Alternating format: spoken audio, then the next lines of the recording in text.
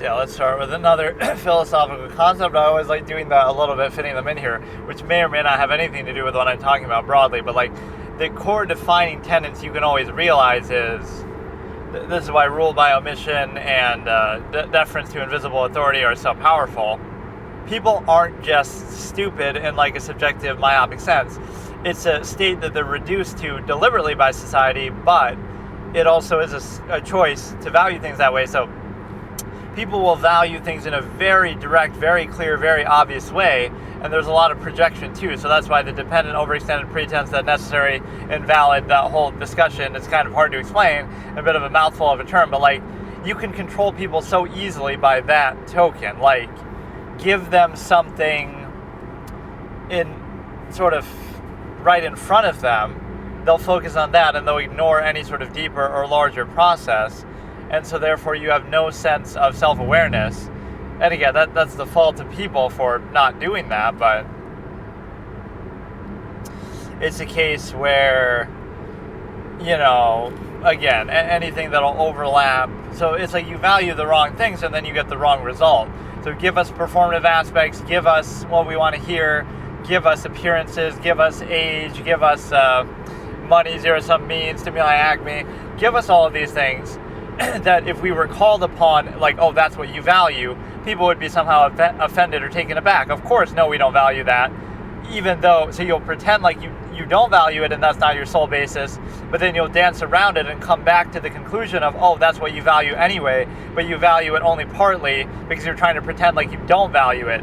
So it would be more honest if you just realized, okay, that's all you value, and now let's figure out how to go about it the best way. Instead, we attach this sort of false moralizing to it. Oh no, it's somehow bad to value it, so you can only value it in these ways, these exact ways that society tells you to, and all that does is allow it to be practiced at half-mast rather than fully. So like, okay, you value zero-sum means, you value stimuli acme, but then if you value them, just value them all the way. Why do you have to pretend? And so all it does is reduces it's the same process. It's the same process, it's just that one pretends like it's something more, and one just realizes that's all there is. So then you can fully value all there is instead of pretending, oh, let's not fully value it, let's sort of control it and reduce it to structure and do it in half-mast and dance around it. You know, it's like the whole analogy of the party, right? I've used this in some short story or something before. Like all these wealthy people at a party, and like, oh, look how much effort they're going through just to fuck each other like animals, just to hump each other. You gotta, you know, dance around it socially. You gotta go through all this etiquette. You gotta have the nice fancy dinner. You gotta do all these fancy decorations and makeup and money and all this kind of stuff. You going round and round. The defining element is still, you just want to have sex with each other. That's all it is, like within the context of whatever, dating and stuff. So you go through so much trouble just to get to the same end goal, right, and place undue emphasis, etc. So, for example, the primitive one isn't the one who simply would just have an orgy and hedonism and uninhibited nudist colony, all this kind of absolutist tendency I talk about. That's not primitive. What's primitive is that you would pretend that you would obsess over it so much that you would turn it into like your whole life, base your whole life around it, your finances, go through so much effort just to get to the same conclusion. That's like you obsessing over it, and you're placing undue emphasis. So the ones who act sophisticated and sort of shun the inherent notion are actually more primitive than anything else, because you're a slave to it and you're controlled by it. Someone who's in control of it would do it as they see fit with no other undue emphasis. Like, sure, you can have an orgy, sure, you can have an open relationship, sure, you can do whatever. You don't have to, it's not that big of a deal, but you're just treating it like for what it is, instead of, oh no, we're going to place undue emphasis and make it a big deal and all this kind of stuff. Right, so that's the whole irony and opposite interpretation that you have, where it's like,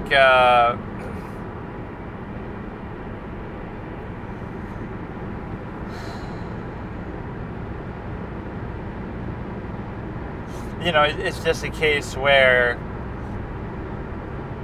one, again, you see the world for what it is, and this is like a false negative because overextension of society requires you to be reduced to a half-mast state, and people wouldn't be okay with being reduced to that, so you have to kind of gratify them or brainwash them a certain way through contrivance response. So it's not just that, oh, animals hump and human beings want to hump just like animals, to inspire reproduction, it's pleasurable, etc., hedonism, right? you can't acknowledge that that's just the way the process works. That's not a negative thing, right? It's this false inherent contrivance response state. So that's just how reality works. Yes, animals have sex all the time. What's the big deal? But we make it a big deal so we can control it, and effectively, societally, and then we're controlled by it, right? So you go through so much effort and trouble. You can do it if you want, right? Nobody's stopping you. But then you will be no doubt going to suffer the conflict of contrivance to go along with it. There'll be a lot of struggle and issues that you have with it. So you're choosing to create this contrivance structure. And so what you have is, again, one person could acknowledge the inherent way that it works, like, okay, it's just sex, it's just pleasure. The stimuli acme would suggest why it's valued so heavily in the absence of any other higher measure. And so what you have is a simple ability to realize that you could just disavow that. Like, the one side will pretend like it's more and absolute in the meaning of life and undue emphasis, only so that they can practice it at half-mast in effect. And so, again, it's the same deep analysis versus initial mindedness. You would pose it as an absolute on a surface level, but any amount of thought or accountability within that absolute would be, well, it's the nearness postulant, well, it's this, it's that. So it's not really absolute, which is fine, right? There's nothing wrong with it just simply being a natural state, but you pose the absolute so it can be controlled, etc., or because you don't understand, you're not thinking initial-minded basis, etc., and half-mass hedonism, adhering to the stimuli acme. But if you do that, then again, are you seeing the inherent reality, or are you seeing a contrivance response basis, and you're not holding it accountable? So you'll pose it as an absolute, but then you'll practice it in a half-mass state. Thus, what you're really suggesting is the cui bono effect of society, that, oh, it's easier for society to control, it's easier to encourage family system. So I like when people say this sometimes, like, Ben Shapiro or somebody will at least make that point, like, oh, it's good for the family, it's good for the children.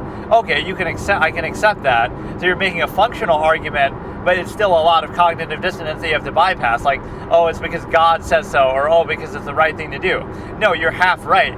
You've already said, oh, you're being reduced to an objectively adverse state that you wouldn't want to be in, and you wouldn't want to do that, but you're willing to make that sacrifice because, okay, it's useful for society, or like basically people can't control themselves and they need to be herded like sheep. So at least give us that functional basis, especially when there's so many of them.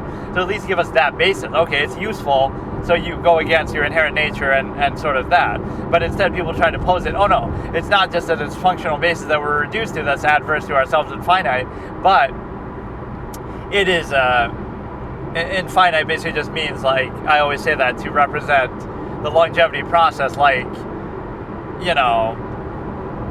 in contrast to peasants working for heaven, that sort of principle. Like, so it's a zero-sum finite existence where you're going to die, etc. So you're like, people are often brainwashed to live as if they're going to live forever, or they don't live with the awareness of that mortality at all times, which you should if you're really going to value your state, etc. But they don't, and at least all kind of overcompensations, contrivances, etc. So there's always like this state of uncertainty and apprehension that people have, that they indignantly insist upon a half-mass contrivance state as a result, and they also decide to, they're very insecure and are constantly seeking reinforcement through externality. So on one hand, you'd be intensely sure of yourself, but then on the other is, irrational insistence upon the self, non-basic self, but then you wouldn't have any thought put into that or any accountability, so you're just doing it for the sake of, right, just because you are yourself, you're insisting upon yourself, there's no other basis than that. But any amount of thought would tear it down, or any amount of consistency is lacking. So yeah, we're going to go ahead and look at the Casey Anthony trial, day 1, part 404. George Anthony testifies at, I can't see this shit because of the fucking sun here. Looks like 107:00 in 3, 2, 1, the hour and 7 minutes.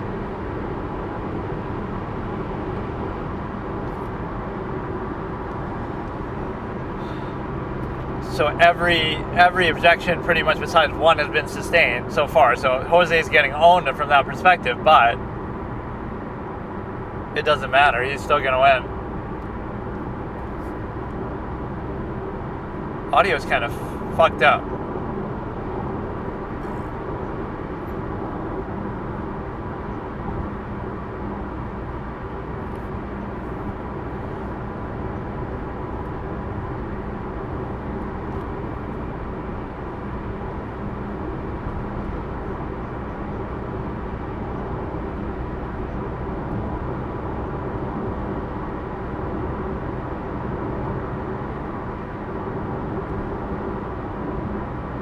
Now this, to be fair, everybody's always prepped, right? They're always prepped. Everybody's fully prepped.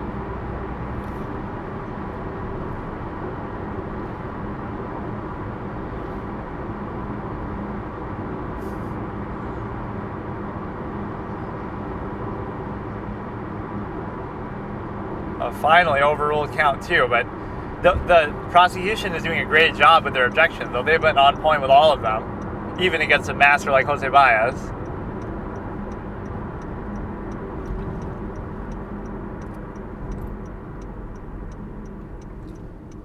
This judge keeps delaying, but he does a good job in this trial. Generally, I like him.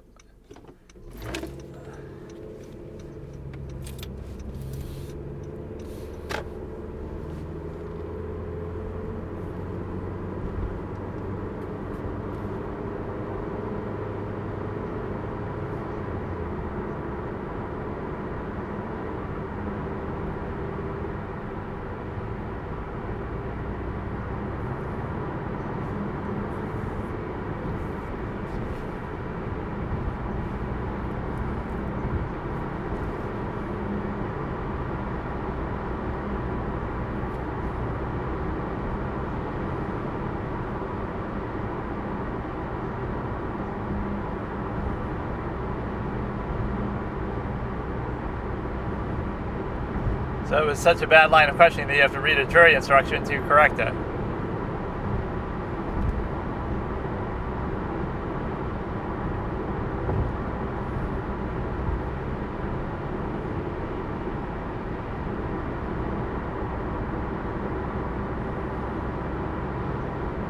So you have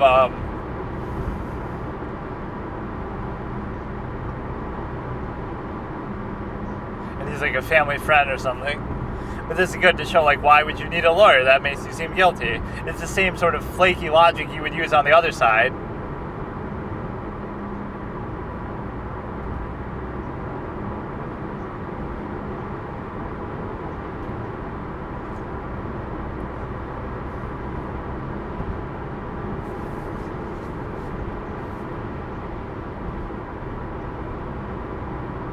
This guy's not acting like a hardened cop, though.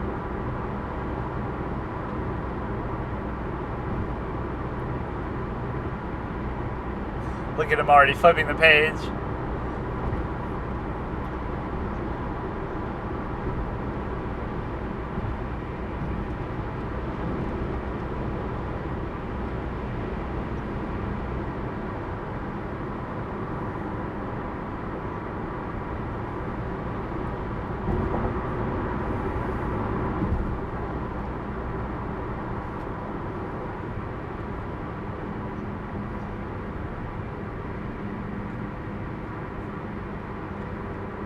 You basically just split the question up in two. Did you seek legal advice? Period. Oh, he's copying the judge's line at this point. Overruled at this point. Oh, so he'll ask the question and then answer, and then you'll overrule it later? Or sustain it later? Like, what's the point?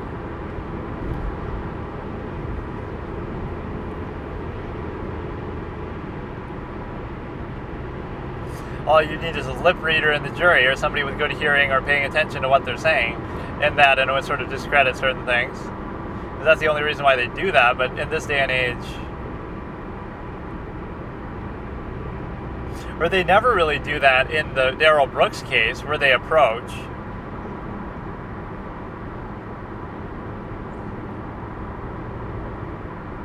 You heard, you seen, are you aware? He was kind of stumbling.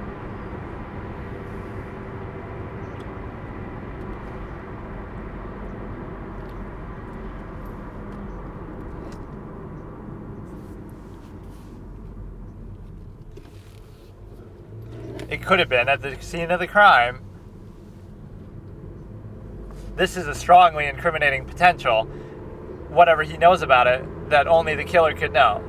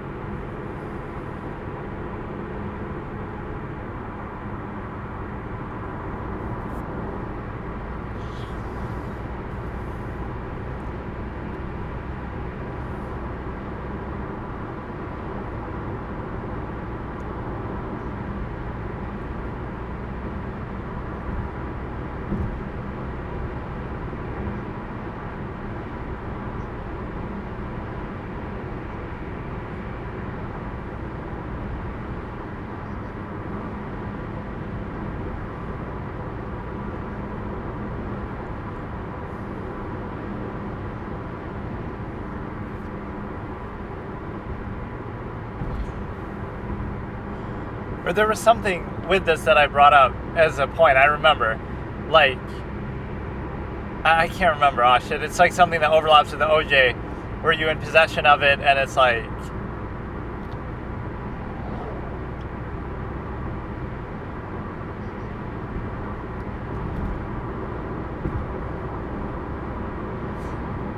look at him. You're being shut down, but you don't know who you're dealing with. This looks like such a one-sided moment, like his back's against the wall. Every objection is being sustained against him. The judge is even saying, no, you can't approach. Do you understand who this man is standing before you right now? You think he's rattled? You think he's discouraged?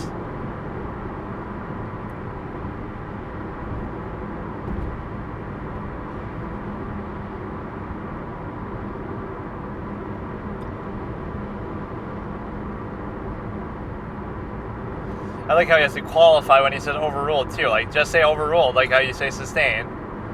You don't say sustained for the moment at this time. His answers are very long and rambling, though. Like, get to the point, man. I didn't think he'd be quite like this. I've seen parts of this. But no, there was some very salient point that I made with that before that I can't remember. You know, was it among the items that are in your possession? Or something? Was it among the items that you were looking for?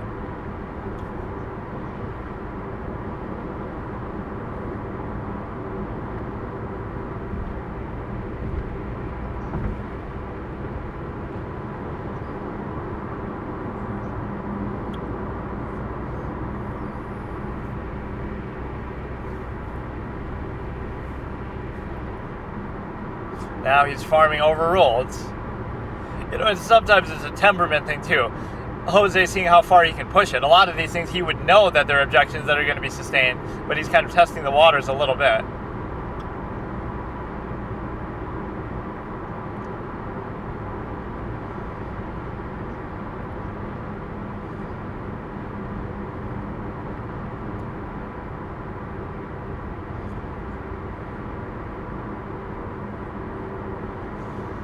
I thought they said earlier that he didn't have any contact with the daughter, like my daughter has been missing for a month, as well as my granddaughter.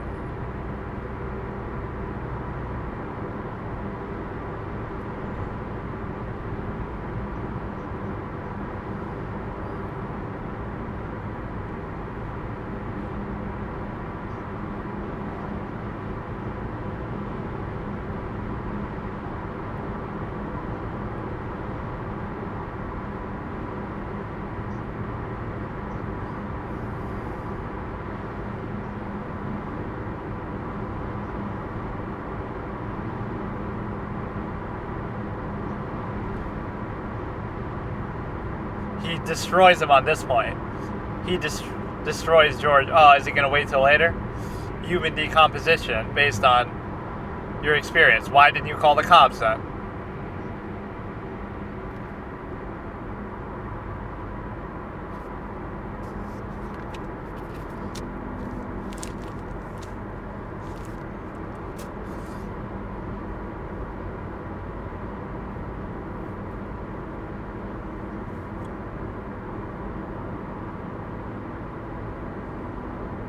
I don't even want to watch the prosecution, although they did a pretty good job. I can't hear sometimes what they're saying.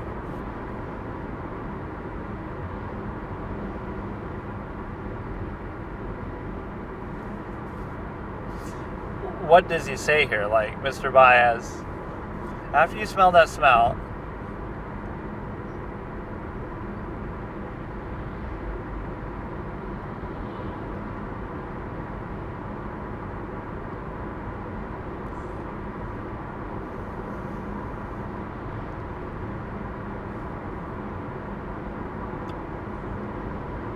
you know, he's saying, like, I'll save it for later. That's like an expression I have actually in games and stuff that I play, like detective games. I wanted it to be you. I wanted you to be the one, like Lady Kira in Spirit of Justice, the fucking dumb bitch. What's her name? Believe in me. Is it Believe in Me, or that was the victim? No, like Trust in Me and Believe in Me. Their names are like supposed to be stupid puns. So yeah, like I wanted it to be you. So like if I was watching this, I'd say that like I'd want it to be you who's the killer, and some mastermind who uses their police knowledge. I don't know. It'd just be very ripe for drama, which is kind of the theory that the jury are almost operating under. But there is something about the whole family response that's weird. Like, okay, Casey's the bad person, but they're kind of covering for her, or they're in on it, or something happened. There's no outward sign that really shows that, but, you know. So, what else do we have here? I want to do that sort of playlist thing, too, where you're able to basically, you know, just do the Lord Forgive Me meme. I would do it right now, too, but I got to find, like, a number of template-type memes to see, like, watching this until I laugh, watching this type of meme until I laugh. I could do that with Skibbity Toilet, watching Skibbity Toilet until I laugh, or until I cry, watching Skibbity Toilet until I become suicidal. I saw this toy. I actually took a picture of it and stuff too. I saw this toy in fucking Walmart that was like a Skibbity Toilet little thing. Like, what the fuck am I doing, dude? Like, what are we doing as a society? You know, and of course they're making a movie out of it with Michael Bay. Who better to do it? Mindless action, you know, like Transformers shit. So, let me see what we got here.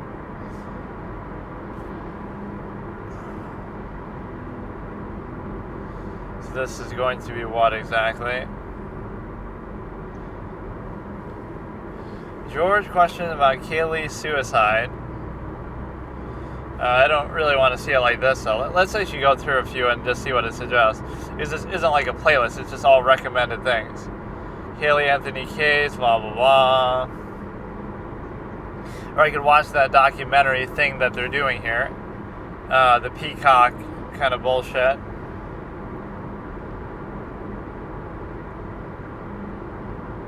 I don't know if I've seen this one before. Top 6 most heated cross-examinations of the high-profile cases starting in 3, 2, 1. I'm pretty positive I've seen it before.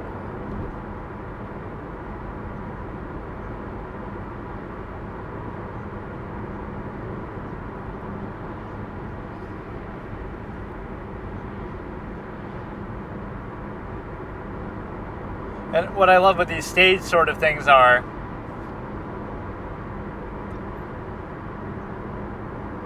like,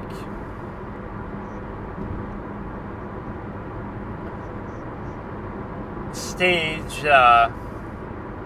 let's say something, oh, okay, I've definitely seen this. Let's say something was staged like that, you wouldn't find out till later, like the election in 2020. Let's say it was rigged, like, you should be allowed to say that because, oh no, you know, all the forces that be, corporate media is on their side, and, you know, if it was rigged, you wouldn't find out till later, or it would take a lot of effort to do it, right? That's the problem. You think like, oh, everybody's in on it, and it's a conspiracy, and the very same people who would be part of the conspiracy are telling you it's not, and preventing you from speaking, or trying to lock your bank account, or all this kind of shit for somebody discussing it. Like, doesn't mean you're right, but I mean, it's a basic social Darwinist process. Like, if what you're saying isn't true or is baseless, then it wouldn't have much merit and nobody would believe it anyway, kind of a thing. So the fact you wouldn't have to censor it, you wouldn't have to, oh, misinformation, blah, blah, blah. Like, just tell the truth yourself, and then you don't have to worry about it, right? That's how reality works. And the only reason why something would get a tremendous amount of support or belief behind it is if it's true or convincing or compelling. And the way that you deal with that isn't to shut down, oh, we got to attack and censor misinformation. It's instead you have to focus on correct information. Like, if the mainstream corporate media in the U.S. was better and they reported accurately on everything and, you know, fact check themselves and weren't biased and skewed, then people would believe them and there would be no need to worry about it. Instead, they take a side and they're biased. So now anything that doesn't go along with that bias, they'll attack or criticize, or it gives credibility to stuff like that, because now you're going to question and be skeptical of the media so much instead of trusting it the way that you are expected to, or the way you should, or whatever you want to say. So the way to solve it isn't to attack people who say things that seemingly aren't true or are supposedly dangerous or whatever. The way to do it is, if what you're saying and what the majority of people and whatever are saying is accurate, then that should speak for itself, and the vast majority of people will believe that, instead of leaving the door open because they don't trust you, because you have bias and you have flaws and you make mistakes, and it shouldn't be so selective like that.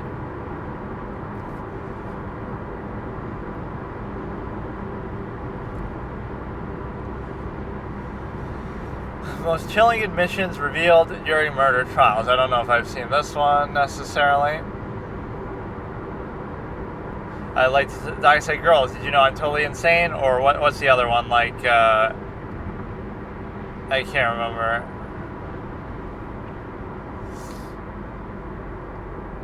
Having these things on video is on one hand good, but on one hand is kind of dumb too. Like, it creates a weird environment that you can tell sometimes people are playing into.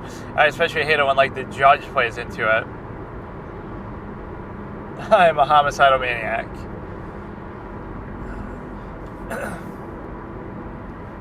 Top 7 most chilling admissions revealed in murder trials, starting in 3, 2, 1.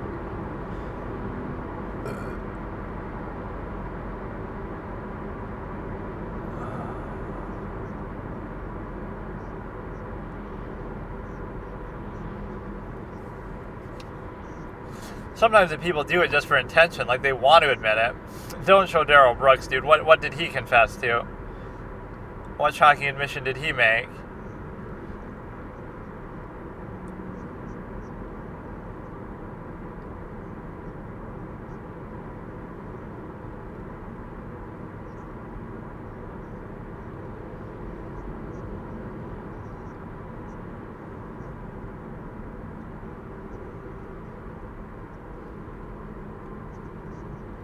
This coming from a legal expert that nobody's got time for that?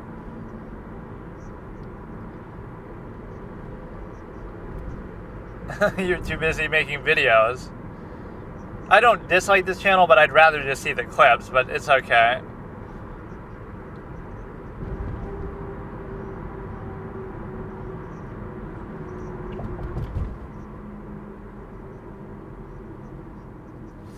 Everything is being shipped out to the online thing. That ends up being worse. Right, it just means they're outsourcing it to that.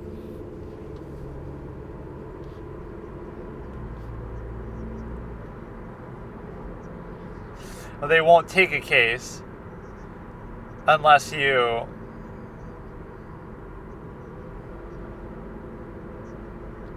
they'll only accept the claim, I guess, or take the case if they feel like they're going to win. Like the Japanese prosecution system, where they'll only try to prosecute somebody if they're sure they're going to be guilty.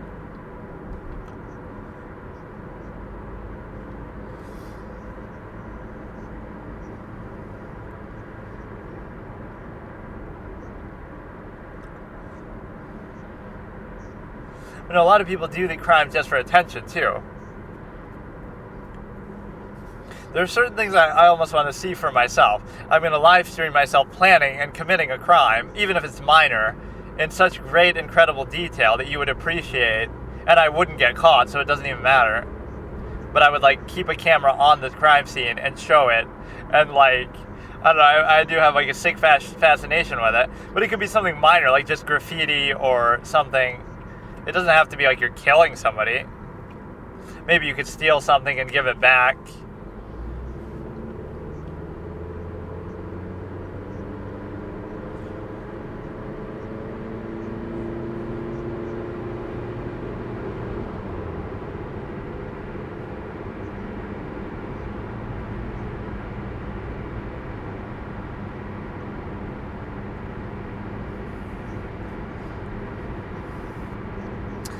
kidnap her and then turn her into a witness and then kill her so she can't be a witness. Like, what sense does that make?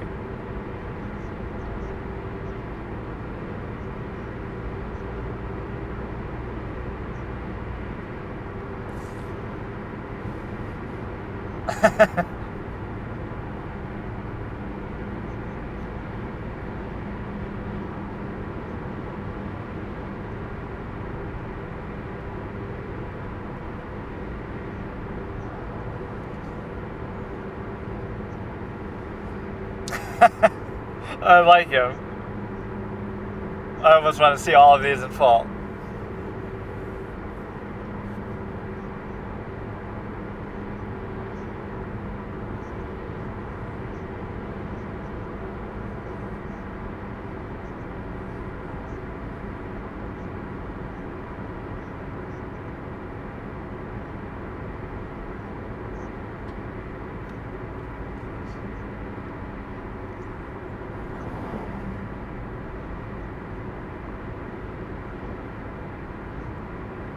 I love this. Yeah, blame the parole officer.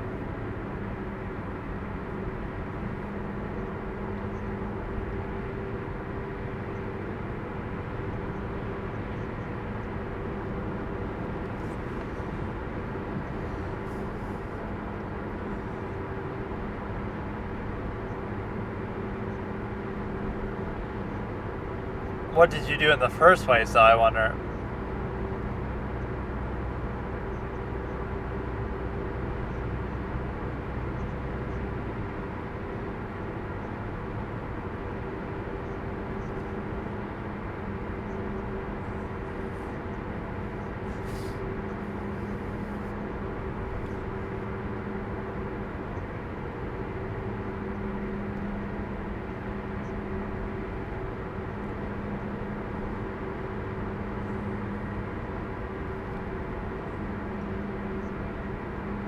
That maybe is sympathetic. Maybe this guy should be fired too. That's all he wants. But you should have killed him then if you really hate him so much.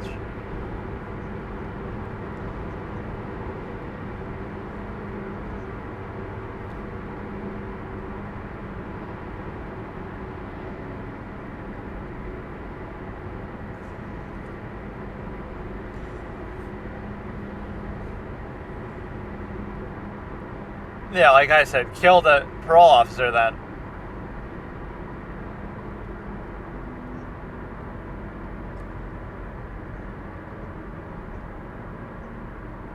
Oh shit, look at him, dude. I love the way he talks, actually. That's what you call collateral damage. No, he's pretty slick. No, this is the way he says it. But he's not really playing victim because he knows what is going to happen.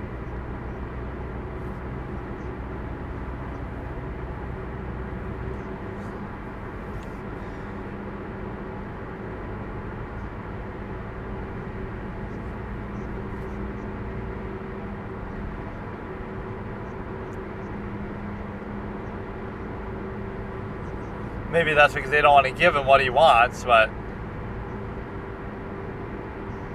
that's always good reverse psychology. The most killing of all, that Amber Heard's dog stepped on a bee.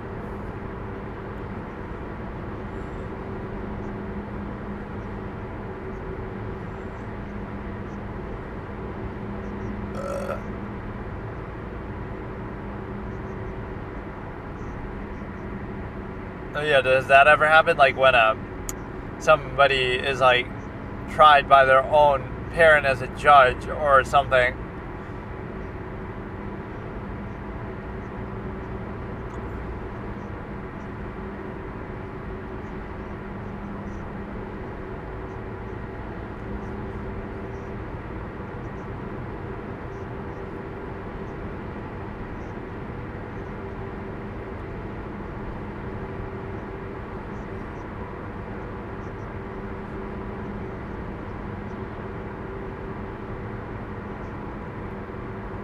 For the cocaine, yeah.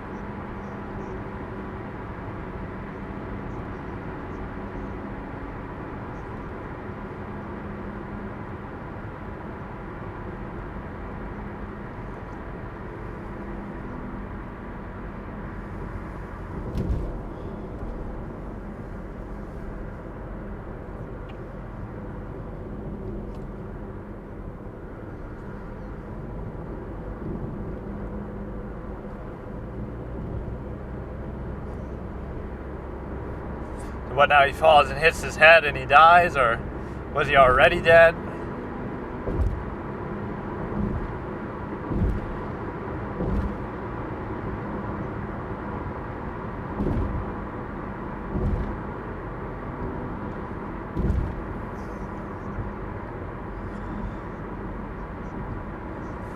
Lazy, spoiled kid. Too lazy to dispose of the body.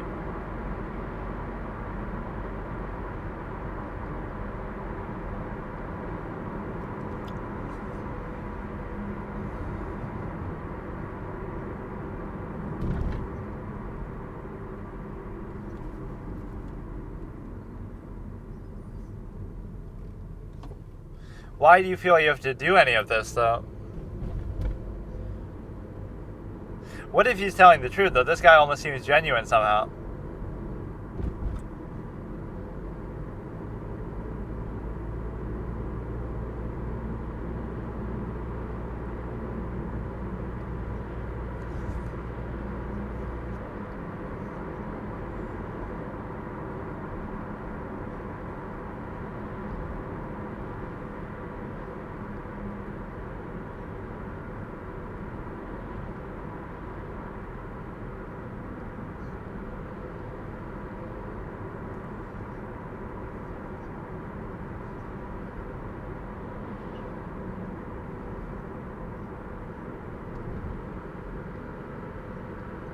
I don't really get it, though. Wouldn't you rather just get in trouble for the cocaine than do this, or just leave him around for a little bit and just...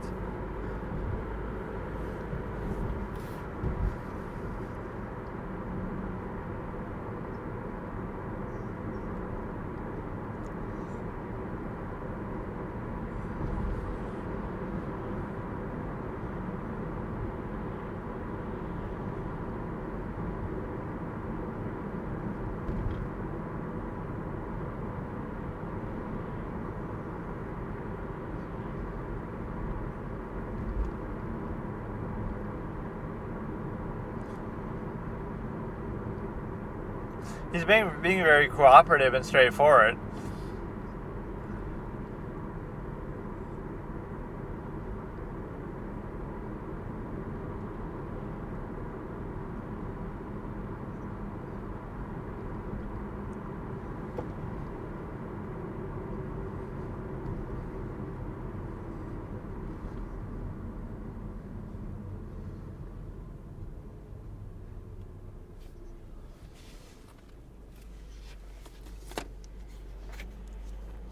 But he was already dead, I guess.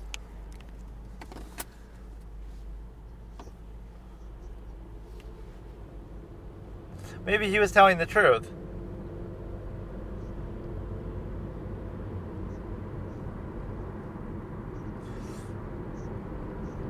Maybe he's right, though. He was saying it so...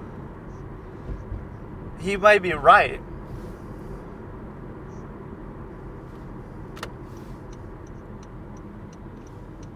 That's actually amazing. Yeah, I was almost getting that vibe where I almost believed him. Wait, 15 years just for dismembering a corpse? That's not right. That's how much you could get for actually killing somebody.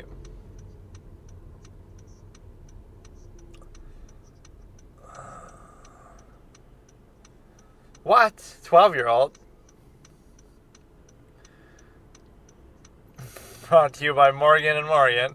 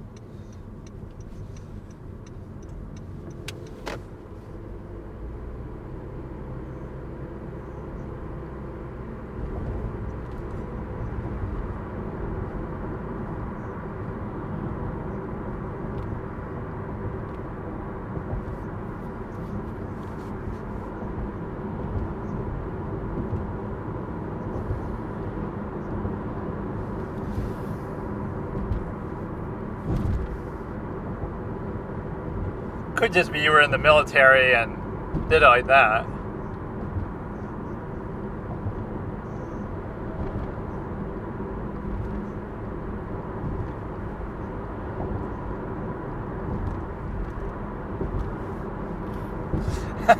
It's a good sense of humor. My hair would have stood up if I...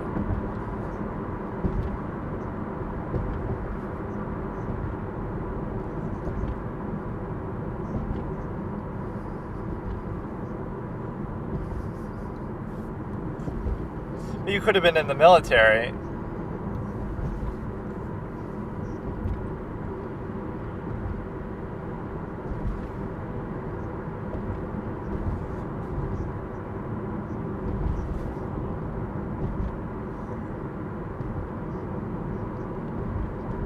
Sometimes weird how they describe premeditated, though, like even Jodi Arias. Oh, it just means it could happen in seconds of time or minutes or something. That's not really a good definition of premeditated. It should be that you put in a tremendous amount of planning because you have...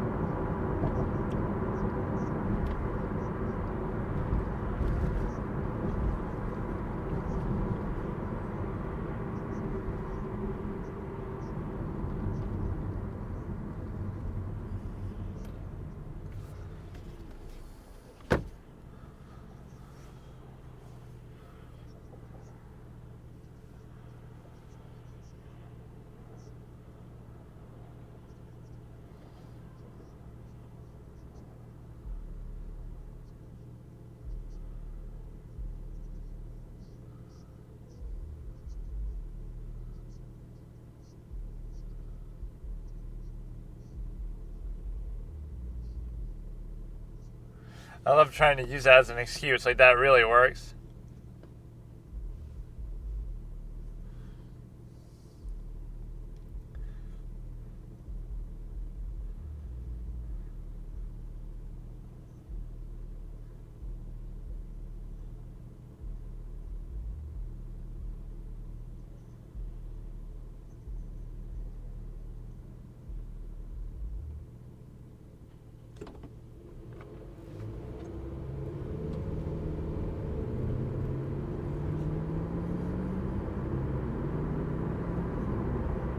Oh, not because she's your mother, but just because you don't like blood in general.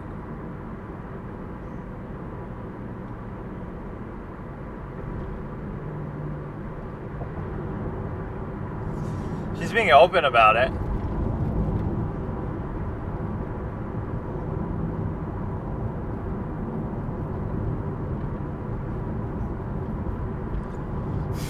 How merciful of you.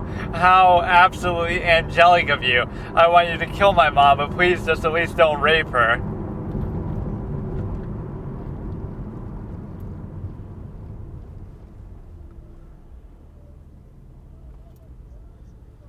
What the fuck?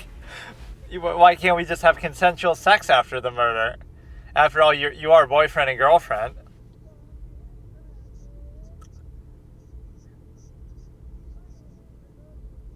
I love that. But the girl should get in trouble too. What about the girl? Fuck, she doesn't get off scot-free. She set it up. She's a regular Charles Manson because he didn't actually kill anybody himself.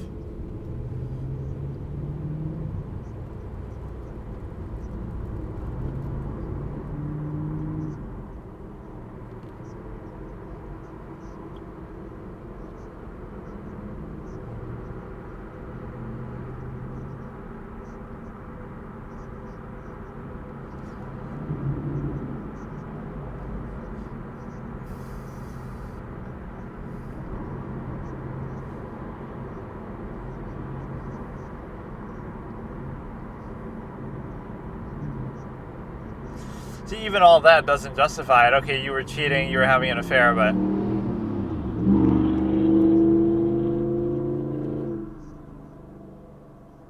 Or you can catch so many people on tickets yourself if you had like a dash cam 180 scope thing, 360 camera. I like those YouTube videos that are done like that, where like you can look around the room.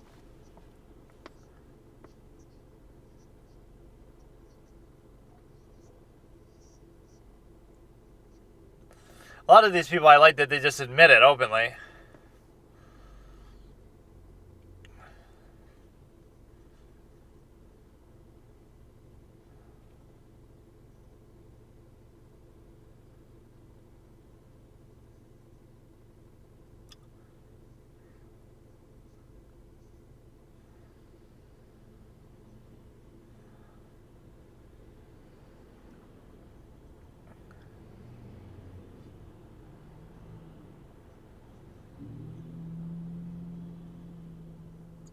So you could frame this as self-defense, which is always hard for people to convince in the female-to-male context. Right, like if Travis had killed Jody in self-defense, then,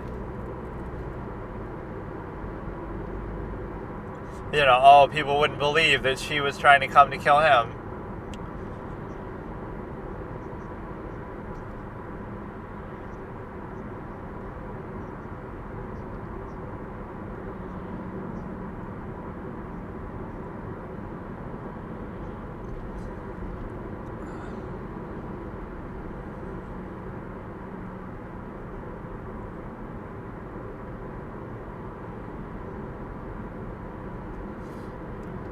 Yeah, all these people are like calm and casual and even willing to openly volunteer information and admit stuff.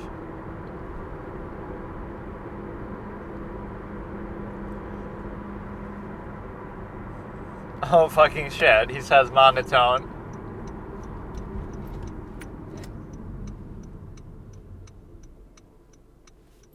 People overuse these fucking terms like autistic.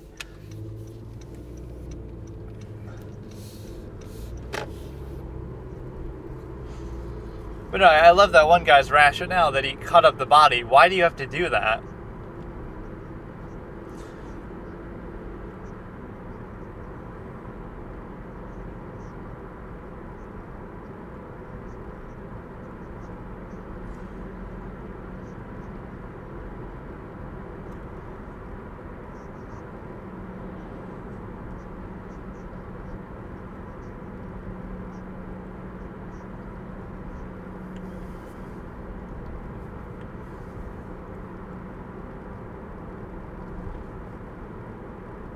Well, that can be a good way to destroy evidence, though, to be fair. The cremation tactic is actually very effective because then there is no body or anything.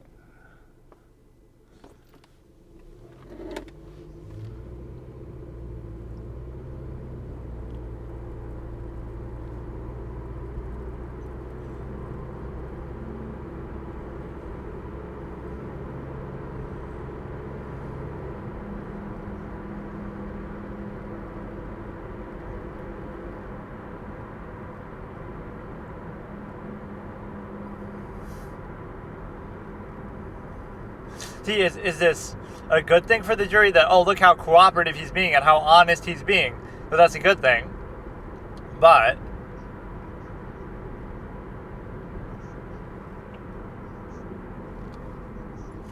maybe they believe it's like sort of the self-defense thing.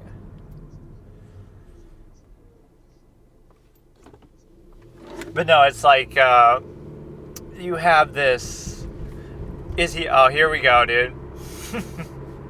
It's, is it good that you're being cooperative and admitting what you're doing, or is it bad that you seem so cold and monotone as you're doing it?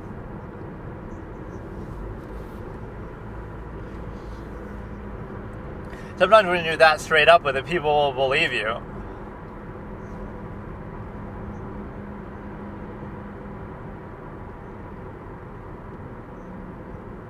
Well, what's the shocking admission? This is just a witness. It's not like Daryl Brooks is admitting that. Daryl Brooks never really admits that he did it with malice.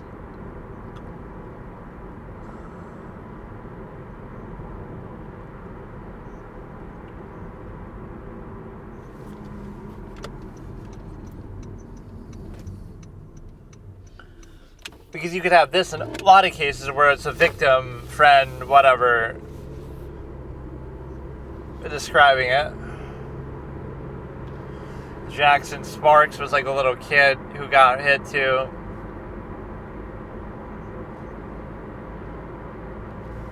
Whenever they go on a ramble like this, you know it's not a cross-examination, otherwise they'd cut them off, over-responsive.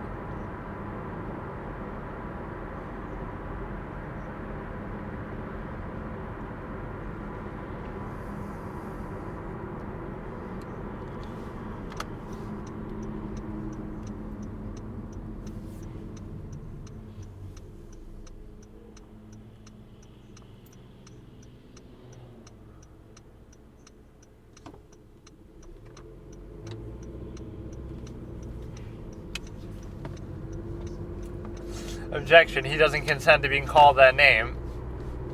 It's Durrell, according to this guy, anyway. I mean, that I can understand, but it's not like he was admitting it himself. Or wait, except for one of them, 77. Objection, he was not sentenced to one of them.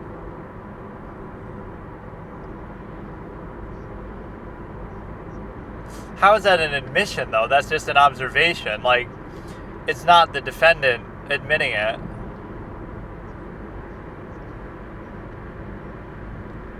I mean, he basically does acknowledge it, but he says it's a throttle body issue and stuff.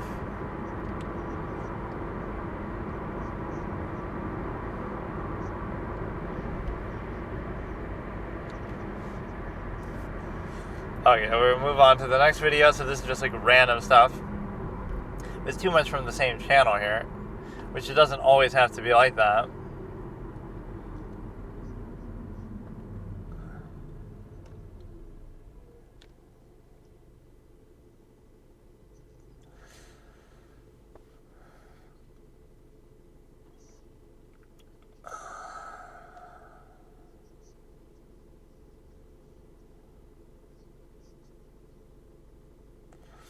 Some of that stuff is improper, though, when you call him you, because you wouldn't be able to say that to a defense attorney, so that's kind of fair at times to consider that.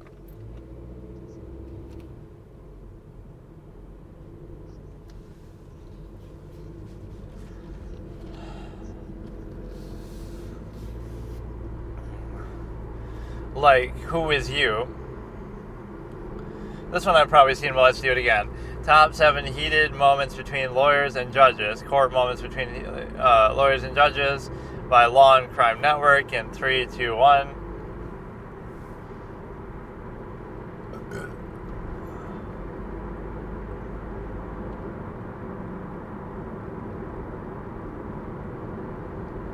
This judge sort of takes it the wrong way a little bit. He's giving an analogy that, oh, if it was your children, you would care. But she takes it like, oh, he's threatening her children. No, it's like, I'm trying to give you an example, and it kind of proves the point. Like, if somebody said something about your kid, you would get pissed off. So, but they said something about their kids, the defense. There's a lot of preconceived bias that goes into it that often hurts the defense. Like, everybody, oh, they're such bad people for doing it, but they're not. It's only fair.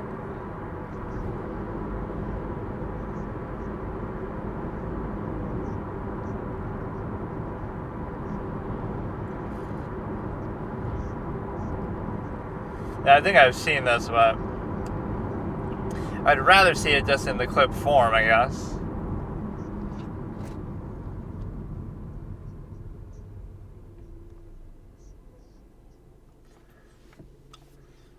Yeah, that does sort of prove the point. Wow, look how mad you got when you brought up the kids. That's exactly the point that he was making.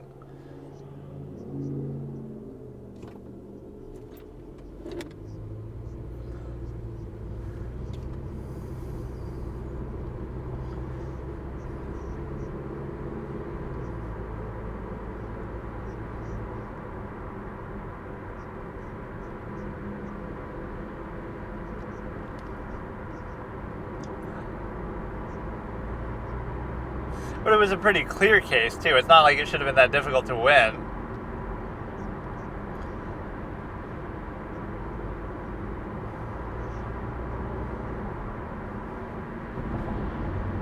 And that is improper, and that kind of...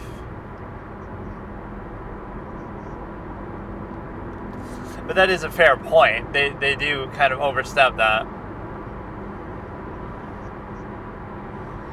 They would kind of be derping around and making jokes and stuff, maybe flipping off.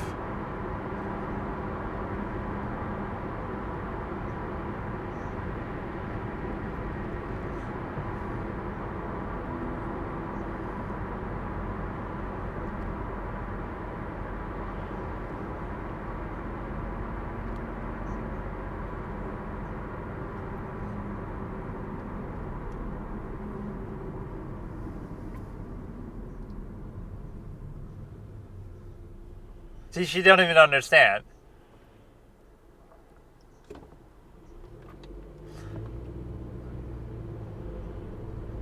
It is. He's right about this part.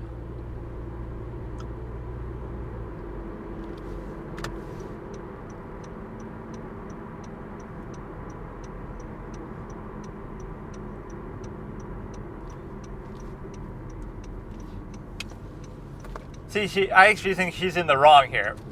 You're showing exactly the point. Look how inappropriate it is to talk about my children, but they did that to him. So it makes the point exactly.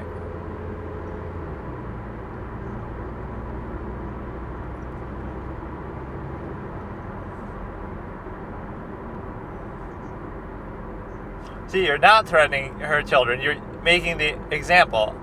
You're making the analogy that, like, look how upset you are. That's exactly how I feel.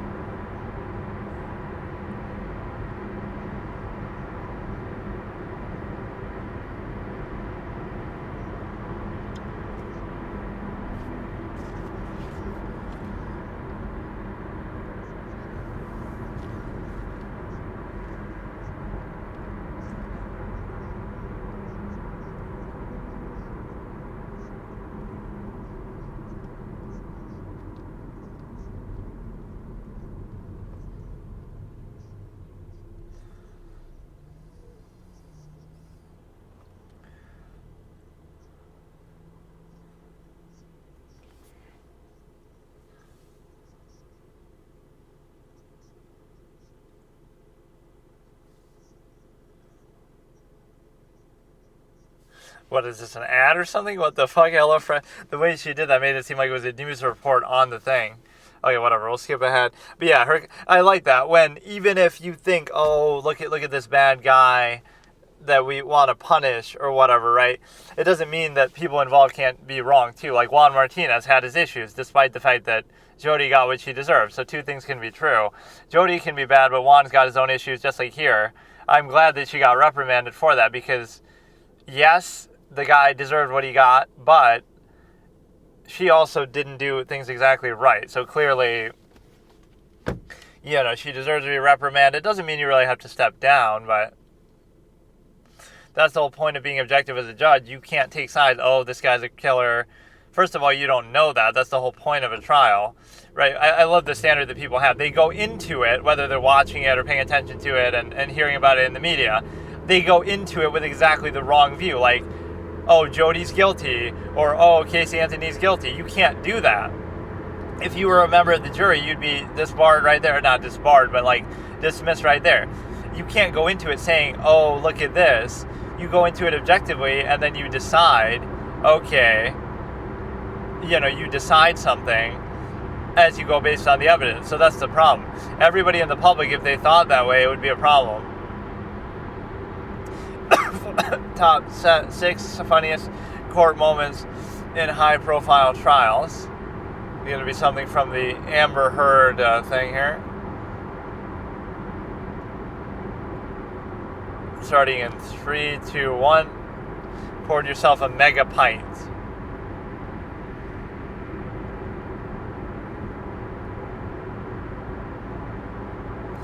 Daryl Brooks actually did a decent job winging it, though, considering the circumstance.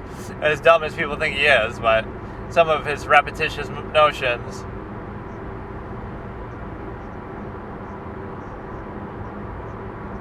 I like that moment from the Jodi Arias trial. Are you mad at me, Mr. Martinez? That should be in here. Where the whole court laughs. I bet it's not going to be in here, though. What a missed opportunity.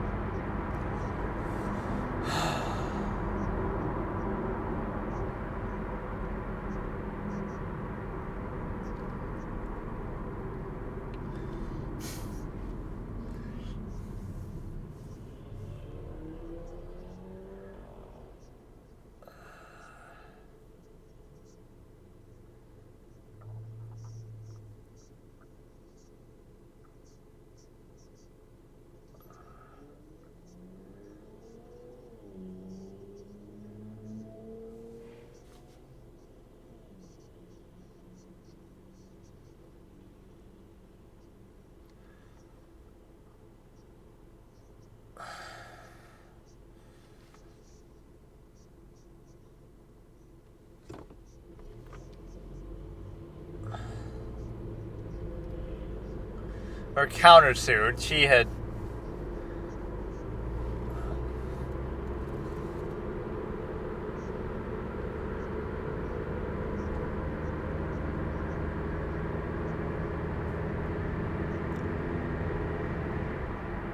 Or no, I guess I have it backwards.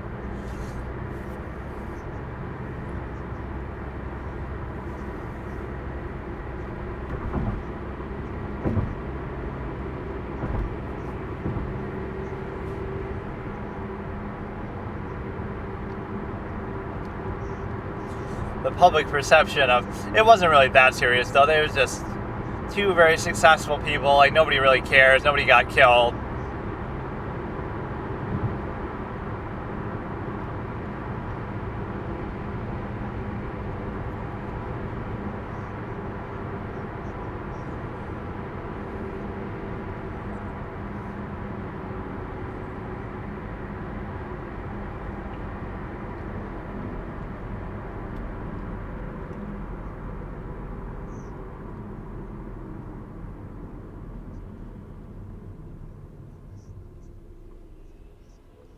Yeah, when the guy's smoking. Or I love that one where the guy's driving as he's on a hearing for his license. Like, his license is suspended, he's trying to get it back, and then he's driving on video.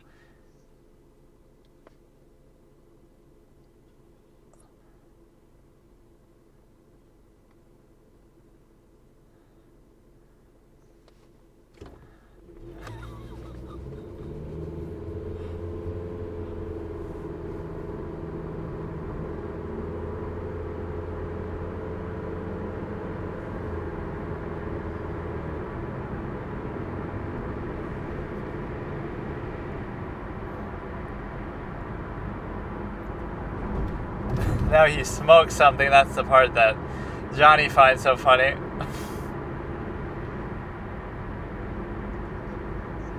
Wait, he didn't even show that, did he?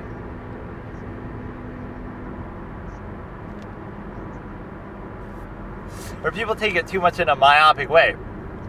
You can be good on one point, that doesn't make the whole case right there. That's what XUC says a lot in his reactions to it.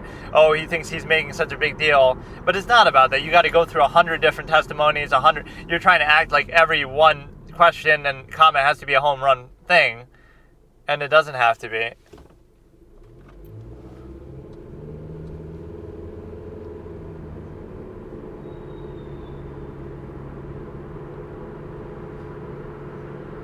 A pint is half the size of a bottle of wine anyway, 375 out of 750, so you would have, it would be basically a full bottle, a mega pint.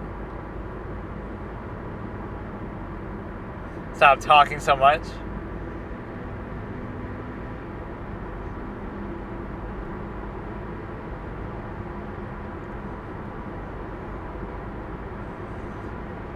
This guy's got a worse pop filter on his mic than I do.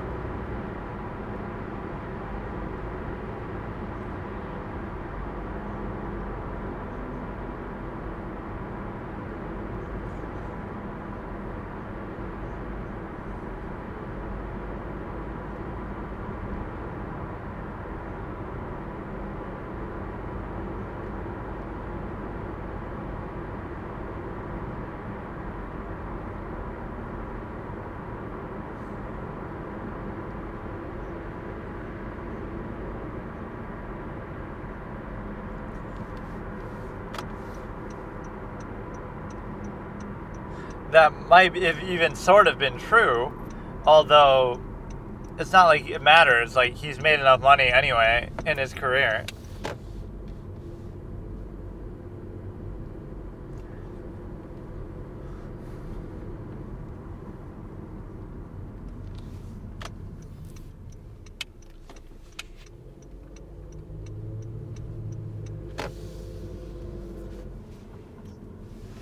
What was that one again? He calls his own statement hearsay. Okay, so today I was going to watch more of the Casey Anthony trial, so at least I'll move on from the Jodi Arias to the Casey Anthony one, which doesn't have as many spectacular moments to it, but still, seeing Jose Baez is very good, and see, he's not as aggressive as Juan Martinez, but he's still better, so you can't always mistake that for being good, the way that Juan goes about it. And it would have been interesting to see if Casey Anthony testified. I can almost guarantee if she had, like, just if you imagine it, she probably would have lost the case, right? That would have made the whole difference, because you focus on all her flaws even more, and then she's going to be forced to lie and all this kind of stuff. So by simply not testifying, now you're left to speculate, even with all the amount that they try to attack her.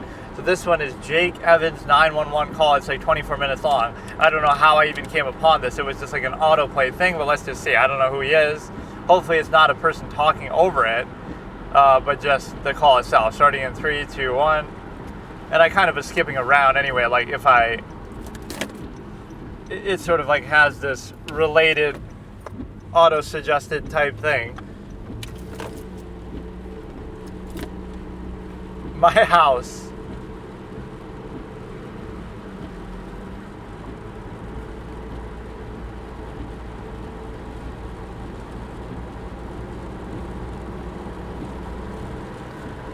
I like how she first says it. What? Like, you shouldn't be surprised, but he's confessing at least.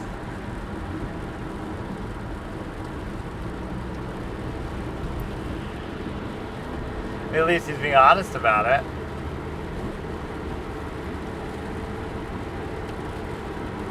She's kind of a clown already. Like,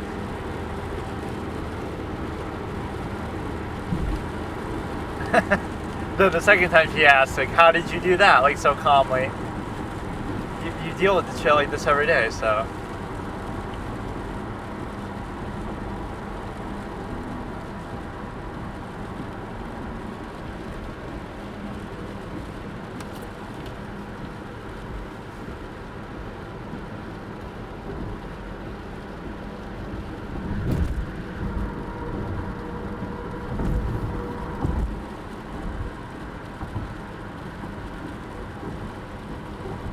They're always so slow and like not.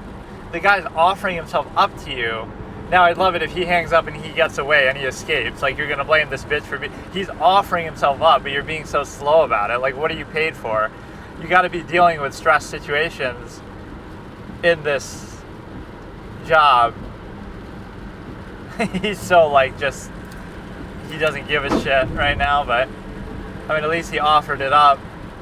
And quite frankly, that doesn't help you all that much. Like, I'm not saying you should lie and try to get away, but simply doing this isn't going to help you that much in the long run. You might get leniency, you might get something, but, you know, the jury is always pissed at you in court if you waste their time that way, so.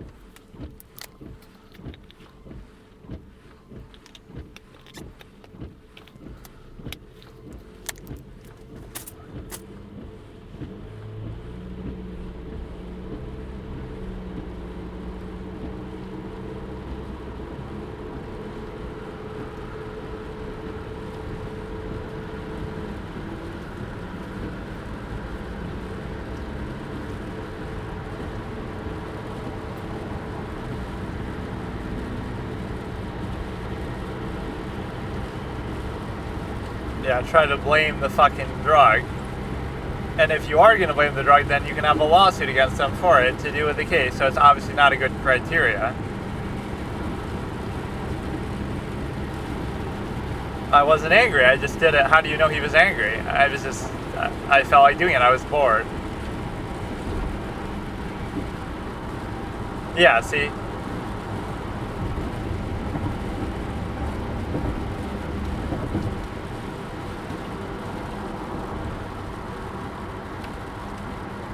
Bro thinks he's Travis Bickle. He's been planning to kill somebody, but he doesn't know who. Pretty much anybody.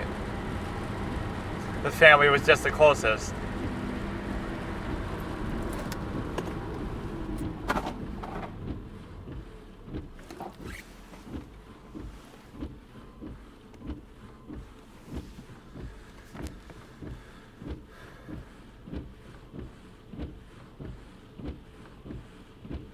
Which includes you as the operator here too.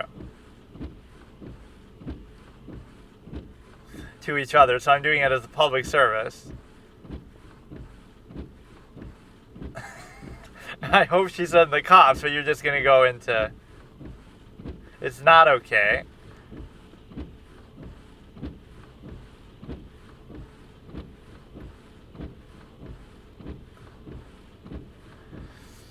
But first you said it could have been anybody, now you're saying they were suffocating you like they somehow deserve it.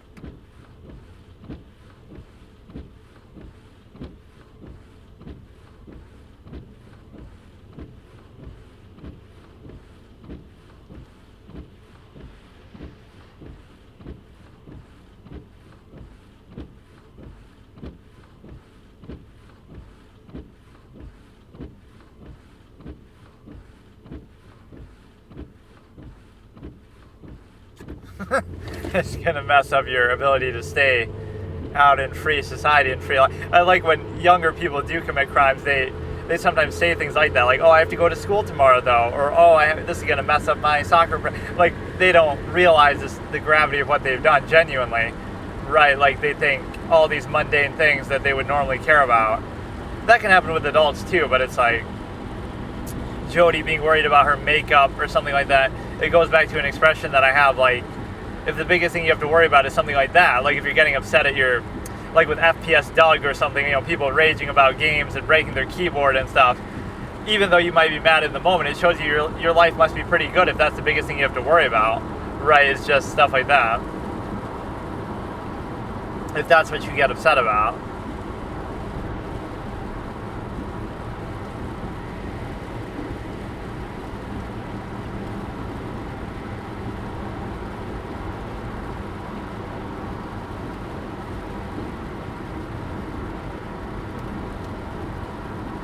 All this fucking typing. Yeah, he might think to try to kill himself.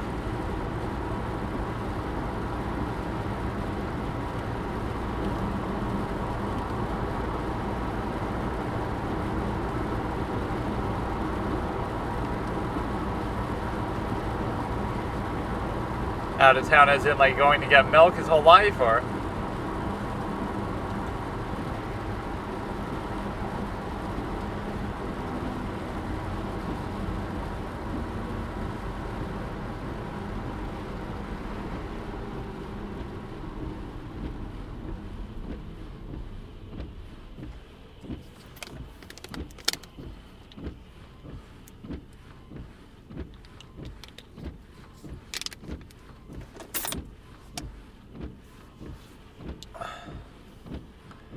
So the dad wouldn't obviously even know at this point.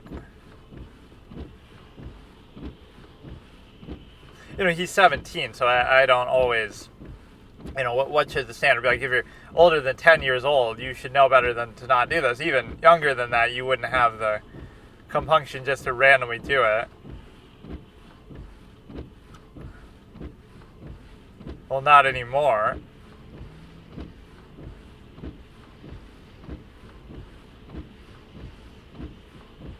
Well, they don't live there anymore.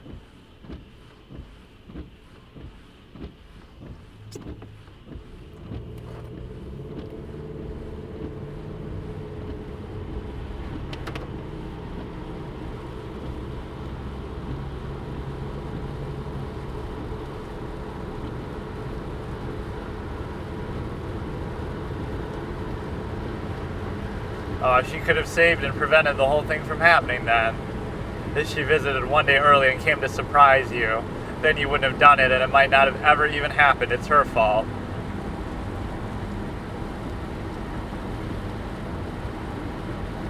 You already have.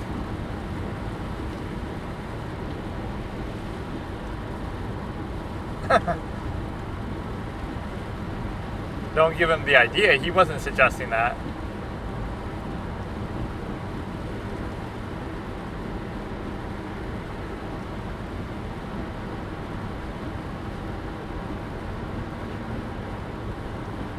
You're not going to get much sympathy credit from this, although it might be recorded and played. Well, it obviously was recorded and played in court. He sounds like so nonchalant about it, though, like he's just kind of given up, like he just doesn't care.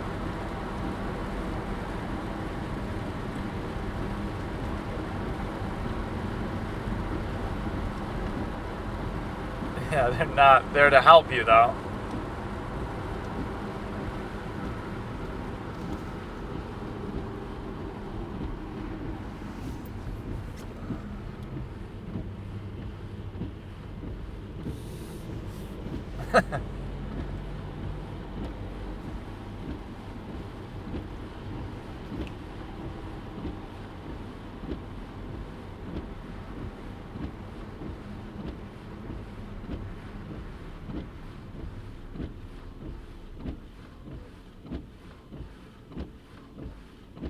Why is the picture like rotating like that in the video? Like the guy's doing some weird effect with it.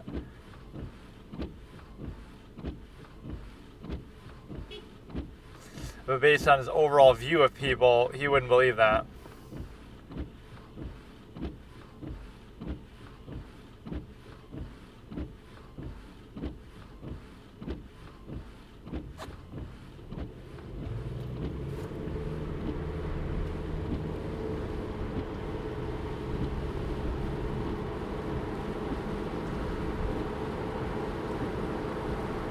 Or what if it's like some sort of trick? So she'd be saying to them, he's being very cooperative, but then he's doing it as a trick, and then he ends up shooting them as soon as they come, and then they'll blame her, like, you said he was being cooperative, so it's your fault. Like,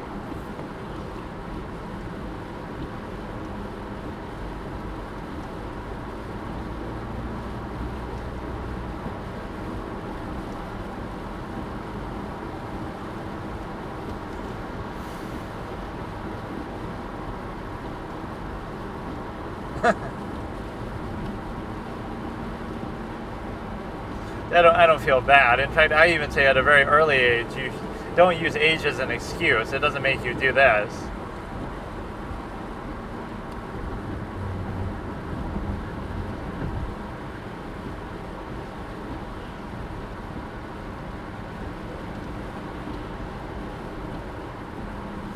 She's had trouble with that multiple times. Earlier, she said something like that too, where she misheard something. I'm just shitting all over the operator.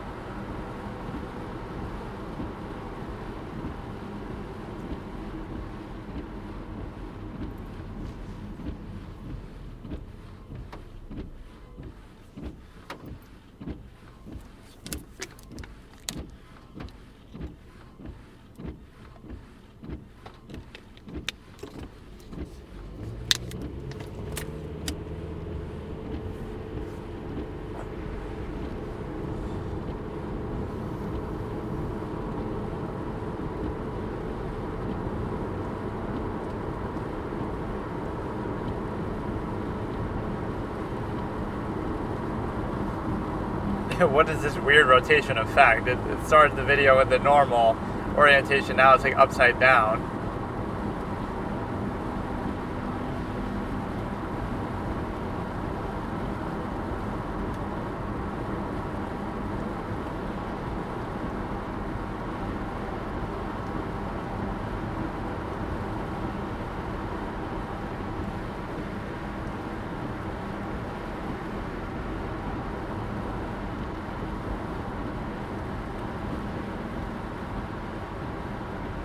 You can hear people so much in the background too. Are those people talking to her, or are they just somebody nearby doing something else?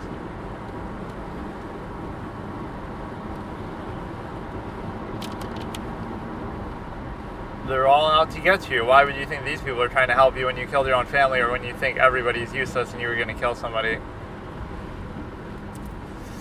Like, yeah, at least use that as a standard. If you're going to kill somebody, not that I'm encouraging it, but I'm saying don't take it out on other people.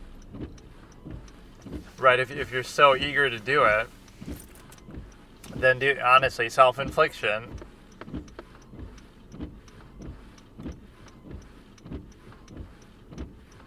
That is an absolutist tendency. Like, you can't be censored because you create your own, like when I'm talking about sex. Oh, you can't talk about sex or sexual things. I'll talk about the stimuli acme. I'll talk about half-mass hedonism. I'll talk about... So you can't censor that because you won't even know what that means, or if you do, you'd be initiated into it, or something. Like, it makes it a lot more difficult. You can't restrict speech because the speech is ever changing and ever deeper in meaning.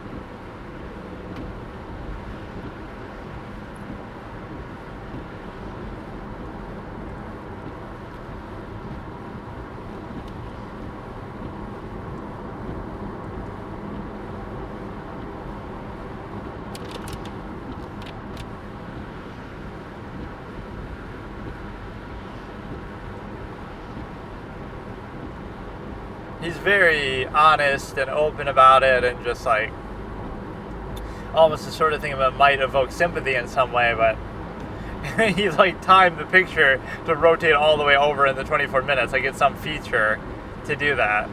Rotate in time sync with the whatever length of the video. It's some shit on probably Premiere Pro or Photoshop or whatever the fuck it is.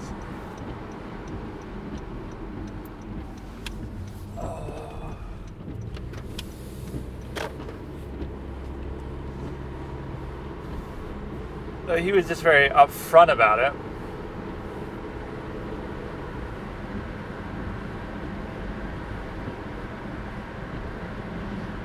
Was she?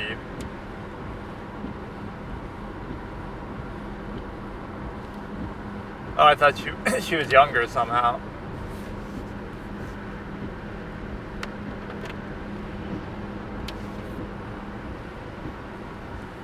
Racist.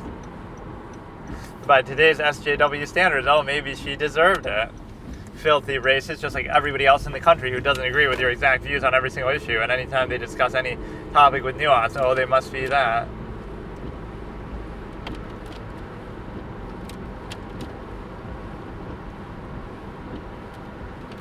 You gotta euphemize the language, like how long did this event occur? Don't have to say what.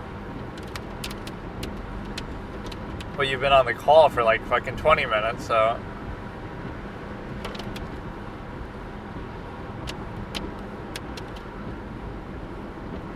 Why do you have to keep relaying it? It should just be like some secondary feed that they can hear too. Right, like, fuck it.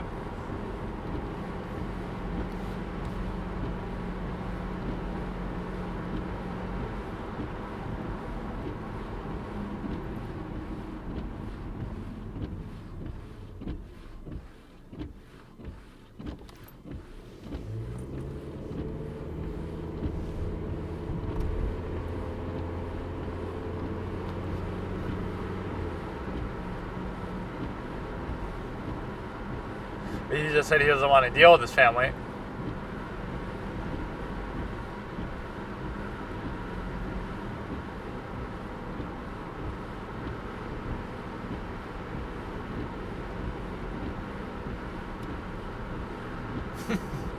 Based on this brief interaction of you telling me that you killed your mom and your sister, no, you don't sound violent at all. I wouldn't describe you that way. If you meet somebody and within the first 20 minutes they told you they killed two of their family members, that you wouldn't define them as violent.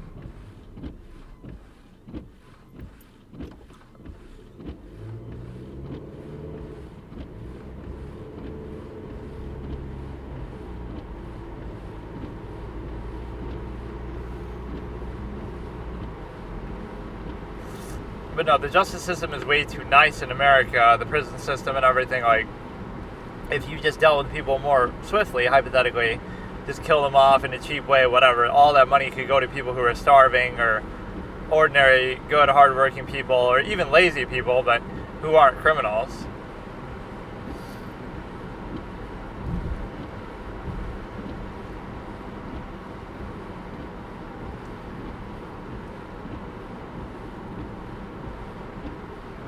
He sounds pretty calm, though.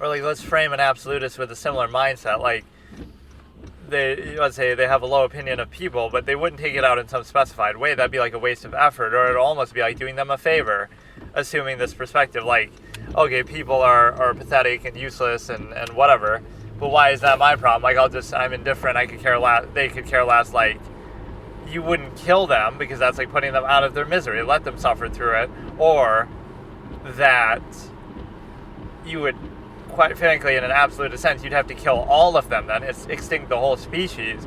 You wouldn't waste your effort on, oh, I killed one, I killed two. You might kill yourself, because that, for yourself, effectively is the same thing, right? You're basically destroying the world by killing yourself, because you don't have to worry, to you it's the same thing. Your perception and its existence are the same, right? What happens after doesn't matter to you.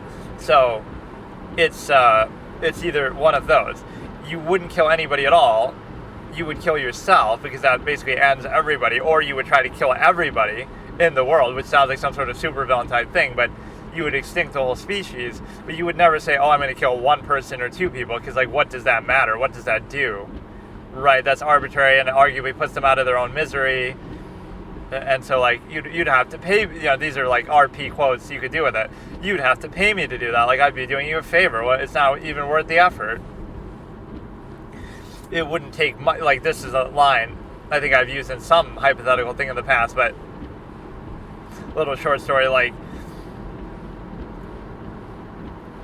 as easy as it would be to kill you, or like as weak as your flesh is, as weak as you are, as easy as it would be to kill you, it's not worth the effort. So both denigrating that you're so pathetic and it'd be so easy to kill you and you don't value your own life, or it's so right for the taking that if I wanted to I could easily do it, but you're not even worth the effort to do it. Or again, you'd have to pay me, I'm almost doing you a favor. This is like the creative extrapolation, but it would be fascinating to see a character like that in fiction. Like, I can't think of really too many off the top of my head that go into that mindset. Like, you'd have a low opinion of people, but it would be a much deeper analysis that you'd look at, or even from along the lines of, like, I don't know, you're not doing it for some attention or spectacle.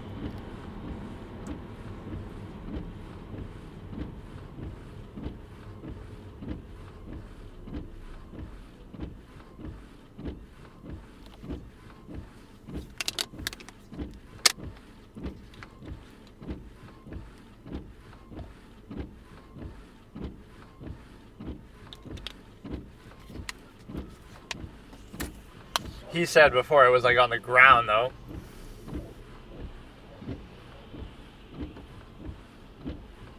How long are they fucking taking? Pretend he wasn't so cooperative.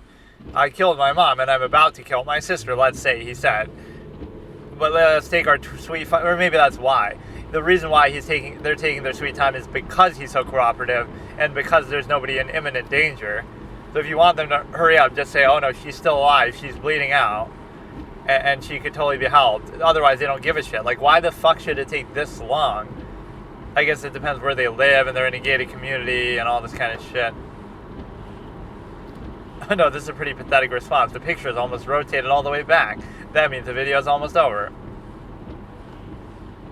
So what you need to do is you need to figure a way of...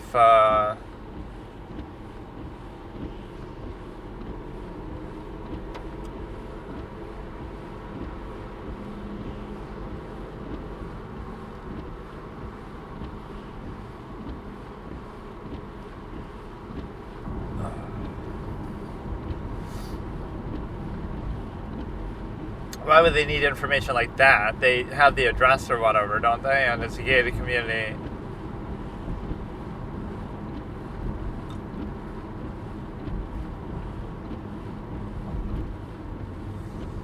And once he got out of jail, he got a job at State Farm. And this is Jake from State Farm. Even though generally I consider it really stupid to, like, do this sort of thing while eating, it's sort of become kind of a nice tradition. I mean, vast majority of the time I'm not. Or, like, even it's stupid to do while driving, but it's kind of like, I don't know, it's just kind of kind of a nice thing to do regardless. Like, no matter what, it's just kind of cozy or whatever. And so you could almost do it in like a review context too, like have different kind of foods and say what you're saying. The one thing that I sometimes will have is that Dairy Queen thing. It's like a honey barbecue, what do they call it, like sauce and toss or something? That is really good. It's a sad day when Dairy Queen, which is known to be a dessert place, has better chicken than like a lot of other places.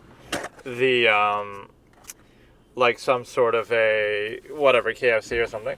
Let's finish the end of this call and then I'll watch some other random stuff. We're at like 24:13, I believe, and 3, 2, 1, since there's only like 10 seconds left or something.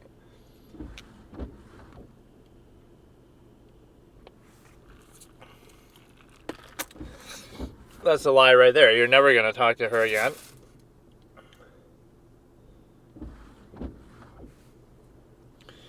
She did an okay job once she got in the swing of it, but like her shock at the beginning, like how she's saying, what? Like, oh, you're so surprised. Like, what do you expect somebody to call you for?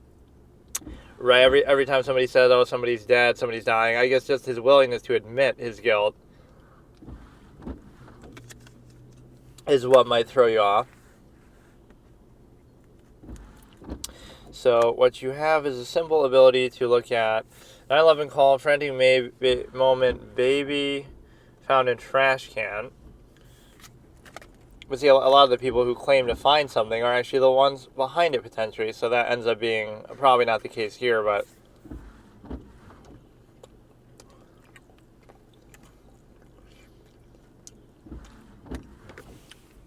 yeah, sometimes the operator will mull over like all these little shitty details.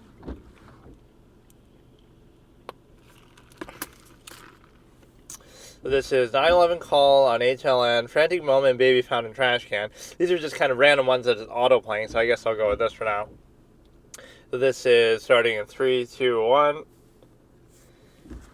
Could be a similar instance to the Casey Anthony sort of case, but it doesn't mean that they're dead.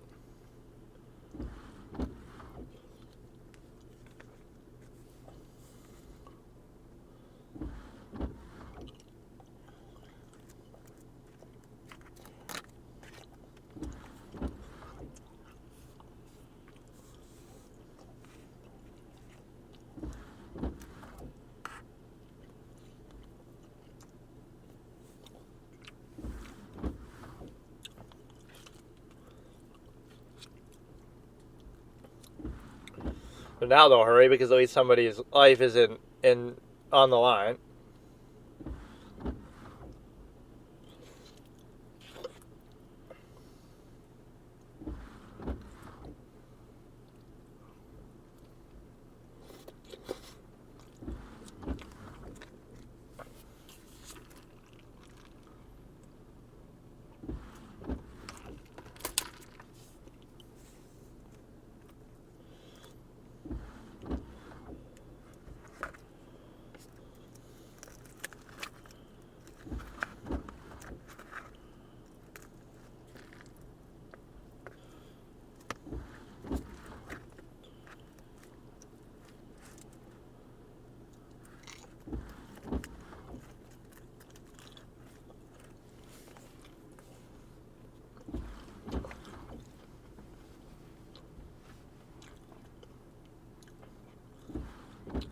But they somehow can't reach it, or they're afraid to tip it over, I guess.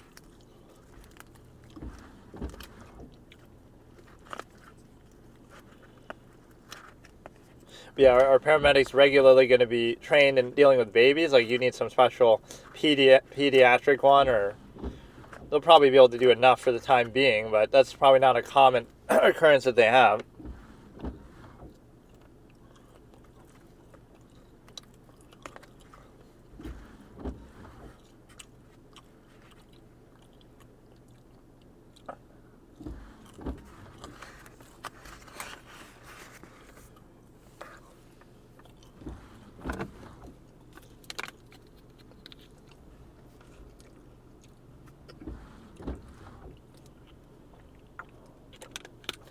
That is actually a good idea, that they don't try to tip it over or something.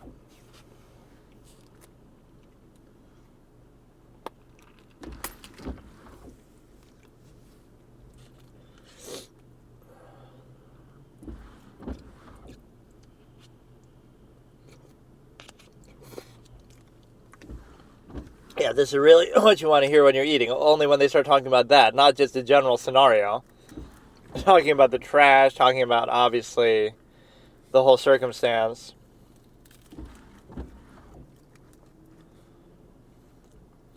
So now pretty much the problem's solved. That's all you had to do. You didn't even have to call anybody.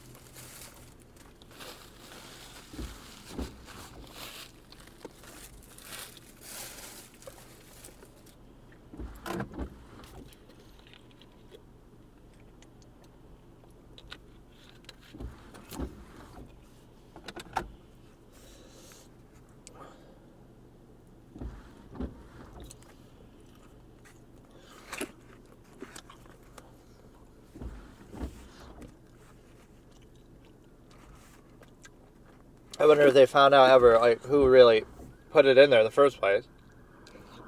I imagine this is all an act and it was really them who did it.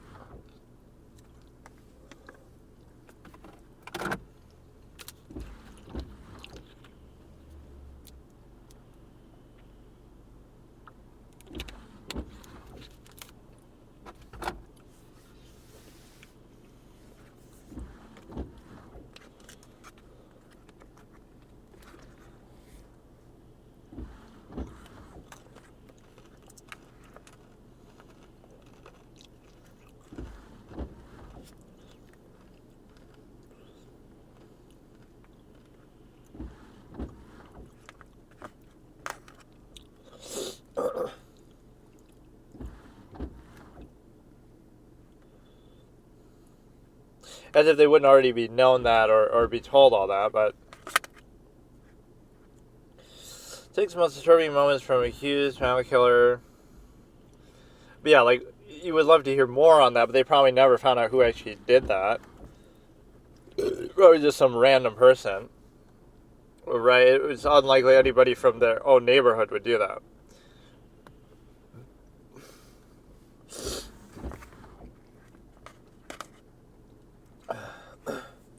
They're not nearly as clever as Casey Anthony, though, at least. Like, whatever she did was at least effective enough that they didn't find it for a super long time, even though it was relatively close to the house. So however she did that was at least somewhat well executed, as much as you want to say, obviously it's bad, but just in the context of, you know.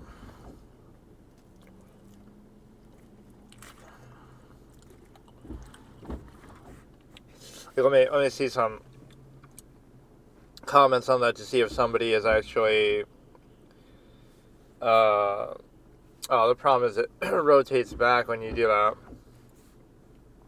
This is the way dispatchers are supposed to act with a frantic caller. The caller lady acted more like a mother, obviously, than the actual mother. Imagine having the first day on this earth. Yeah, but the better way is just have an abortion, and then nobody would question it. So I love all the self-righteousness that people have about it.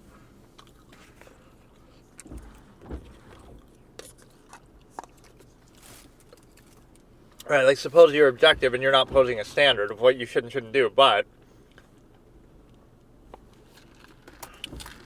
what you actually say is the amount that people get up in arms about these kind of cases, but they don't get up in arms about effectively the same thing, just they try to hide behind semantics or something. It somehow dehumanizes it, but okay, I know this is serious, but when the lady said he's brand new,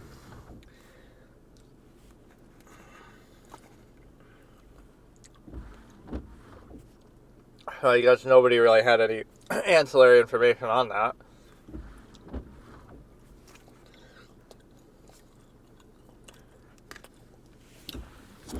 Well, let's continue with obviously what I was doing before.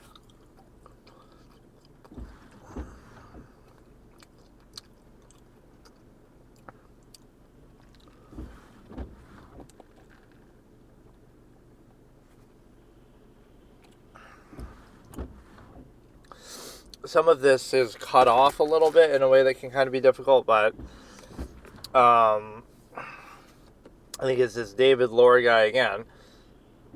One of these isn't in the playlist though, but I just saw it. Or no, it's here. Day 3.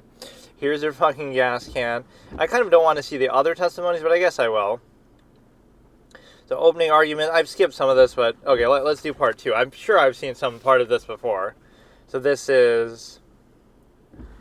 Sometimes the opening and closing statements are a little bit boring, like even the Jodi Arias one I sort of skipped, although I was impressed by Juan's sort of stream of consciousness in doing that so effectively. So this is Casey Anthony trial day 2 part 1, fun party girl, 1:52:29, starting from 0 seconds, 0 minutes, in 3, 2, 1.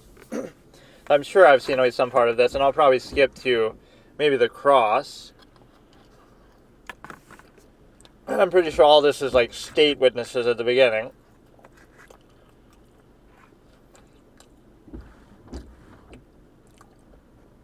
Yeah, but this guy's a legend for just preserving all this, because you might think, oh, it'd be up there somewhere, but not quite in this great detail.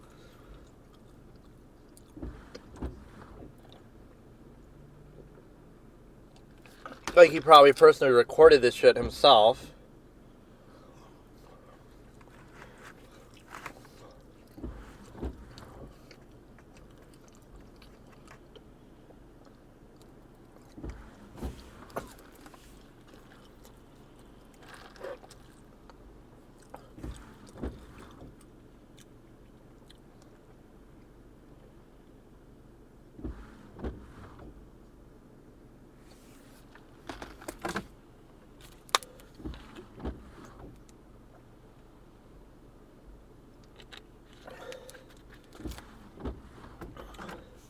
I can't really hear what they're saying in moments like that.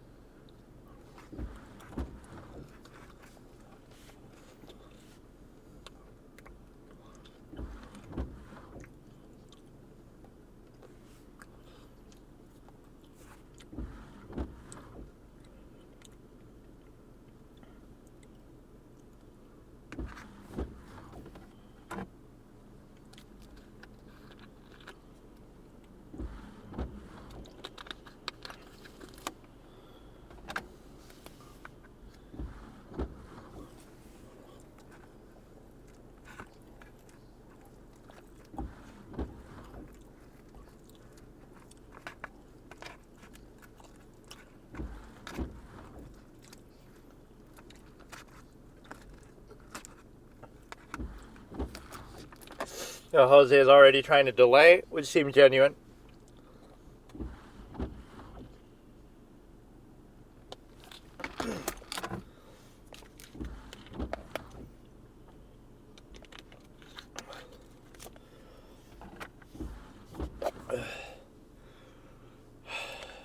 Imagine if he came back and said, oh, we still couldn't find the file.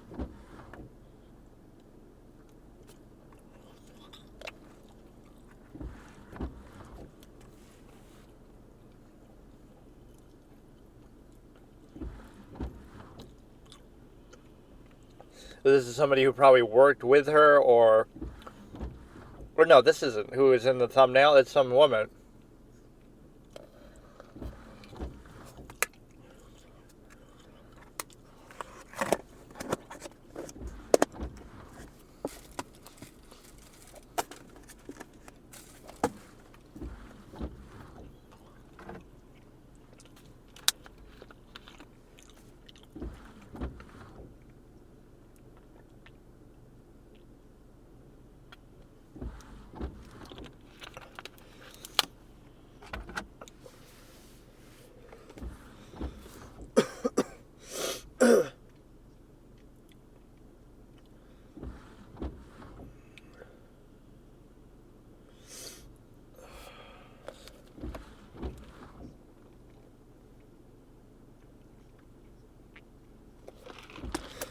It must not be going so well if you ended up in fucking Ohio, of all places. What are you doing? Shooting Cleveland Cavaliers ads for LeBron? That's the only way that could be framed well.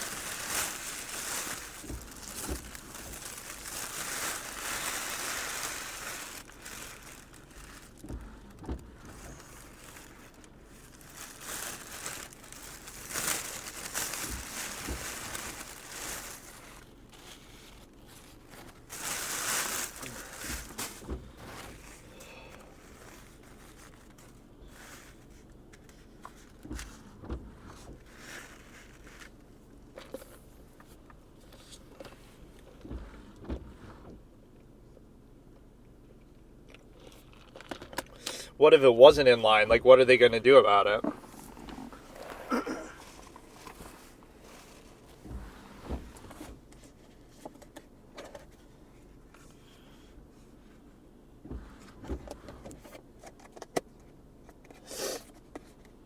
Oh, so this is Tony.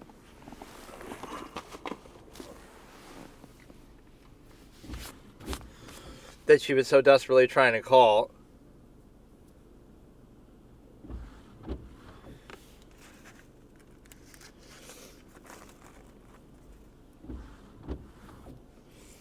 He didn't ask who they were. He just said,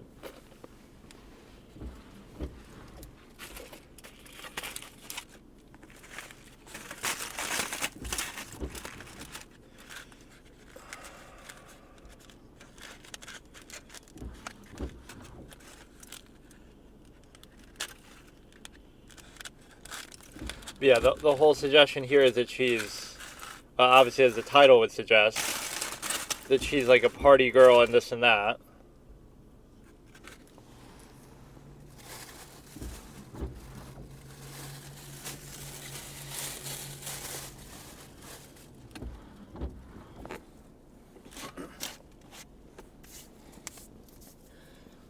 Some of this might be setting foundation for calling these people too, based on the fact that they also live there.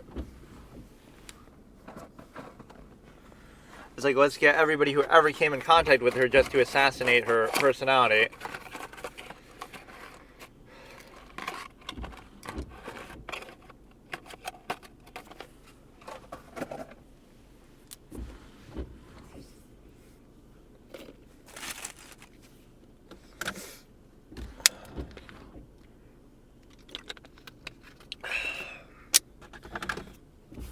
Real glowing endorsement for what you would get out of a Full Sail education, that you would be in these circumstances or you'd end up in fucking Ohio. We got to hear that line from Joakim Noah. I never heard anybody say I'm going to Cleveland on vacation.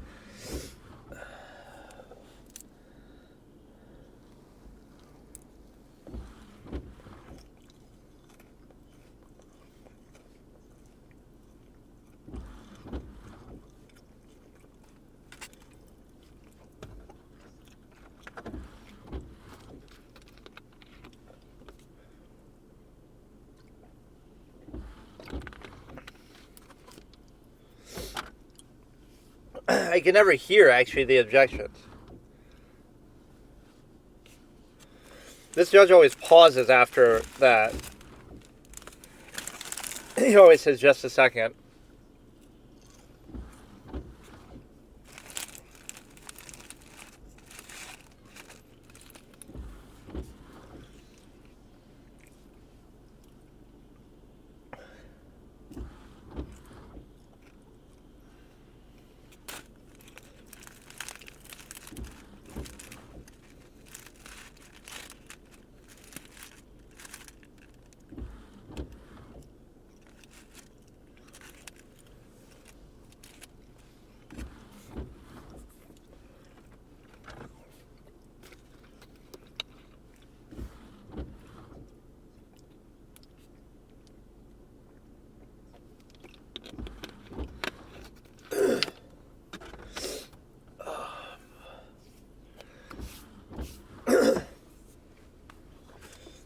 So let's see what the point of his testimony is. What did he say about her?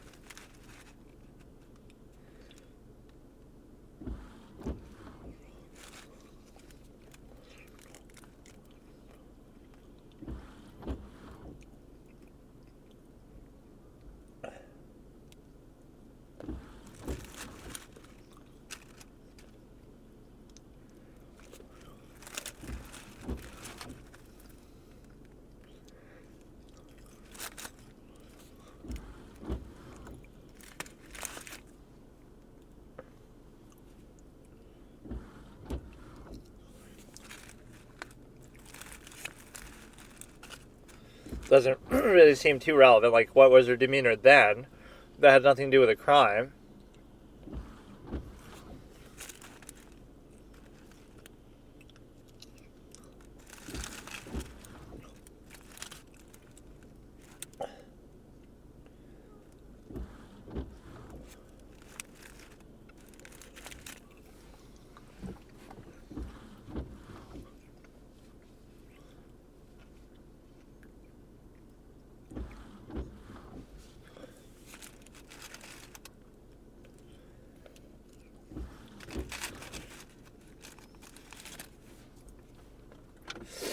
Because she was probably living with Tony now.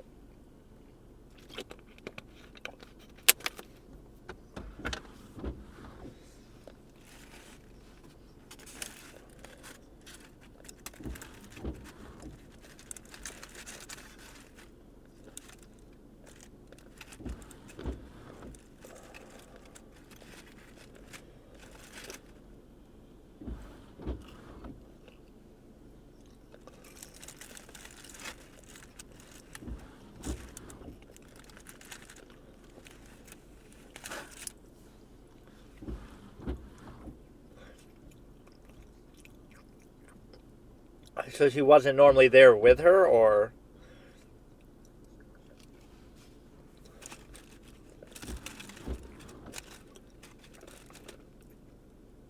And safe to say it wasn't Tony's.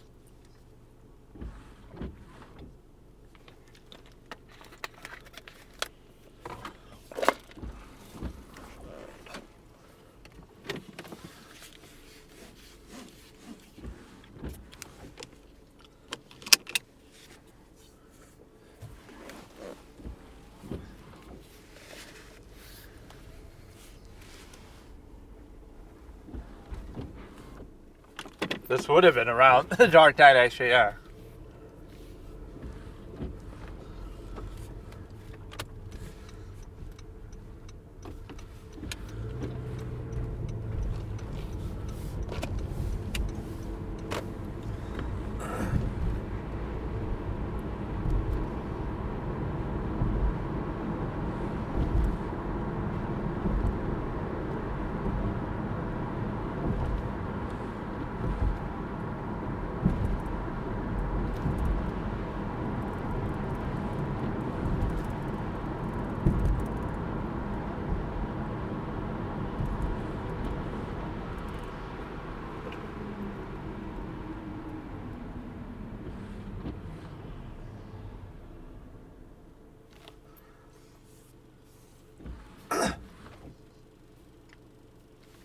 It's going to be like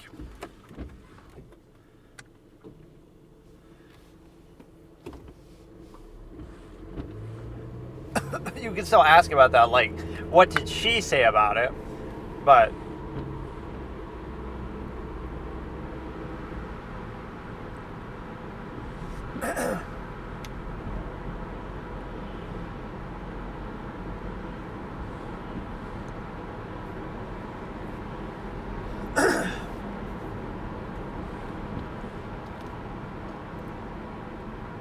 it gives you a certain credibility in the eyes of the jury, too.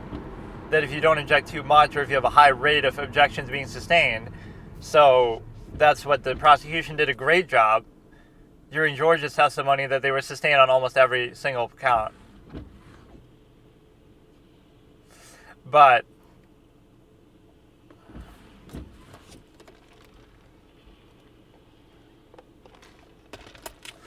so was she lying to Tony, too, that you get that she was working there.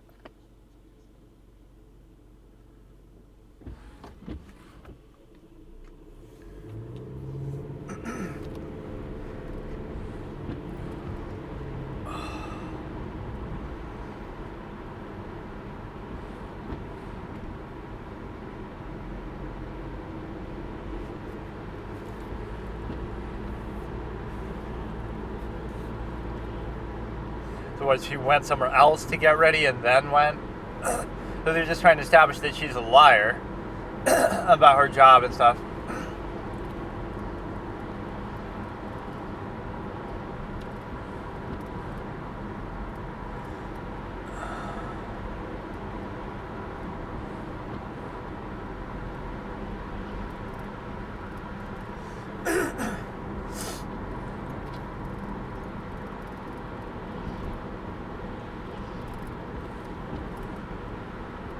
She did bring up the nanny, and apparently there was a nanny too that George even says.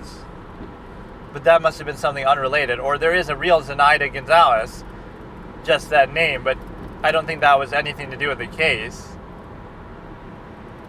Or maybe, I don't know. Like there is some woman who countersued her named Zenaida Gonzalez.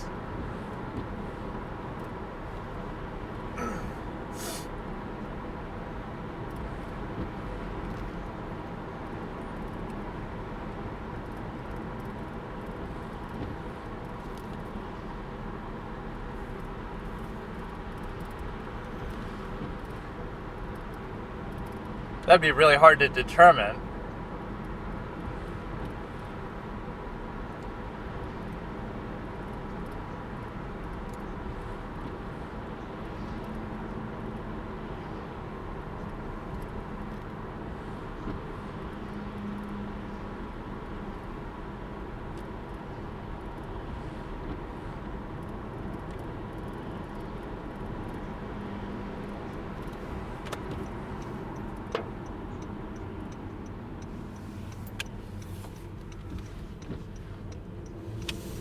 There was something I wanted to say earlier on in this, but now I don't want to go back and mess up the timestamp.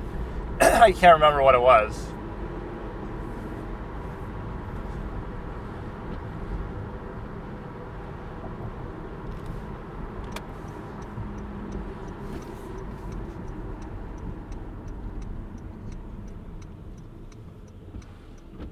Oh yeah, it'll get confusing too, like about Anthony. Which Anthony? Anthony Lazaro versus Casey Anthony, right? Like, which one are we talking about if you just say Anthony?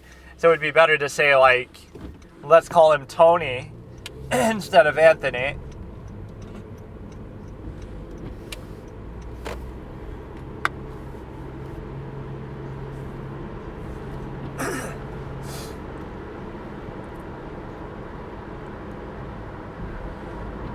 So this is painting her as kind of good.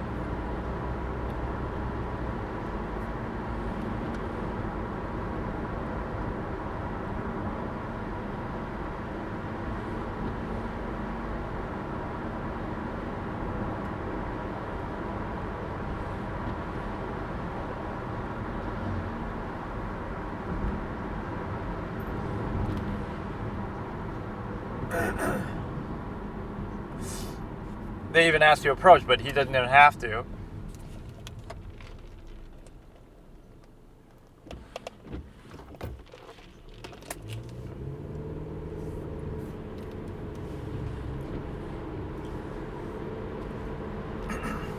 But he correctly points out to the jury that all of this is irrelevant, or he always asks them that same line of questioning. Do you know anything about the disappearance of Kaylee? And they don't. I think I've seen ads for Full Sail too, maybe for like some online course or some shit. Yeah, like, why is this relevant? Who cares about?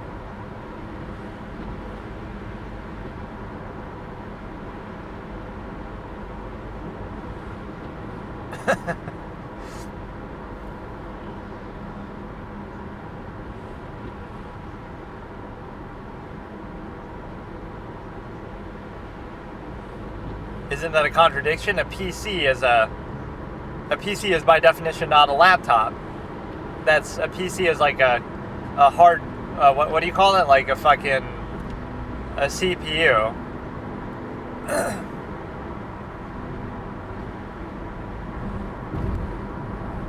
to explain maybe the discrepancy of what she looked up, but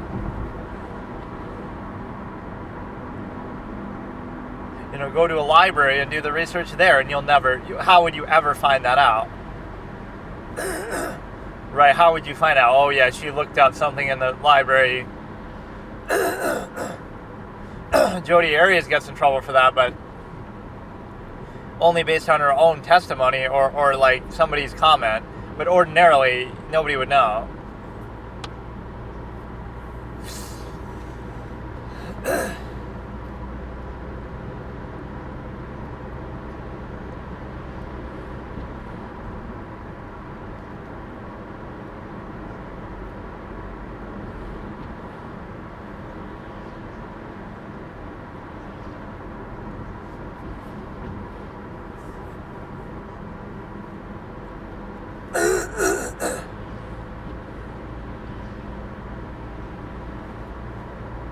Nightlife events at night.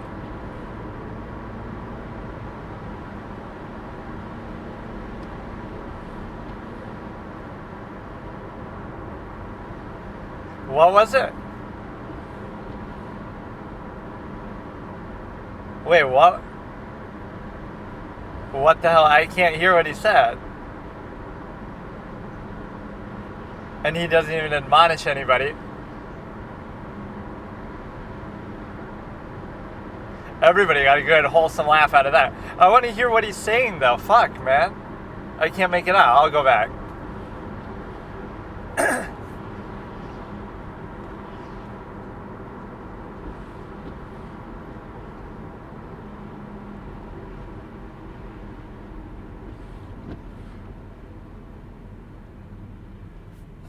What the fuck does he say?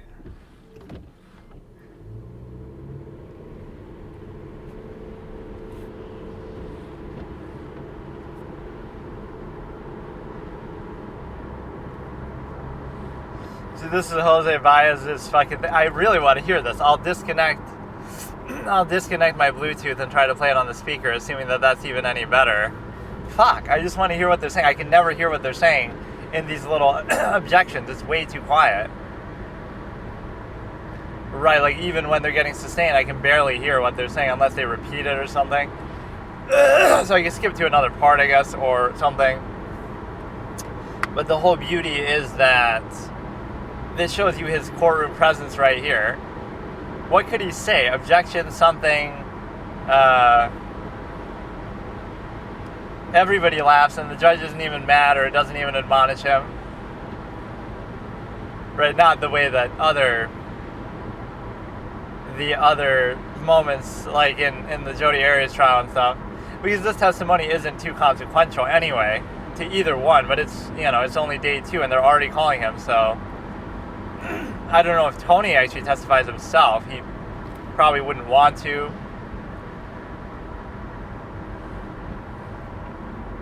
But that's a good way to get some brownie points with her. Like, I'll lie and help you cover it up.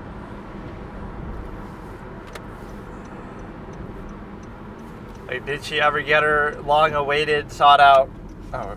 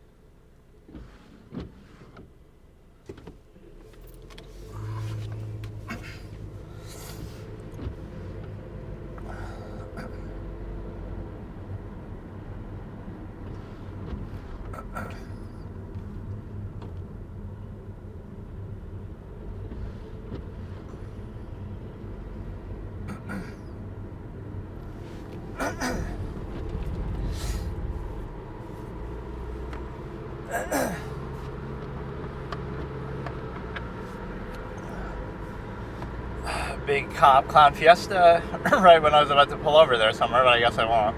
I really cannot hear it, and the subtitles don't really help you much either with respect to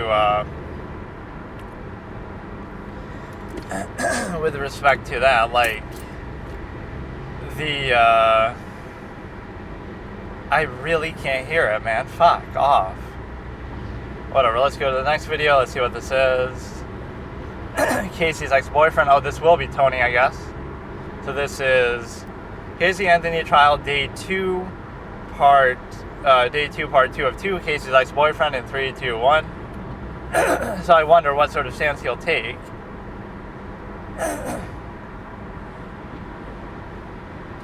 davidlore.net.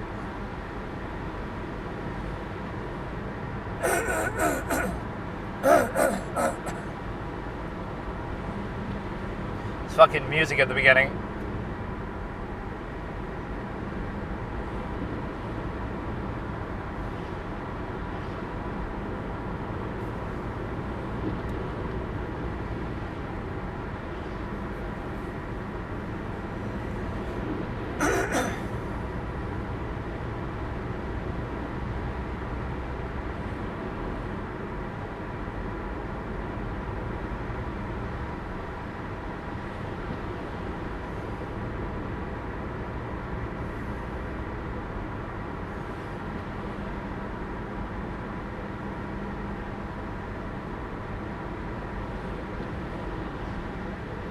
Look at her, she's already short on breath. Or maybe it's a different.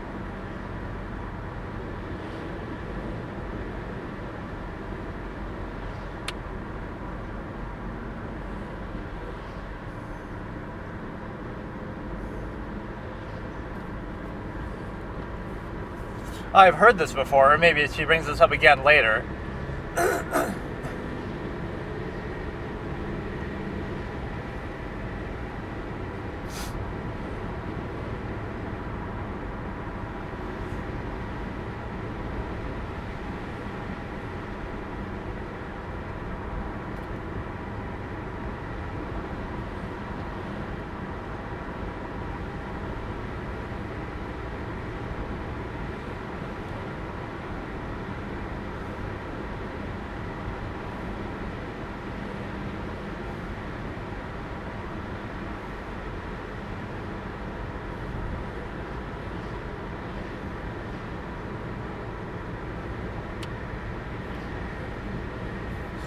I think he denies this.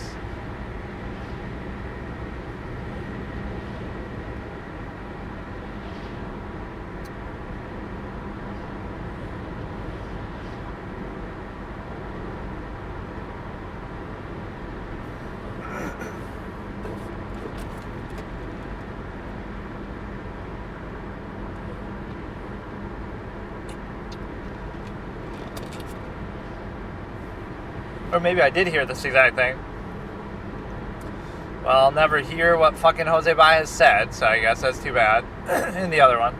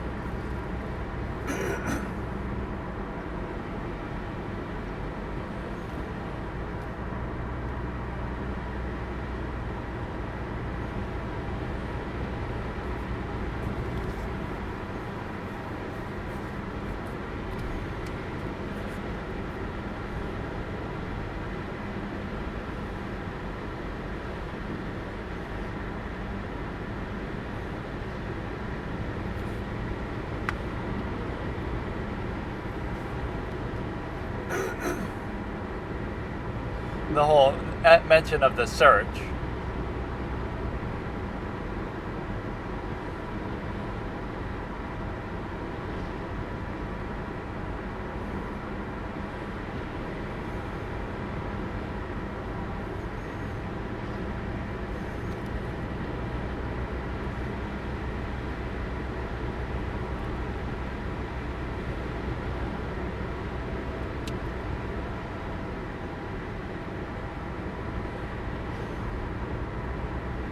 I was having a difficult time hearing bias in the last one.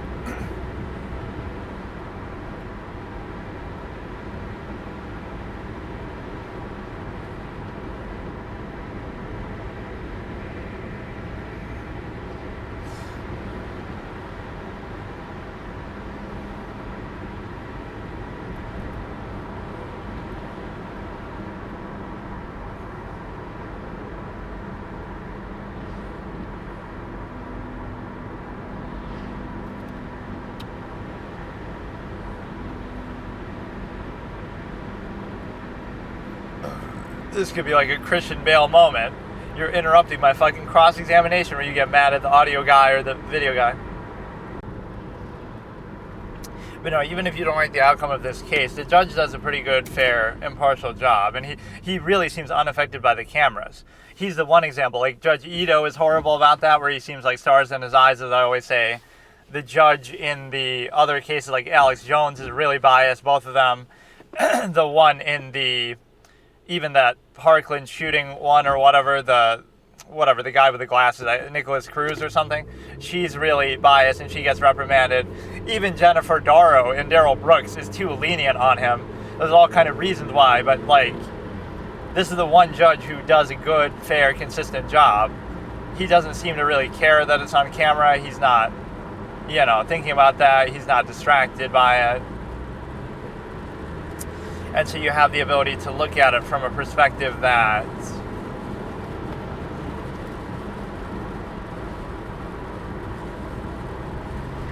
I don't know, it's just a little different.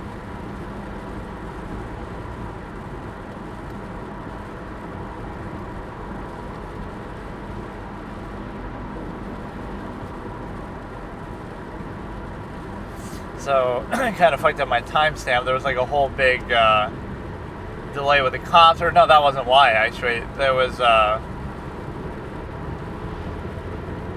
it was, I got a phone call too. Okay, so let's just see what we want to see. I really just want to hear that, but I get, I don't know if the speaker would be that much better either, but like you could hold the speaker against your ear in a way that the headphone can't really capture or something. Casey's ex-boyfriend, it doesn't seem like it's actually Tony, it's probably somebody else. Like, is Tony her current boyfriend? Like, really, if you stuck by me with that, like, pretend I'm her, right? If you're Tony and you stick by me through the whole trial and believe in my innocence, even if you're declared guilty, you can always break up. But, like, if you are still my boyfriend through all that, imagine how grateful you would be afterwards and, like, oh, that's your soulmate for life and blah, blah, blah.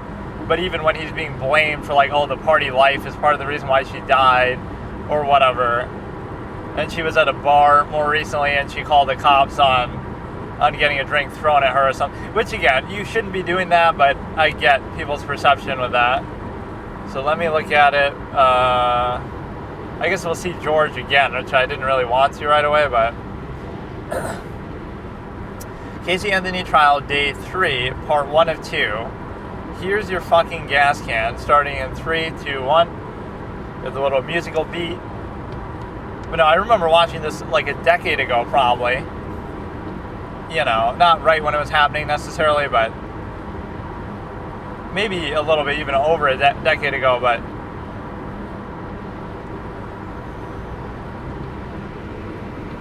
it's like a step above soap operas, real life drama that, housewives will care about. And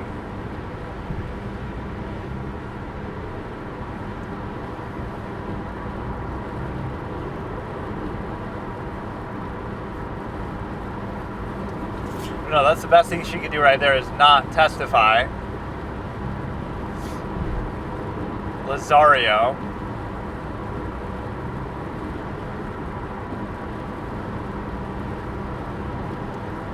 Or no, it is that. Wait, what?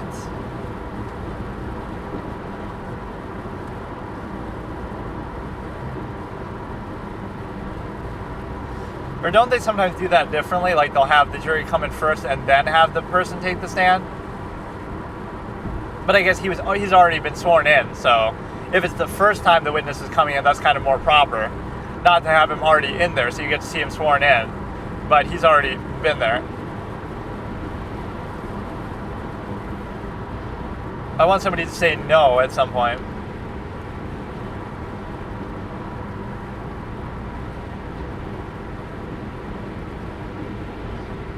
Oh, we're starting with bias already.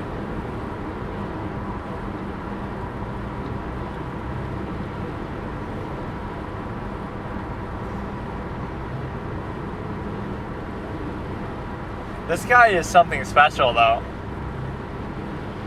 Because some people are fake, but some people are like, he's so efficient.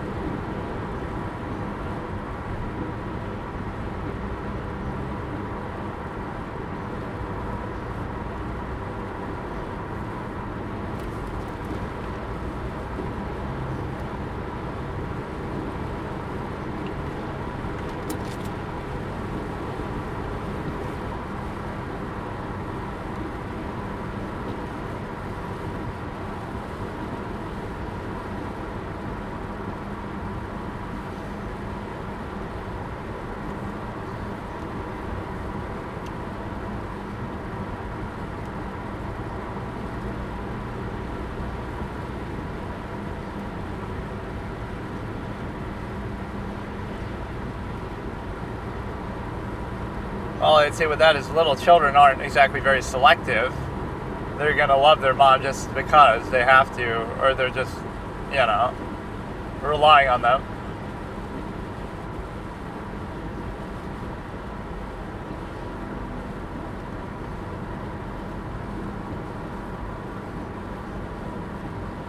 I can't tell if this is helping or hurting her, like this testimony.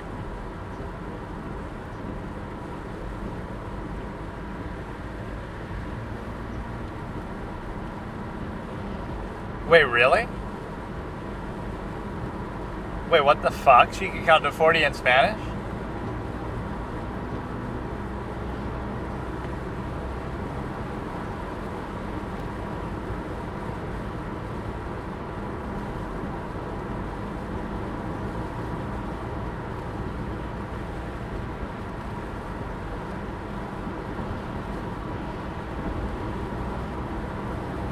This seems like it's more helping her. Like, whether it's a defense witness, prosecution witness, even, doesn't matter. Sometimes it doesn't go that way. Well, it's always got to be about gas cans, like the fucking Jody areas. I don't think it matters as much here.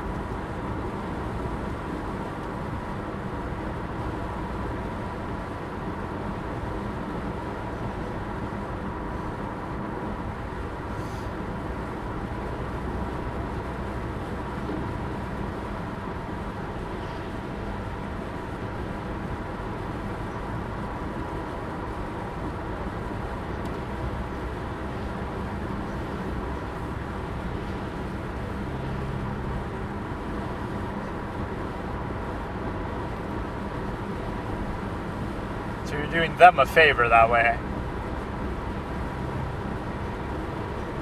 In the 2008, who was really doing this shit online?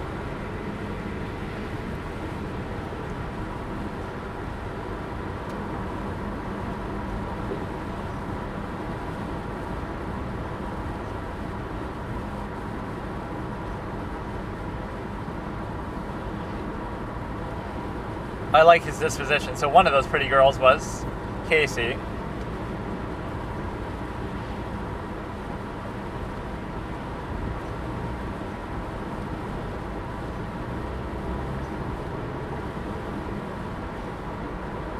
So it doesn't mean that, oh, Casey's a slut. It means that it was just done for that.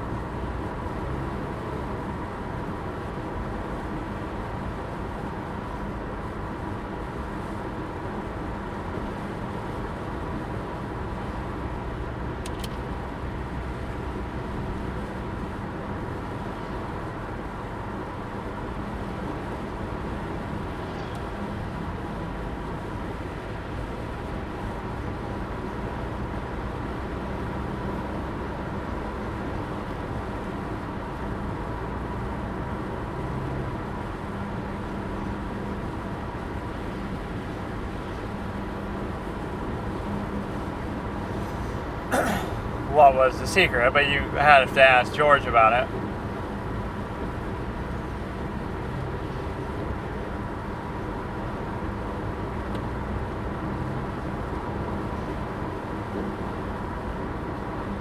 So that's sort of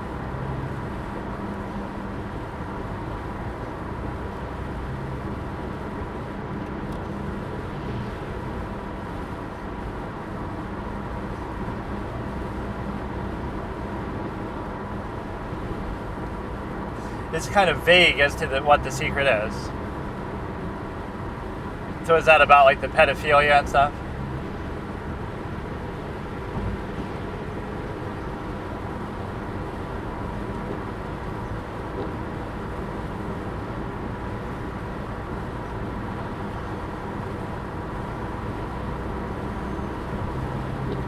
I'm assuming you didn't care for one another at the beginning.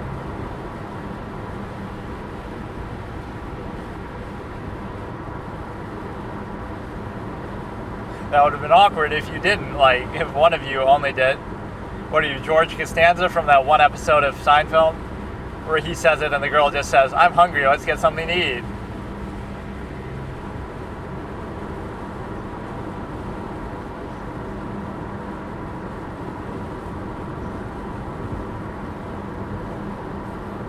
See, Jose doesn't get mad. This is what Juan Martinez needs to learn. He gives a better performance than Juan ever dreamed of, and he's so calm, he's laughing, he's making the court laugh. He has presence, he has charisma. Look at this guy.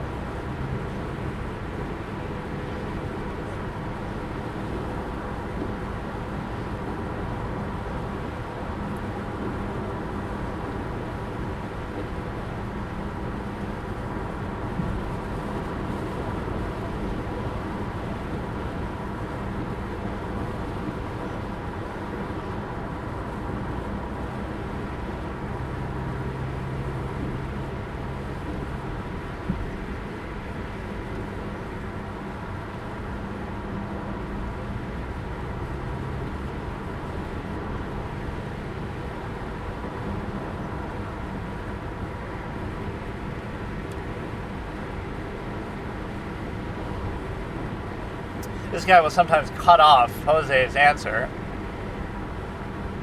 Like with the Dora the Explorer comment.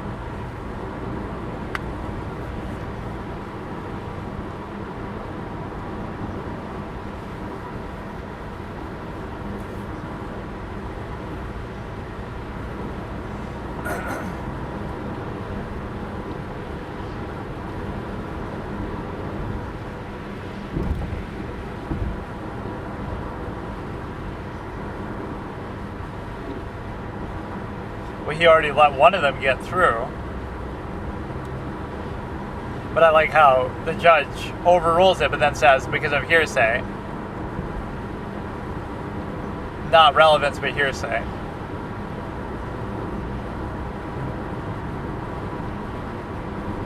This sounds like a compound question.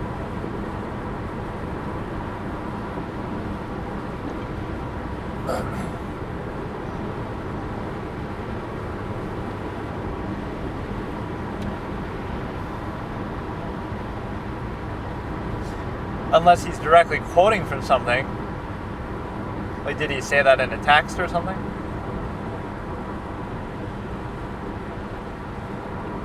So that must be something he says to her. Here's your fucking gas can. Or maybe she says it to him.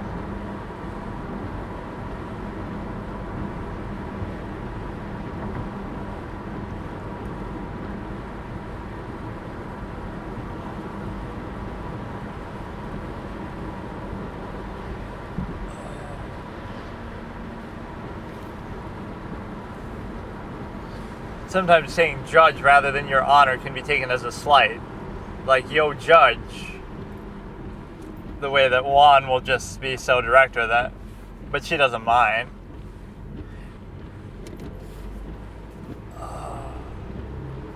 So this is a generally positive testimony.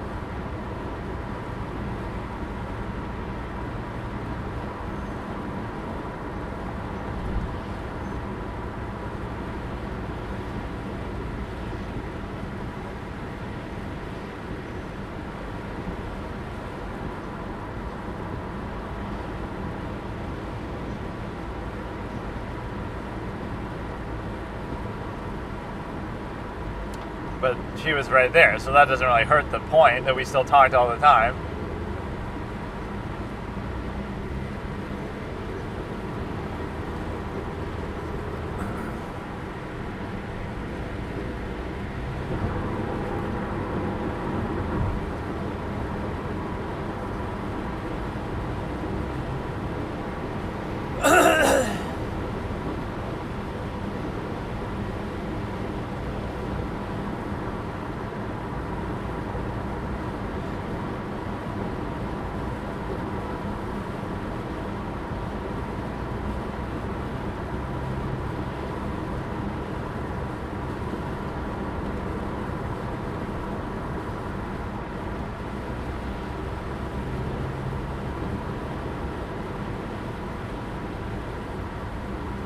He withdrew the objection, which makes him look credible. But yeah, you don't even let him finish, so how do you know?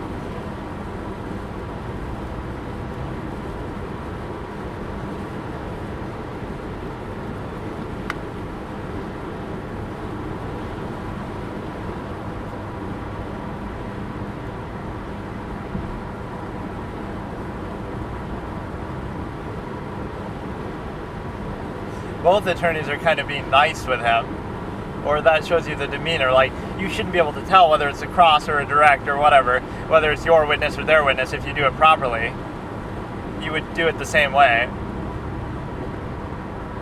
But it's never really like that.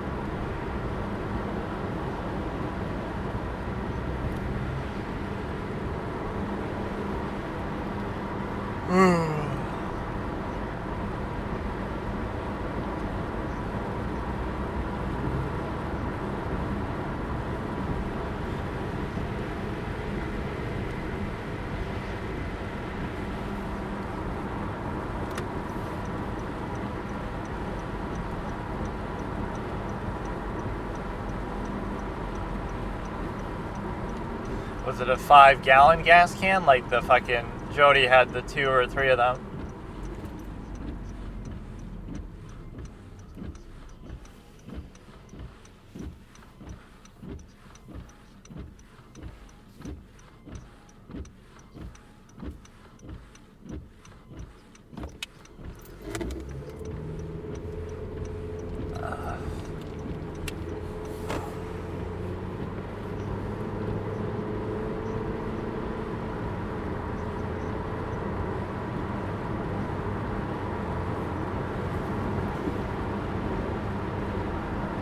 It's not actually as good to react to, though. There's not enough like high octane moments the way you get with Juan. Everything he does is sometimes so adversarial.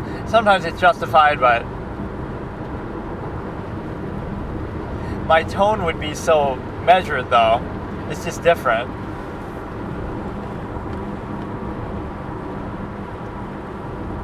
But I wouldn't like to be in a legal court. I'd like to be in a court of reason.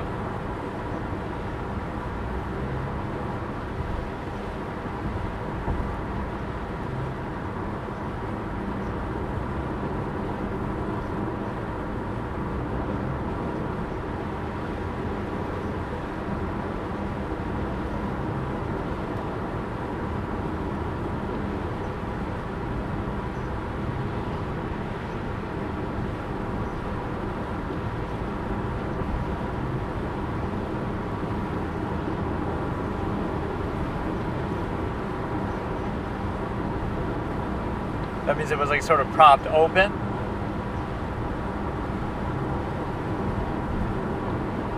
Like something was stuffed in there or what?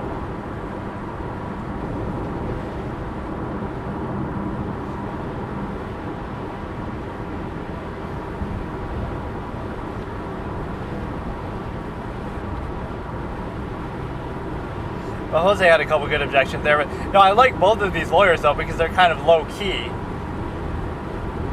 George and Anthony, 2 first name, last names that we have in this case. One for the prosecutor, one for the fucking defendant. But no, defense attorneys have a harder time in trial because everything's stacked against them. They lose the majority of cases. The state's against them. The forensics against them. The government, the police are all against them, right? So it's very unlikely that you're going to win, and the odds are stacked against you in court. But outside of court, in a lifestyle sense, private practice attorneys can be millionaires, whereas state attorneys, like whether it be state-appointed defense attorneys or state prosecutors, which is all there really are. There are no like private practice prosecutors.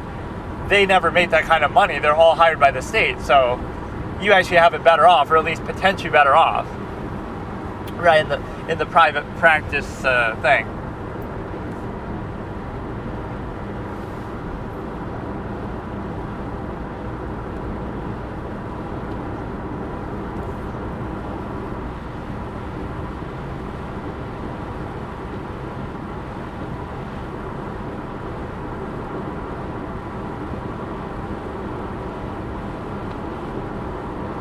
Or, they could just recall them a different day, but... Oh, George again, dude. George could get called 100 times. The way this shit goes...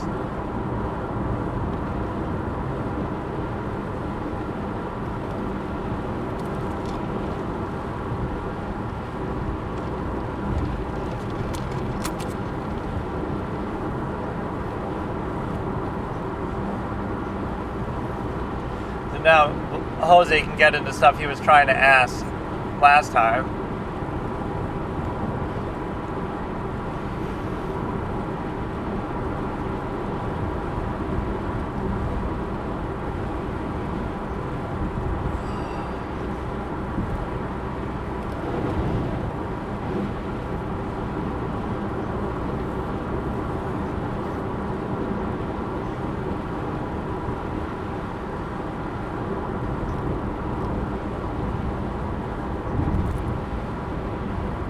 They were having some financial troubles.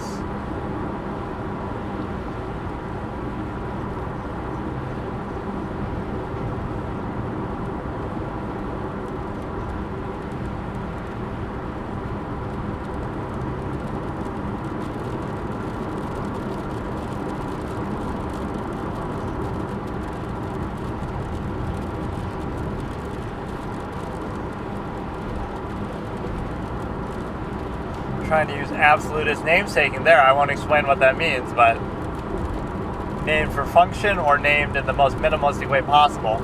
But why not use numbers then? Numbers are the universal language. Even if you say them in different ways, like uno, dos, tres, whatever, it's also the same thing, like the same written character form.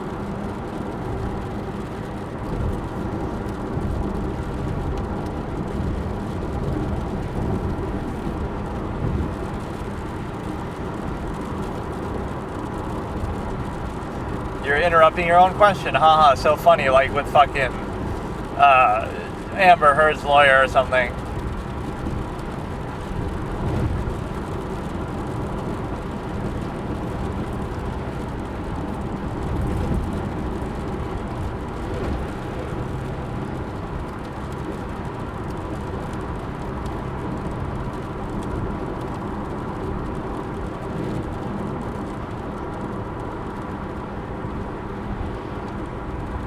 Sometimes you feel like Jose is almost playing dumb, but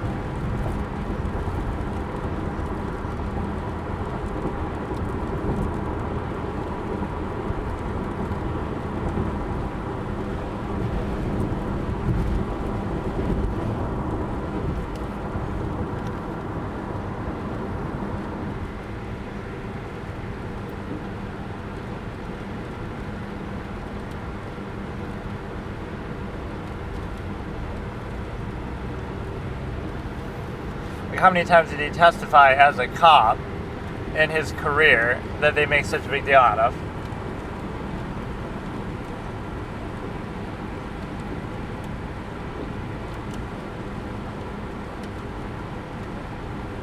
It's not showing us that for the benefit.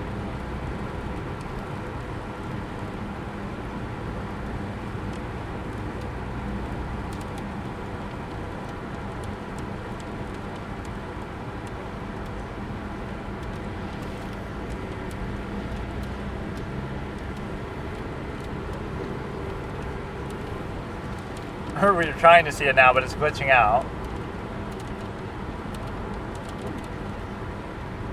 And they tried to show it for a second there.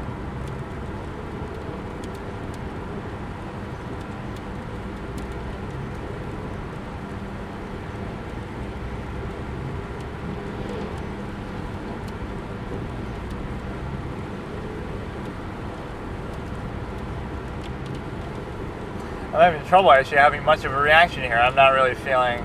It's not bad, it's just... You kind of have to use the bathroom too. I'm almost done with my drive anyway, but...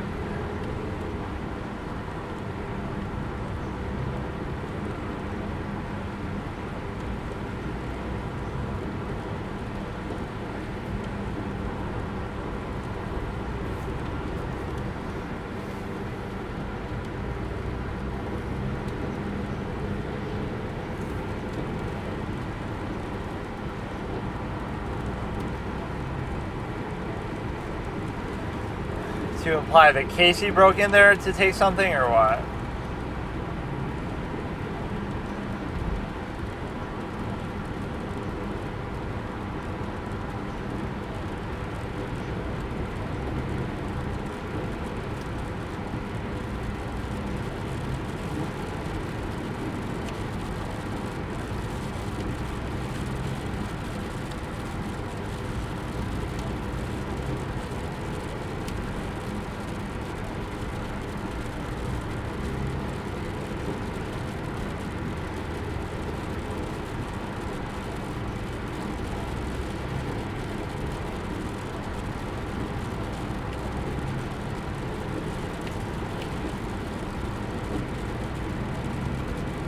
It's similar to the whole Jody's grandparents' house was robbed and the gun went missing. So this is the same thing.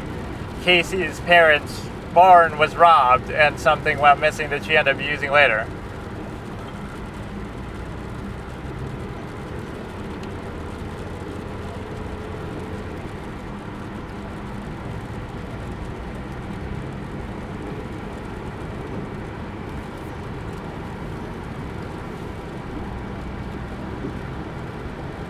So what were the gas cans really used for, though?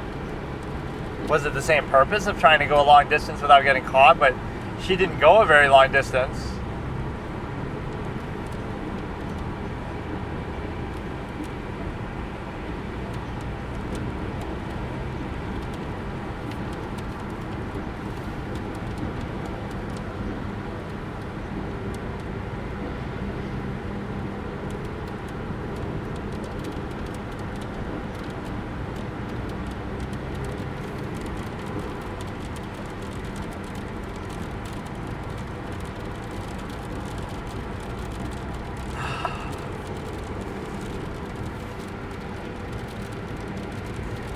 Oh, that's kind of good service. Just over gas cans? I guess because he's a previous cop, they wouldn't do that normally. It takes them longer to get to a 911 call where the guy says, oh, I just killed my mom and sister and they're fucking bleeding out and they're dead. But then no, they'll come in 10 minutes for a gas can.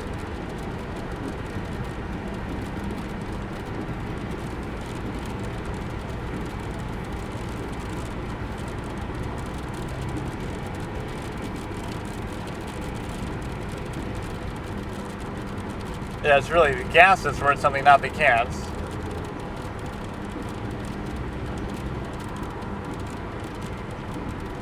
Look at him laughing at his own question.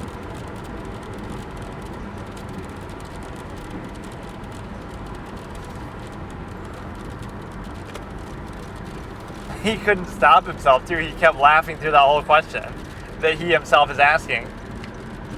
There's been a lot more laughing in this trial, even from Jose, even earlier, like in the witness testimony. Okay, so here I'll continue the Casey Anthony trial. It's going to be Casey Anthony trial, day 3, part 1 of 2. Here's your fucking gas can again. But now we're skipping ahead to Jose Baez cross-examining George. This is obviously after he had already done this in the first day, I think. The part of it that's maybe a little hard to find because it gets cut off because of the opening statement, or I can't remember, but there were certain things he couldn't ask him there. So we're at 41 minutes and 0 seconds. And when you go to match that up, you should make sure it's like at the very beginning of the second, like it's 41, but you let it play for like half a second, then it'll mess up a little bit, but it's not a big deal. But we're starting at 41 in 3, 2, 1.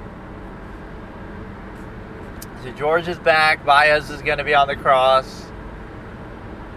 Because they took a break, I think, after the the prosecution was done. The judge turned up the mic a little bit too much.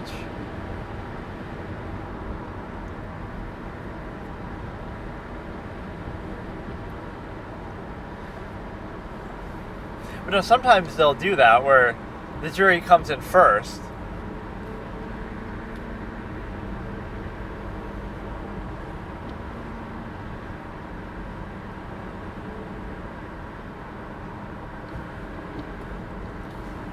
This judge is very good, though, very fair.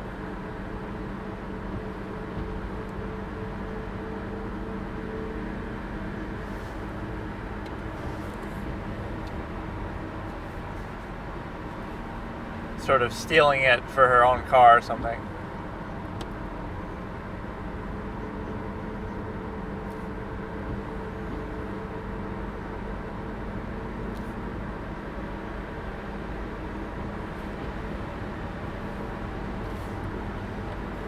Yeah, because it fucks up all his gardening and stuff. I didn't realize at first that's what they were for.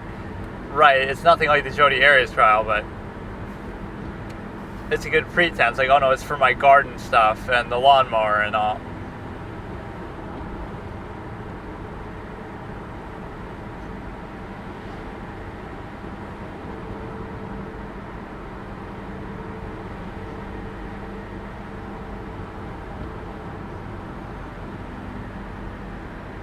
Probably. That's not true, but there could be one day where you don't see her, like you're out of town or something.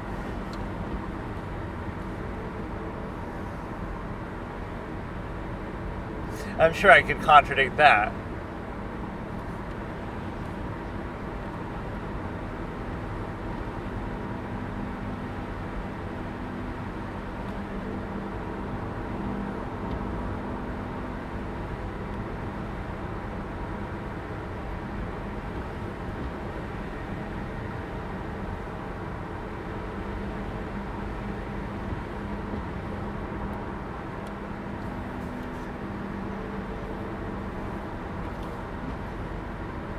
Like, why wouldn't you freak out sooner then, if she was gone? Even though that makes Casey look just as bad, if not worse.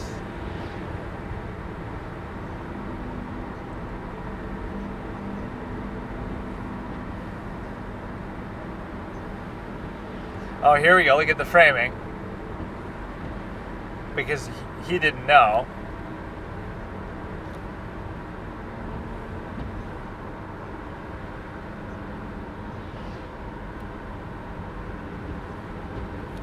That sort of is asked and answered. Why would I report her missing?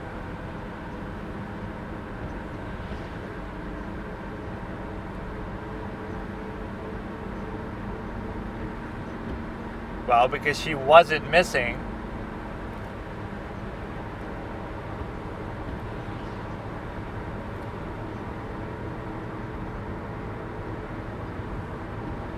Look at that framing. That's sort of a little...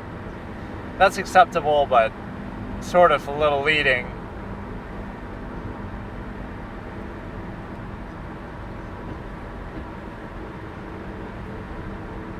But according to his own testimony, he didn't know, or she wasn't missing.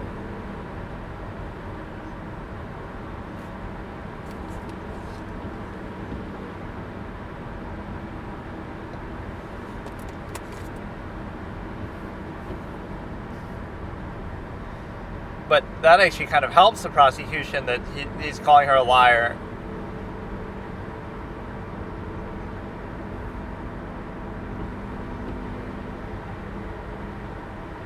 He's trying to connect that he thinks it could be her, which it probably was.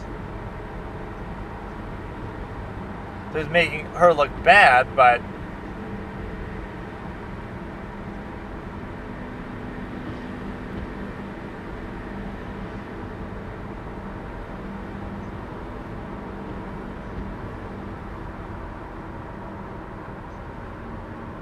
So what is his big theory here? That he tried to pin it on Casey, or what?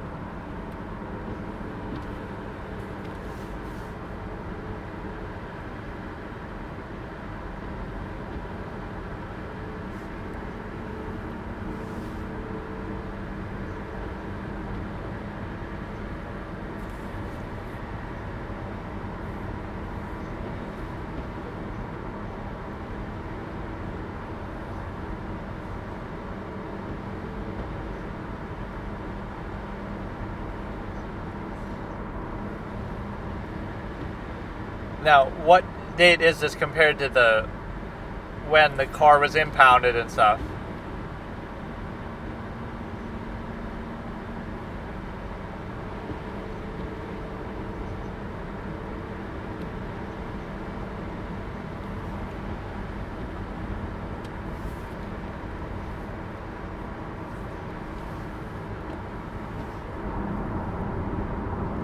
What is the whole thing with the duct tape? I don't even know. At one point it had duct tape.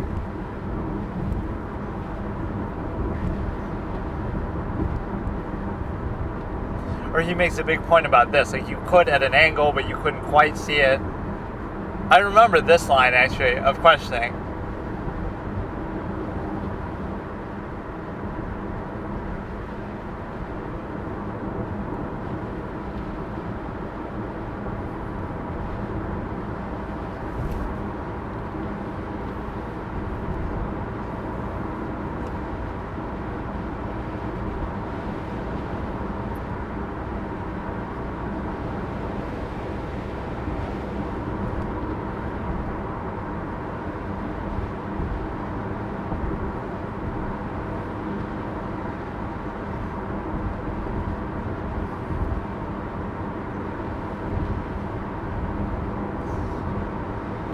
Unless you're at a sidebar or something. See, Baez seemed kind of upset at that, like, oh, the judge is being a little too forceful.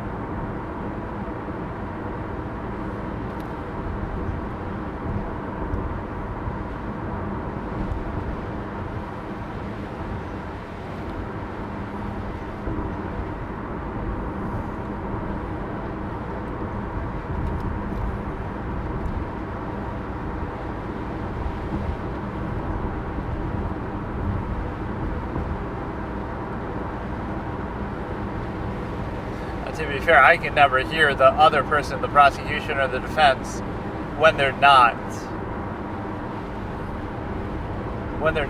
the one asking the questions. I can't hear for shit.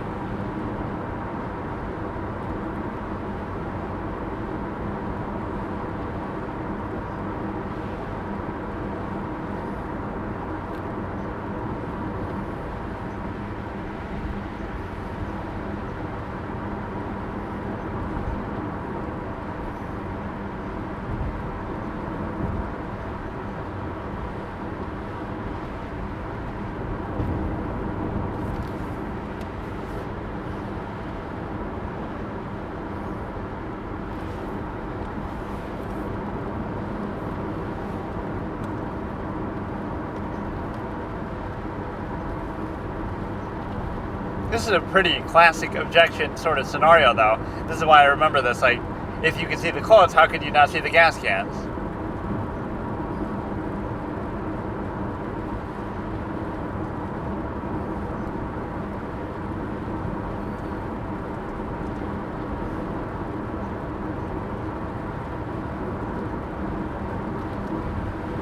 Wait, the smell, though, has nothing to do with it, because aren't these at like two different times when he smelled the thing in the thing?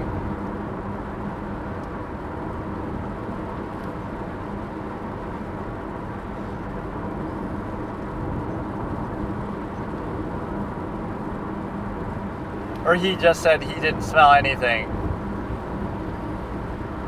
Because this is a different day. But he maybe wasn't close enough to really know.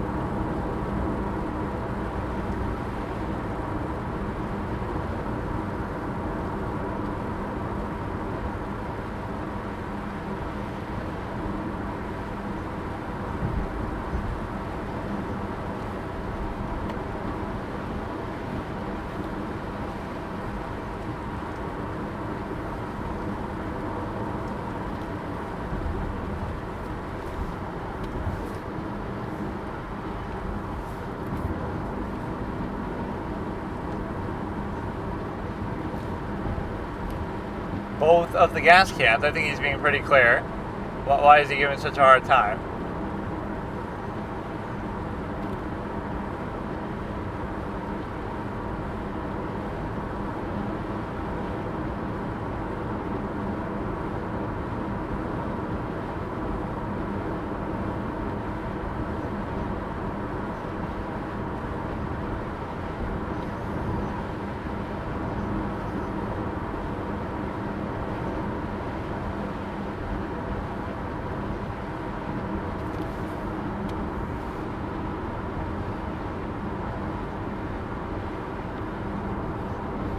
The date was kind of blurred out, like it was a profanity or something.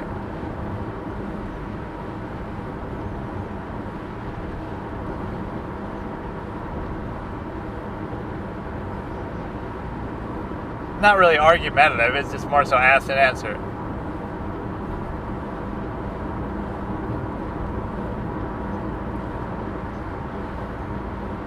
No, it's just some random dude role-playing who puts a little cone there.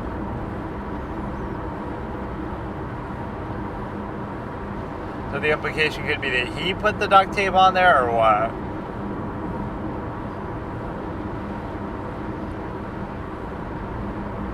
This is a perfect example of trying to incriminate the witness, too. Like what you see in Phoenix, right? You try to accuse Frank Sawhit or whoever, right, to try to discredit them, but also create reasonable doubt of your own client. The difference is there, you take it all the way and actually get them to confess and basically become the prosecution there in that moment. Whereas here, you wouldn't do that. You just do it to cast doubt.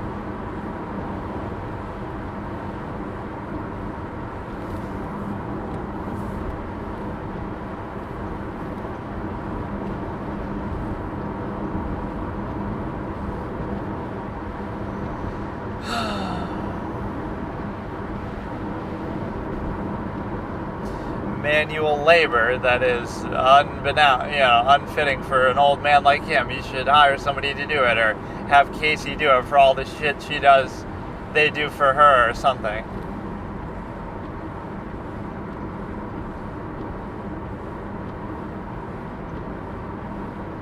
But you know what, maybe this whole event set her life on the right path, because she's been working for the law firm or whatever, and I don't know. My whole thing is I would just move away. I would just move away from that area and everything would be fine. Get a job somewhere else.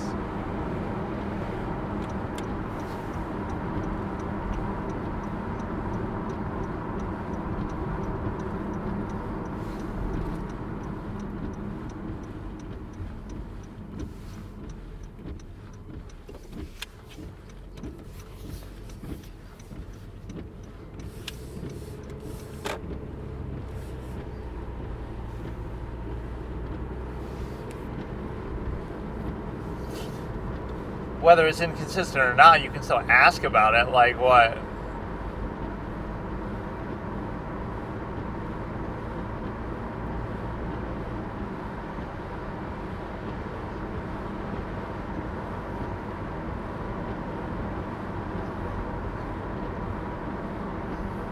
But you said once every 2 weeks, potentially too.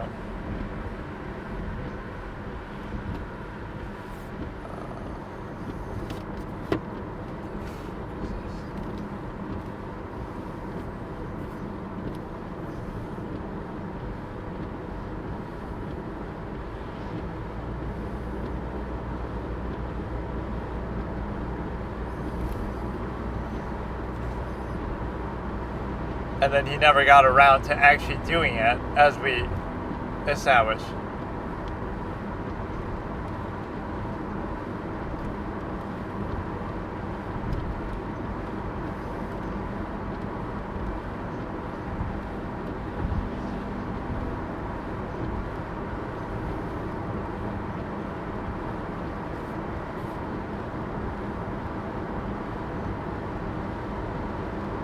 So you keep it empty, like you don't keep it.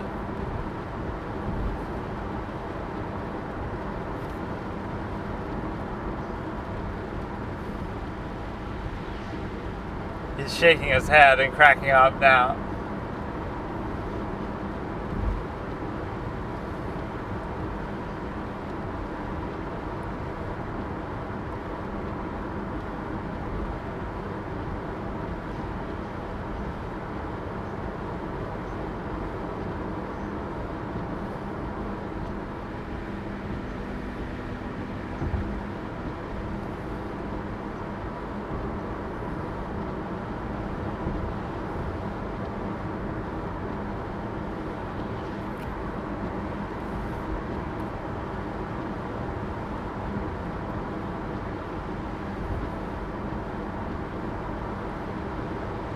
it does seem like an inane thing, but remember, the prosecution will focus on the hot body contest and all this kind of stuff.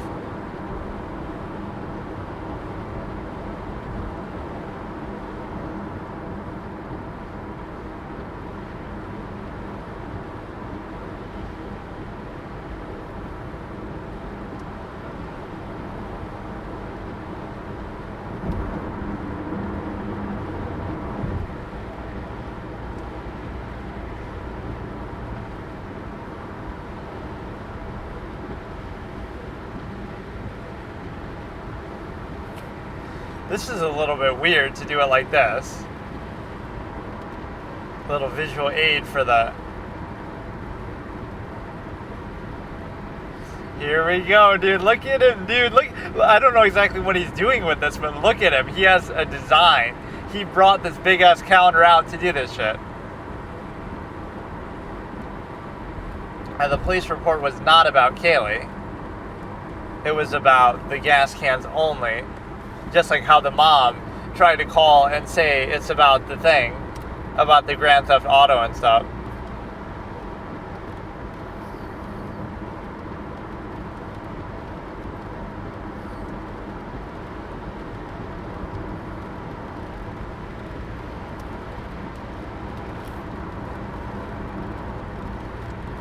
Why did...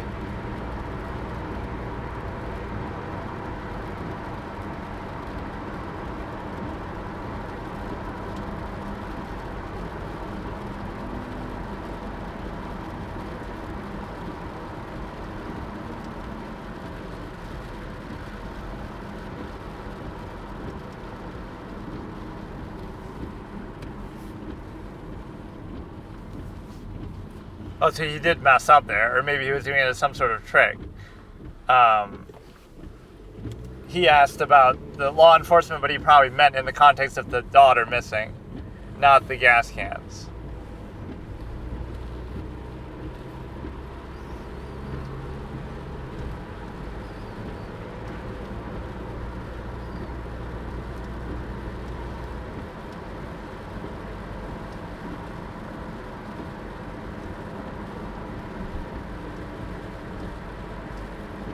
But that would have been more in June, you would think, because...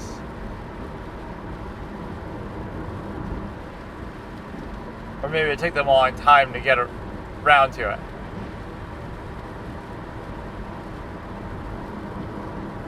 No, this is a bit of a ostentatious display of evidence producing and...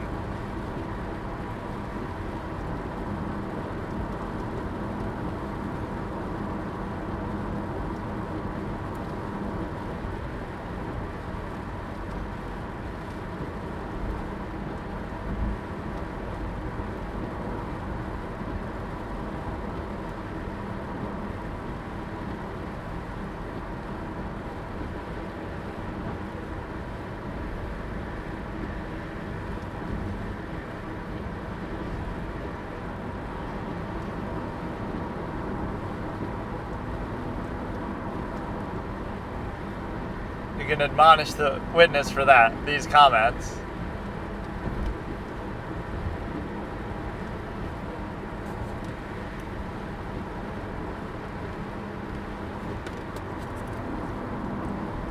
In your independent recollection, do you know this? You don't need to keep refreshing. Do you have a problem with your memory, according to Juan Martinez? Yeah, but Juan doesn't have shit on this guy. He only looks good because the case is so clear.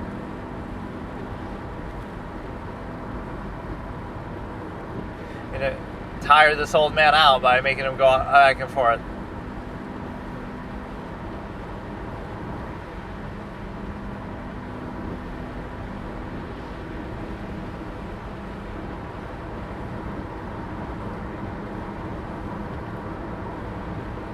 What if he spills water all over it or some shit?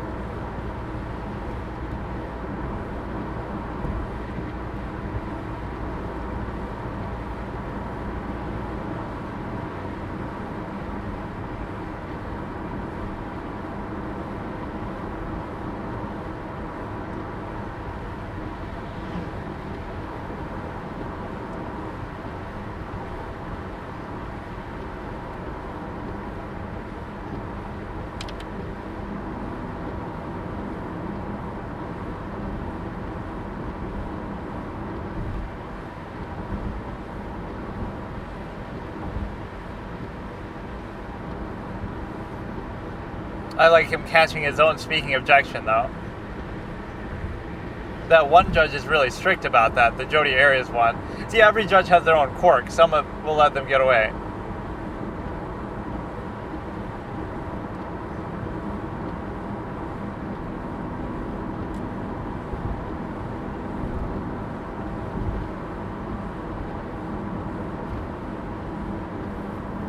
About anything, or...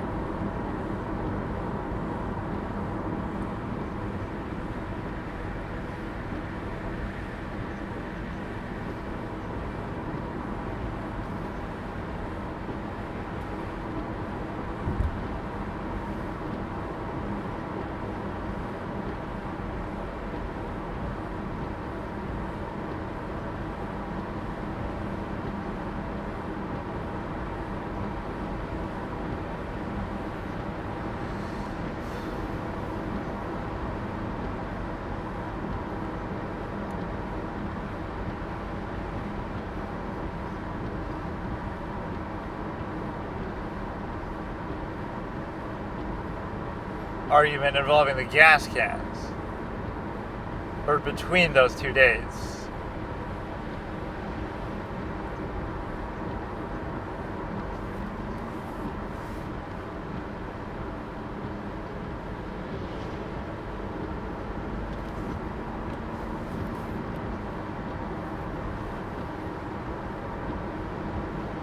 That sort of validates, like, oh, I'm not just harping on some random thing. You just testified about it.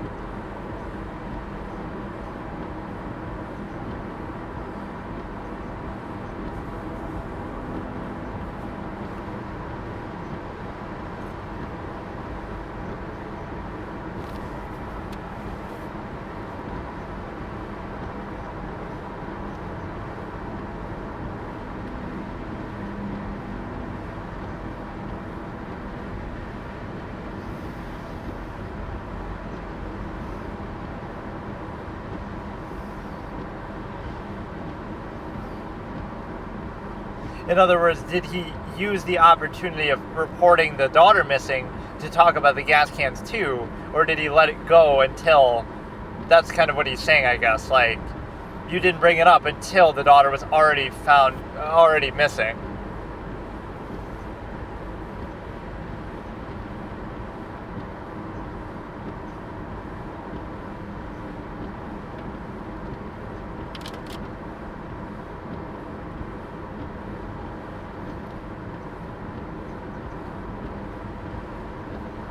But he's asking...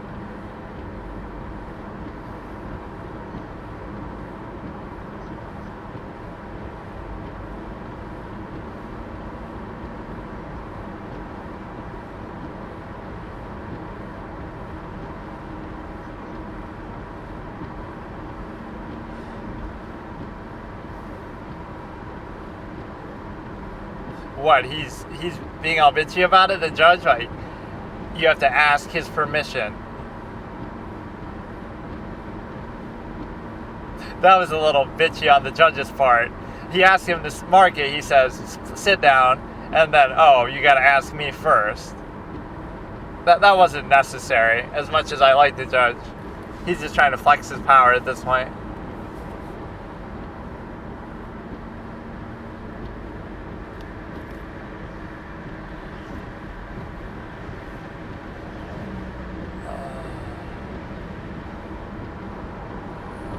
I can't read what the fuck he's writing even, but...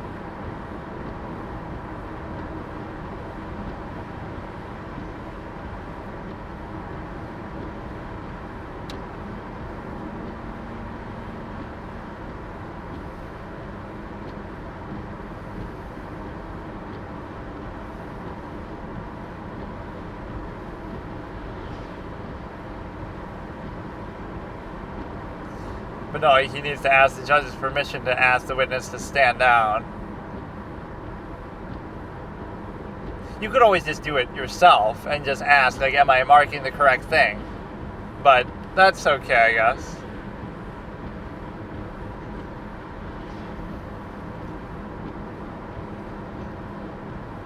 Sometimes something will stick in the minds of the jury, even if it's not important at all. right? Now they're thinking about the gas cans. Now they're thinking about this, like just because he's harping on it so hard that they assume it must be important.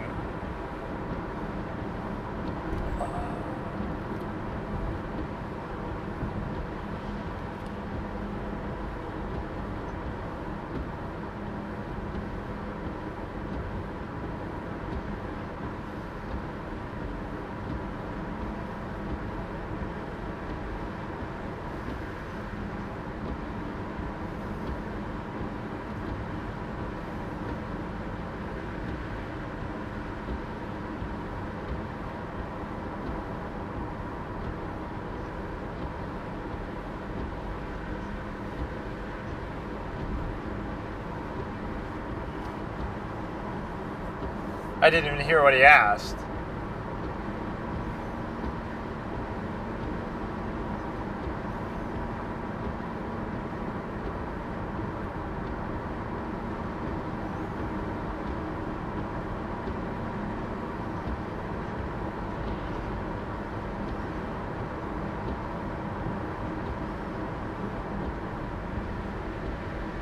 I didn't use them so there wouldn't be any duct tape. Why did it like cut there?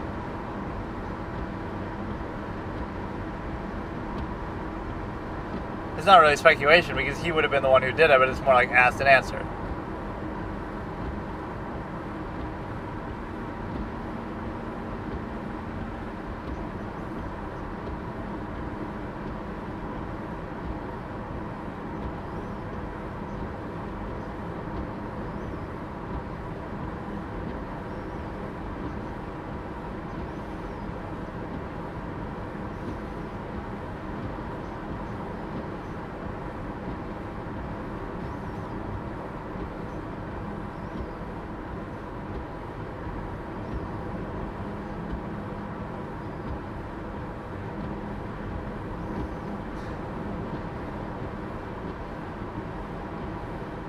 This is sort of over-responsive. I kind of disagree. Disagree judge count 2 in this video.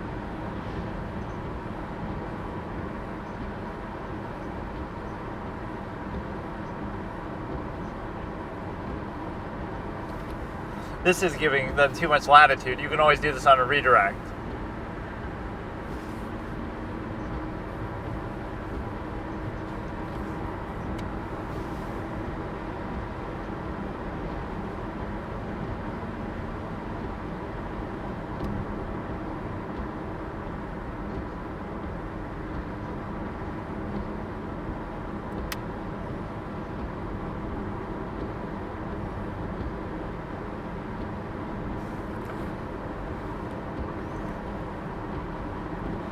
That's sort of one of those admonished by the prosecution or defense moments, like, do you remember my question, or would you like to answer my question now, or did I ask you that?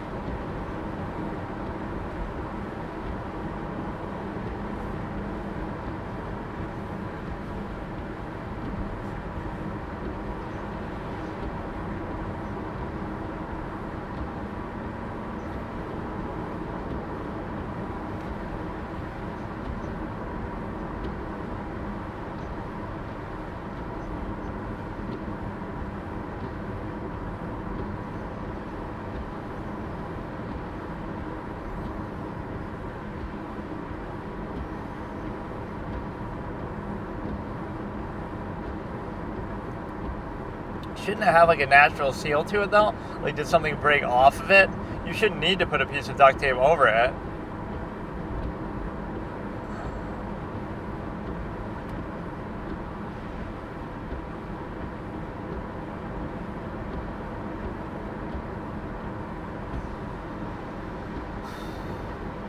What about it? He's just saying random things. Like what? Deposition page 60. Like could you take a look at it, or...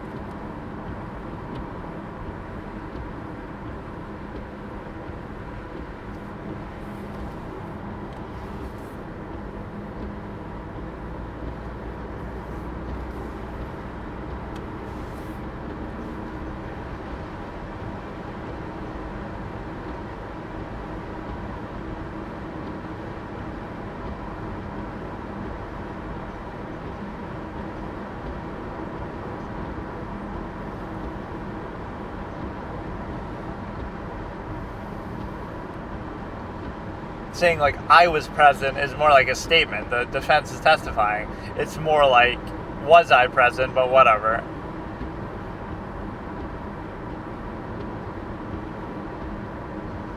It's not really commentary. That was kind of...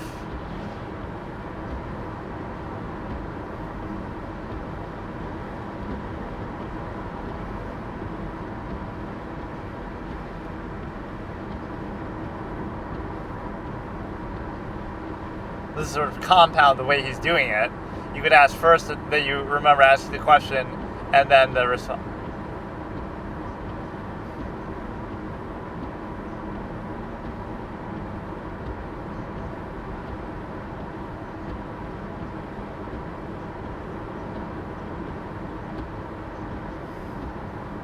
He's giving him a lot of protection, though, that you don't have to.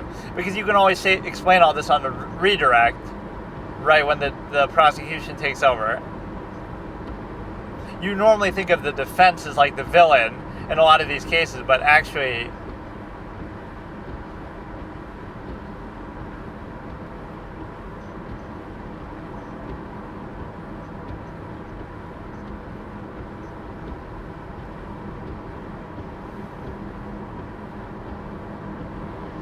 That kind of threw a monkey wrench. So what was he shown then? That's a good way to get out of it too. Like, now you'll have to figure out what else he could be talking about.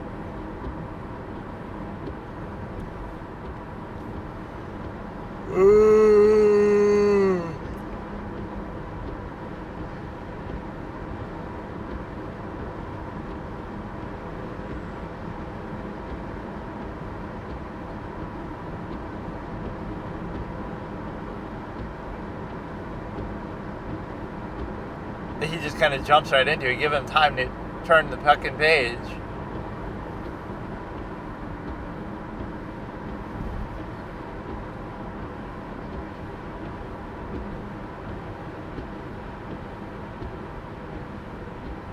Or the judge is like having to read through it.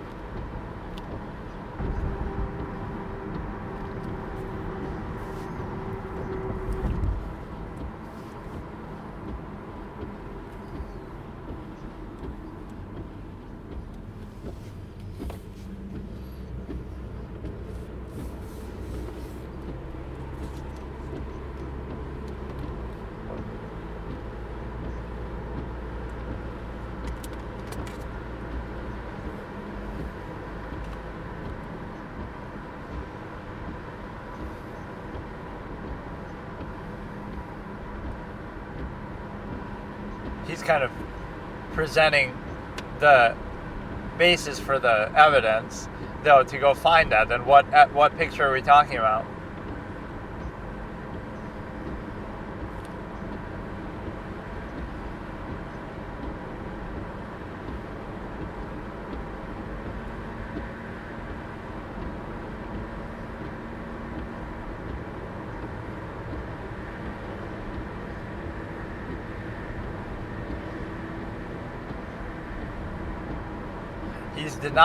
He denied him an approach again, though, earlier. Just...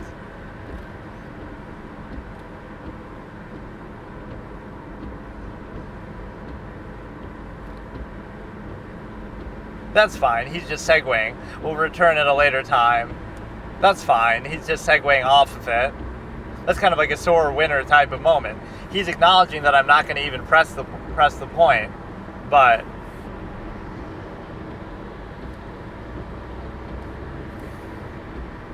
Right, he's conceding the point that we're not going to talk about it, but then you're still bitching about it.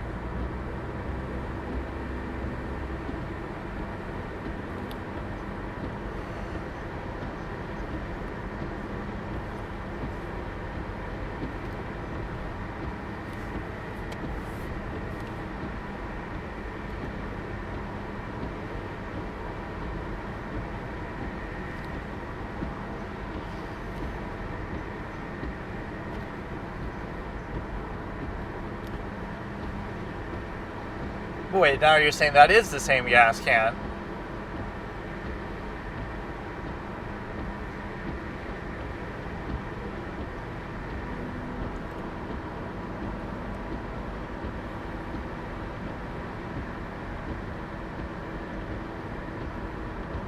She stole a little bit of your gas and you tried to take revenge by fucking, don't fuck with my gas cans, stay off my lawn, you and your little fucking daughter.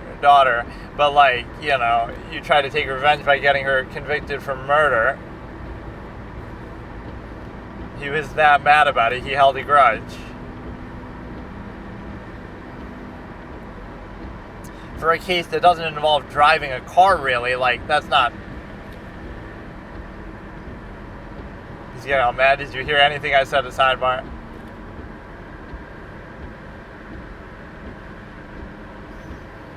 Oh, he's getting mad now. He's using the jury, kind of like the Jennifer Darrow would do with Darryl Brooks constantly. He's going to get a strong admonishment here.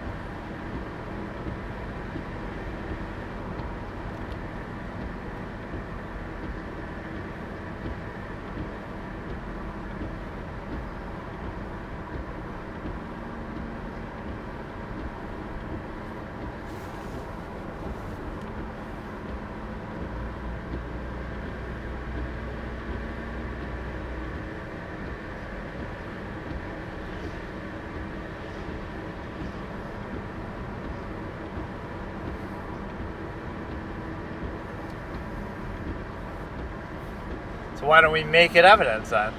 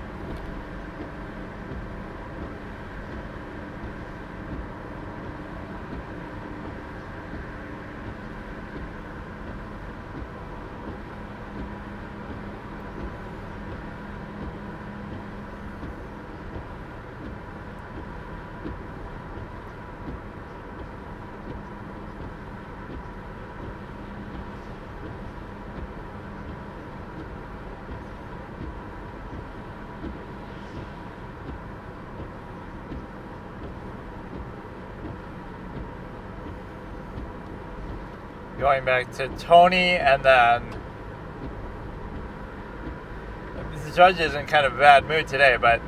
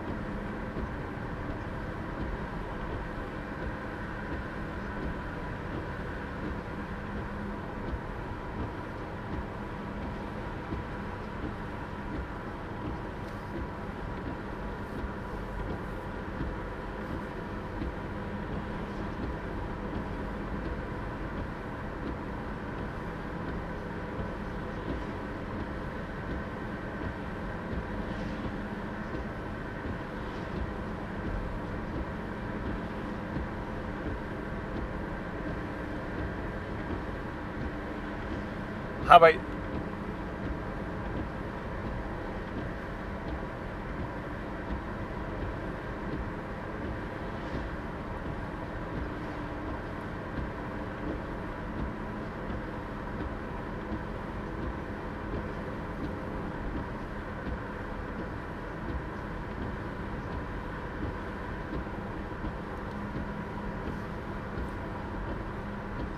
How can they withhold it, though? They're acknowledging its existence. Why can't you present it into evidence now? This is a little bit bullshit.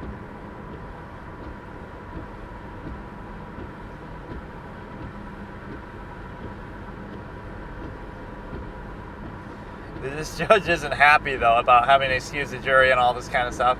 It's a little unfair, though. Why does the prosecution get to withhold that piece of that photo? They're acknowledging they have it, that it exists.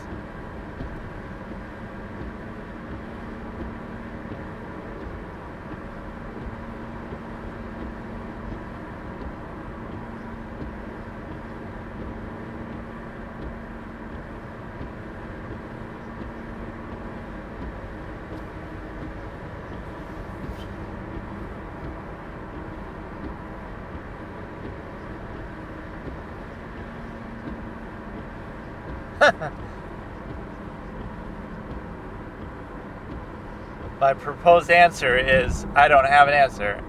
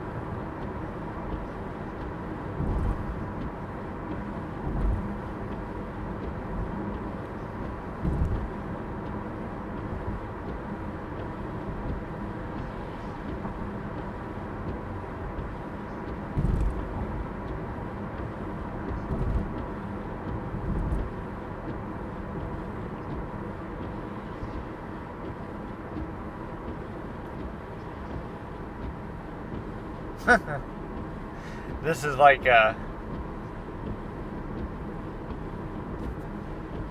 so it's like a sequestered jury for this, like where they're not allowed to leave, which is kind of bullshit. You shouldn't really have to do that, but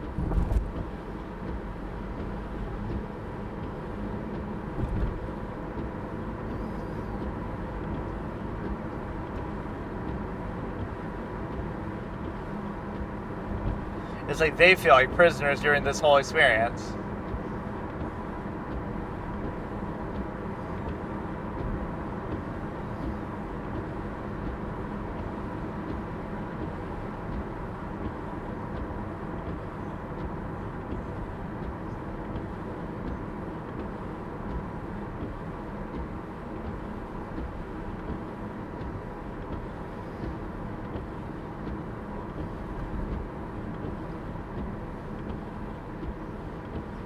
That's a good argument. Excellent. You can't really control that, though. Like in this day and age, you couldn't even prevent that. You'd be on your computer, phone.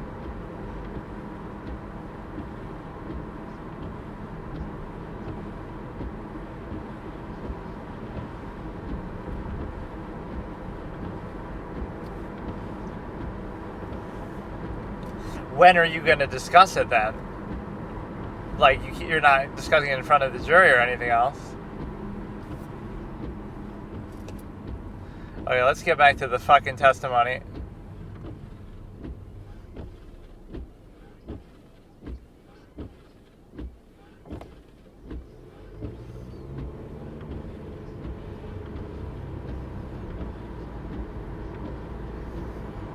That is kind of sad, though. You shouldn't have to do that.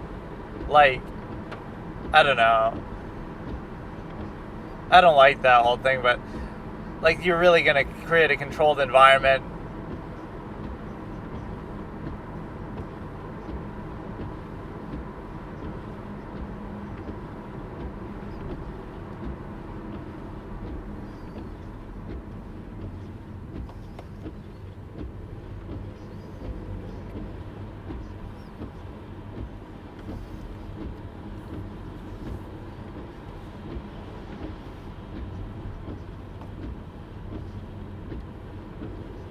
Because somebody might get dismissed or have some other, you don't know.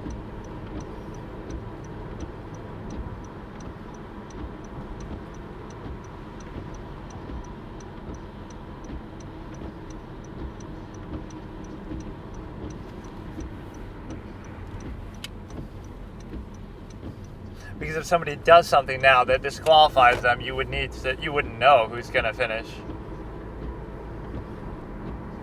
So how many alternates are there?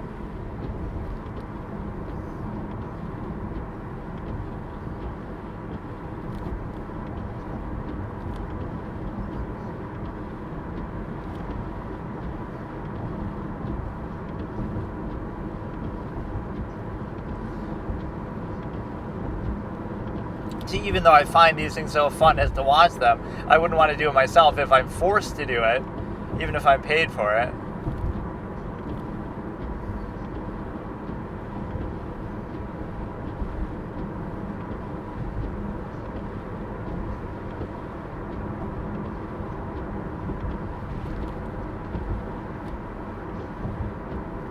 See, he's even mirroring what she said. Her argument was so good. What else is going on in your life? What else are you going to write about if you're sequestered and living?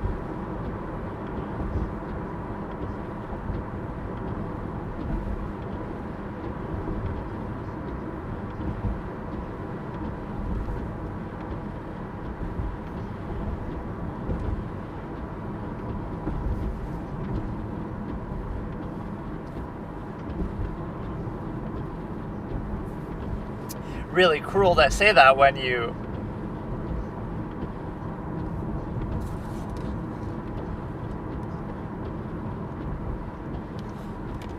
enveloped.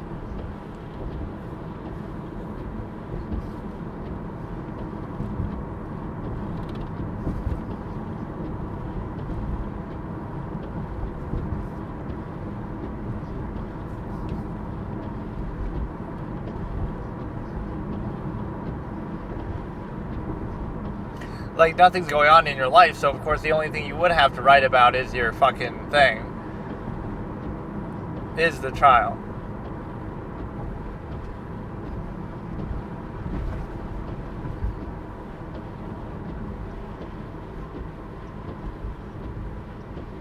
And the pretzels. Yeah, you gotta give them certain comforts like that. But shouldn't they be able to do that like in the room, right? In the hotel room? I don't get how all this works. Like, how could I not see something on the news in my room? What, are you gonna like restrict it? Or I'd bring like a secret phone and I don't give a shit, dude. I'll be playing games, I'll be streaming, I'll be reacting to shit, I'll be reacting to some other trial. There's something really annoying about it.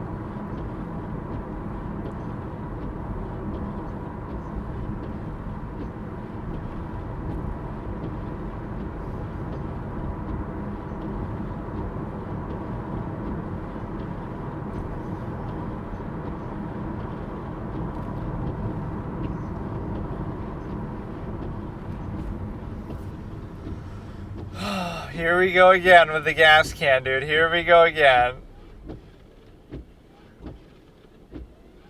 He even has to qualify. It's going to be a long.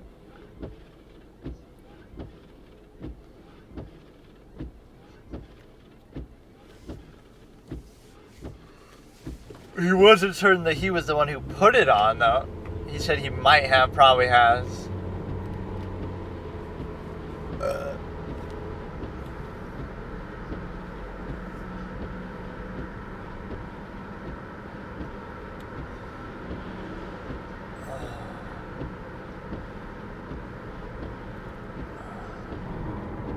There's almost not much to talk about when you're witnessing an actual master at work. There's nothing I can say. The prosecution actually isn't bad, though, either. It's just that you're out of your depth.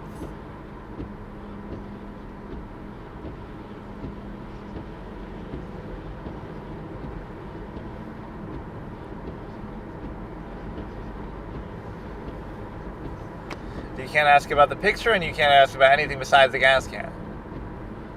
And those admonishments in open court in front of the jury can really hurt, because they color how you look at the individual, whether it be the witness or the thing, or the defense or prosecution.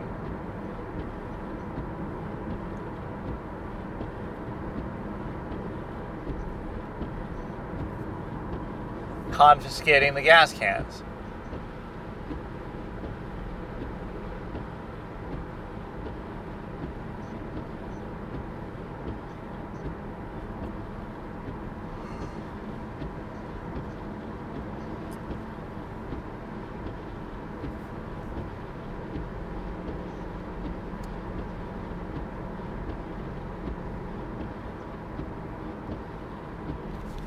show them to him, and then he took them. And again, that was part of the original call.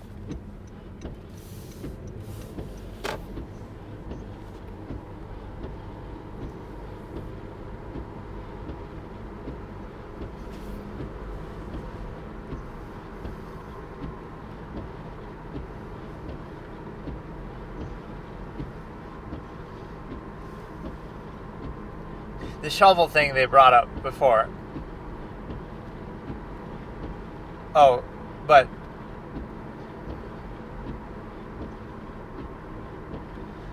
or no, the prosecution was the one who said it. So he's striking first with the shovels. They tried to argue that the shovel shouldn't be excluded for some other case. So that was the prosecution, I think, who argued they shouldn't be excluded. Having a gas can and a shovel in your shed does not a murderer make. I don't know what that line is originally from, but it's like quoted in so many things. Owning the same nail polish does not a murderer make, like in fucking Christoph Gavin Apollo Justice shit.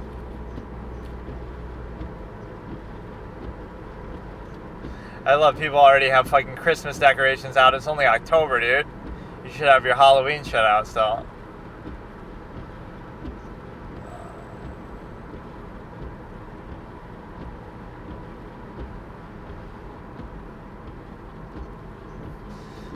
Like, that is the ultimate. One house has Christmas stuff, one house has Halloween stuff. Just do Nightmare Before Christmas smash.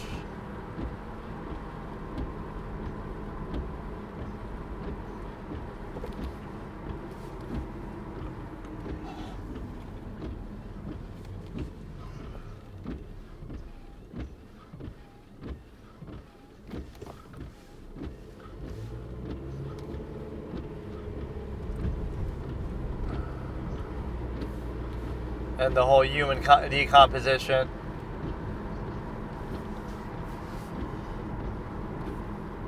What, they're going to recall him again even after this?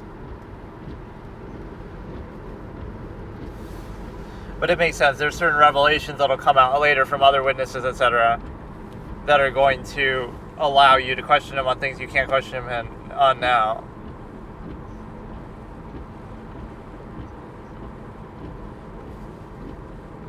You can just go every day one by one.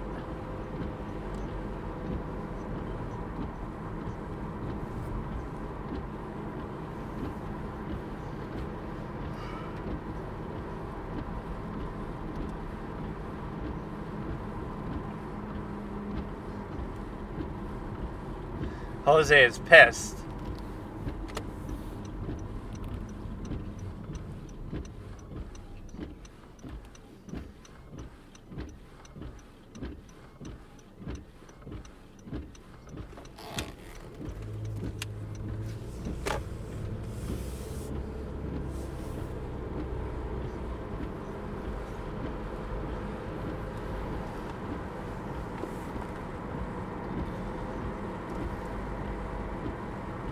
It wasn't like the main priority here.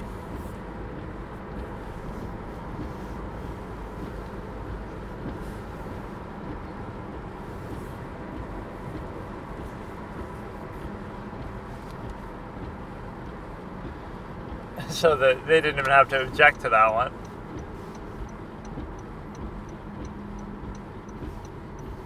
But see, even when a man like Jose seems to make mistakes, it's sort of deliberate. He's still pushing his limits, but he's not looking very good so far. Not in terms of that he isn't performing well, but he's...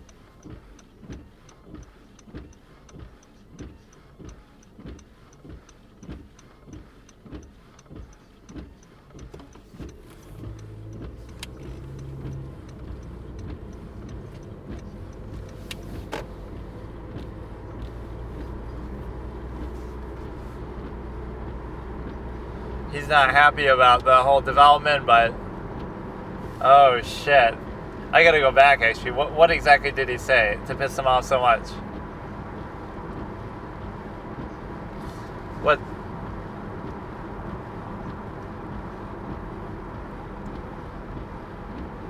You asked your lawyer, too.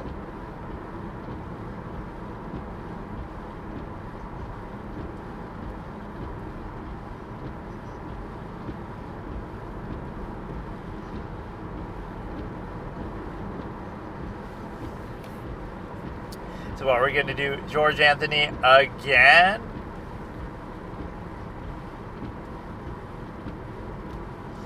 Well, now we've sort of lost the timestamp anyway. But no, look at how much bias is up against it. You could tell from the beginning he was pushing his limits and trying to do things that maybe he ordinarily wouldn't do, just because of the challenging nature of the case and everything else. So there was something, he was putting himself in the line of fire for a good reason.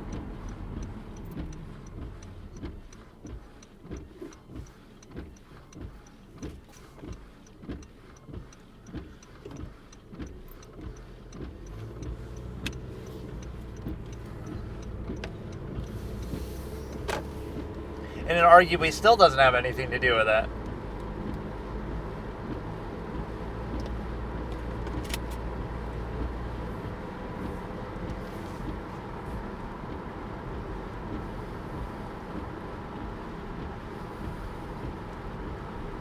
But you could tell Jose was getting pissed there. He did the hands open clasp kind of motion.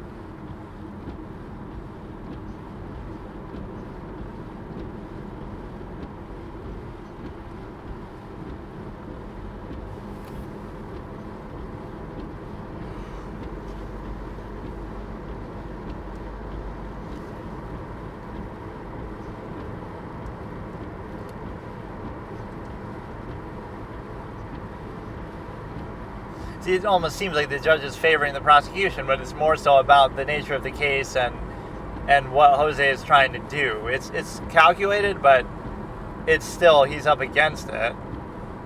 And in retrospect, Jose wouldn't say anything negative about the judge because he won, so you can't, it all worked out. Or I guess the timestamp is off, so I don't even know. I gotta find, when does George Anthony get called again? Like, how many fucking times?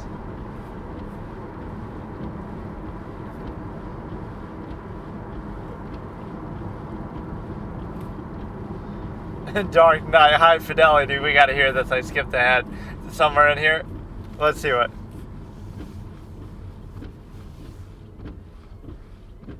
DVDs.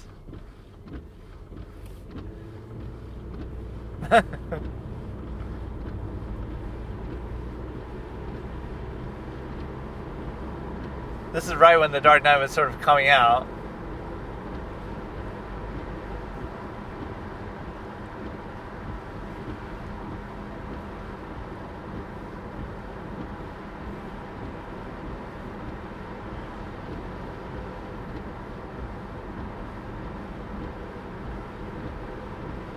Why is he doing this like in court though? This should, on camera, this should be sort of behind closed doors.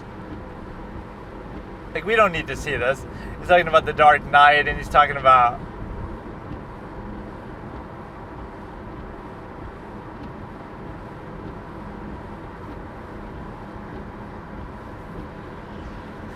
Okay, dude.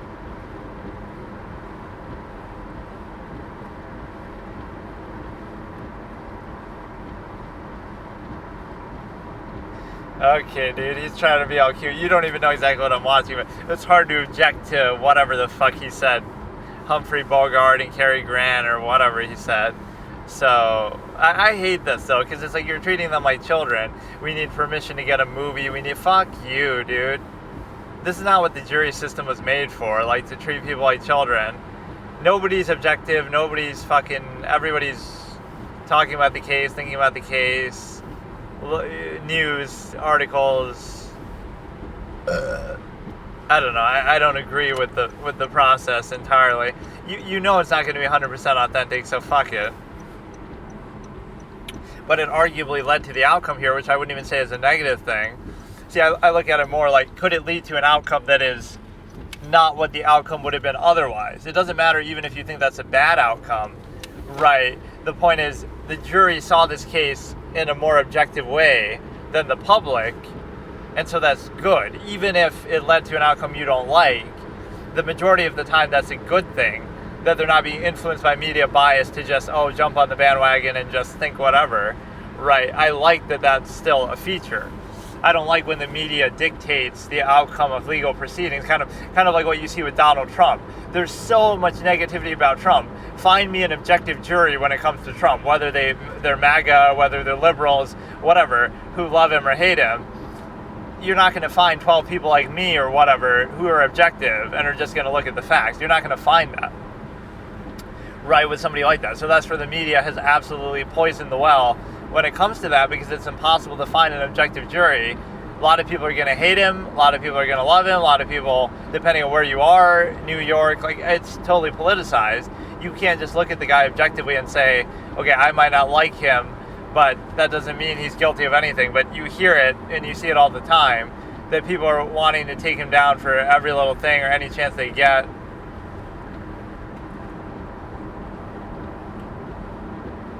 So how can you be asking for the Dark Knight? That's the second time the Dark Knight has come up in the Casey Anthony trial, where she promised to get red carpet tickets for the Dark Knight, and then you get the little fucking high fidelity Dark Knight, like DVD or whatever, and you got to realize that might be the first time they're seeing it, because unless they saw it in theaters, they, it's still in 2008, isn't it? Or I don't know, actually. It might be a little later now, but it's basically 2008 still. But that's when it came out, so I was almost surprised. It wouldn't even be out on DVD by now or something, but I don't know. It's pretty fucking dumb, because you got to realize people are stupid, but whatever. So where the fuck does George Anthony testify again? I have no idea. I like this, but I don't know. No, but Jose Baez seems to have his back against it. Like, look at how he was actually kind of struggling there and getting mad. But see, they don't argue with the judge. They respect the judge. And in the end, it worked out. So Jose was mad, though. That's the first time I've seen him genuinely pissed. Like, where he's putting his hands up and he's saying, like, so what, I can't ask him anything? I can't ask him about the picture? I can't ask him about other things to do with the gas can? You know, you're overruling me even when stopping my question even without the prosecution having to object. You're, putting a sidebar admonishment in open court in front of the jury. You're allowing me to, let me rewatch that part a little bit again.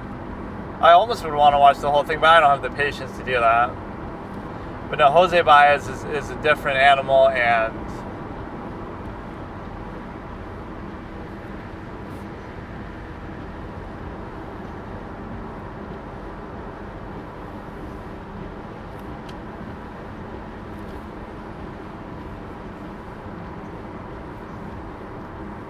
but no, the prosecution is withholding a picture. Why shouldn't they have to just do that?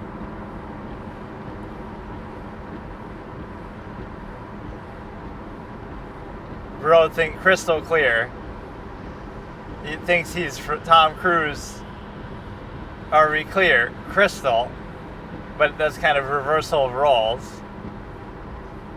Let me see when this happens here.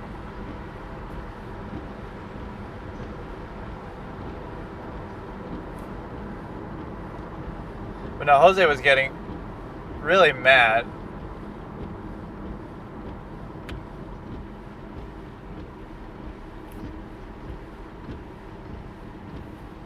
State's exhibit is not in evidence, but then even after this,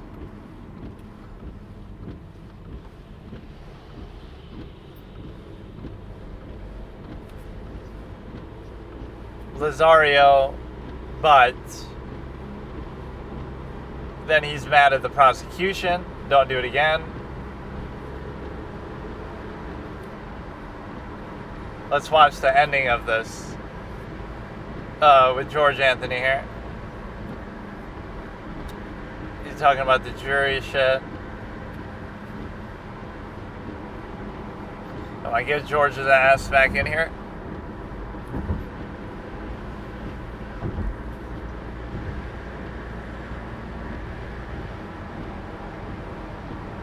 You remember the detectives coming in. So where does it go off the rails here? Just remember the whole time that he won this case. No matter how one-sided it looks. I love this. This is like a real-life Phoenix Wright thing where somehow, some way, your back is against the wall. I could make statistics about it. The number of objections overruled or like sustained against Jose is way higher than sustained against the state. The number of admonishments of Jose is higher. The number of sidebars, the number of angry comments by the judge, the number of questions shut down, all of this is against Jose. But he wins the case. That's the difference. He wins the case. Everything seems stacked against him. Not even saying the judge is biased, but just the way the case is. Jose biased.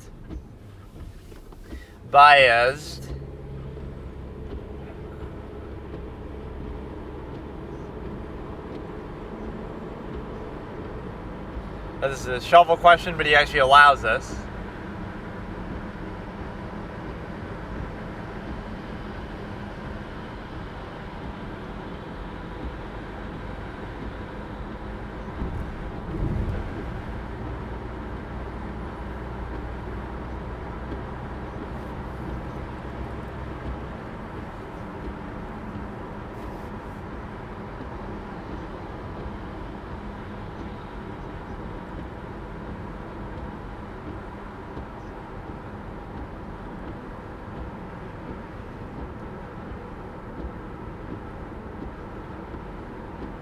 So you could like bury the body in the lawn and then cut the grass in such a way that makes it seem like nothing happened.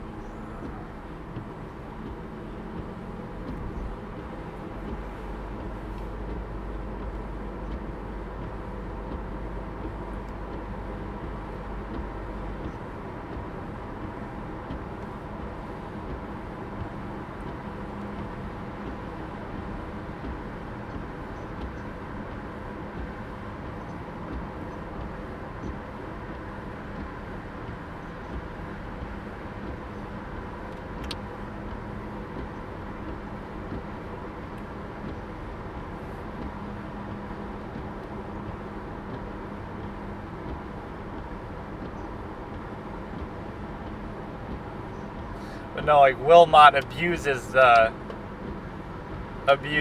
thing, the approach to the bench. But then again, that judge kind of likes that too.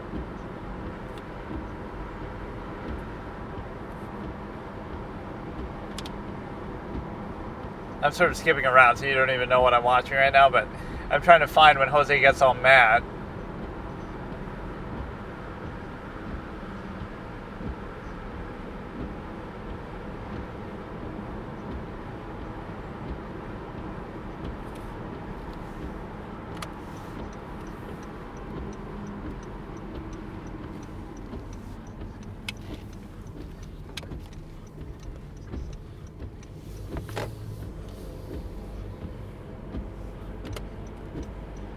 He's so flustered too. I have no further witness. That's like a kind of pouty thing.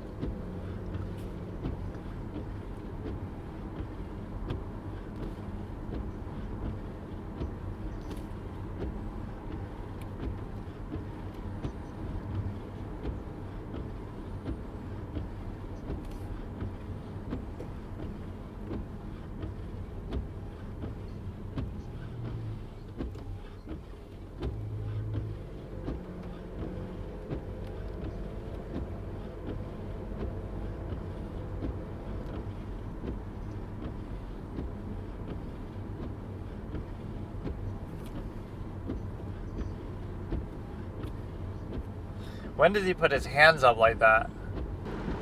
I always hate when it's raining during these sessions, or I don't know, when I have to like bring stuff out, like electronics, and I have like a flash drive sitting on top of my computer box, like the computer's covered, but then the flash drive gets all wet or something. I guess I should have something to cover those as well, but I don't typically expect it to be raining like this. But yeah, here I'm just going to go through some random suggested things.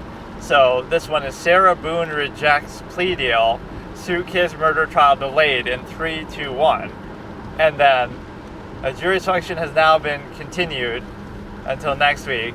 Oh, it's like a news thing though. I thought it would just be something else.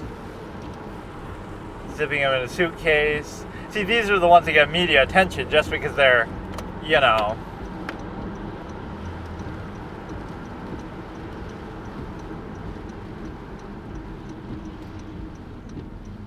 like, just because it's a spectacle of a crime. If you had stabbed him to death normally, or just shot him, nobody would care. Okay, I'm going to skip this. I kind of want to see the case itself, but I guess it's just not happening. My phone like sort of bugs out now too. I'm trying to hit the touch screen to try to pause it or move to the next one, but then it just doesn't work. So fuck it. But no, this is pretty common. There's a lot of things that are common in court proceedings that people find spectacular or noteworthy, just because, again, it's like how I look at certain topics. Like, you'll react to something, or you'll just see it just in general, right? And the ordinary person doesn't have any special knowledge or expertise in that area. So something that could be perfectly normal that happens every single day, right, is somehow spectacular because they're just ignorant and they don't know anything about it.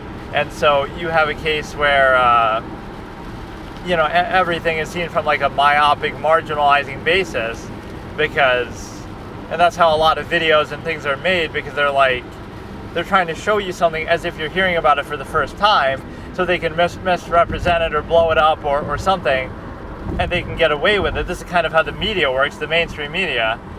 Your first time hearing about it is also your first time hearing the spin on it, so you wouldn't know the difference, or the skew, or just the mere fact of like,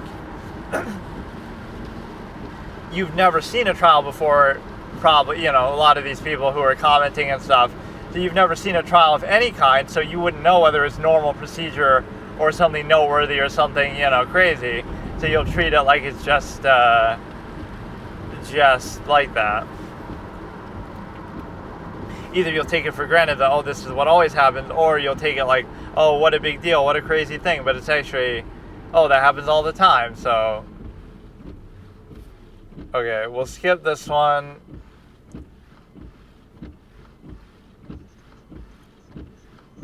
But now it's going to be all news stories. I want to see stuff actually to do with court.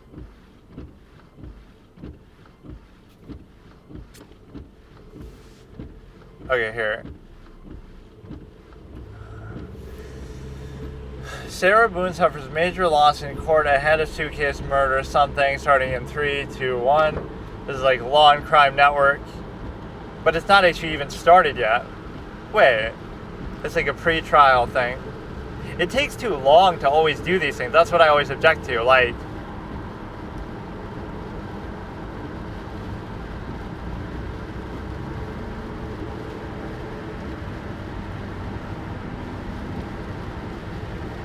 the problem is that, oh, the guy who's done sidebar thing.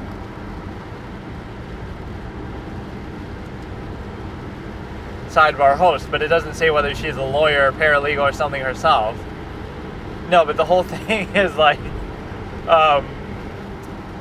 the manner of the killing shouldn't weigh so heavily. Oh no, but these things take forever. Like, she'll be in jail for 3 years, and then whether she's declared innocent or not, like, you lose that much time in your life. So like, Casey Anthony was declared innocent, but she was in jail for years. Now, she got that on a perjury charge, but so like, she served her time already. But if you didn't have the perjury charge and you really are innocent, that's kind of bullshit, because you're falsely accused and then you have to waste 3 years of your life. Yeah, that video really helps your case.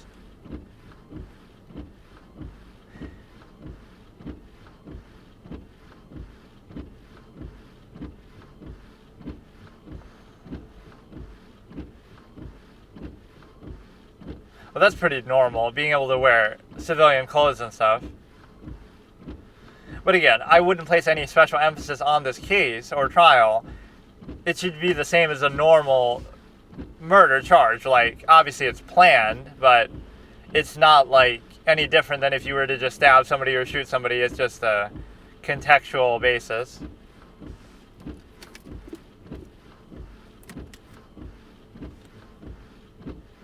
So the best you could argue is it's an accident, but that video definitely doesn't help you.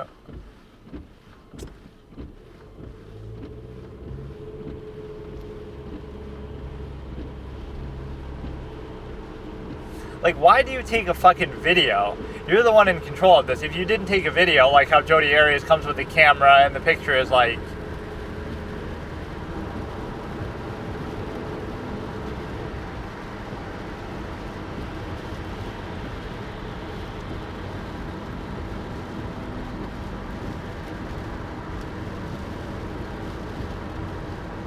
even if it was an accident.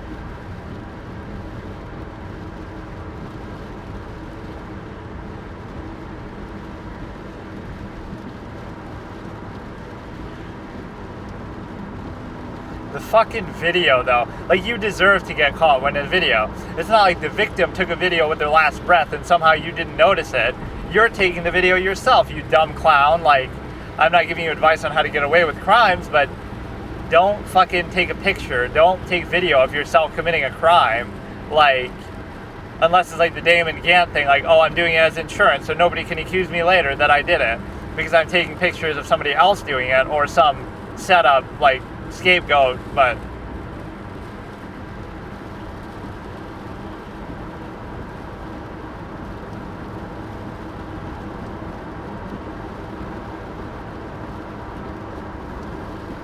is this going to be an ad for something? Oh, here we go, dude. Here we go. The ad, Michael and Michael or whatever the fuck it is. I'm dead. Preying on your fears.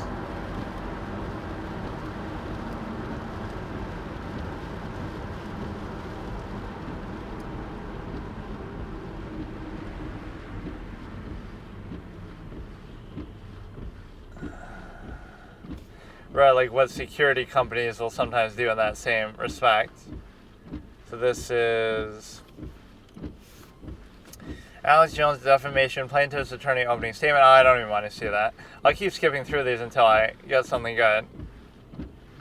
This one I've seen maybe a little bit too much, but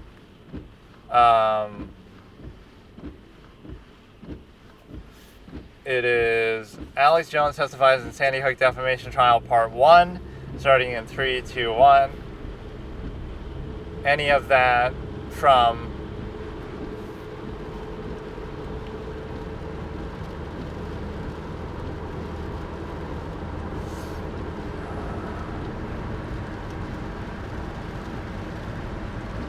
but no, I've definitely seen a lot of this one, but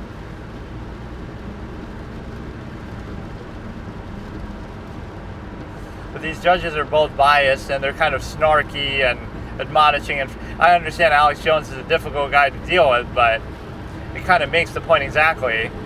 You're making a way out of proportion verdict for somebody who didn't do anything to do with the original crime. Defamation or not, it shouldn't be this big of a deal.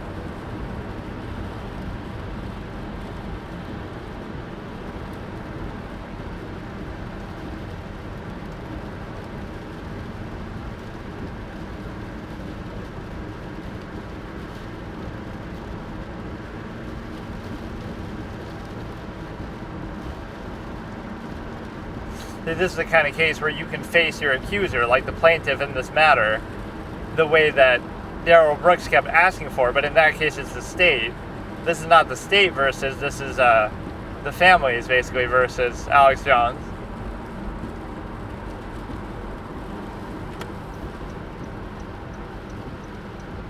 See, look how quick she was with that. It is your turn to tell. This is you fucking testifying. Supposedly. But no, she's very snarky. I get that he's annoying at times, but that still doesn't mean... Like, imagine Jennifer Darrow in a case like this.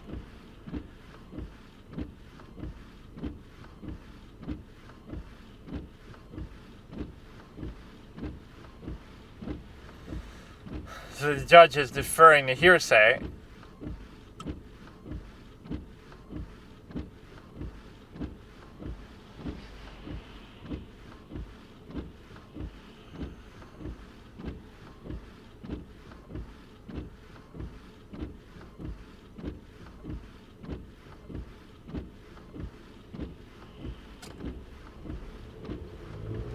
I could kind of hear what he was saying.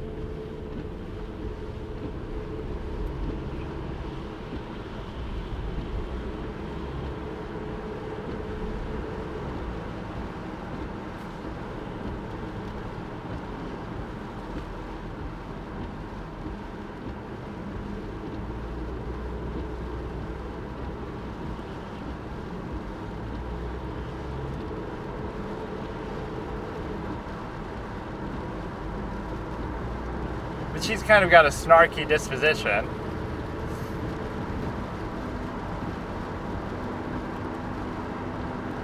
Right, that's what Jennifer Darrow actually shows very well, despite the fact that I still criticize her in the opposite direction, that she's too lenient. It's that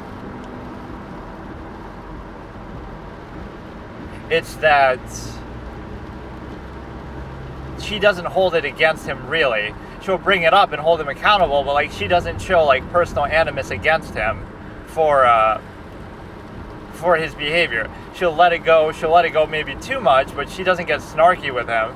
She's very, she's the same. Her tone and her attitude is the same, regardless of how many times he's interrupted her, regardless of anything. She'll address the severity of what he's doing, like, I'll kick you out if you keep doing it, but she doesn't personally seem to hold it against him the way that's what she deserves credit for, but she also is too lenient at the same time.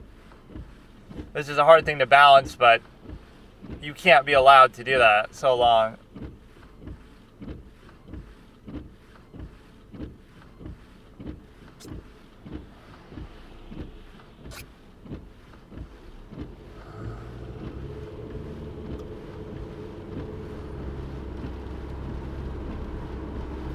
I'm sure I've just seen this probably the other day too, but I'm kind of skipping around. I'm kind of not fully sure what I want to watch. I was watching the Casey Anthony thing. This one woman with the glasses, people always say is so fake with her delivery that she seems like she is an actress.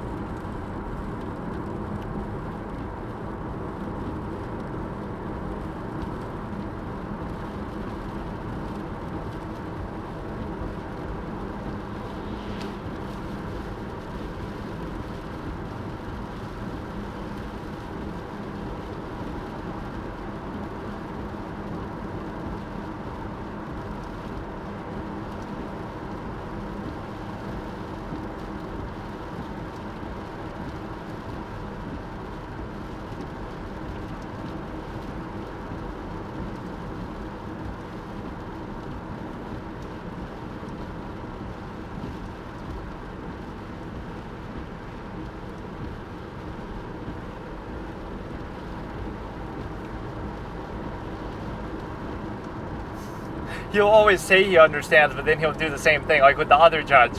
Do you understand that you have to wait for your attorney's objection to be heard and ruled on? Yes, I understand. And then the next question, he'll just go on a rant again. Like, this is the biggest lie that he ever told. Bigger than the Sandy Hook thing, that he understands and he'll abide by this whole rules.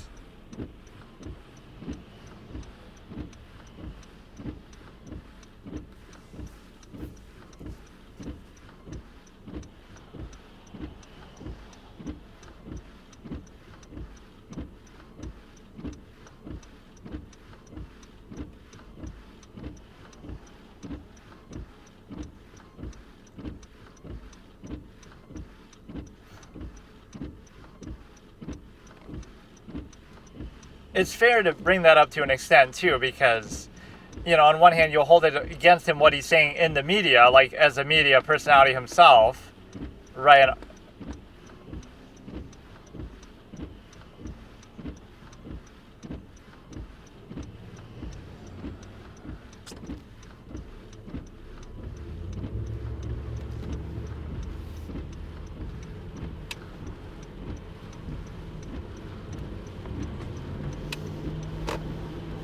Yeah, he can ask, are you sorry to the families? And then he can say yes.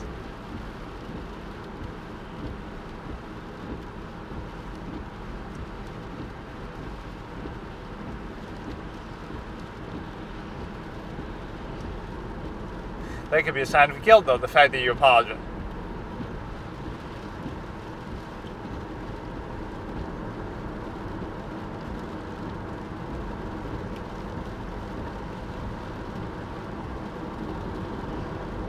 At worst, you could say he should have done more research into them before making these claims.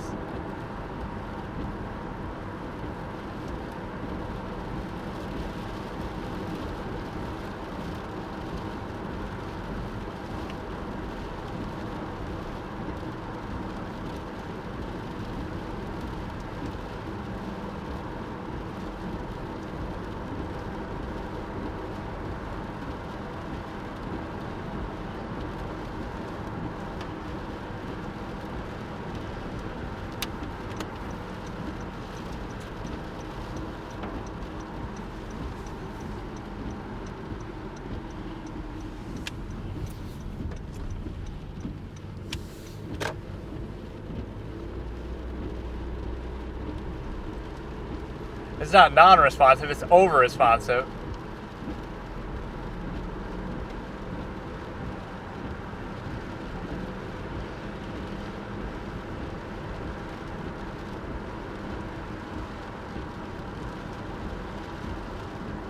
He stopped himself there.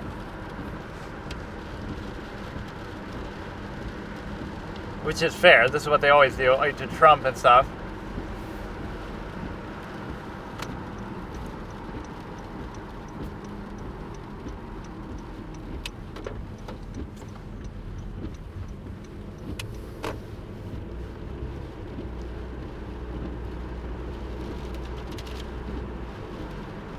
You see, people are so right to like, I'll hold your words against you, but then we'll ignore other words that would be to your credit. Like, so, in other words, you're taking them at their word. Like, oh, Trump said he wants to end democracy or end the Constitution, or, you know, he says something kind of a little different from that, but they'll hold that against him. But then when he says something positive, oh, I don't believe that. So you only believe him when it's something bad. Like, it's just, do you take them at their word or don't you?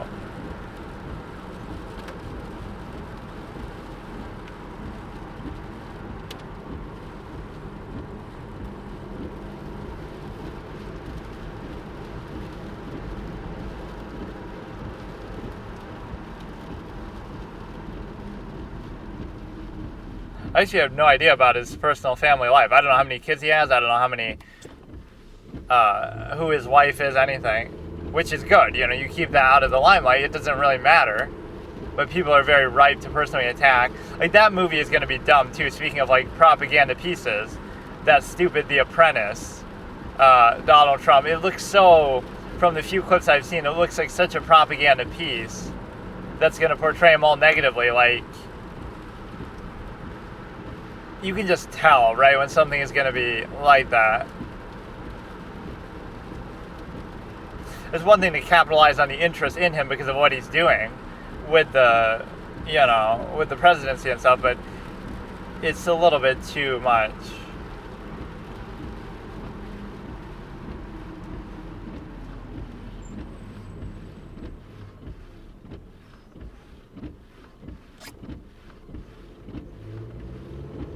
Howard Stern. He's definitely closer to Howard Stern than Larry King.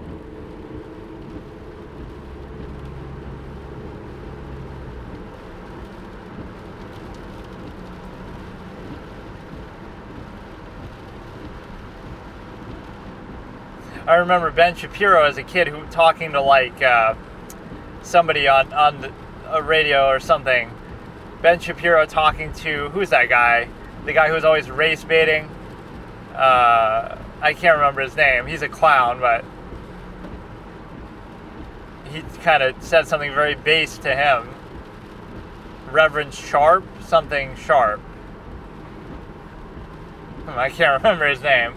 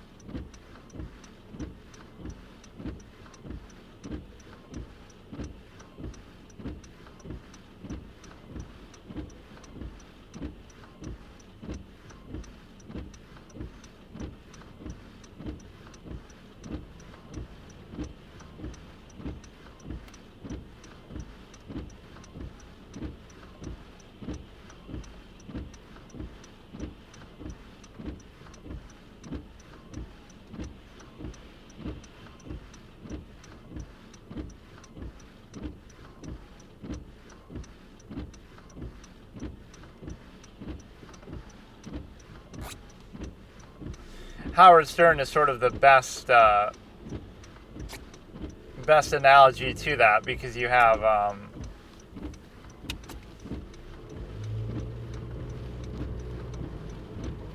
even though he believes in independent media and he wants to be free from corporate influence, he had to start off working for somebody else like this. You can't avoid that.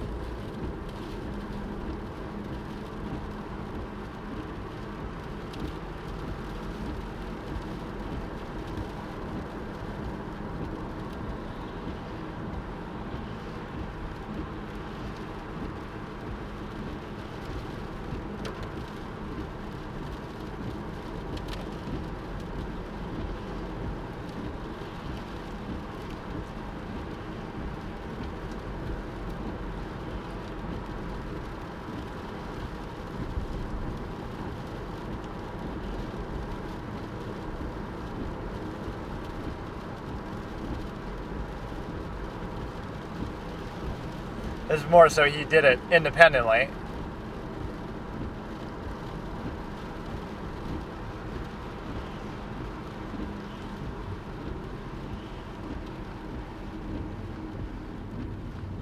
Imagine, feel bad for his neighbors. You're going to hear him yelling and screaming about all kind of crazy shit.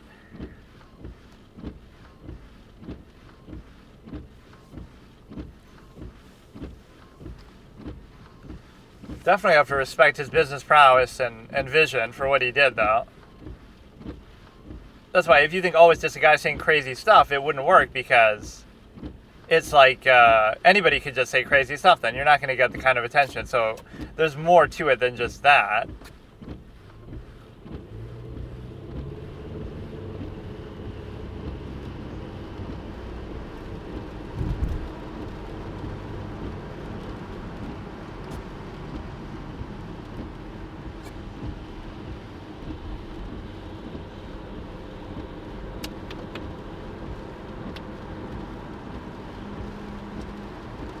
Basically just means like reruns in a way, like Friends is syndicated, or Seinfeld is syndicated. Like when they're, once it's over or it's a rerun, you get to keep showing it over and over for a long period of time, basically.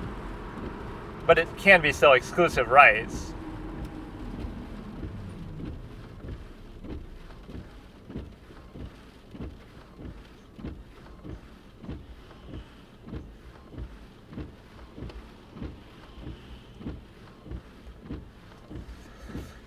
Kind of ironic that he was favored by the left wing at that point.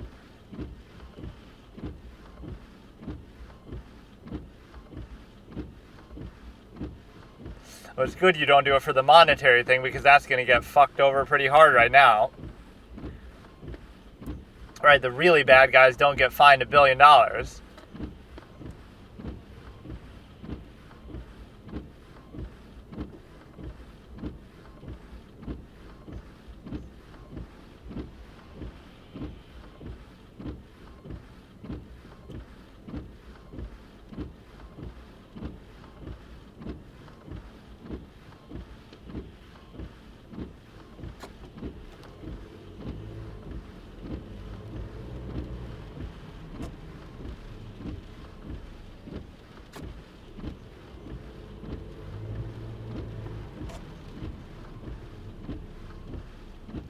So when did the InfoWar come about?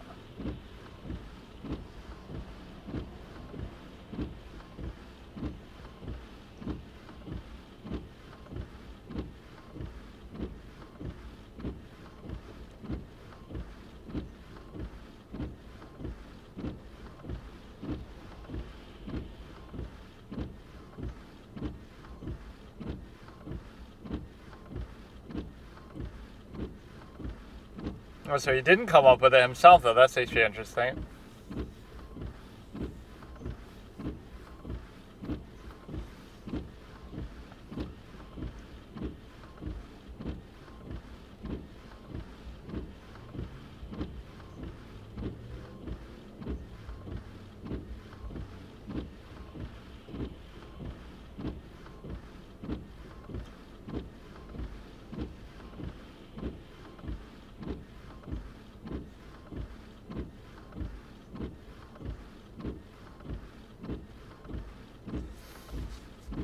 He was certainly ahead of the curve with the internet aspect, and that's so important for something that is controversial and, otherwise would not be available. It's very hard to justify censoring stuff on the internet.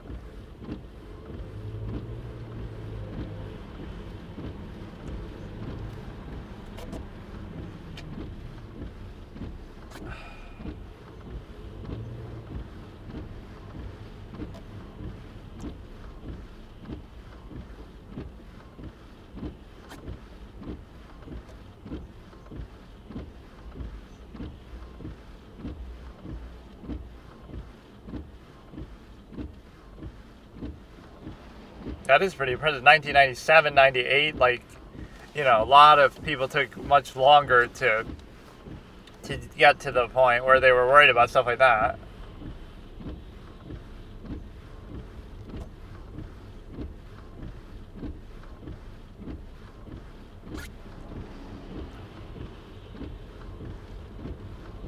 like zeitgeist. I don't think that's anything to do with him, but it's like a similar thing, similar kind of content.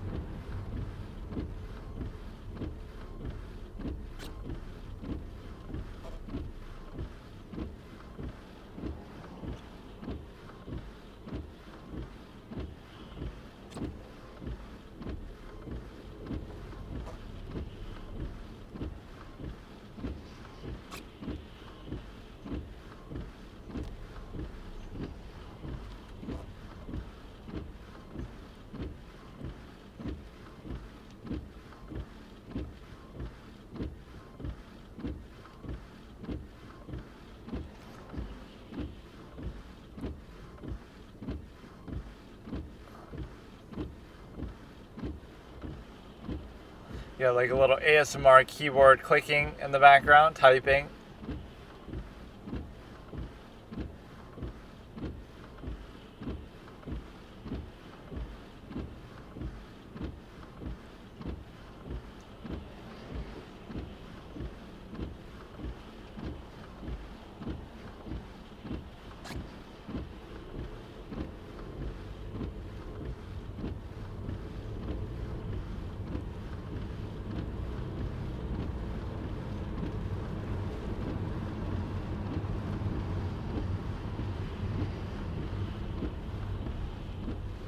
Depopulation and also the switch to renewable energy. But if he's right about the year with that, that's way ahead of time.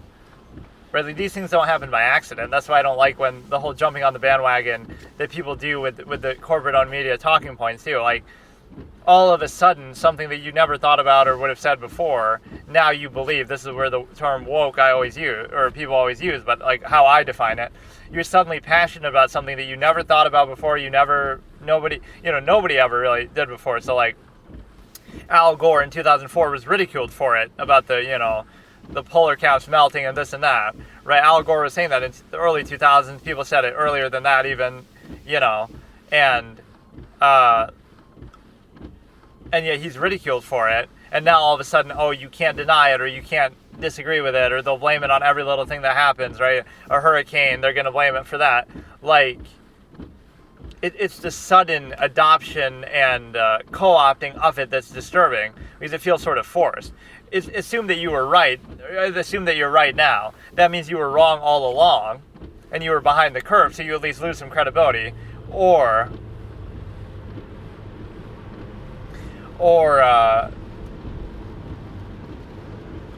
assume that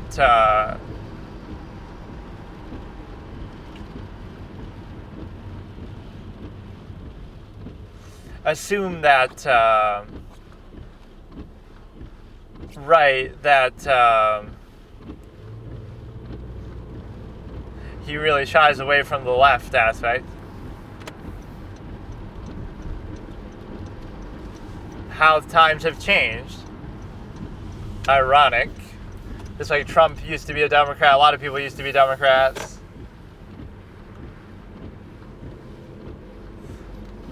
But yeah, the point is that people will jump on the bandwagon. So let's say that the climate aspect is right. I would certainly say some of this stuff is exaggerated. Like, my whole claim is always that it's objectively true that you're more likely to run out of fossil fuels than you are to, make the planet uninhabitable by their use, which that would take a much longer period of time.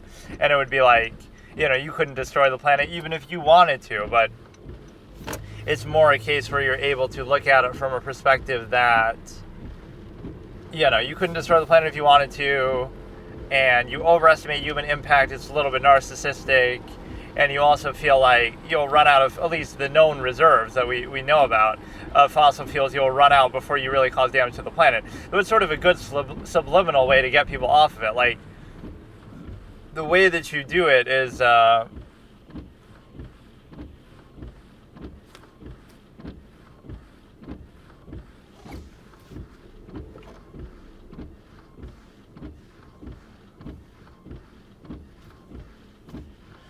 the way that you do it is by saying that, okay, you trick people, sort of like the governments in the world want to really cherish and not use up all the fossil fuels, right? That's the bigger issue. we're going to run out of fossil fuels, so the government doesn't want to run out. And so you have, and you know it's limited and finite. And so it's reasonable to say, okay, we should try to move towards renewable energy. But then we sort of force it and get people all self-righteous about it by saying, oh no, now we're doing it because, oh, it's going to destroy the planet or save the planet. That's not even on the table. That's not the issue, right? That isn't going to happen anytime soon. The way that all these alarmist claims of the past have already expired, like it should have happened by now. That isn't the issue. The issue is, are you going to run out? So they kind of cloak and disguise that by saying, oh no, the issue isn't that we're going to run out. The issue is that, that we got to get all self-righteous about it to motivate people to do it. So the ultimate net end goal is actually good. That they are saying, like, yes, of course you want that, but just the issue is a more practical halfway, like, don't try to force people to do it. Right, like, oh, we're going to ban non-electric cars in the next 10 years or something. Don't try to force people to do it, and don't try to be alarmist with why you're doing it. But the ultimate net goal is, of course, you got to wait, though. It's like always this technological threshold that you talk about with respect to the way to deal with sort of... the way to deal with the expiration of one form of technology or machination process, like I call it, is not to go backwards and say, okay, we could just go back to the dark ages and just stop using technology that requires fossil fuels, etc., and then most of the world's population could die off. And so we could always just revert. That's always a backup option. But the way to do it is actually not with less technology, arguably, but with more, by having, now you'll have some big advent of technology that's like, don't try to stop using what you have, use it all the more, like even fossil fuels, etc., to try to come up with a renewable method that is actually reliable. And so it's not that you'll succeed by using less technology, it's by using more that'll somehow, like same thing with the planet itself. The way that you could look at it is, you're not going to, eventually the world's, no matter how you do it, the world's resources are going to run out. So you don't say, oh, we just got to stop using them, or this is not how people think. It's not that you got to stop using what you have and minimize it and try to make it last longer because it inevitably is going to run out. You have to use it more effectively and cleverly and, again, within a technological basis so that you can like terraform another planet, right? So that's the threshold. Do you just go back to the dark ages and stop using fossil fuels, or do you use them more and maximize what you have and wait for somebody to come around with a revolution that is a viable mass scale renewable energy instead of trying to force it early and we're not ready yet and it'll destroy infrastructures and economies? Or the same thing like with the planet. Do you try to elongate the planet forever, which to some extent you can still try to do that, or do you try to push ahead with some newer technology and try to terraform and therefore remove the need and sort of accept the inevitability of it? There's sort of an in-between approach for that. Okay, let's see what else we can find here. It doesn't even have to be court-related stuff necessarily, but I do like that.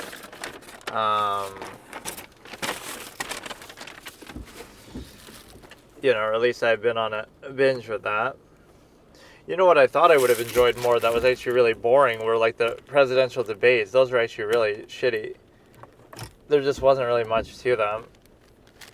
Right, they were sort of more dialed down. Even the way that you think Trump is sometimes pretty outrageous, it wasn't even that crazy. Let's see what we got here. I will... I'd like to trust... Oh, yeah, that's what I was saying. I won't do it right now, but...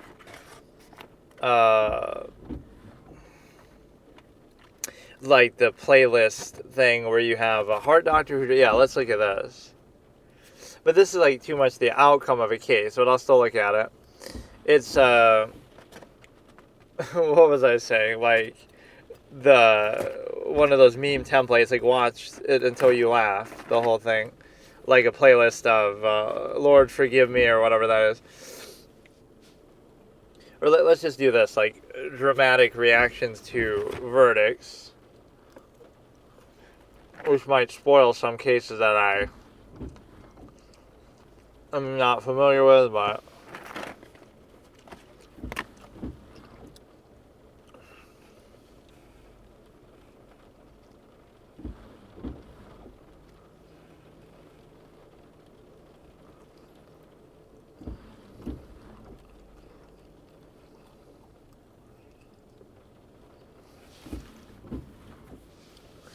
Most dramatic moments of all time, court cam. Okay. I've probably seen some of these, but court cam's most dramatic moments of all time, A&E, in 3, 2, 1. Or no, I fucked up. In 3, 2, 1.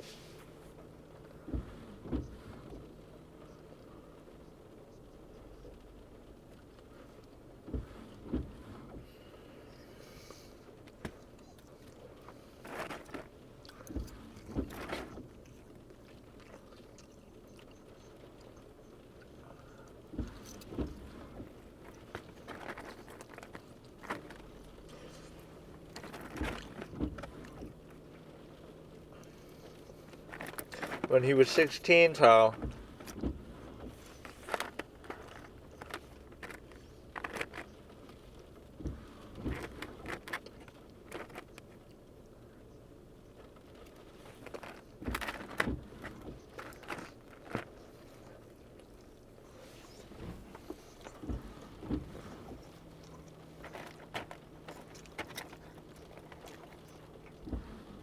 he's probably declared not guilty.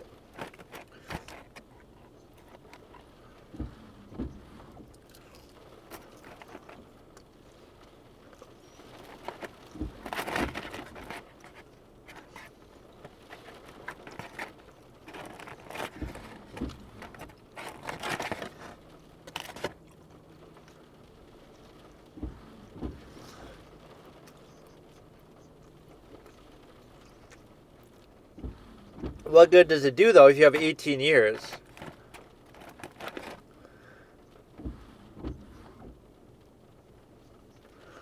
Isn't this some kind of double jeopardy?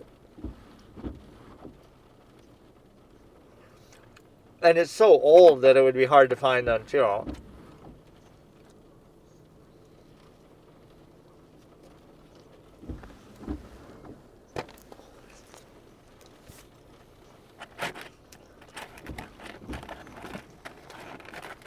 It's obviously going to be that he's innocent.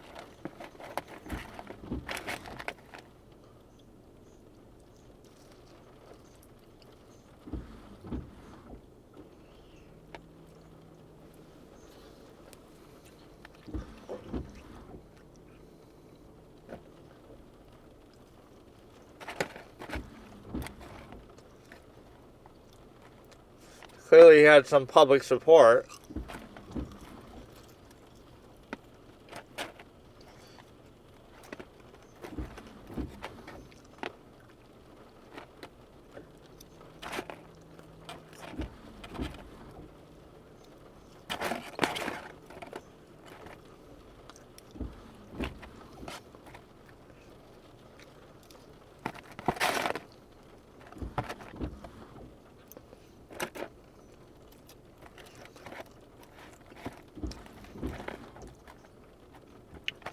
Now you could have, he's going to sue them for all the time spent.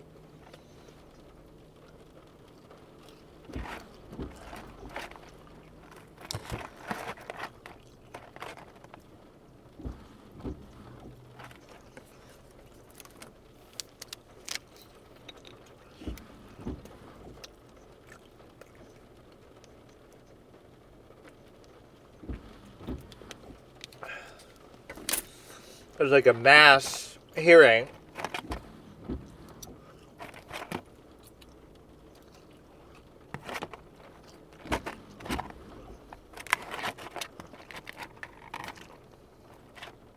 Or like she knows one of them. I've seen this before.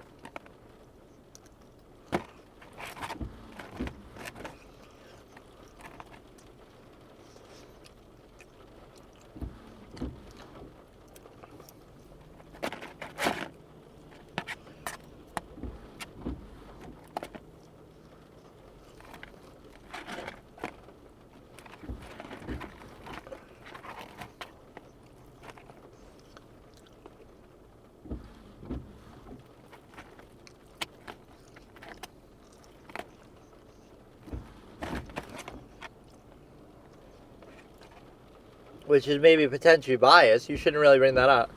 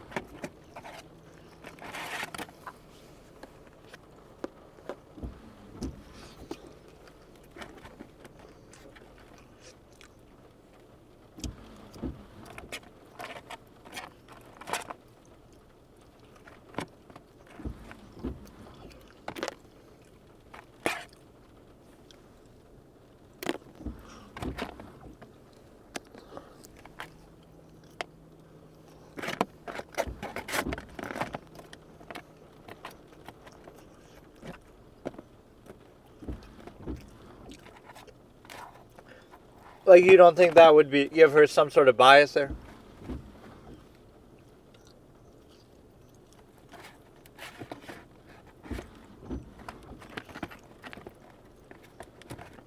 I think that happens again, too. She recognizes somebody else from the community or whatever that she knows.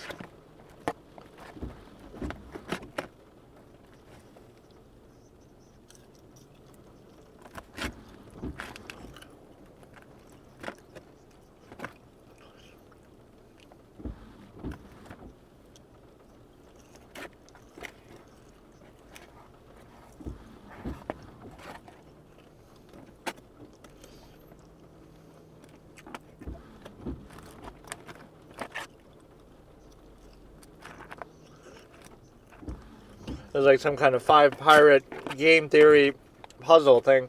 Like, they all say it's somebody else's.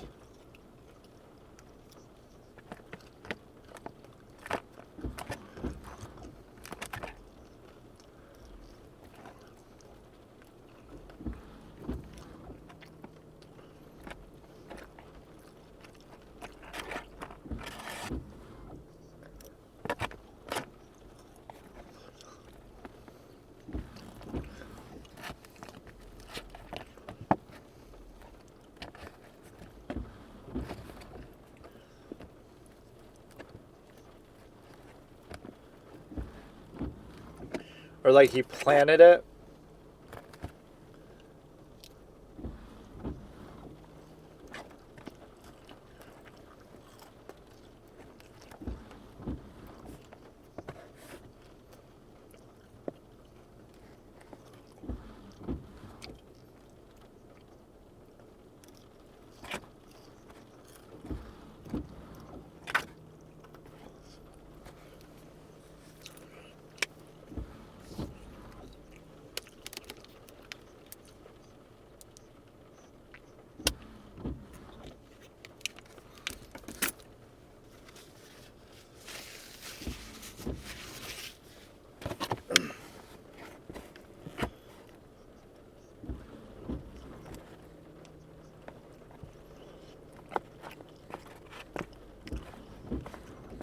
So he would plant shit in their cars.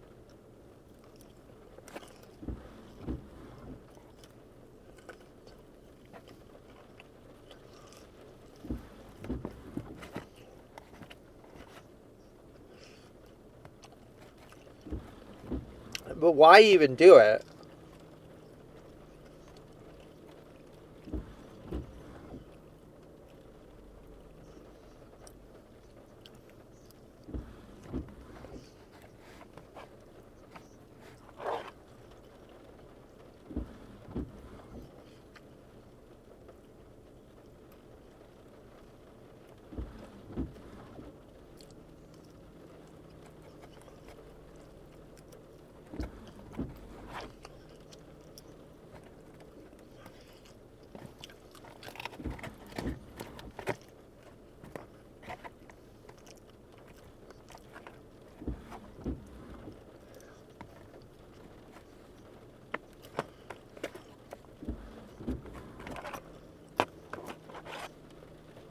Really, that's all the motive?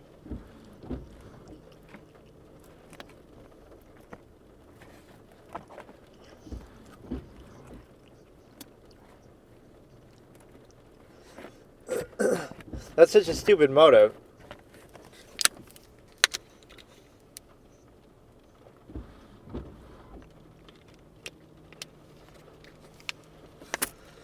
He's obviously going to be guilty, otherwise this wouldn't be a good story.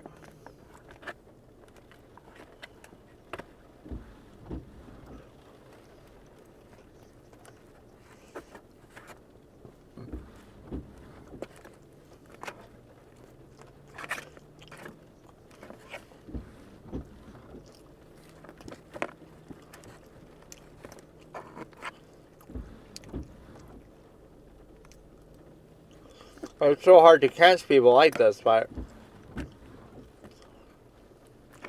So he deleted some of the body cam footage.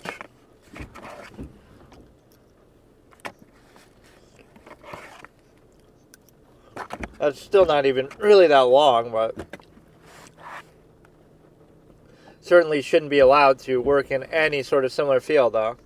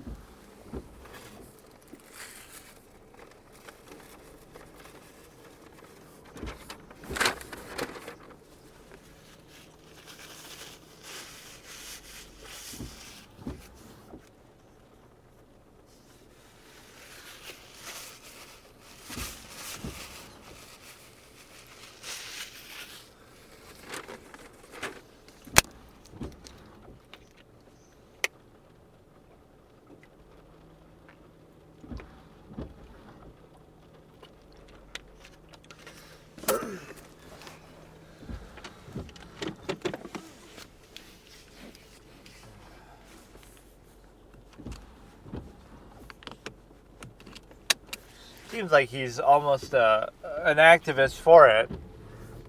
He's trying to make a spectacle of himself on purpose.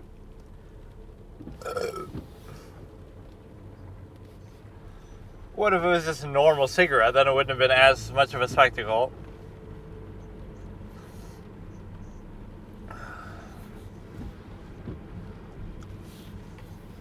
Some people just fucking want attention, but... Or like he escapes from the thing, I guess.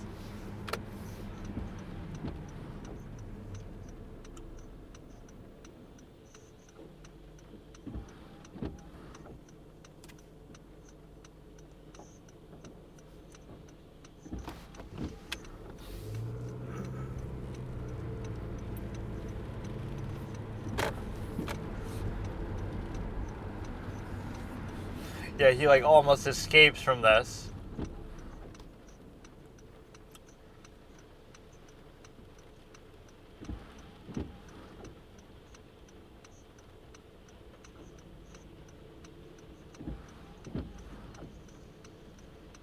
He's just doing it right in front of them too. He like escapes from the top.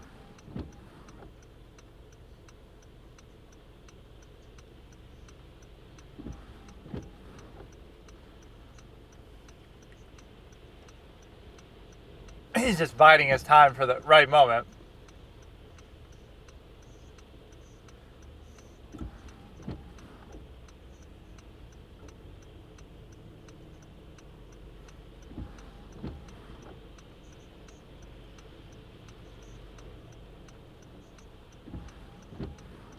He's like going through the roof. I've seen this.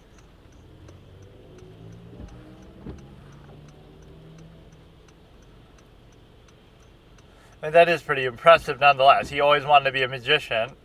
Imagine he escapes through the roof and he just is never seen again.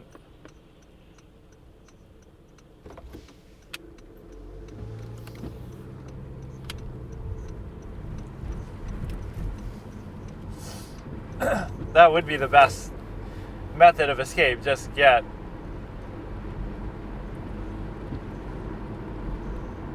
go away. Like, Or, I mean, go through the roof.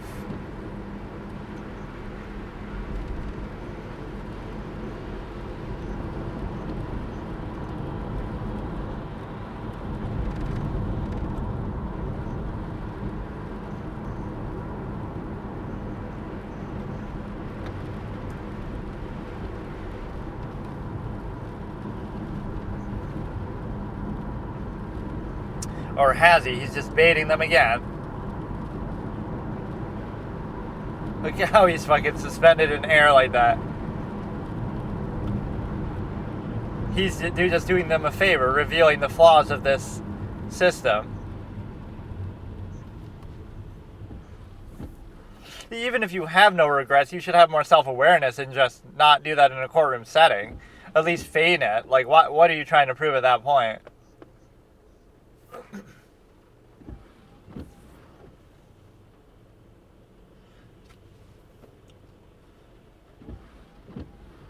What are you, like, person of interest? The fucking...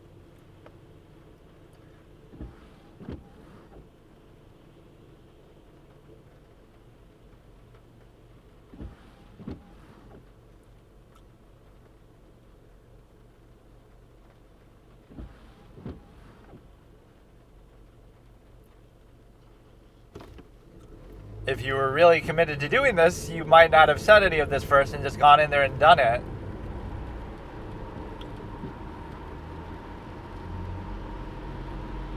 Why you gotta announce it? Not that I'm encouraging you to do it, but...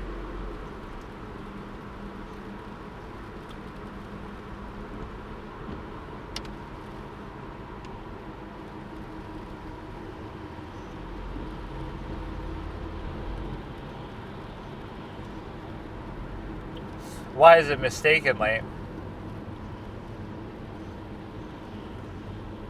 And of course a judge will have very little sympathy for somebody who threatens a judge.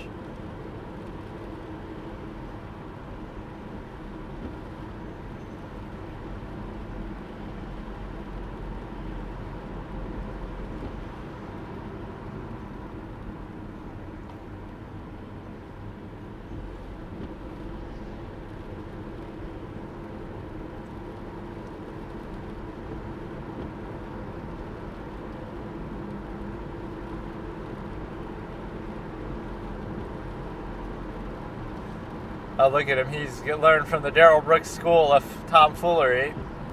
Okay, so today it's getting a little colder out, so I'm wearing a jacket even while in the car. So let's see how this pinhole thing, what's it even called? This lavalier. There's like some other term to it, but let's see how this sticks to my jacket compared to my... I guess I could still do my shirt through that, but let's see if this is any different or better. It actually is kind of a little better. It's like a thicker fabric, so... it seems good. So yeah, let's go ahead and watch another random thing here as I see fit. Some kind of long-winded, probably trial portion. It's weird that this is what I decided to do. Not that I haven't watched stuff like this in the past or that I don't like it, but it's just kind of not what I was exactly expecting.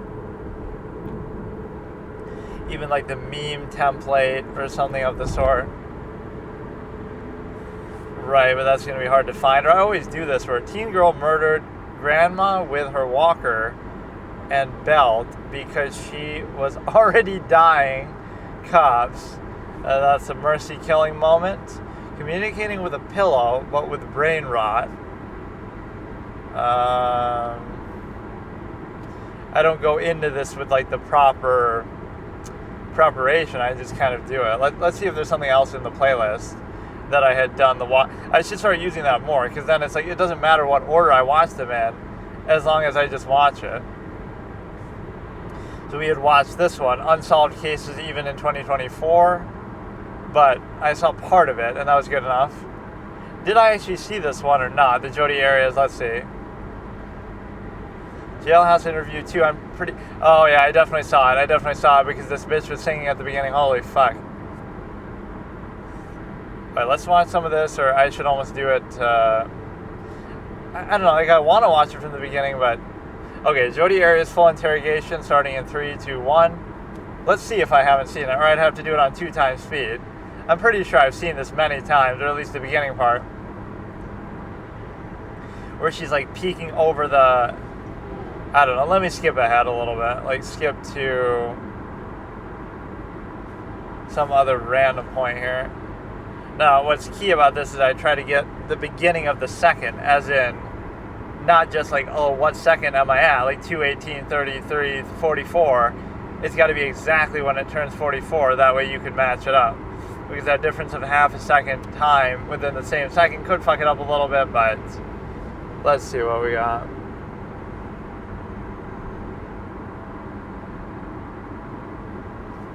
It's kind of hard to navigate this ship properly.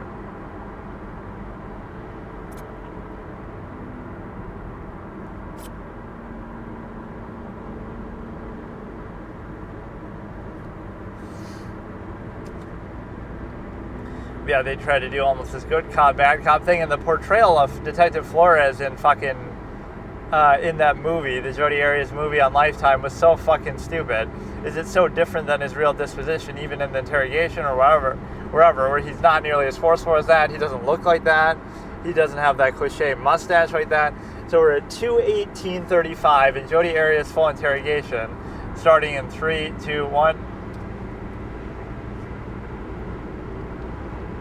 Put on subtitles too because he's so soft-spoken. There's some woman there standing. Don't look like the type that would.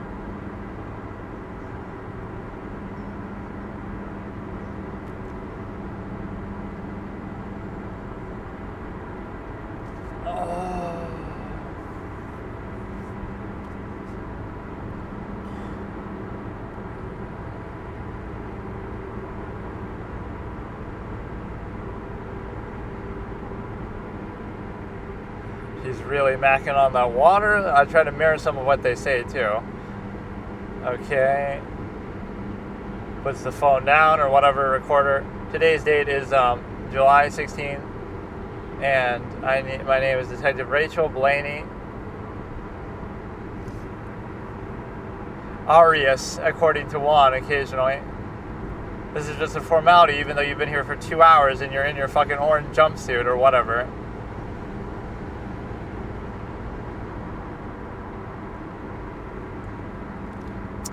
It's not for your own protection. It'll be used against you in court, so don't say anything. That's the biggest thing that Jose Baez had to overcome, was everything she said before. Like, as soon as she doesn't testify, now Jose can win this. And that's the biggest thing. You might think, how can he come up with all these theories about, like, the swimming pool? The reason why is because we don't know how she died. We still don't know how she died. You can talk about the duct tape, you can talk about where she was found, but nobody actually knows. So when the prosecution doesn't even know how she died and can't prove it, right, you can't say what happened. So he can absolutely pose that theory. And he even sort of backs out of it a little bit, like in his closing statement. We'll never know how she died, but I thought you just said how she died with the swimming pool thing, but you know, it's just a theory, but it's not your burden of proof to prove that. It's the state's burden of proof to prove exactly how it happened, exactly who did it. Gonna try to flatter her.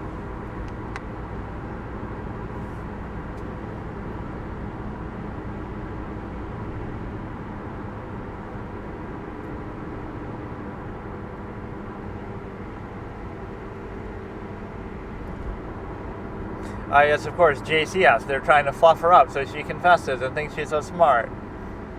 He'll sometimes have those little sarcastic quips that are pretty funny, but it's sort of like my deadpan monotone style too, to be fair. So she first denies even doing it. Well, first she denies even being there, then she denies killing him, then she denies doing it in a cold-blooded manner because, oh, it's self-defense.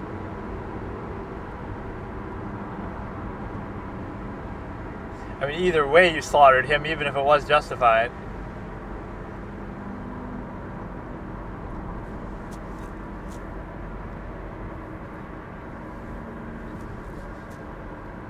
What could you have gotten caught up in, though?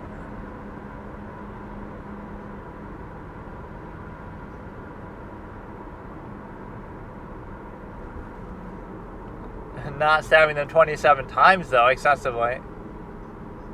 It was like really hard to explain that. He must have really done something to piss her off. Like,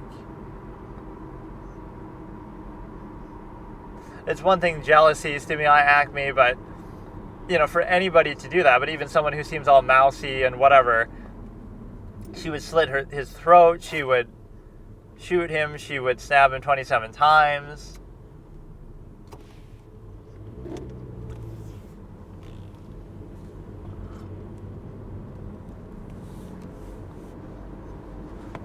Crime of passion, certainly the manner in which it happened. Unless you could try to argue he was clawing at me and fighting me through all 27 stabs and it was all on adrenaline and he was fighting me the whole way there.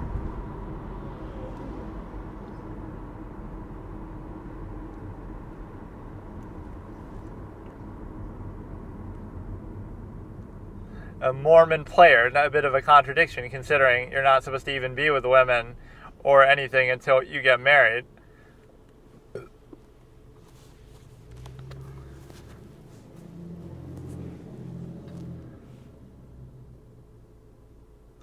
But yeah, I'm not going to victim blame him too hard, but also there's a reason why he would be with her or associate with her. Like, oh, I'm scared of her, I'm being stalked. Also, I mean, he keeps having sex with her. Like, make up your mind, you know what I mean? Like, you can't do that. Even when Alice Laviolette says that, she's kind of right. You can't say that you're being stalked, but then continue to have sex with the person. Like, you wouldn't associate with them at all, or you'd have a restraining order, or you wouldn't even... But no, you let them in, you have sex, like, that's confirmed that they did do that even after. So, you could say two things can be true. You're being stalked, but you like it. That's the only way to explain it. You enjoy being stalked. You're flattered by it. Which, to be fair... In some ways, I kind of like that, not to the extent that it went here, but like, that's kind of cute. If if somebody who I find attractive is that into me, that in itself is kind of cool. I like that sort of unconditional, like, just obsession. Well, to a degree. You can see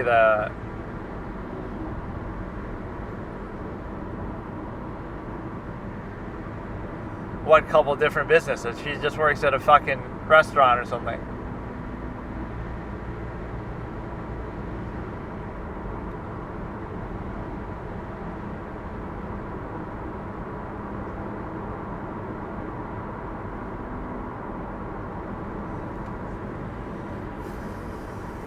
It wasn't very organized at the crime scene.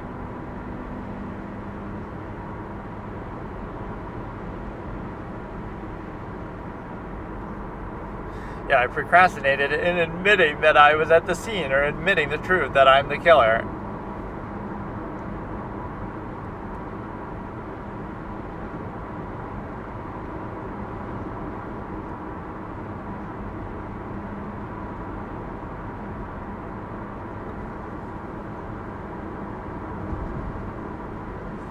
Yeah, I think most people are like this. This is a very relatable.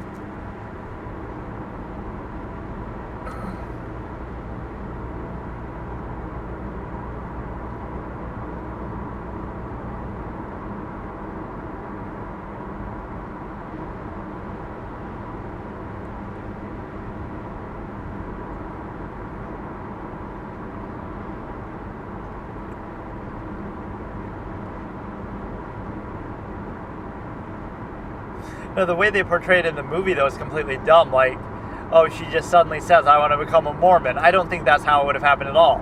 It was a gradual thing, and that was the context in which they sort of met and became befriended.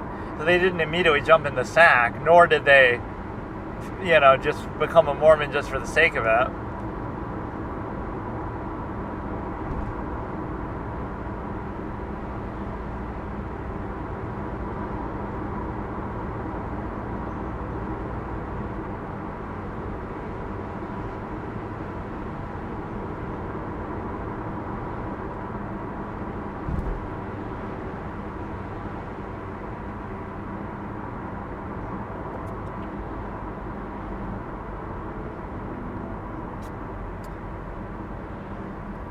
You gotta realize how many times these detectives have these same tired fucking spiels. I'd love to test them with my result, but you'd never see the video because it would just be me sitting there not saying anything. Because you got to realize, like, the outcome could be the same. Okay, let's say I did it and I'm going to get caught for it. I'm not going to say shit here because deal with it in court. Let me get saved by Jose Baez. Like, it's not going to matter what happens in this room. Let me go to court. Nothing I say here is going to make them let me out. Nothing. So let me go to court and deal with it there, and the court decides, not you.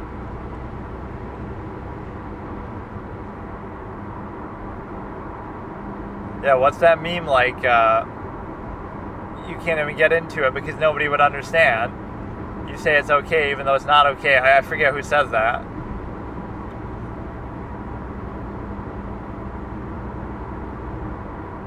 Been grieving him. That's a weird way to say it. Been grieving for him.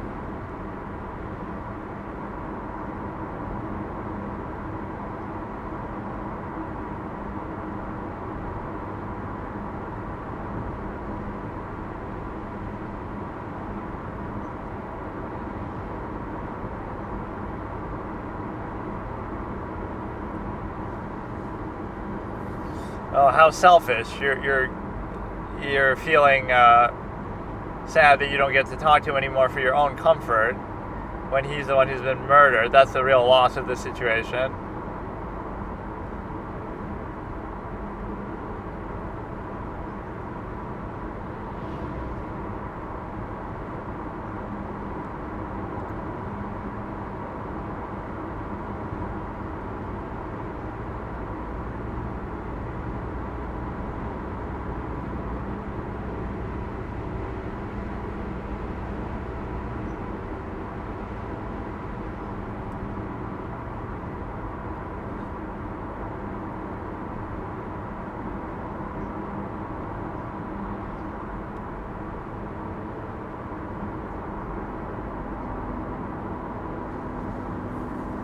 Which in some ways you could say that's true. He sort of led her on a bit, I guess, but...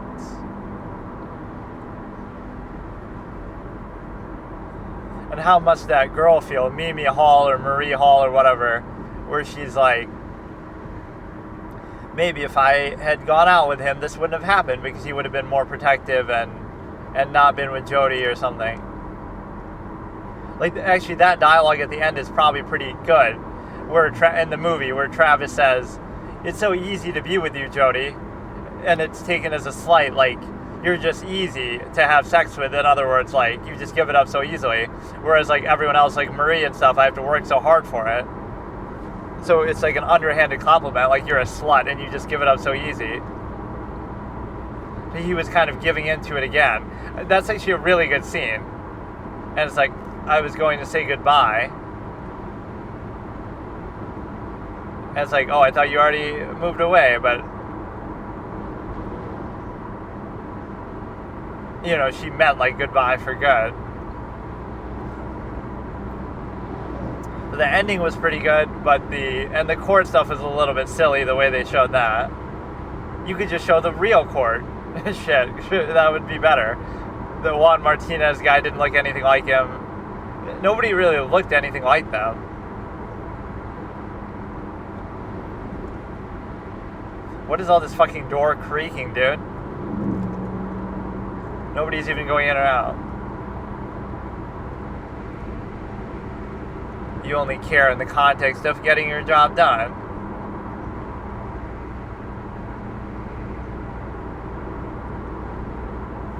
You're really not trying to help her, though, because it only would help you. If she doesn't confess, maybe the jury won't convict her, and then it'll be better for her. So you're not trying to help. So Casey Anthony does actually a pretty good job, even though she makes up a bunch of lies. She doesn't give them anything, and she has almost this incredulous quality where it's like she just doesn't give them anything, like nothing. Right, like this round and round, Zenaida Fernandez Gonzalez, who, again, I don't know about the Fernandez thing, but Zenaida Gonzalez was like an actual nanny in Florida somewhere that may or may not have actually been the one she was thinking of, but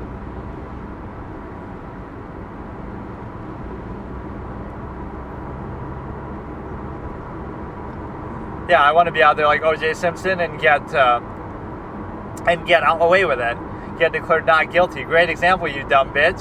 Yeah, I want to be exactly like O.J. Simpson. Give me a fucking top law firm and just get away with it. I'd love to be portrayed like O.J. Simpson if I'm accused of murder that I actually did, because that means I would actually get away with it and I'd be happy, like, under that circumstance. Sure, there's nobody better to be than O.J. Simpson, Hall of Famer, fucking millionaire.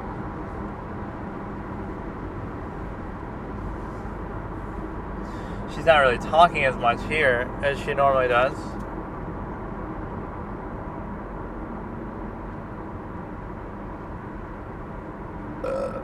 But I wouldn't have to worry about being portrayed that way if I'm not.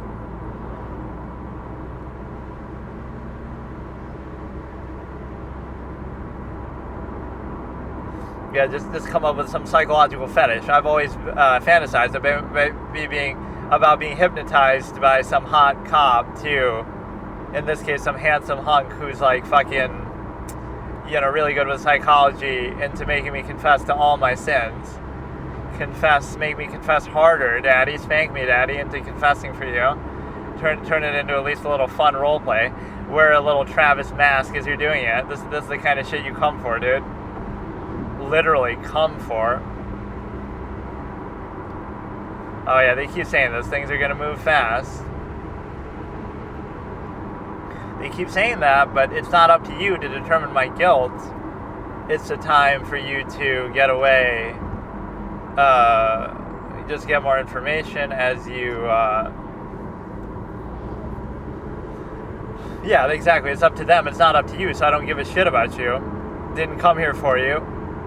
The jury can speak for themselves and they know who they are, but, fucking, I don't give a shit about the cops. That guy is actually badass, and he was doing pretty well for himself, too, I think. He was an executive chef in some big restaurants and stuff. The jury can speak for themselves, but they know who they are.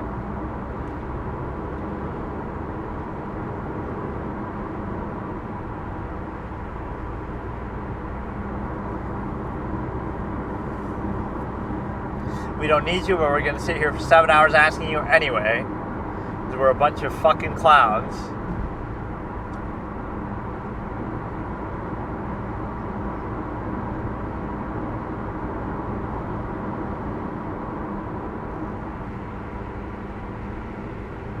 So then why are you here? Why are you wasting your time?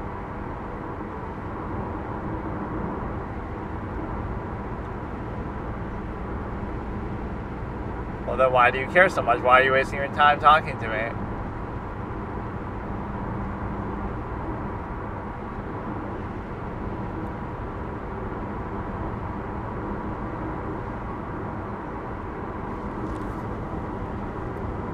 Or yeah, that is kind of a good spiteful way to still get back. Like, oh, I didn't do it, so I'm going to keep taking these media interviews and stuff and just trying to tell my side of the story. That could be very powerful in the right hands. That you could, push stuff out there that's going to help you. It would have helped her more if she said that from the beginning, that Travis abused me and attacked me and stuff. It's like she didn't think it would be credible enough at the beginning to say that Travis abused her or attacked her. Not that, she was trying to spare his good name, because she doesn't care about that. But she thought it wouldn't be believable, so she just said, 2 other people came in, just so that she's not even there, or so she didn't do it. But then she gave up and said, okay, that didn't work, and so now I did do it, but he abused me. So that's the flip that you don't like. You don't like the fact that she changed that. But then she somehow turns it into an act of charity, like, she's doing it to be nice to Travis, doesn't want to portray him as a pedophile, abuser, attacker, murderer. But I don't think she ever accuses him of sexual assault, or kind of like the rape in her sleep, but not like forceful physical, that. And she didn't mind it, apparently.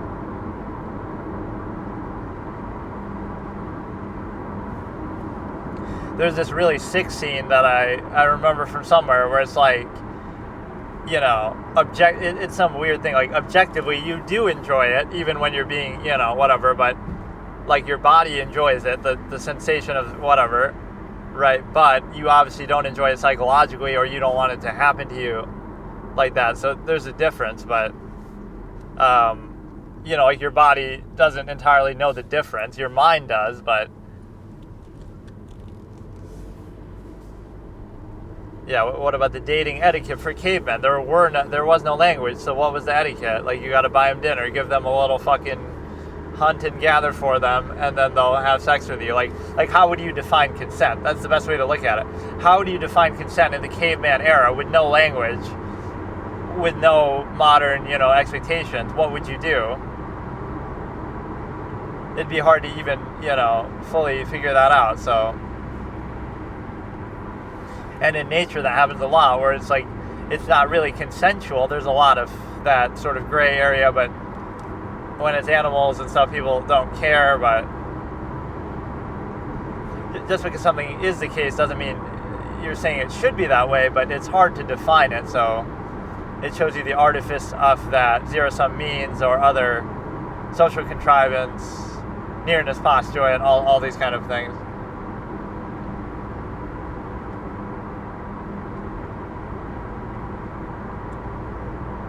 All this, and she doesn't even get the death penalty. She plays some Jedi mind trick reverse psychology on them. But I mean, what do you have to lose? Like, living in prison can still be better than than dying, because you could possibly do something good.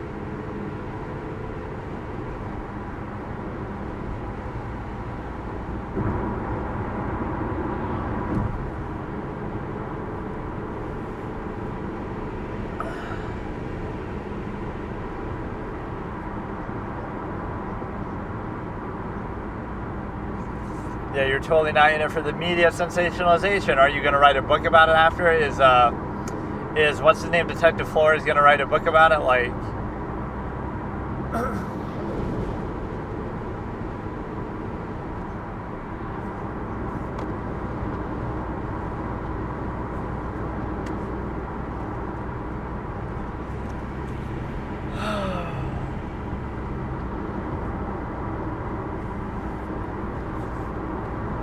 right, I love that too as a potential. Like, I'd write an absolutist character in a story, and it's like, oh, they discover their phone or notes or journal, and it's like, you discuss everything under the fucking sun. So it'd be impossible to trace it back to you, like some objective mindset that you're considering all the aspects of your race and species and everything.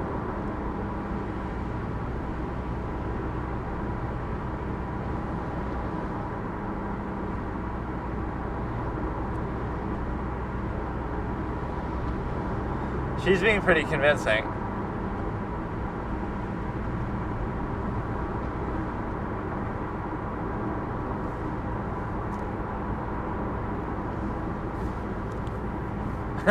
Praising her own photography. Look at her praising herself.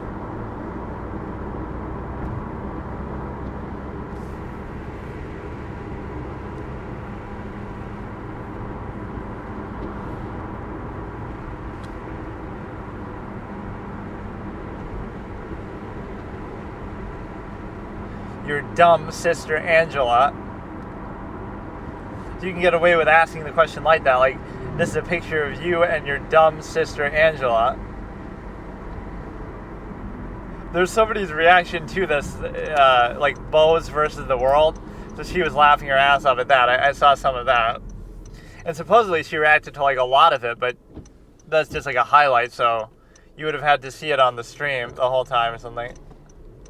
Like live from many years back. So she's like, there's probably nobody who's reacted to as much stuff as me, like this, Daryl Brooks and all this kind of crap.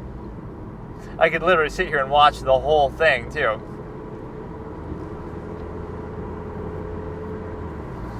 This is a picture of you and your dumb sister Angela, correct?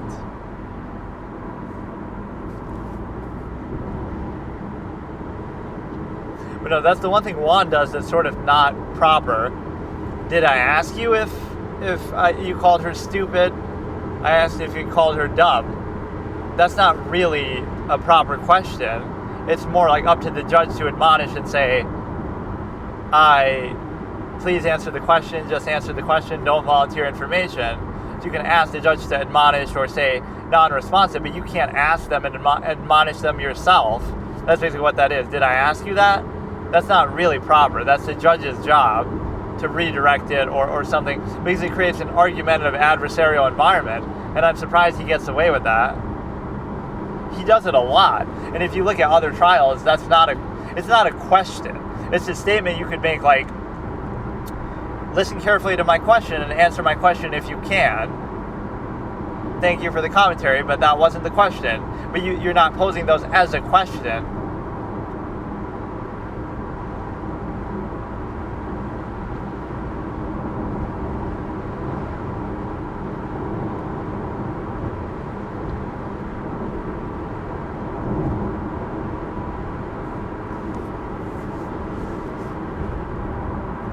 Travis got a lot of ink in my journal. I like that expression.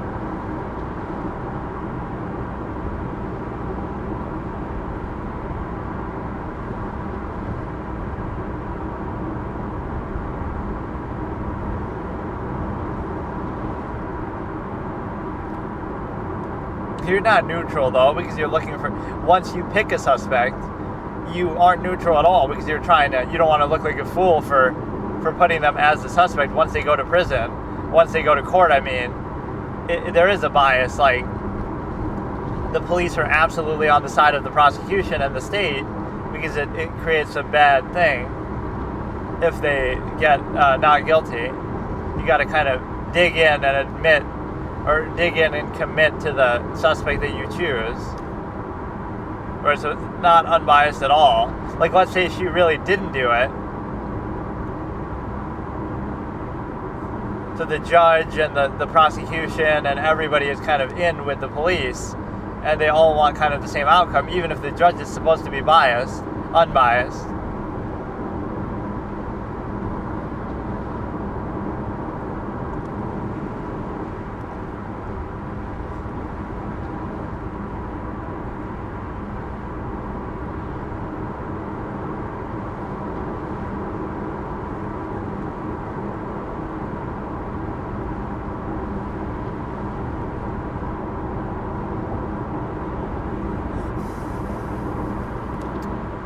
Sort of making her question her own goodness or whatever, that she has sometimes a bit of an ego. But no, the media stuff, I'm not too hard on the people here, like, oh, she likes the attention. Like, what is she supposed to do? Right, just skulk away from the camera. Like, this might be the last attention she ever gets, all these interviews and stuff, so, you know, it's something.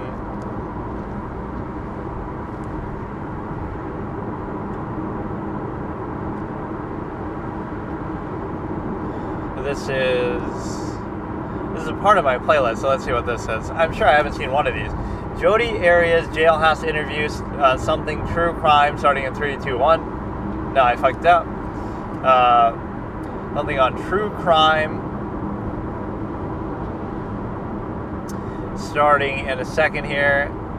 I'm always like tapping away at this YouTube screen, and then a cop drives by me, but they don't care because I'm not texting. I'm just like changing my GPS or changing my song, which genuinely I am, but still. Okay, jailhouse interview starting in 3, 2, 1. It is OP Presents original poster. Jodi Arias. Jailhouse interview. So I've seen like Jailhouse Interview 2. That's all I needed. This is like the makeup. I'm pretty sure I just saw this. How did you meet Travis? Oh, fuck, I forgot to charge my phone all this time. It should still be fine, though.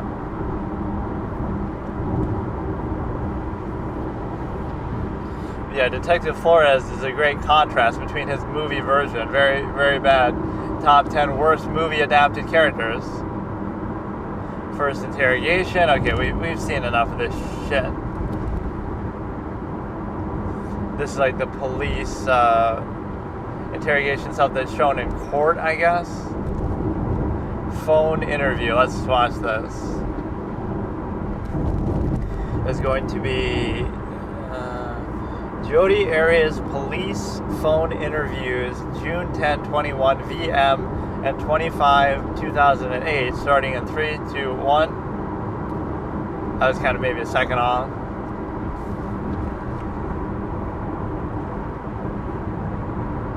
Well, can I call you again if I need anything?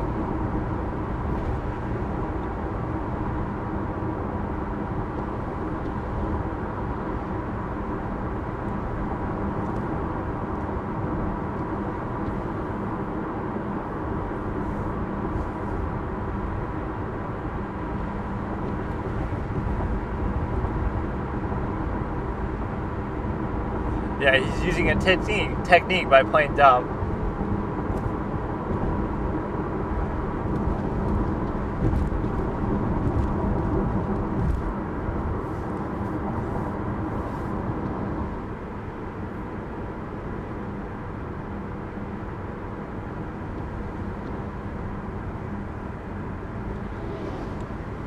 He's a big guy for you, but somehow you were I'm still impressed by that, though, in a way.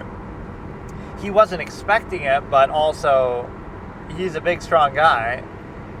I guess you had the gun as like insurance in case he knocked you down. You could finish him off with the gun, but you wanted to do it nice and slow and slit his throat and just... It'd be fascinating. Like, wouldn't you love to see that conversation, even if in a sick, morbid way? What was it that triggered her that bad? Because I don't believe that she came there that day 100% planning to do that, especially not in that manner. Right, and so she had the thought in her mind, but it wasn't like, oh yeah, what if you get pregnant from that moment? Then you're having his baby in jail, that one last fuck before you kill him.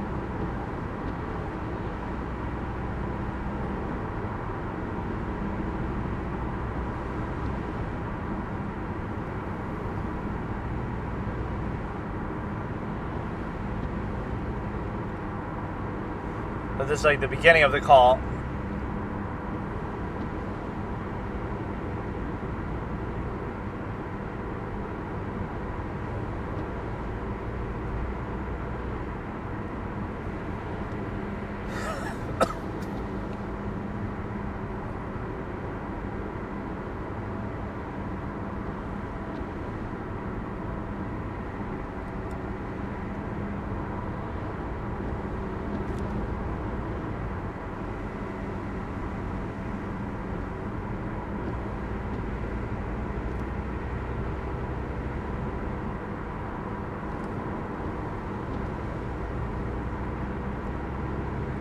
Yeah, he said, "I love you, Jody. Will you marry me?" And I said, yes. And we were so in love. And it was meant to be.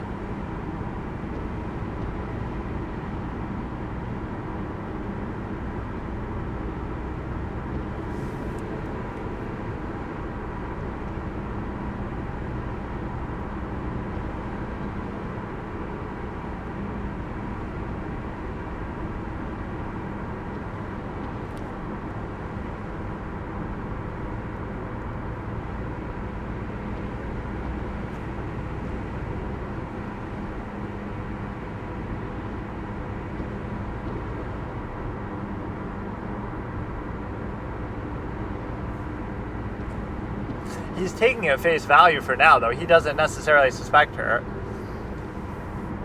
Maybe he's heard about her as like the stalker type girl, but I don't know that people immediately suspected her.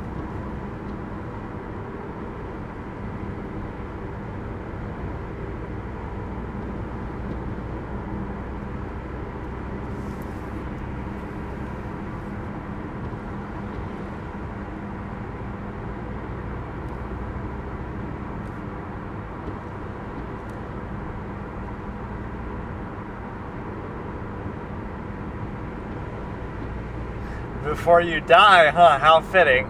1,000 places, huh? So how many did he have left? But how fitting that you would be doing that. What a perfect book. I'm dead. Yeah, that's the next level of my master plan for this channel. I gotta do like some spelunker helmet shit with a camera, and I go to abandoned places and random places in nature and just fucking fuck around and explore.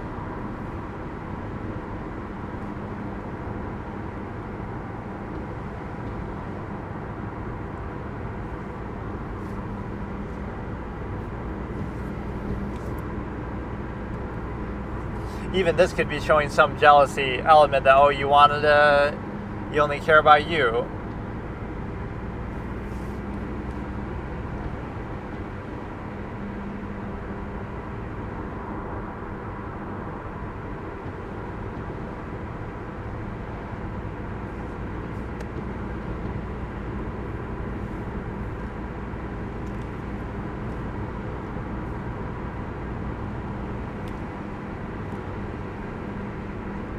she's just like rambling on about the plans.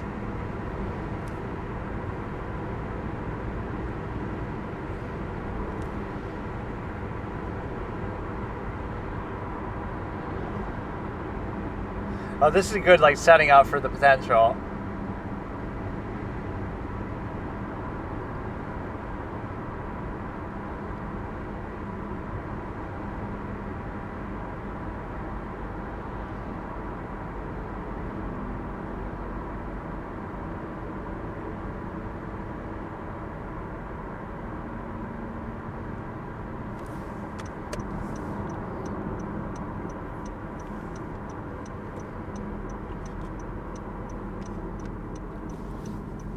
See, now, is she making this up or not? Maybe he really did have his tire slashed, but it's pretty hard actually to decipher this.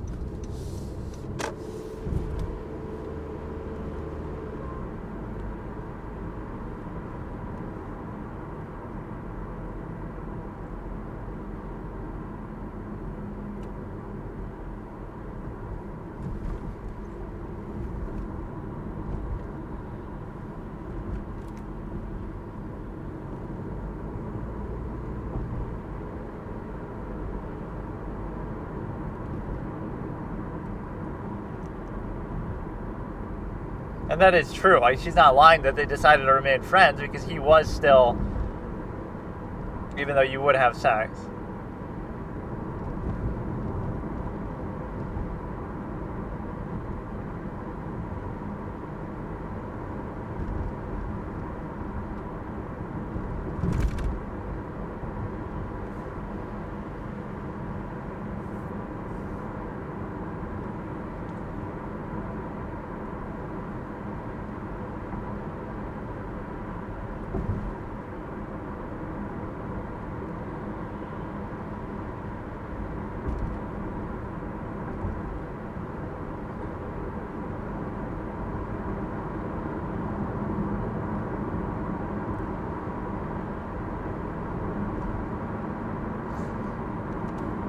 It does sort of ruin his reputation even this much, even without the abuse allegation and stuff.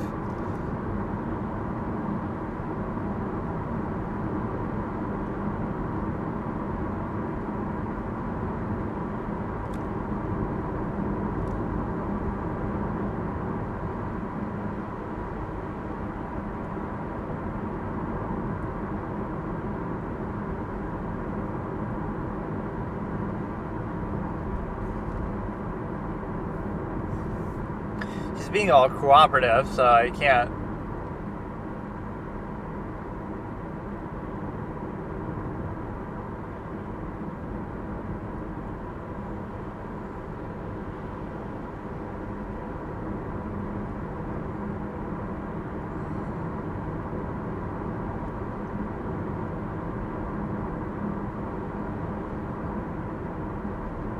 Little booty call housekeeper combo.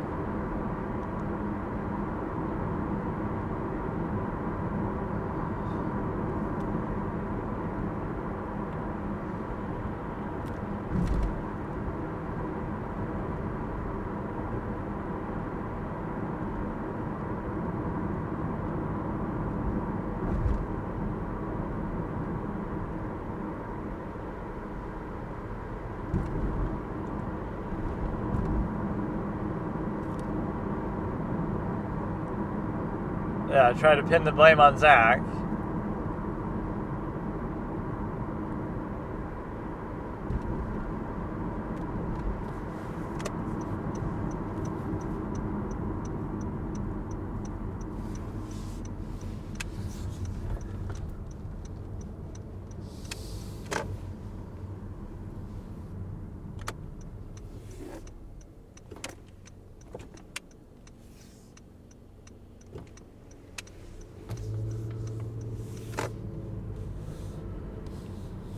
She keeps trying to throw like these little shade diss things, like, oh, his tires were slashed, and something else.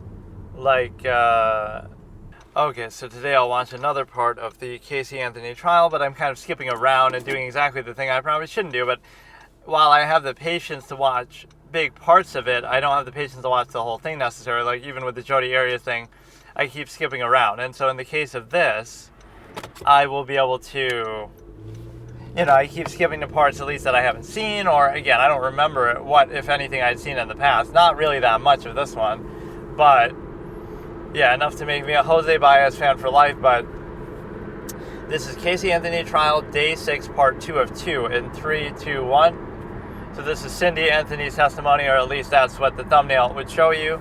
So you have, George's was pretty good, so I almost want to go back and see some of that, but I don't know what I haven't seen from it. That's the problem. I'll end up keep seeing the same parts over and over again. Maybe I should just do that. Like, let's be super disciplined and watch it from the very beginning, but I don't know.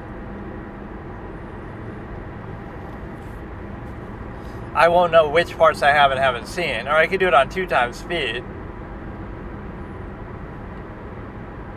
I would skip around, but then you won't know like what my timestamp is at. I would have to keep telling you.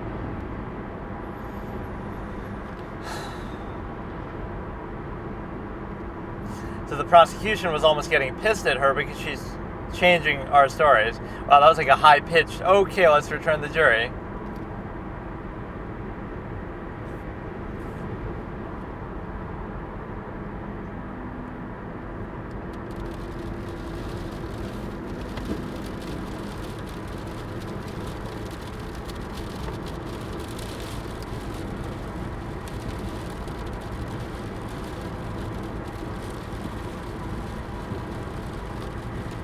Or she doesn't like him, I guess.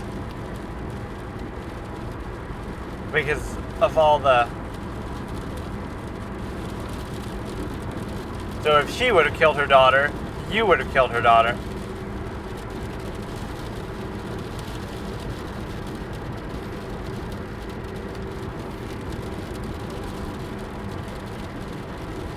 She's almost taking the defense's side, though. The mom and the dad kind of have 2 separate... George is almost trying to incriminate her.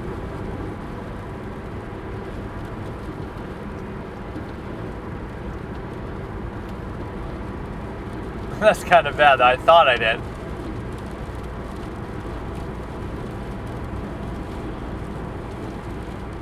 She would always foist her off on you. She would always let you babysit them. She was a bit lazy when she was around, but she's foisted her off on me a lot of the time.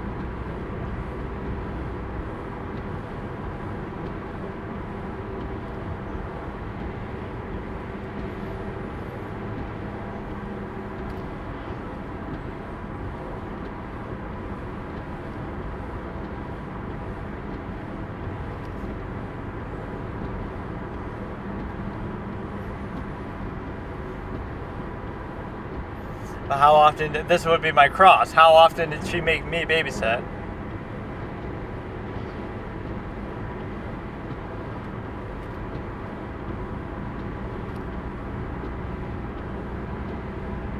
Love on her. With her sweet sweat, the sweet smell of her sweat. The way that George Anthony fucking says that at the funeral or whatever. Except when she was out partying.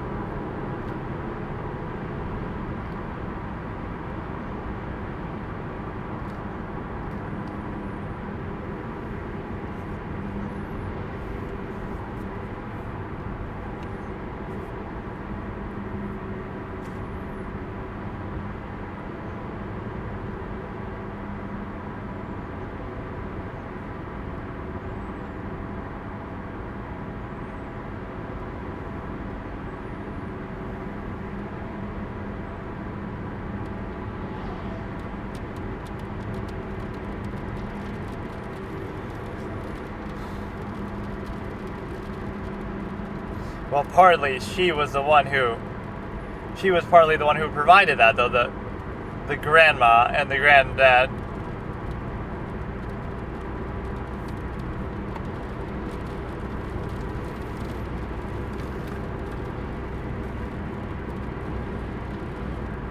To see, like, whether she was pregnant.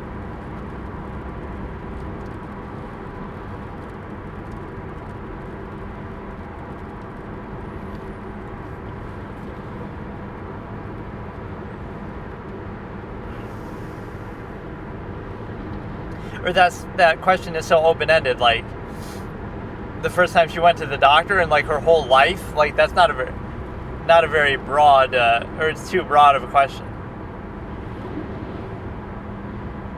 Just A, we've been like through FU. That was kind of a funny moment that I saw.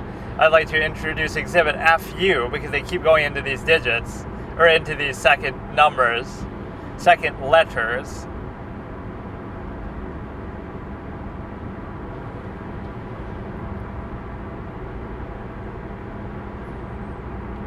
But yeah, think about like a lawyer who could become a judge, like Manfred von Karma, or who could become a chief prosecutor, like because they're more experienced than the judge. And imagine that, like just like the fear that you'd feel, like Manfred von Karma has more experience than the judge, and he's like more qualified than they are, but he just chooses to do it because he enjoys it. I think he sort of gets a bad rap. He's such an amazing character, and they do such a good job portraying him in the other games, in Investigations 1 and 2. It shows you he's really not a bad guy. It makes me think of the line from Chinatown, like, he has to swim in the same water as the rest of us, so rather than trying to resist it, he goes along with it, but he does it at a very high level. And I can guarantee you the majority of people he goes after are probably guilty. So blame Gumshoe and the detectives and all these morons. Don't blame him. The only thing he truly does really wrong is at the end, in the turnabout goodbyes. At some point, if somebody feels like they can get away with something, they'll keep doing it, or they'll keep doing more and more extreme things. So,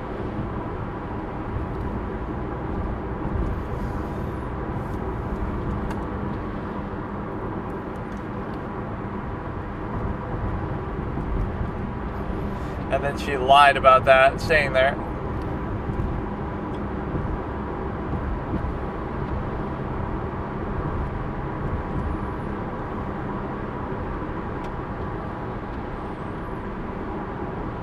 To explain how she might have gotten fat, regardless.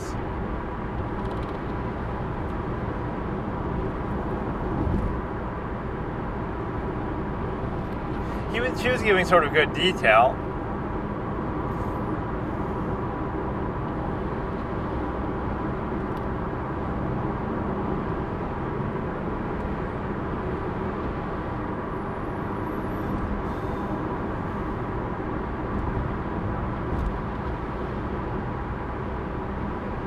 Look how smooth he is. I love Jose Baez. Like, he's just so, you can't rattle him. Even at that moment, I want to make like an edit of it, or I'll have my friend do it. Like, that moment of when he's putting his hands up, his palms up basically, and just like completely at a loss because the judge is completely seemingly against him earlier on, but he just powers through it. He doesn't get discouraged.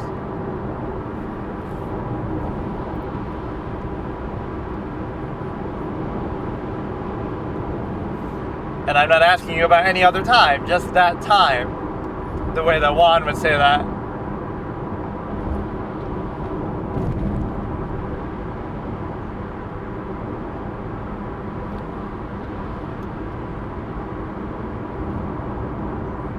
Now this is a little bit improper. We don't want to know where you're living. Do you understand that? The way that Juan gets all mad about that. This is a little bit improper to talk about the conditions of the jail.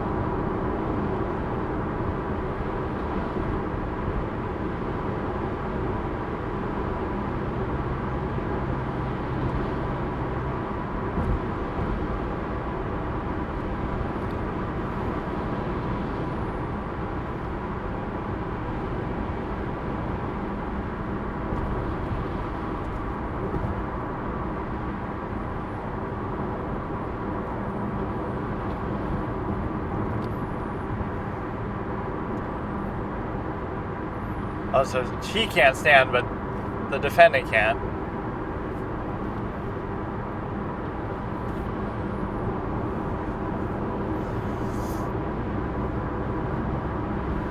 Let them hug in the middle of court just to be an emotional fucking thing.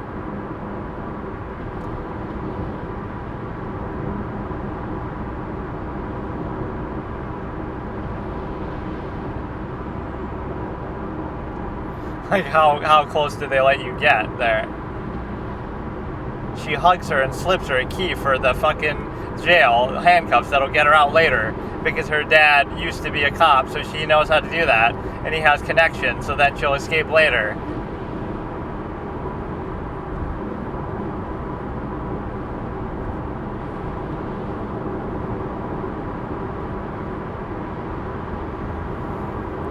I'm feeling kind of like short of breath the last couple times I'm doing this. I don't know why.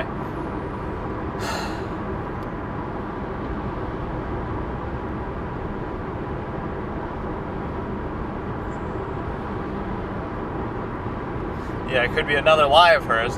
I was watching this thing yesterday, not on the recorded thing, of like the detectives interviewing her at the Orlando place, right? And they were getting so mad the whole time about, why are we here? Why did you bring us here? They're just mad about that the entire session.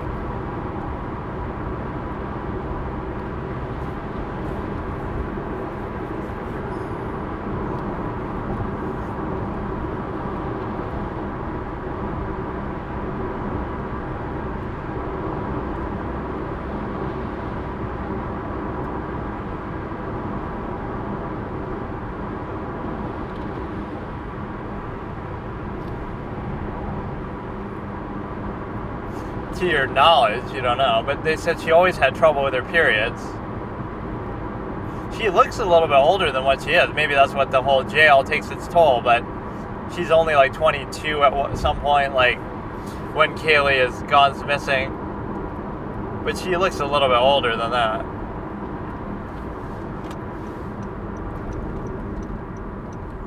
As if to imply that she had gotten pregnant earlier.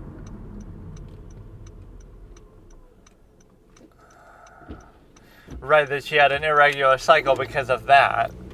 That she got impregnated by her brother or her dad somehow. And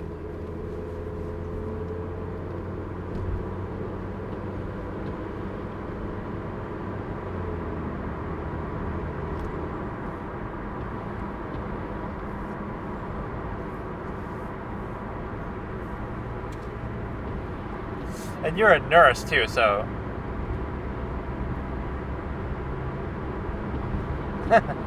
our periods are very light.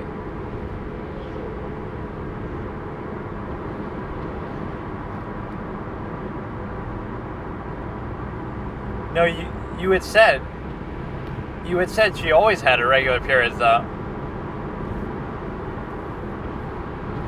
I like what he's trying to do though. He's trying to implicate that somehow she had been pregnant before from the dad or the brother much earlier, much younger. Or even the dad of Kaylee is itself kind of unknown. Supposedly it's some like firefighter or somebody who died. It wasn't that Jesse guy.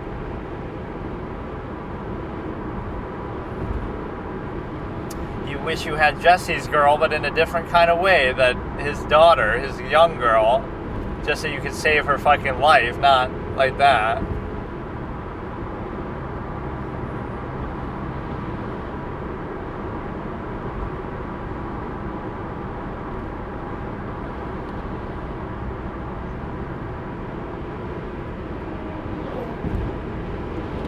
Okay, it's not hearsay otherwise.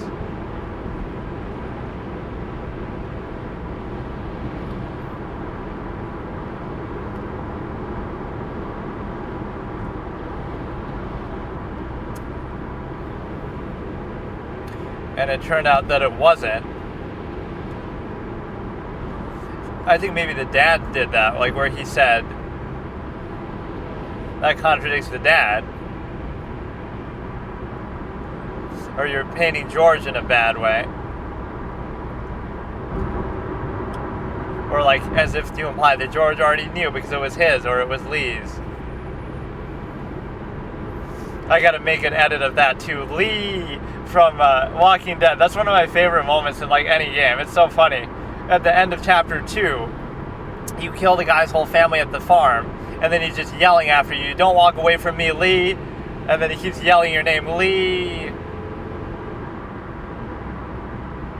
The moment when Lee solves the case before Casey Anthony, when Lee solved the case before anybody else.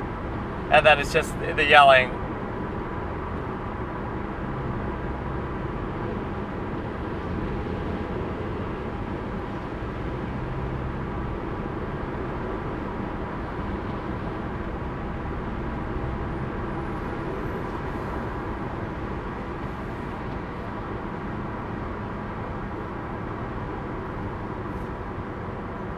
You didn't say overruled.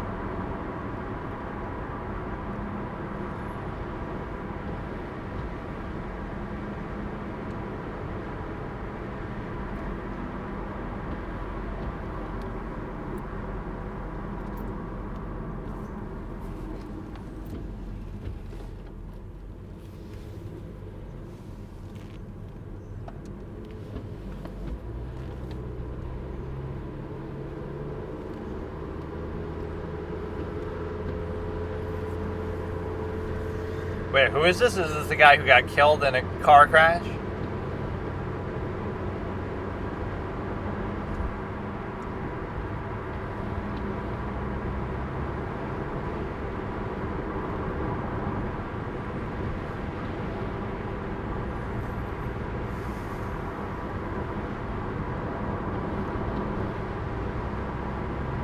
Why? Because he's just a deadbeat dad? Potential?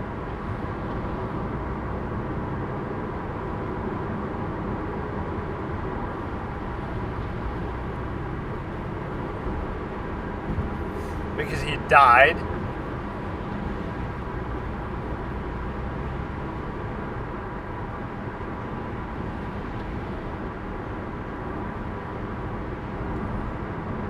So, like, did he ever make an effort to... Well, why would you care so much when he's never even there for you?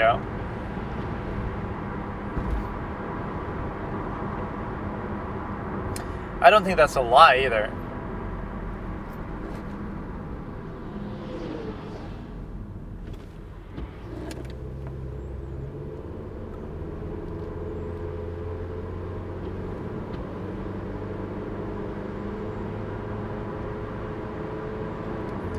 Leaves the door open for mass speculation.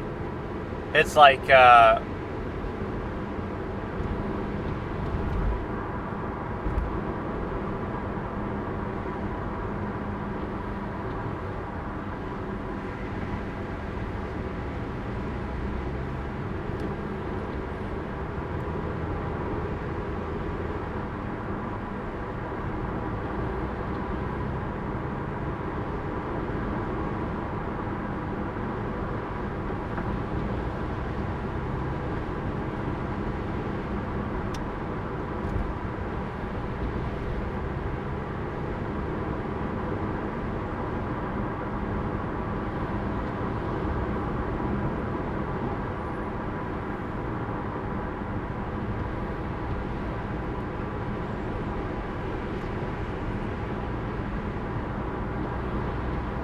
wait, Jeff or Jess?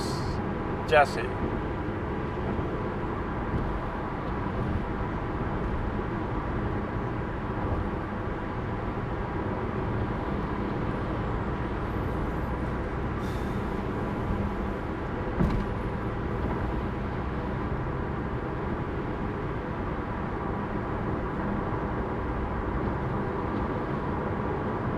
Probably could be made up too.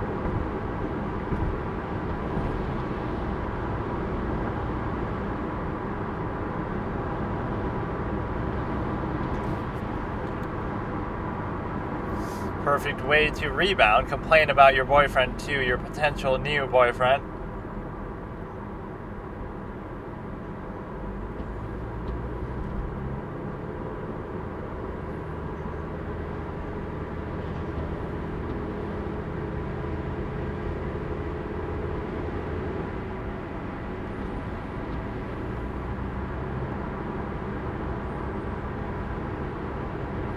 I think this is made up, because isn't he somebody who testified and said he barely knew her or something?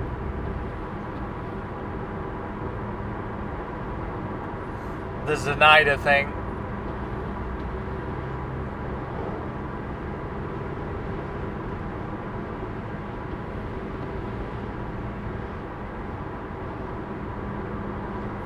Or to say that it was like some secret affair that Jeffrey's not admitting to.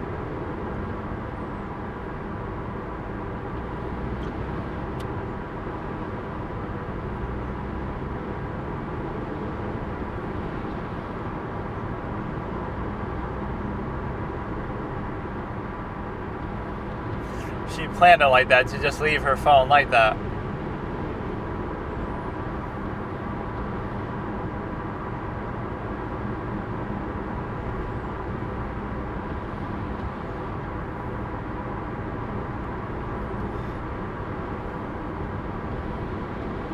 But I thought you just said you saw a picture, so who was that?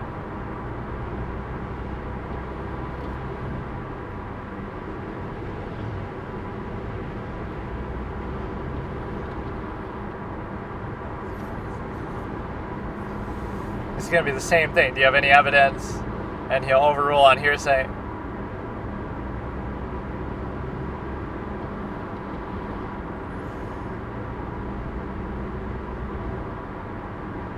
Even if you did, you can't say what he said because that's hearsay.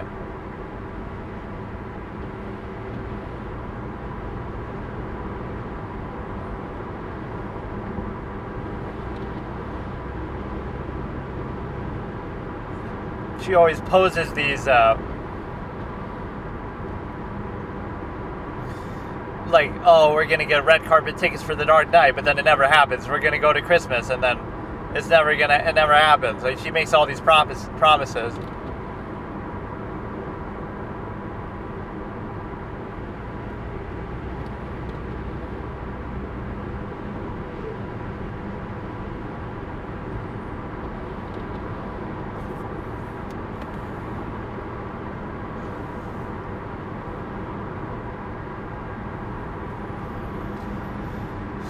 So, like, what? How does it really work, though? Like, here, it's only hearsay if it's not the defendant, or...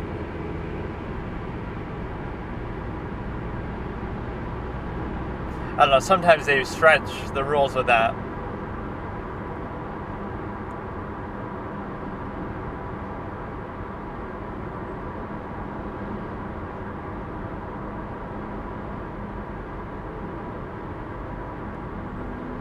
Which surely isn't a lie, either.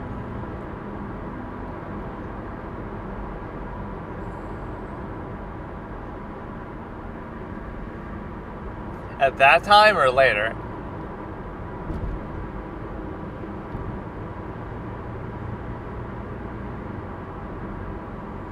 Yeah, I didn't hear that either.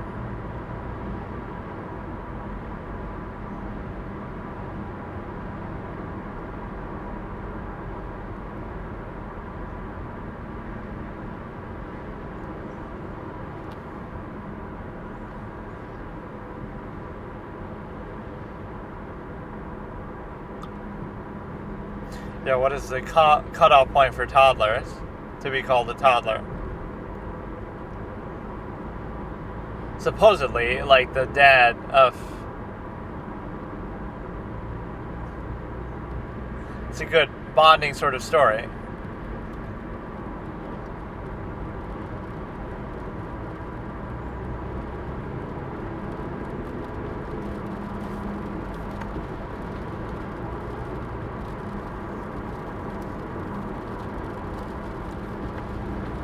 Of course, he had no idea, wink, wink.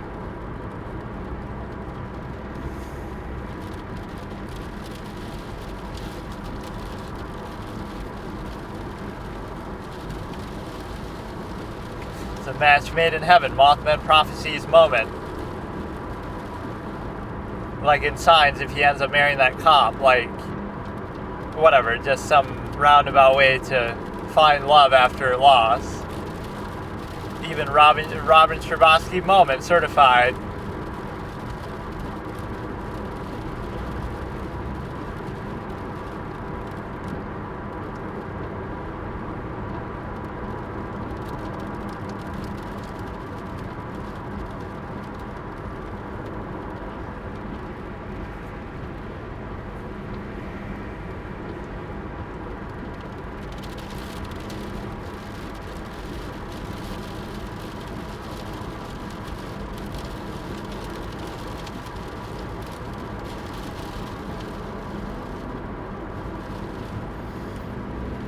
Something always came up, just like everything Casey ever does. You know, just like the 31 days that she delays for. On a certain level, it's impressive, but it's also sus. I would have rather just said, like, I'm out of the country or something. I was out of the country for a month, that's why I left her with the babysitter, and that's why she got mad and ran away with her.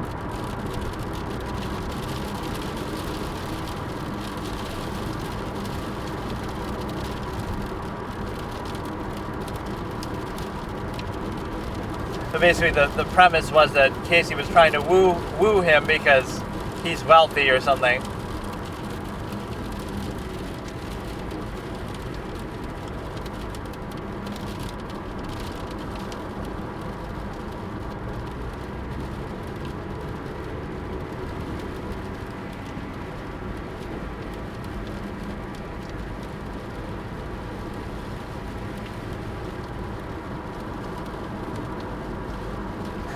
Gossiping around the fucking hospital.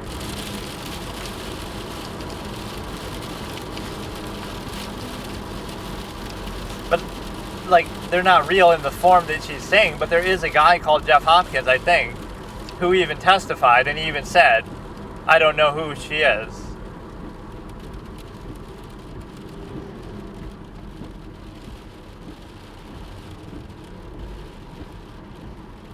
So you're painting Casey as a pathological liar, though. So how is this helping you?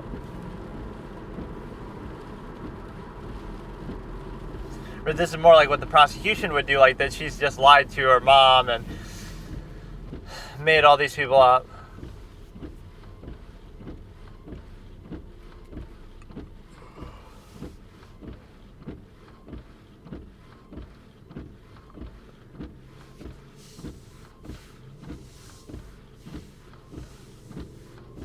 Why or how?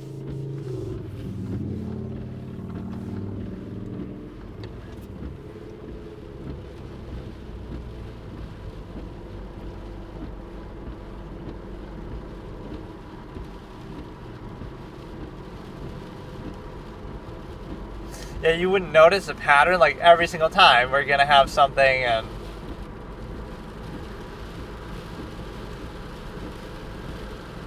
or pretended to.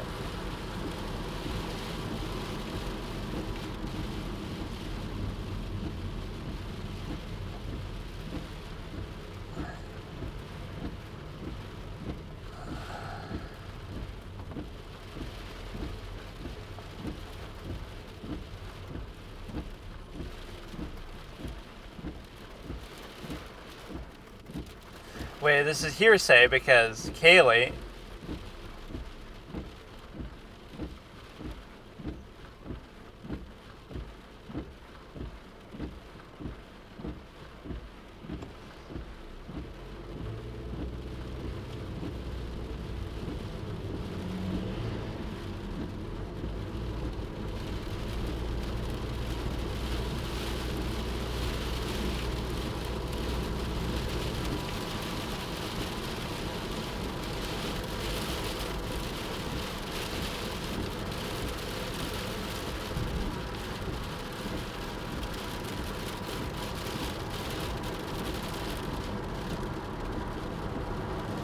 Supposedly.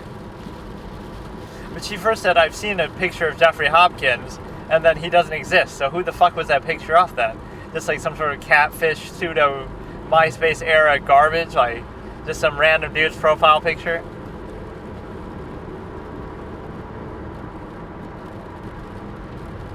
Here we go, another person that doesn't exist. Just like Zenaida Gonzalez is a real person, it's their name, and they lived around there, and they maybe were a nanny too, and they tried to sue Casey, so it's like, these are real people, but they're just not the people that she's saying.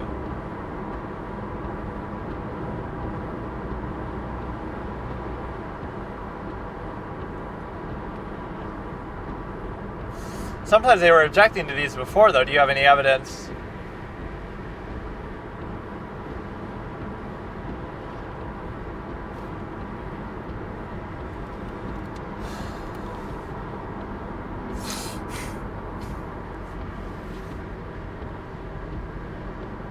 People come up with all these crazy conspiracy theories of Xanax. It's like a nickname for Xanax, but it's really not. Like, why would you be so on point with that? You could just come up with any other name.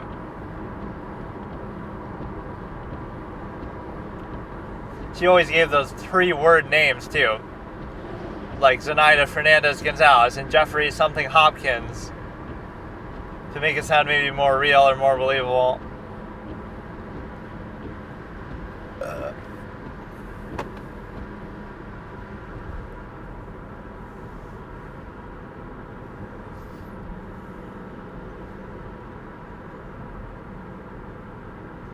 What?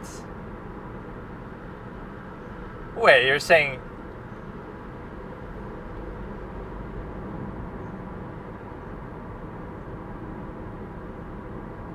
Wait, so Jeffrey was dating Zenaida? I don't think I've heard that till now. I thought they just referred each other to. Wait, that doesn't even sound right.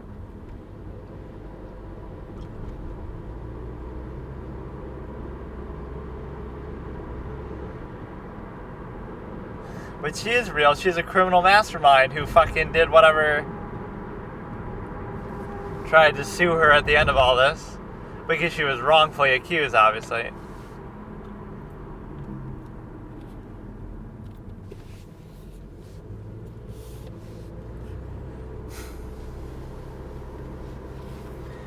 No, I picture somebody like a little bit older.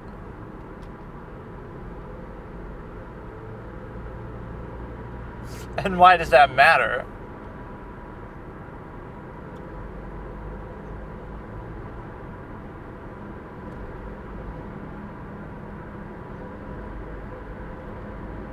Half black, half Hispanic. But just based on the name. As if you couldn't just name anybody that. That's the whole fallacy of culture, like... culture versus race. She's not liking when he calls him that. Can you please stop calling him that?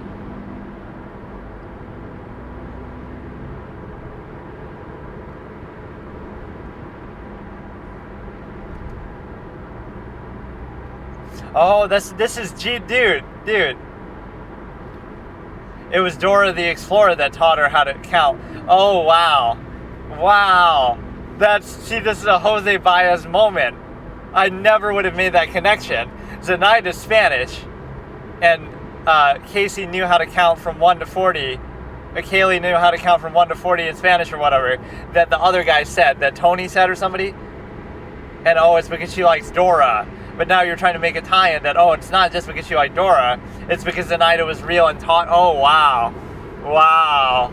That is just out there. That moment is out there, dude. Wow. That is unbelievable.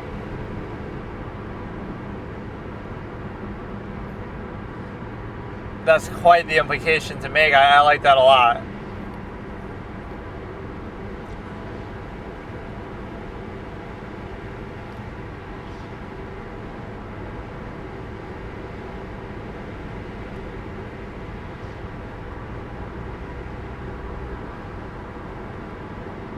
But she's so young that she doesn't know.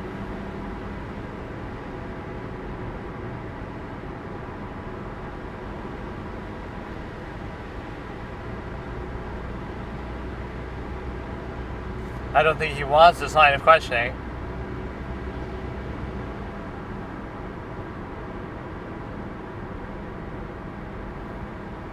She just blamed everything on Zanny when... Laying everything on that. Whenever something bad happens, always Zanny. Zanny did this, Zanny did that.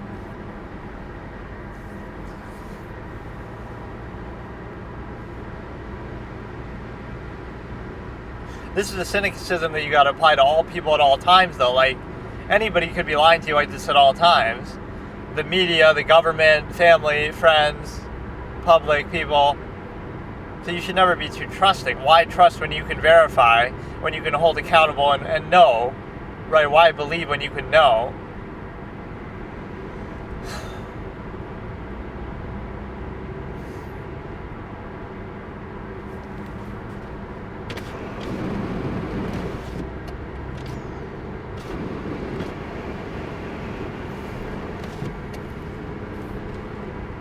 It is easy to kind of mix up their names. Casey, Kaylee. And the way it's spelled is a little bit weird too. Caylee instead of like... I don't know. How would it normally be spelled? Like with a K? Even like Casey could be, but... I don't know, I feel like Kaylee is more like Kaylee.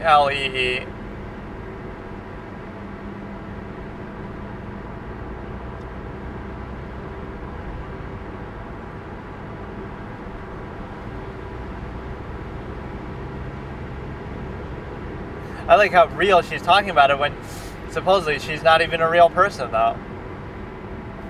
I gotta like leave my window open or something. It's like hard to breathe in here.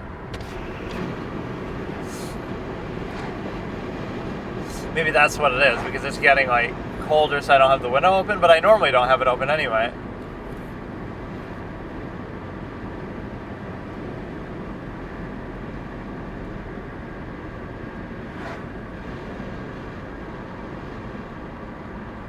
Or is he going to come up with some family conspiracy that fits Gloria Zenaida Gonzalez? Or no, Gloria Fernandez Gonzalez.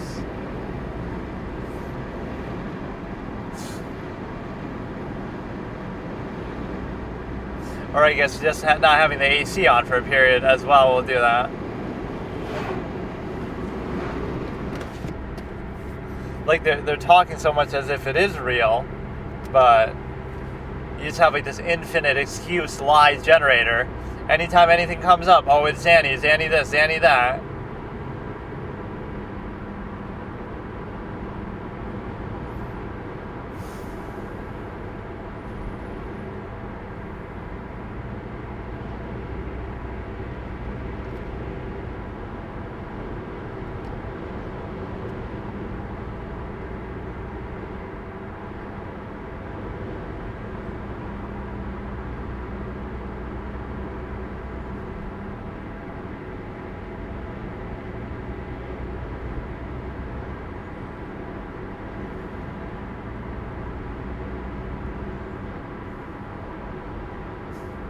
So you're a cruel, callous bitch who doesn't care about her dying of a heart condition, so... The prosecution was objecting to some of this earlier, but...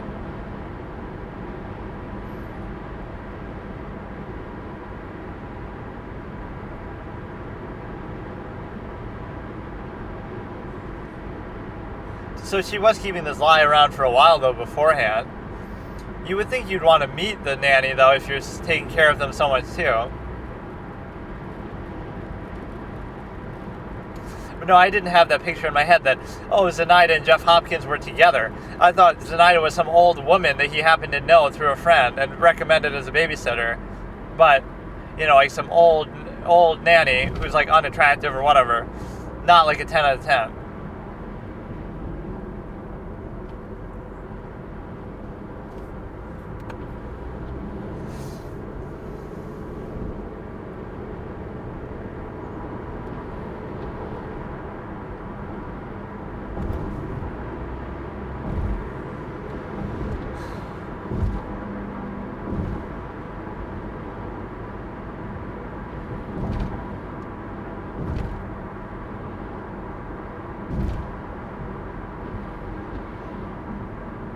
This kind of makes Casey look bad, so I wonder what his point really is with this.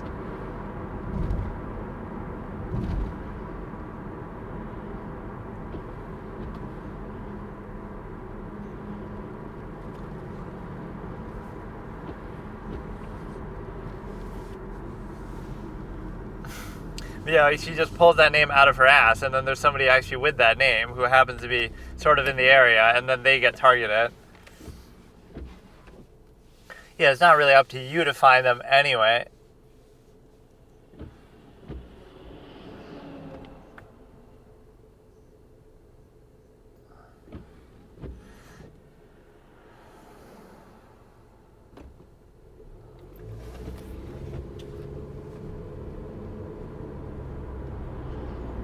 Oh shit, that's dedication. The address in New York.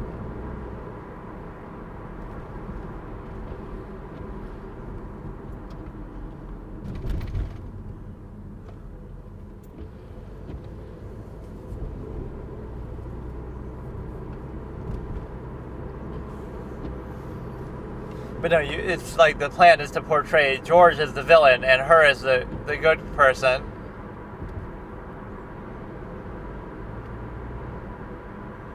Looks like it could be a lie that George was telling too to prevent something.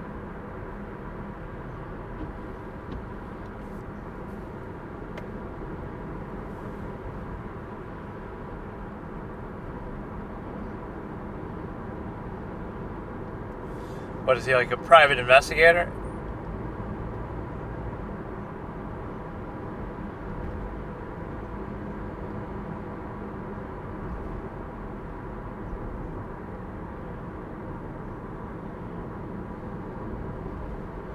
Wait, him and Casey had a falling out, or you and Casey had a falling out?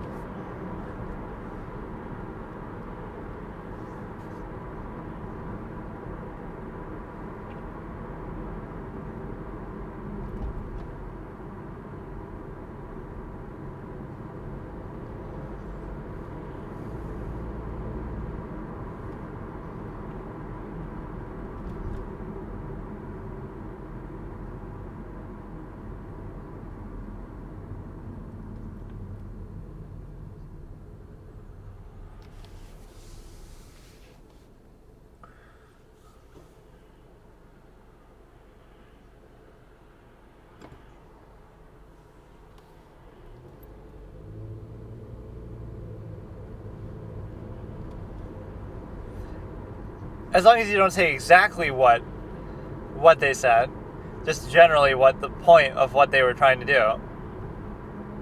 It's not hearsay, like just what were they trying to look for? Who were they following? That's it. Yeah, here is the worst thing you could say. What are you, an amateur? What are you, me? You're Jose motherfucking Baez, dude.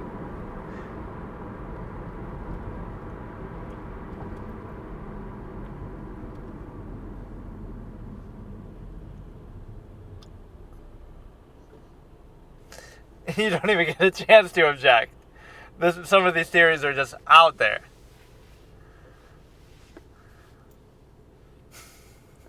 Like, you got to realize, the defense has the privilege to theorize because the burden of proof is not on them. And he correctly says this, like, in an interview, too. But you don't get to go that far with it. Like, that's just, it's possible. It's possible.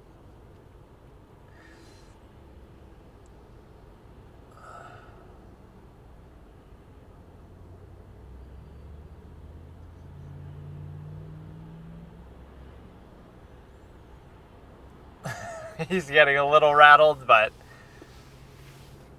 sometimes you just plant it in the mind of the jury, though. Even if it gets overruled or sustained or whatever against, you still plant the mind that could be something they'll think about.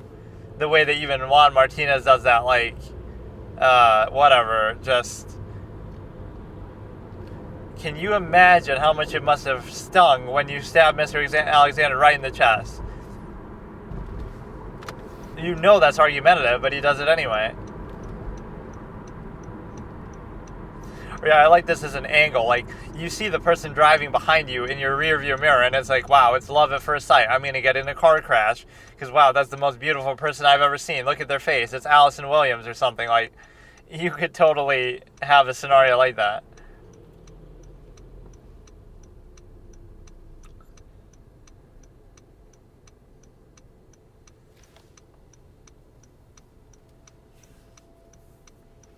You would think you would get some sort of confirmation from it, like...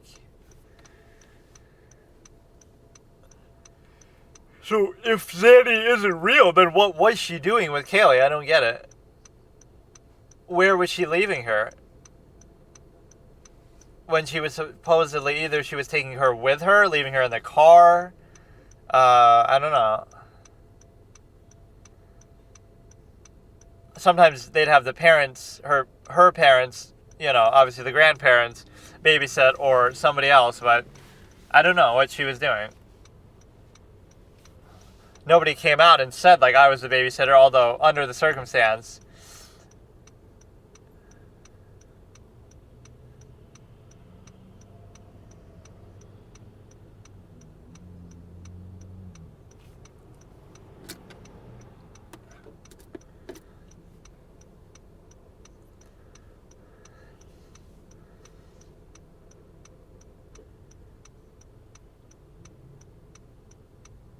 It could be hearsay.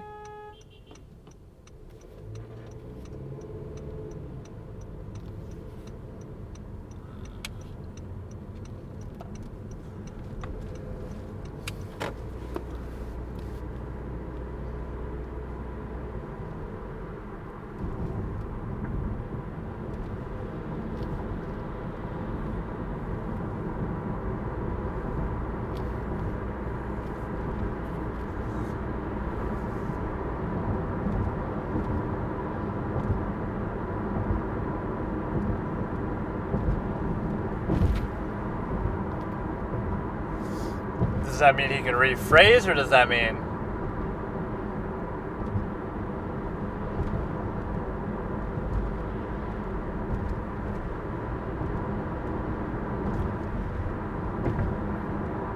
Isn't that the same question?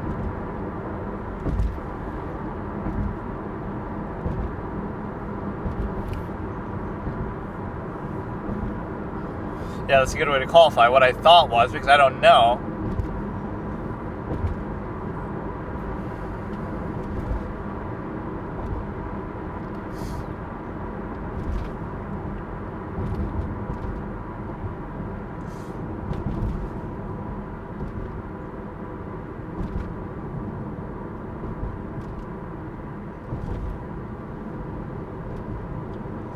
This is to try to show police incompetence that they could have followed up.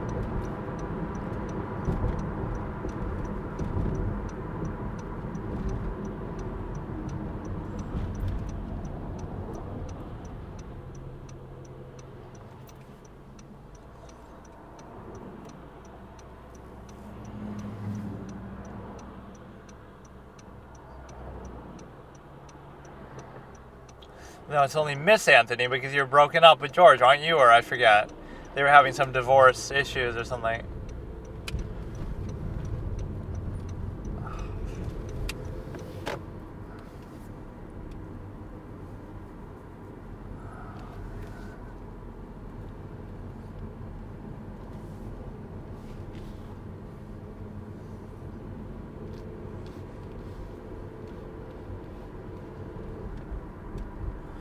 In your home, in your bedroom, where your granddaughter sleeps, where your granddaughter comes to play with her toys. Oh, wait, shit.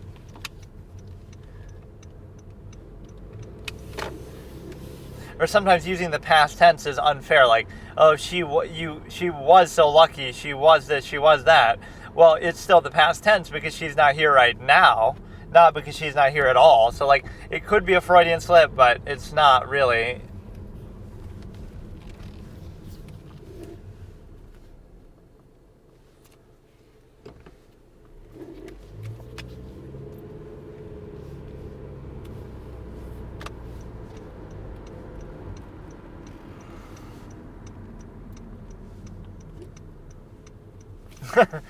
No, Casey had trouble getting on too. That was a funny moment.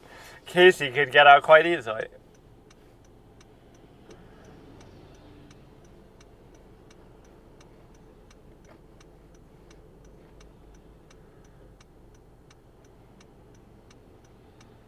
He's already claimed too in the opening statement that that's what did happen.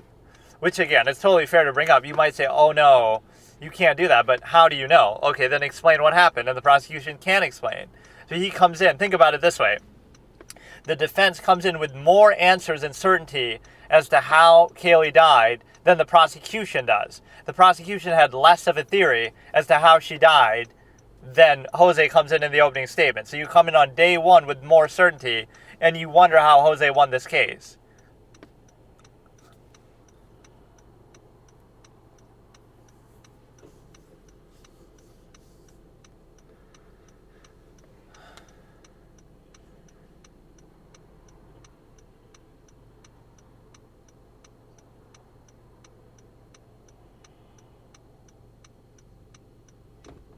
If that is part of the interrogation.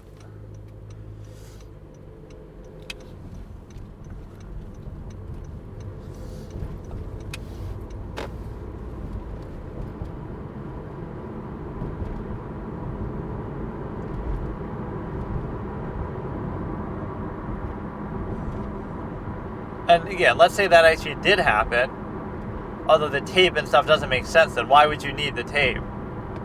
Unless you were doing something on purpose. You could say you did that after the fact, but it doesn't matter then. She's already dead, so she wouldn't be screaming or something, so it implies you did it maliciously.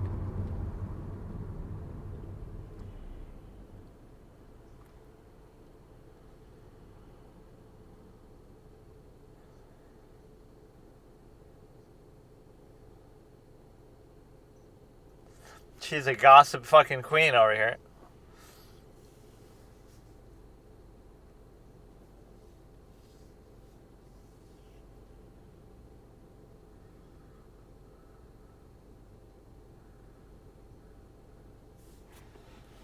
Oh shit, this is actually good. I didn't know it.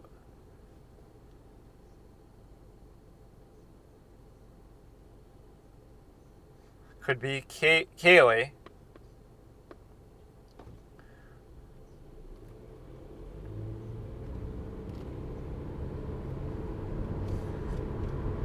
So would this be in the 31 days window? Oh, this is perfect, actually. I didn't know this incident happened. So she could have done it, I guess, still on purpose. She could have drowned her willingly and taped her up. But, yeah, the tape doesn't make sense, so that's the issue. Why would you tape them if... But, yeah, somebody's swimming in the pool, and it was actually Casey and Kaylee, and some accident happened, and she died.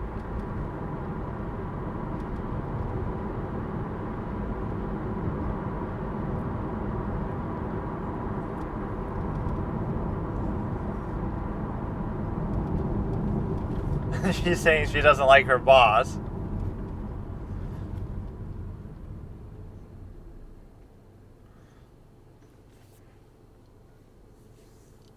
Hearsay. That's kind of a hearsay conclusion. That they, like, all knew. Or that that is hearsay, because she told everybody, is basically what you're saying. So you're saying what somebody else said. That she told others what I told her.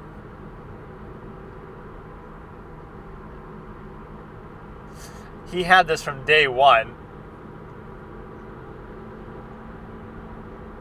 I don't even know how to swim, and I'm fucking almost 30 years old. So what are you going to say about, little fucking 3-year-old danger of swimming?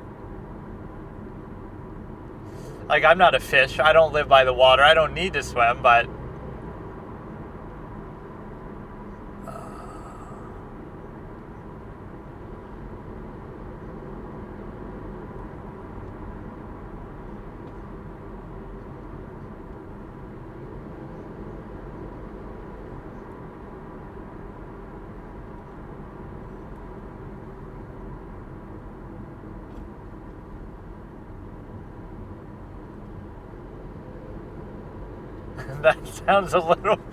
That sounds very weird, but okay, I'll leave it at that. It's just a little kid, so who doesn't?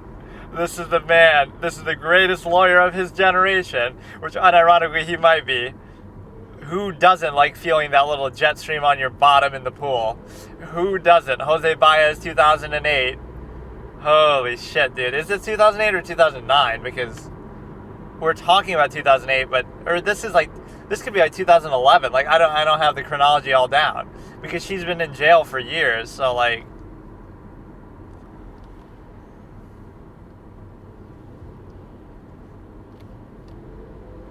I was going to edit something, and I have to go all the way out of my way to, like, redo it because somehow it didn't export properly.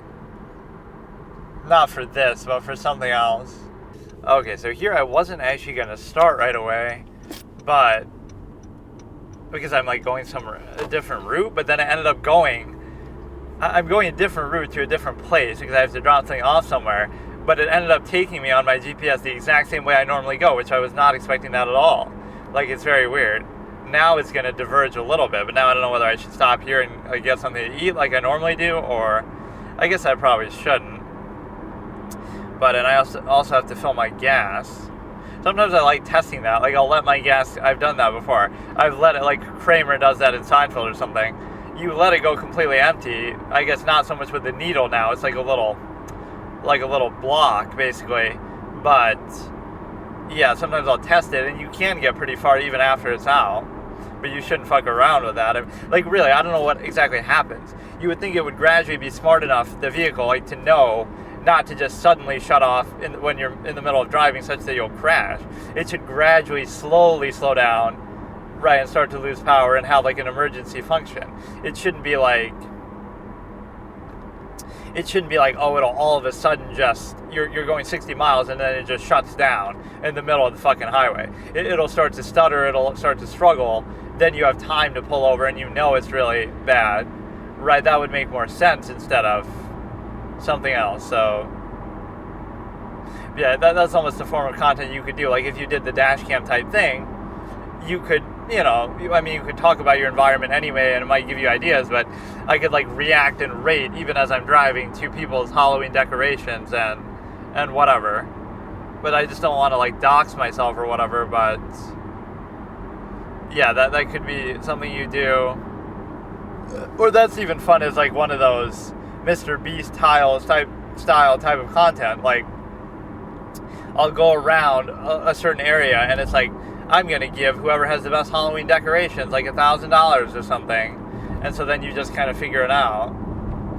Where you know they don't know they're really part of that because the decorations are already done, but you're just kind of looking, and whoever has the most outstanding one, you give them like a prize, and you give maybe other people runner-up sort of commendation. So yeah, I don't know exactly what I want to watch. I'm getting a little sick of this court stuff, even though I never really get sick of it. The problem becomes I just can't keep track of what I have and haven't watched now, so I don't want to end up repeating the same shit that I've already seen like a million times. Right? It's so hard to keep track of that because I jump around so much, both within the videos themselves, both as far as the videos themselves, like just everything. Everything is just sort of random. I'll just watch till I get bored or whatever I feel like. So let me see what I can find here. You have the simple ability to, there's some of these DUI cases that are pretty fun. Like they'll have these clips like, oh, this judge got in trouble for something with the a DUI sentence, or a cop lied about it, but they don't have like the full video, so I don't know how to find it. And I've looked up like by the name and stuff, but you just can't find it. So it's just like the DUI guy or something like that. And then I saw this other thing, like this guy was wrongfully imprisoned for like 8 years, and then he used the time to study to become a lawyer, and then he comes out and becomes a lawyer, and then he appeals his own case and gets the judge in trouble and stuff like that. So that's kind of a good story. The court apologizes for your loss. Let's look at this one here. Yeah, this one never gets old, but in a way what Juan is doing is a little theatrical, just because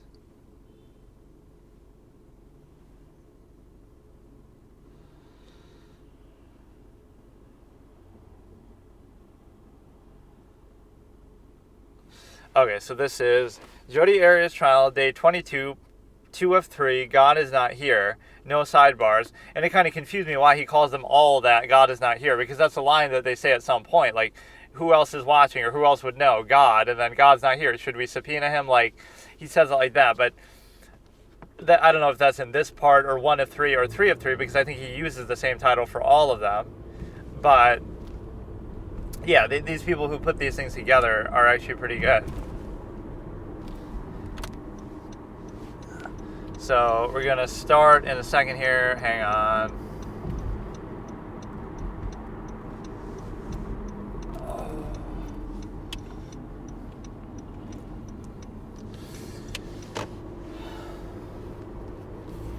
So day 22 to part 2 of 3 at 10 minutes and 10 seconds, starting in 3, 2, 1. I will give it to you.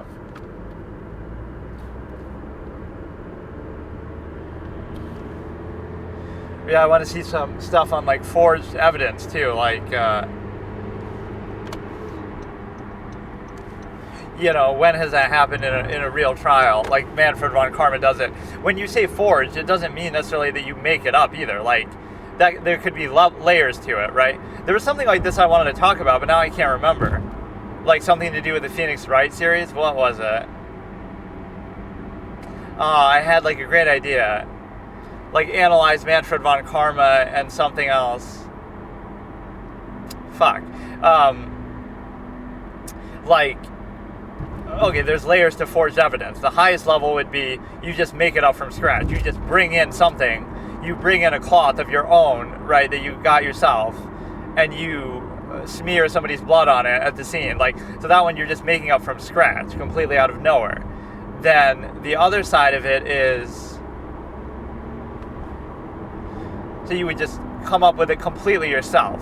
You'd bring it to the crime scene, you'd present it as evidence, whatever, right? So that one's completely fake, like you make it up yourself.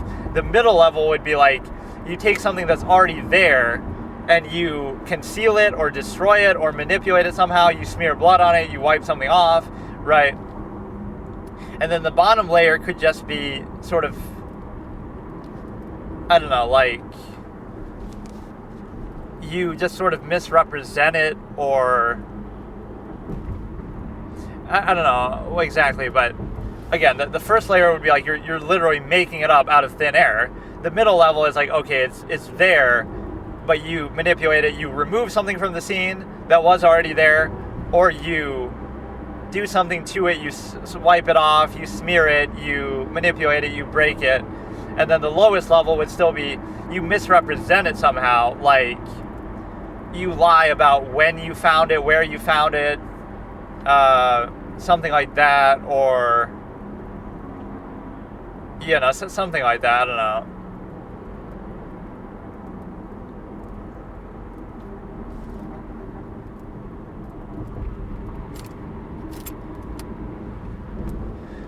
Yeah, among many nicknames, Hottie Biscotti and all this kind of shit.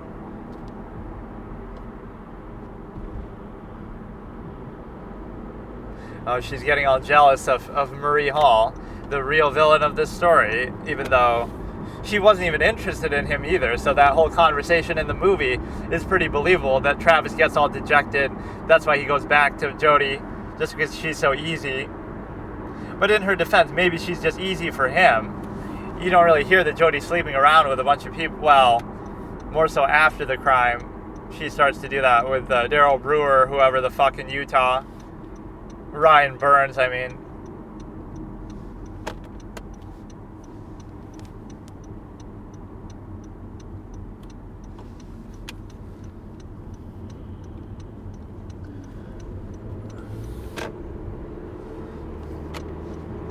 Well, that's over for her because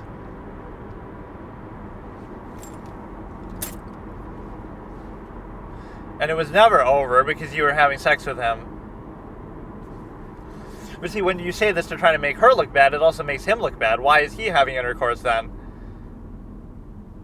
Right, it's a two-way street, and it dissuades the notion of him, she loves saying that, the love sack.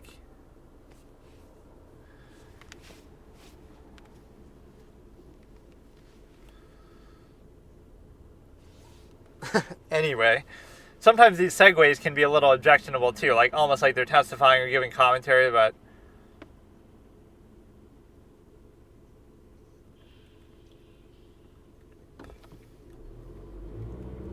or you could just say that, like, I forgot what day it was, so I wrote it wrong in my journal. I forgot the year, like when you're writing a check at the beginning of the year, you're still used to writing it from the last year's date.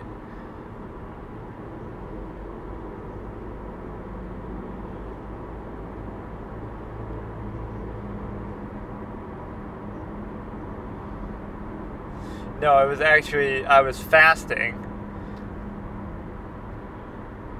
Yeah, how does the etymology of that word really work? Why is the word fast part of the word breakfast? You're breaking your fast. That's what it means. You're breaking your fast and therefore eating breakfast. Like, I don't know exactly what the origin of that is, why it's like that.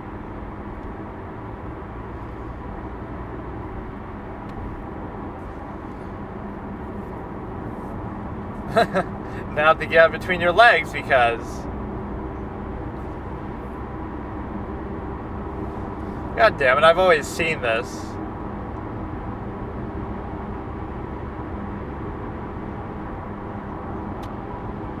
But you don't end up doing that.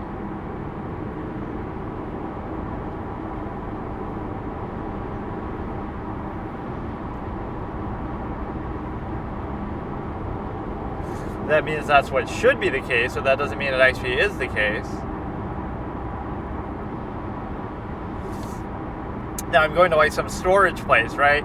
And I forgot the little code for the fucking pin pad, so I got to sneak in there. And because, I don't know, I had it like on a note, and I haven't used it in a long time. I haven't been there in a long time, so now there's going to be a rat that's been on all my shit. It's one of those things, like, I don't know why I'm even keeping this, because it seems useless. Like, it doesn't do it. Like, I don't really need it, but I just kind of want a place to put stuff. It's like one of these things, like, you should just throw everything out and don't be a fucking hoarder. We should be almost there. In fact, we should already be there according to this shit. Why not? Of course. I like the way he says that. I'm not asking you if you would ever have done it. Of course not. I mean, to be fair, I can understand why sometimes you would insist upon things like that, but...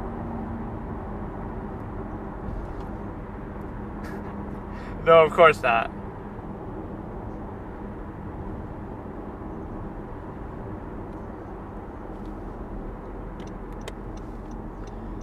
Oh, now if nobody's in there, maybe they leave early. I won't be able to figure this shit out. I got to sneak in behind somebody. This is the sort of thing you should have your camera for, webcam. I got to get like one of those fucking hard hat helmets to do it. Okay, so now somehow, what's weird about this, I guess, is because of YouTube Premium, it kind of keeps playing the audio. So even when I take my headphone off and I'm going to fill my gas or something, it's like I can still hear, it's still going. It doesn't pause the video when you just go put your phone in sleep mode or whatever, lock screen. So now we somehow ended up on part 3, so I'll just start at the beginning. Jodi Arias trial day 22, 3 of 3, God's not here.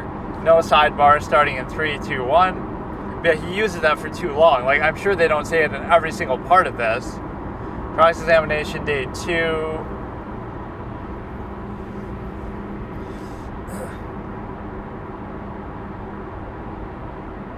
So they just took a lunch break or something, I guess. So I actually skipped my lunch, but I just had to ask them there what the code is for the fucking thing, the storage, so it worked out fine. Little in real life commentary shit, which I often don't do or don't like to do.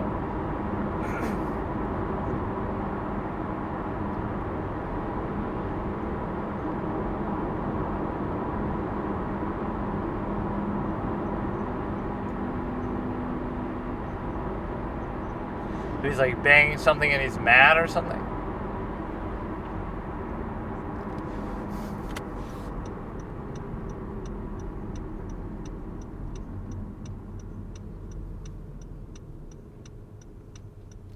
How do you know it's banging his head, though? He could be banging something else.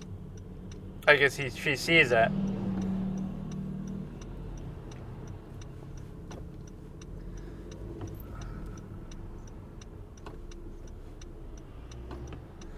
Hashtag ad for Thermos. Their sales went up like crazy, or went down like crazy after this, because it's such a highly publicized, well-known trial. There's some conversation XQC has about that with the Moxie that's really stupid. Like, he's describing it, and then Moxie says, oh, so a thermos? And then they go roundabout, and then it ends up being, yeah. He says no, but then it turns out to be that's what it was. It's just like a fucking little flask, I guess. I'm not too familiar with it, but... Or like, I feel like people use it for soup, more so than that. I have that sort of association.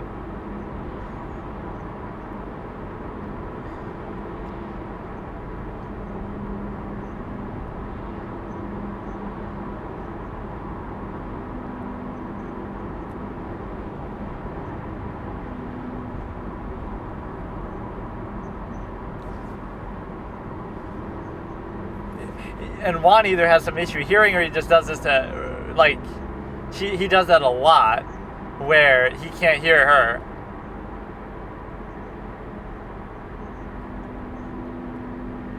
What could she do, too, to make the family happy now? Like, just admit it and just, like, what? Stop lying, kind of stop prolonging it. He had, like, these mad, mean eyes. And he's this horrible man. I never said he was horrible, she says, crying.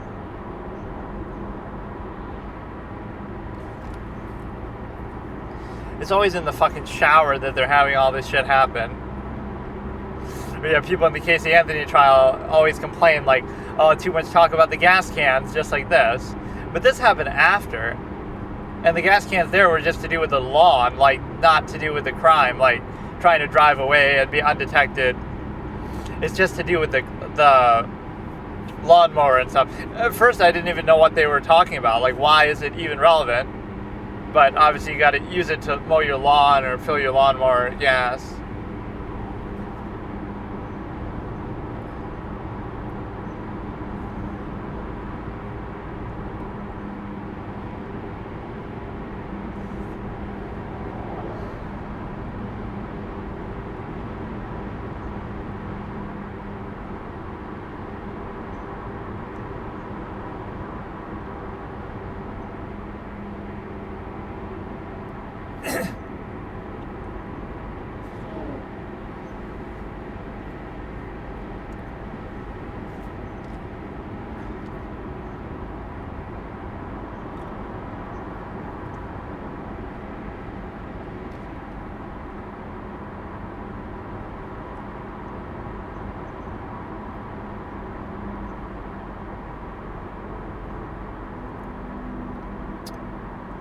I've probably heard this part before, but I don't remember it super well.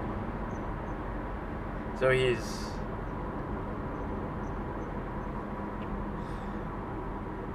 on a scale of 1 to 10, how hard was the squeeze? So he was being all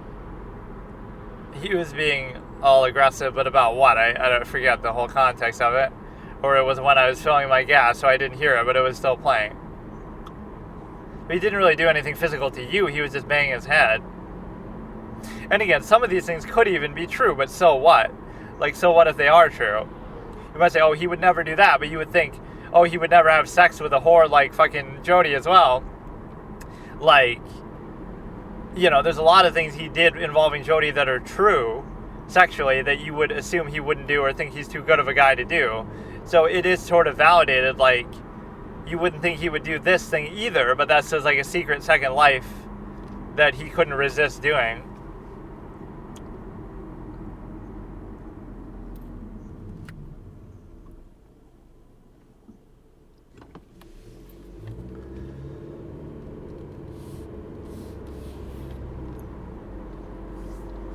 This is kind of a weird argument to make. Like, you don't know what's going to happen, but if you saw the same look, you didn't die then.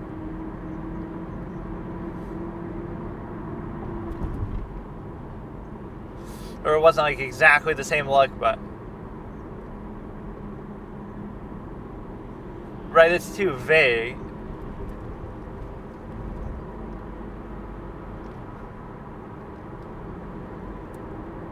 Objections, he said it was similar.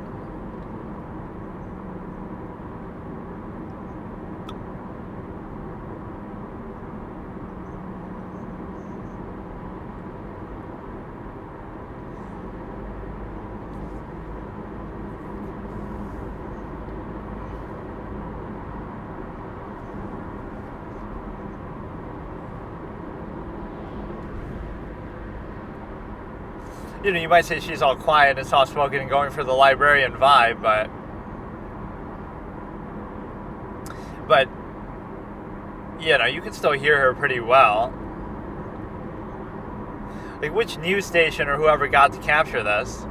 Like, who is really doing this or allowed to do this? Or there is a segment where they actually tell them to turn the cameras off too, like where they're doing the linebacker pose preparation, and then they go into that. Or even the camera's always trying to look at the sidebar, and you can sometimes hear what they say, but see, the lawyers kind of like it too. They might not admit exactly why, but they want the fame, they want the notoriety, they want to write books about it, they want to be famous for it, they want to get disbarred for it, even if they make millions.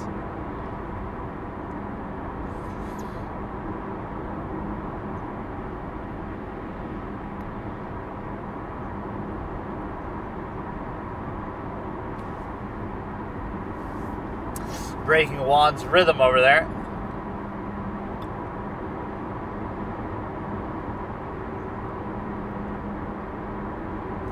Unless it's the court reporter having a heart attack or something.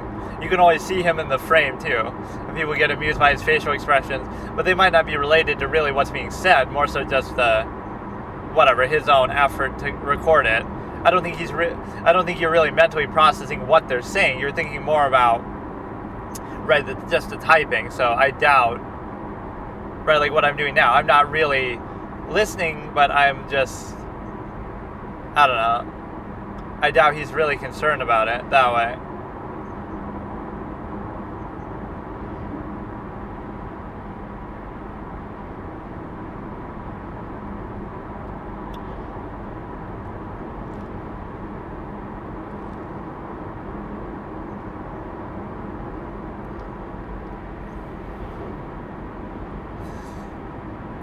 All you try to do with stuff like that is try to get them to stop speaking and then just go on to the next thing. So they don't ramble on too much.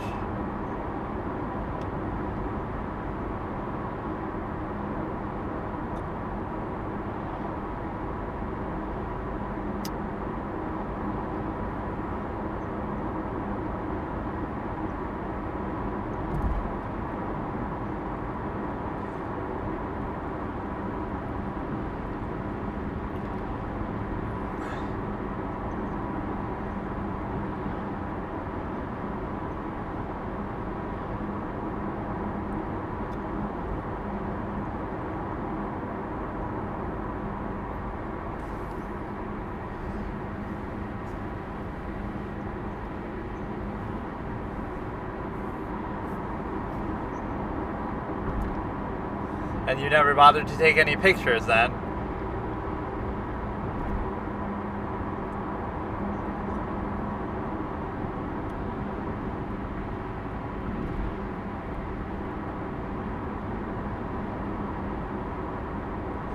I mean, if he's done it under oath in court. Oh shit, he got that one though.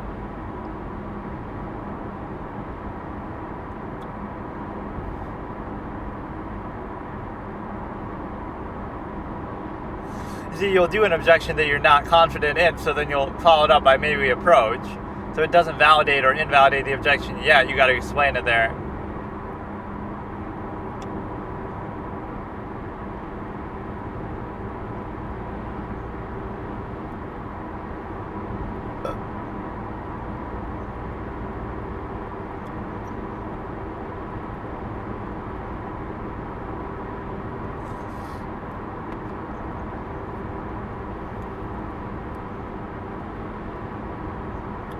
Sort of laying the foundation.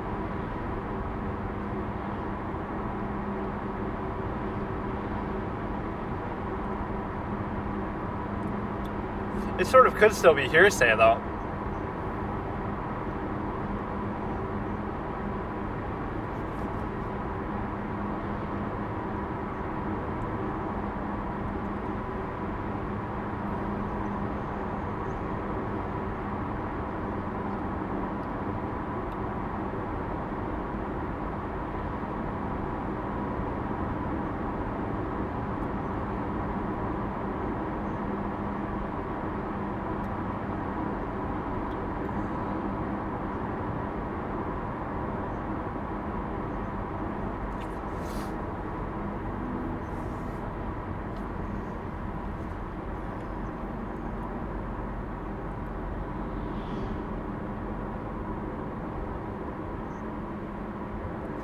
Or you kept the makeup on all the time.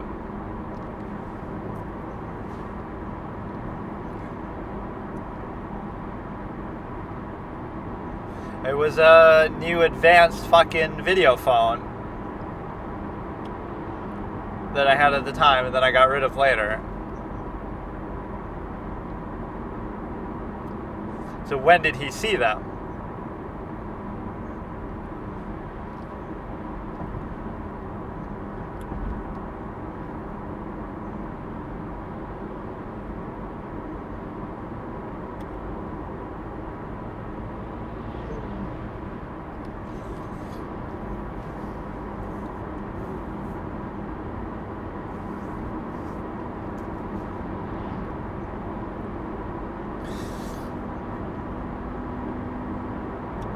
This is like, she didn't stay there for 2 or 3 days after she killed Travis. This is some other.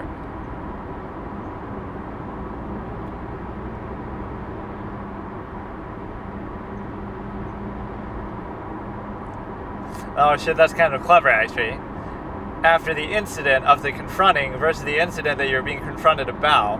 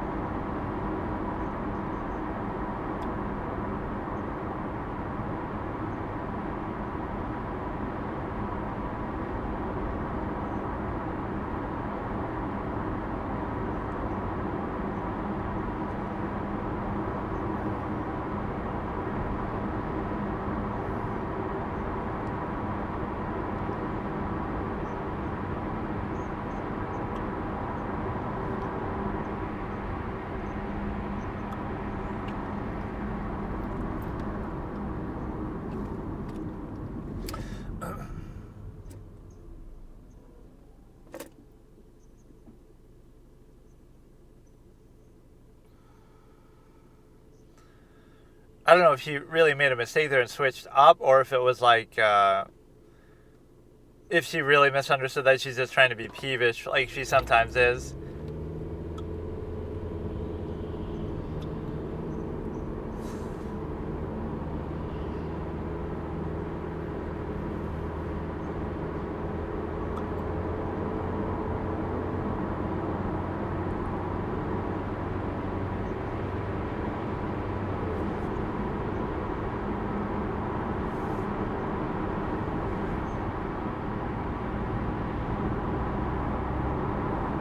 You had the incident first, and 2 or 3 days later, then you had the phone call 2 or 3 days more later.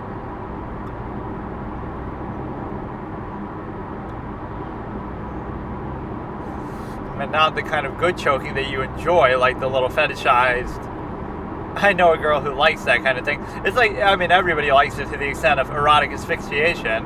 You kind of, choke, and then the oxygen comes back, so all your sensation comes back all at once. But it is very dangerous, so.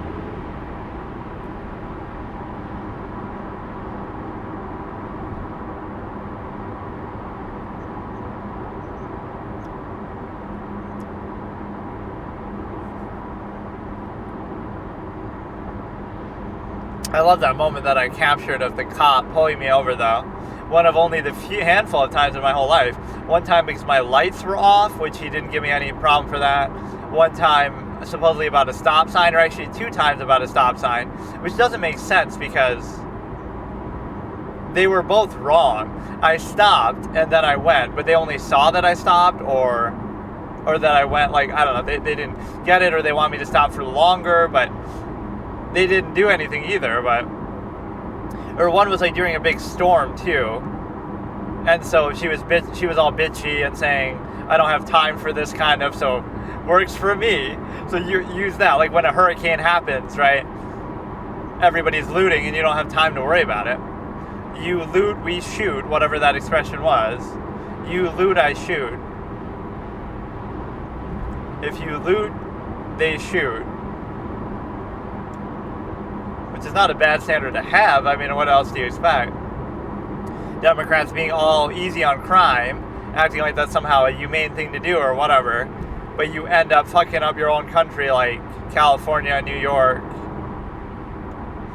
And you make it, I love it when they make it a race thing too. Like, it doesn't matter what race the person is. Like, it could be anybody, right? So, and they're the ones who are being a little weird by saying they're assuming the race of the perpetrator, but who cares what the race is?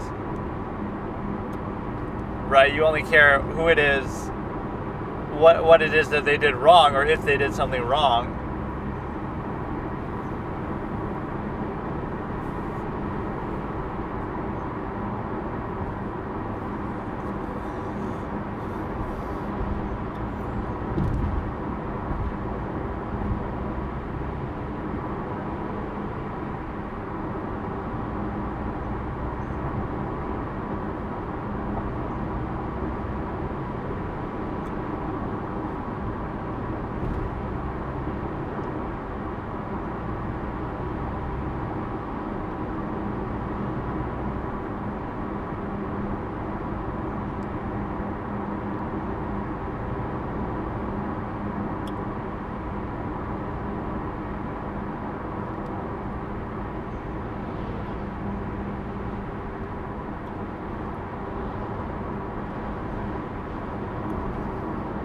I seen one of those, like, is it like a Tesla Cybertruck or some shit? All these cool things I could show if I did actual camera. He does sort of extrapolate on what she says a lot, but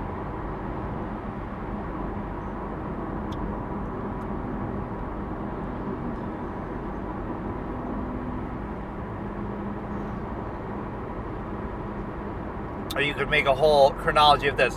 When does afternoon start? When does dusk start? When does dawn start? When does, each one end? If it was after 6, then it would be dusk or something. Like, how do you really use these terms?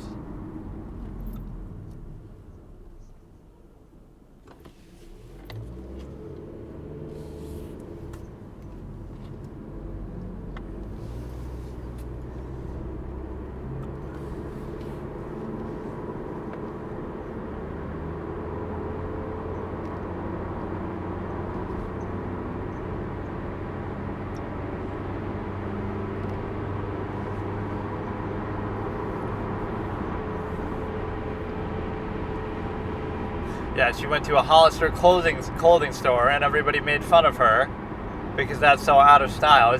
That's so 2001.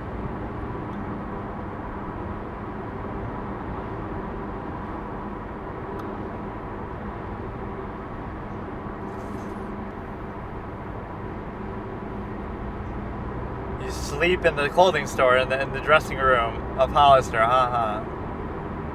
What are you gonna go next? Aeropostale, or however the fuck you say it, or I don't know, clothing brands.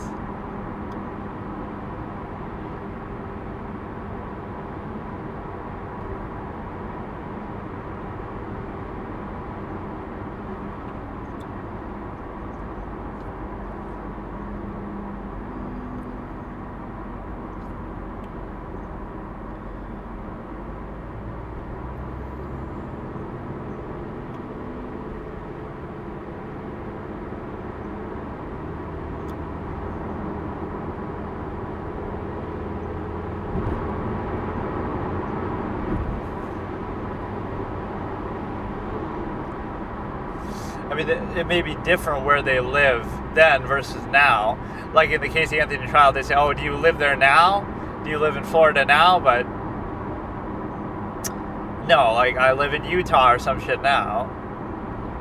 Because that's an indication of how long these trials take, but also how long they're in prison before the trial.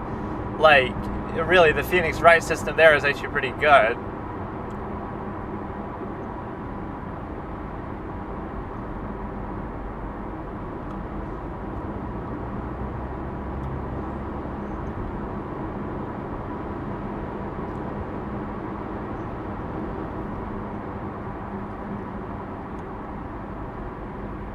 All this, I didn't hear you. Fucking get a hearing aid.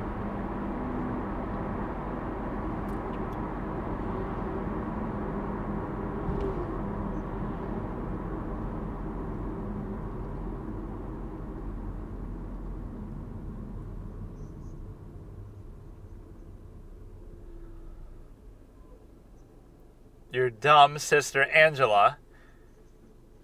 Right, that he shows a picture, probably not at this exact point, but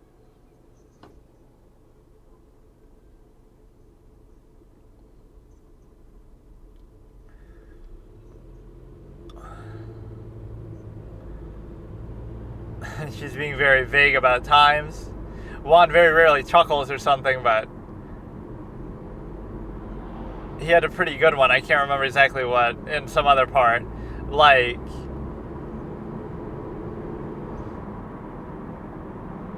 I didn't do something in the car.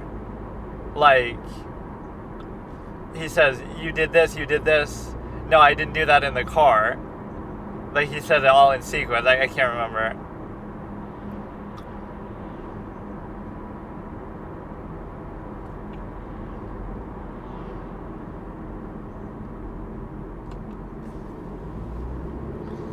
All these men that she kind of fucks around with, but they fuck around with her, so there's a reason why. Like, even Travis is a bit of a player, charismatic, well-known type, so he...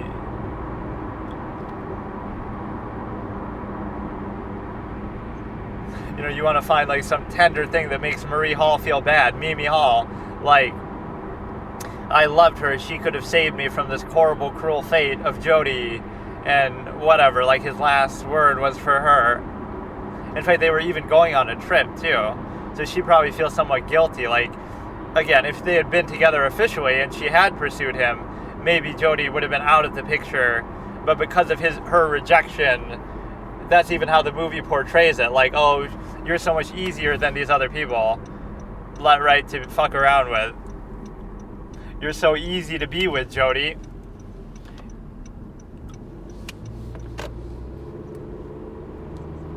I kind of want to see her testimony, actually, come to think of it. Let's see if we can find it. Fuck it. It's too hard to navigate this shit.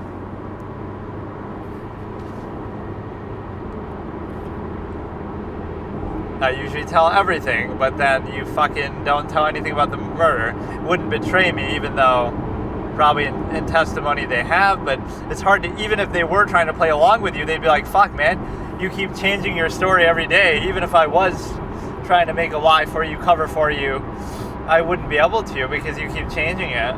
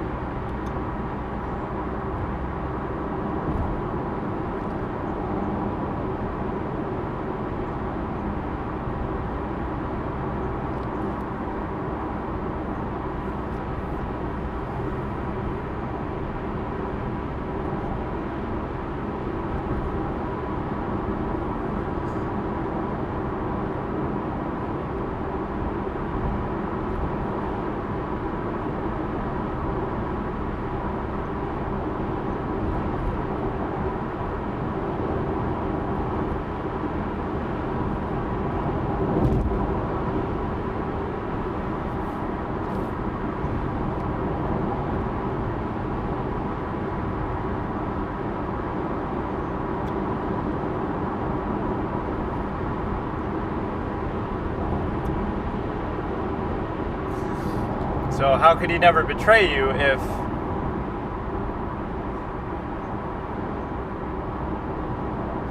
Everybody always cheats on Jody, right? That's her fault somehow, or her bad judgment in men, but...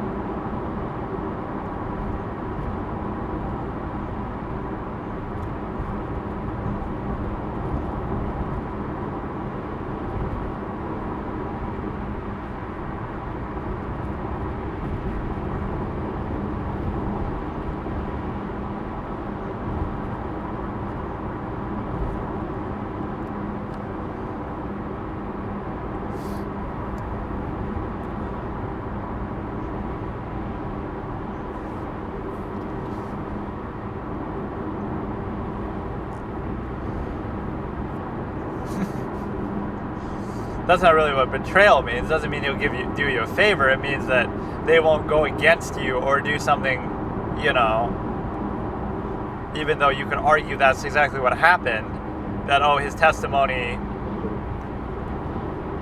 But no, like, who's more attractive, Jody or Marie Hall, by whatever subjective standard? Marie Hall has, like, the more defined look, more, like, refined, sophisticated, conservative look. We're like, oh, you know, when she... And I'm saying this from a hypothetical Travis perspective or whatever.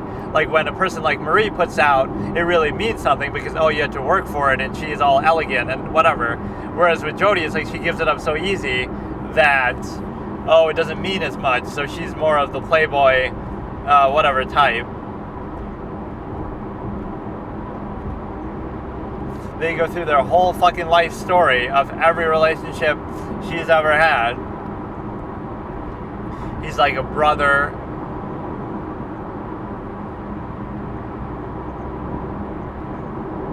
A little Luke and Leia action over here. Except in reverse. You're like a brother now, after you've had sex. Or no, I guess it's kind of the same. But yeah, like, why wouldn't he corroborate it? He's just trying to get her to explain why. Why wouldn't he corroborate it? But how would she know, right? That's like hearsay, speculation.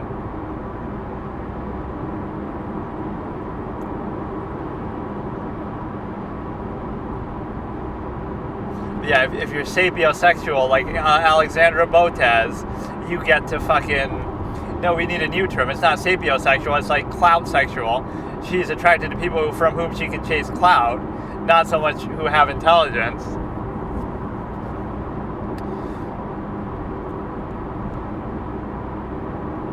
Like, did she go out with, who is it, Daniel Naroditsky, to try to chase clout, or because she actually liked him? But of course, it could be both.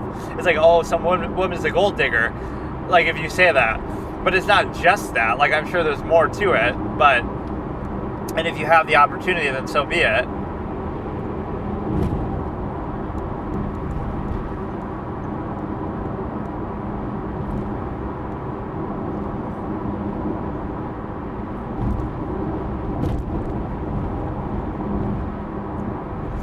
Or you know what I just thought of, somehow just in like a comedy of errors, like clown crime sense. There's this movie that I can't remember the name of, like a French movie that Roger Ebert put on his list of best movies ever. And like somebody was kind of joking around about playing with a gun earlier or something, and then the gun gets loaded later. It's like Chekhov's gun. Maybe that's why it's called that, but I don't think so. But it's like a similar situation, like where the guy jokingly tries to shoot the gun later, but then it actually is loaded, so then he accidentally does it. Or like because somebody was about to kill themselves, that's why the gun is loaded, but then he was playing around with it, and then he ends up shooting himself or something. Right, and so that movie, I don't know why that came to mind, but it's like, oh, we try to explain that in a court and say, like, you know, how do you explain that, and how do you justify that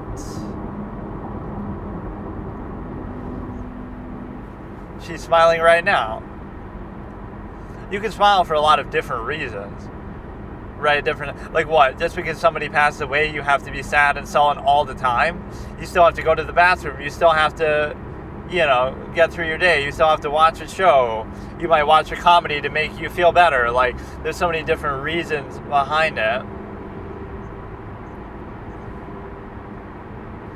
What would Travis do? Well, first of all, he'd still be alive.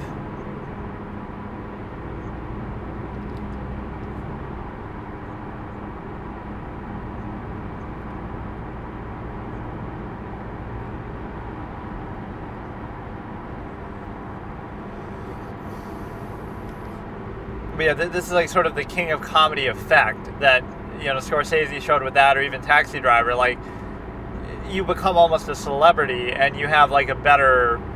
Jodie became more famous this way than she ever would have otherwise, even if it's infamous, even if it's bad. Like Casey Anthony, now she's getting a documentary on Peacock.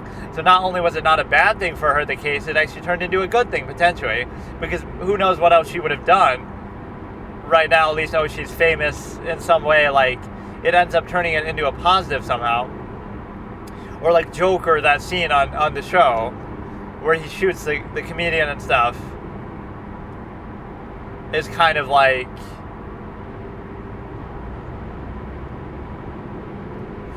It's kind of like the king of comedy effect. Like, you're getting famous through the media in a way that's like both good and bad at the same time.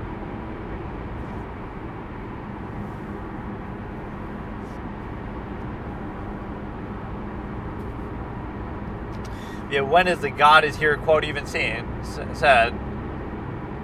Yeah, that makes Marie Hall the most eligible mate, I would say eligible bachelorette, because oh my goodness, if Travis wanted her, then oh my goodness, like now she's gonna get all... But she seems like one of those reserved conservative types, or at least that's just my general implication, but that's how a Mormon girl should be. But again, is it Jodie corrupting Travis or Travis corrupting Jodie? Because it's a two-way street.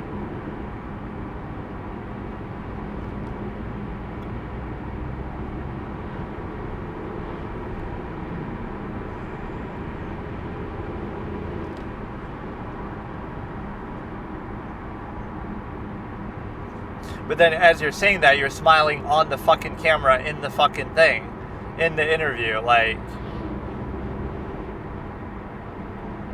But you still shouldn't smile because you should be grieving or whatever.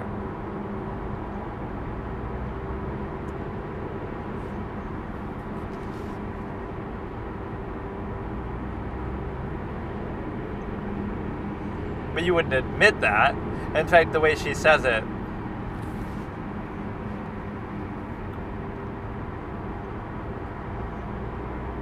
You can't say it, otherwise they'd lock you up or whatever, put you in a padded cell or something.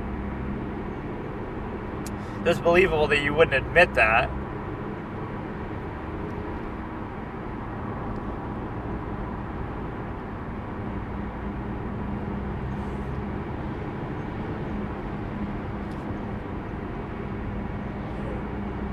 No, she's playing to the jury.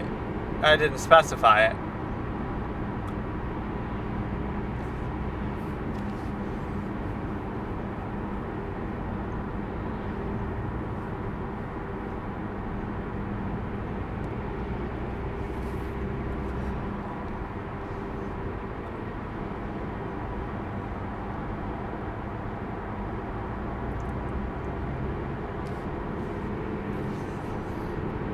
play that video of her saying no jury will convict me, followed by the other thing.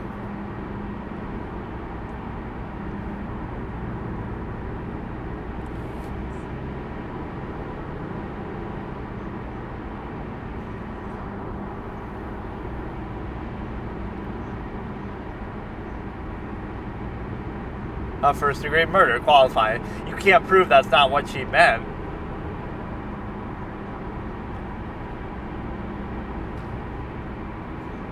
Kind of the way he says that is argumentative, like,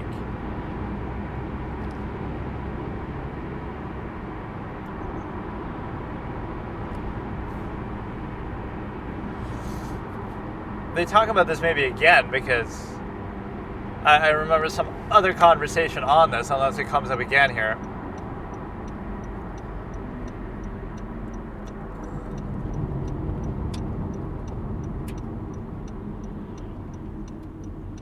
But no, you can tell Juan is sort of playing for the cameras. Like, is he always like this on every case? Is there some other case of his that we can see, like, I don't know, he's sort of playing into it.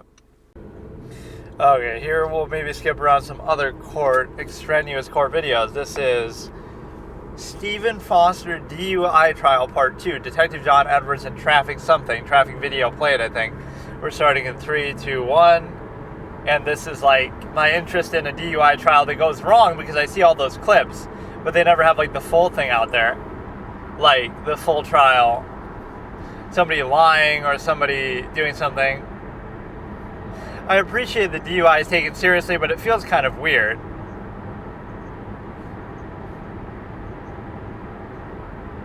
Or like somebody was asking that, Jose Baez, did you swear to tell the truth? Yes, the whole truth, and nothing but the truth. And that was like seen as argumentative, but it's really not. You did swear that exactly. It's sort of a performative aspect, but you can see like the top 3 little Windows icons on the computer in front of him.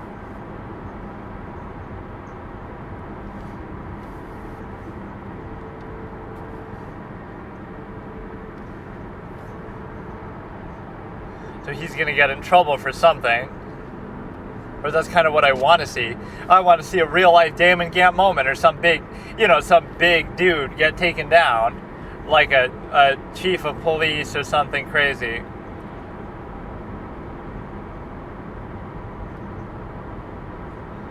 Some of these people do get away with a lot, because it's like, wow, he has 20 years experience.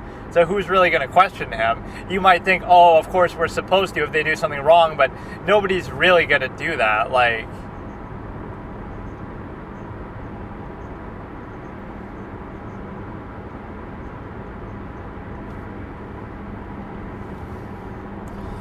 but yeah, the Derek Chauvin trial, where they never brought up race once, right, in the context like what we heard. So even the prosecution didn't try to treat it as a hate crime based on race, right? Like, he deserves to get in trouble for it, but it doesn't mean it has to do with race.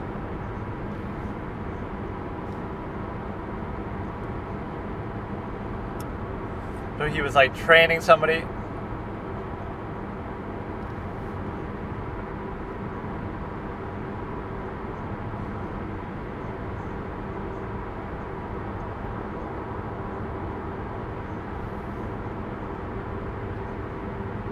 Objection, he doesn't consent to be called that name.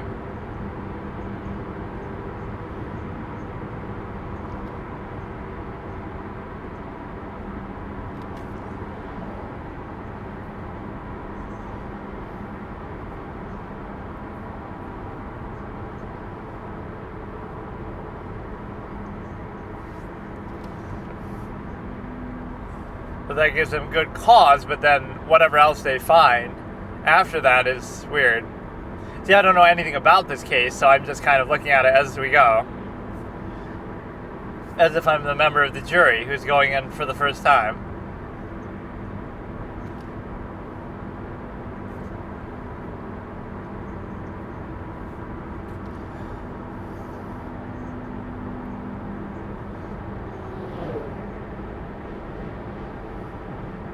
You'd have to watch the whole thing to know that, though. How would you know that? Like, what if it's some really extraneously long thing? Like, oh yeah, it's a 50-hour surveillance footage, and we got to watch the whole thing to see what happens. Like, the jury's gonna sit through that. Like, I'd make that happen as a crime. Like, I'm a serial killer, and I give a clue to my identity once every 7 hours, and every 10 minutes, like, I give a minor clue. So you have to watch the whole thing in extraneous detail to understand. Like, I'm just trolling everybody, like Andy Warhol's fucking Empire State Building thing.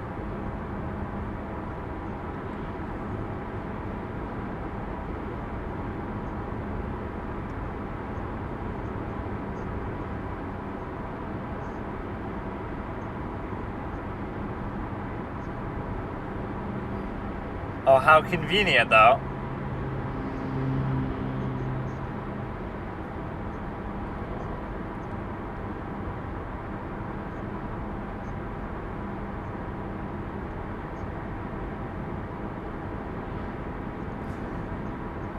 But that in itself should be a violation, because if you have used the same logic as surveillance states do, police state, like, if you have nothing to hide, why should you fear a camera? So if they have nothing to hide, they shouldn't fear a camera. So that's why partly people defend, like, oh, you defend the fact that you have, like, court proceedings on camera. But that does sort of corrupt them a little bit, like, the public interest and stuff. So there are disadvantages of it. It should be all recorded, but it shouldn't be released until, like, after the verdict. So you don't have all this public court of opinion bullshit.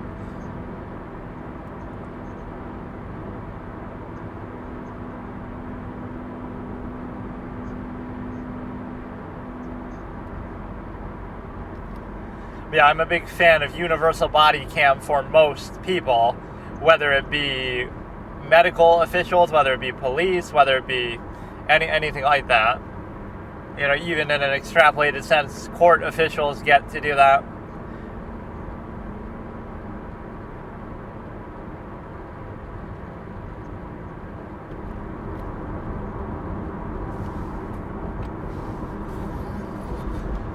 He seems pretty firm so far.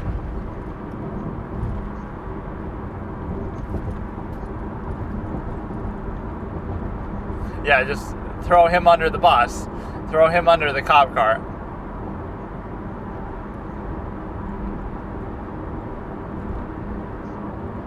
Yeah, you should have stepped out just for that reason alone.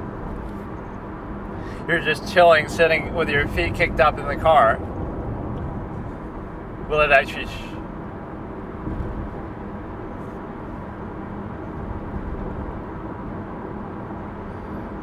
Look at this shitty angle we get. Like, give us a zoom in.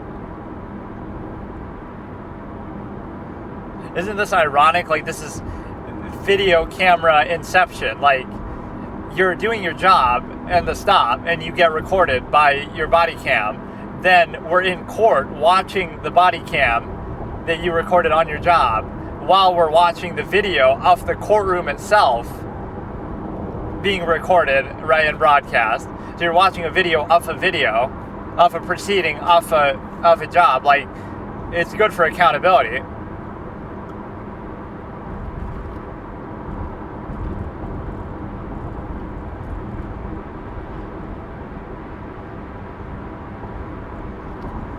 Already having technical difficulties with this Windows 98 fucking shit computer. The camera recording this is better than the fucking computer that you're using here.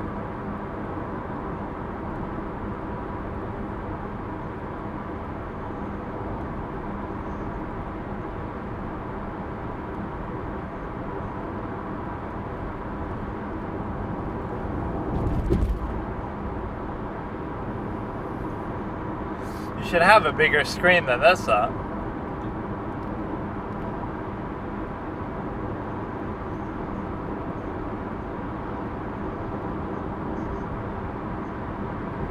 I'm just assuming like he did something wrong or controversial such that this is uploaded and shows up, but it might not be.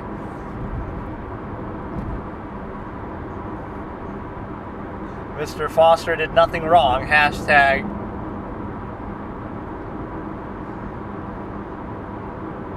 Yeah, this is pretty bad visibility even from the camera here. Look at that zoom in, fucking avant-garde. Holy shit.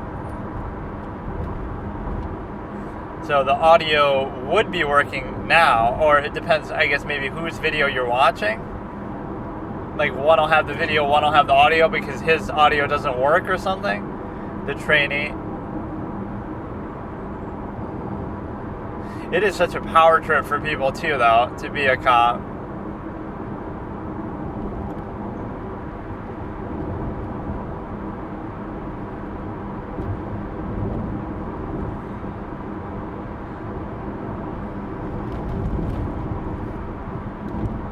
Fucking audio, man. Not even the siren, just like all the fucking ambiance besides that is so loud. So you won't really be able to even hear what they're saying. He goes over, he performs the stop. Yeah, like I have that sort of passive personality. It's like I'm not going to resist or make a big thing out of it because I don't know, I've never had an issue with it that way. First of all, rarely have I gotten pulled over, but I've never actually gotten a ticket or ever gotten in trouble. And I like that as like sort of a self-serving fallacy. Like, they'll look at my record and see, oh, he's never gotten in trouble, so I'm not going to make him get in trouble now. Like, so you'll never get in trouble because I've had a license for like over 10 years and I've never gotten a ticket. And again, even 2 of the 4 times I've been pulled over have been bullshit. I stop at a stop sign, but then they say I didn't stop. Like, okay, I'm not going to argue with you. You can show me your camera footage and show I clearly stopped. Like, in fact, that last one was total bullshit. I'm stopped at the stop sign, and then I see the cop. I don't even see that there's a cop there. Like, there's an adjacent stop sign. So they're obviously not there. I don't even see it out of the corner of my eye, and then I go. So it's like, I'm stopped. They're not even there yet. They don't have their lights on, and then they stop, and then I go, and then they pull me over. It's like, you obviously weren't there, and I was. So I don't get it, but so those 2 are bullshit, but they didn't even do anything. They just kind of warned me. And then the other one was my fault. My light wasn't working, or I didn't have it on late at night.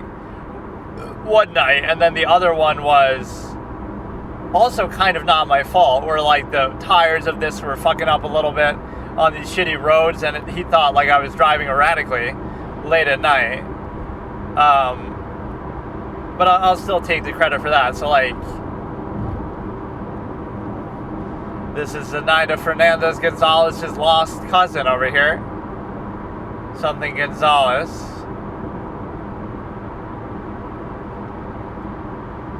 Not the greatest clarity that we have here. It's not really body cam. Or is this his body cam in the car? But it looks like 2 of them are out there, or maybe one of them is a suspect. Like, I don't know. But yeah, like, don't make a big thing out of it, because even if you arrest me and get me in trouble, I'll just pay some stupid fine, I'll get some stupid ticket, and then move on. Like, why make it worse than what it is? People do such dumb things to try to get away. I'm going to try to escape, and then I'll crash, and then I'll fuck up. Like, it's only going to make it worse. Like, I love that. People will be so offended by what they think is like a false, like being falsely accused. So then you'll try to escape from that by committing another crime, right? Like, why not just let it go and then try to fight it out in court, even if you have some other belief that won't work out. But no, I mean, the court system in the U.S. is at least as good as you're going to get. Like, a lot of people do get away, well, even if you think it's a bad thing, like Casey Anthony and O.J. Simpson, but even without that, you're like, you at least have a better chance. Like, go to Japan and try to do it. 99% conviction rate or whatever in a court, but it's only because they throw out all the cases that are petty or whatever that they don't think they'll win. So they only do, that's kind of what Phoenix Wright's premise is based on, that it's so one-sided that the prosecutors will only bring to court the cases they think are sure to win, that they'll win or that are severe. So any sort of petty minor crime is just sort of ignored to some extent.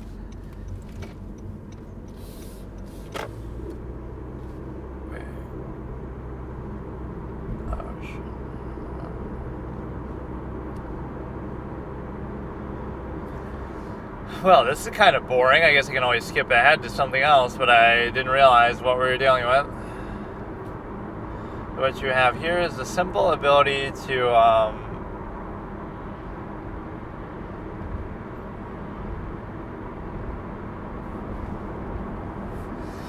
you have the simple ability to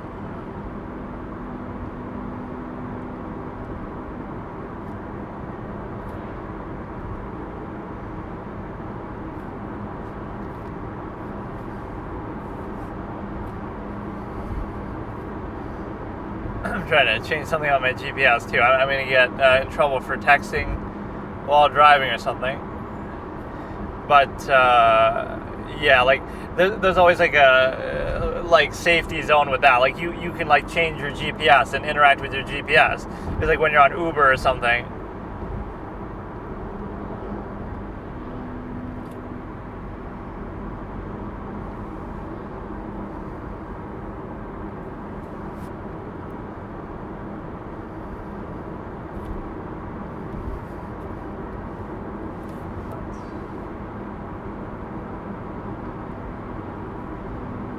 I think I kind of fucked up my route a little bit. I forgot I was going somewhere different than planned here. Or you know what, now I have it like the reverse of what I want it to be. Where, fuck off. This stupid ass clip, how long do we gotta watch this shit for anyway? Like, if you have like two things playing at once. You have, one of them, you want the map to be in the tiny window, and you want the video to be in the bigger window. So it kind of was the opposite there for a second. All this shit that you won't even know what the fuck I'm talking about because you can never see it, but it doesn't matter. And what I like about some of this is it kind of gives you the same idea that it allows you to basically like give you topics to jump off of as just a starting point. So even if they don't know what you're doing, it's a case where you're able to basically kind of figure it out retroactively. Like, it doesn't really matter even what you're reacting to. It matters more what you're doing, like what you're talking about. So what is this one here? Part 3, detective. I'll just keep going. I never go into these things prepared. Officer Justin Smith and Andy something. It's all part of the same shit, though. Give me something I can use here. Give me something better. Why is it got to be like that, man? Give me something else. Heated cross-examination of SLED agent Peter Radowski by Alex something, starting in 3, 2, 1. Bro is getting heated. That's sometimes a phrase I would use, like, when I'm playing a game like this seems, I'm getting heated at 1500 rating in chess, or something, playing some little kid's game.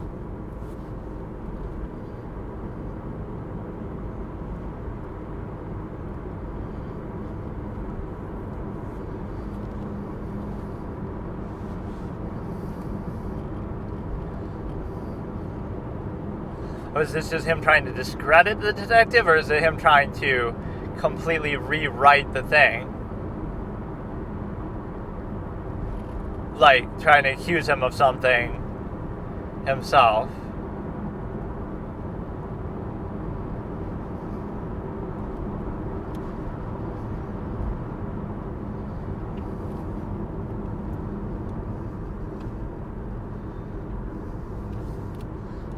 Take these back roads, backwoods route at night, but it's like in the middle of the country where you always have the advantage when you're in the car. You got to remember that, unless they come up with some super creative roadblock, right? Like you see that sometimes, or like the one thing, that one clip on Dashcam, like where they're throwing shit at the truck.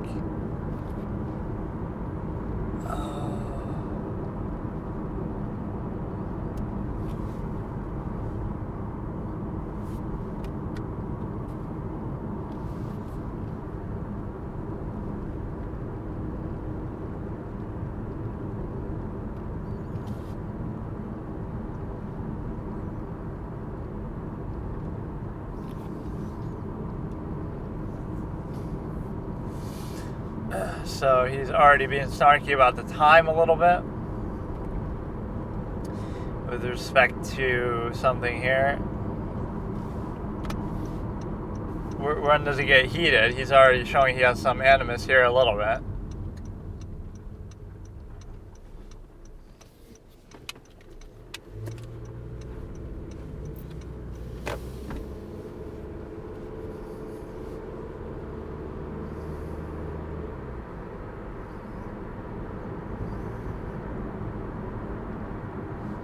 So why did it take you longer if you're going faster? Or like cops break that law all the time. You're not supposed to go above the speed limit if you're not speeding, or if you don't have your signal on, I mean.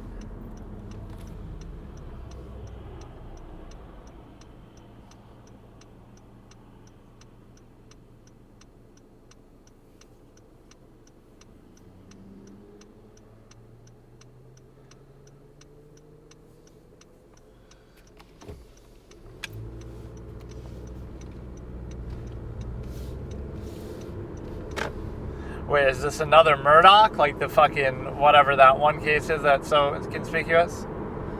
It might actually be. This courtroom looks familiar. Not that I saw too much of that, but...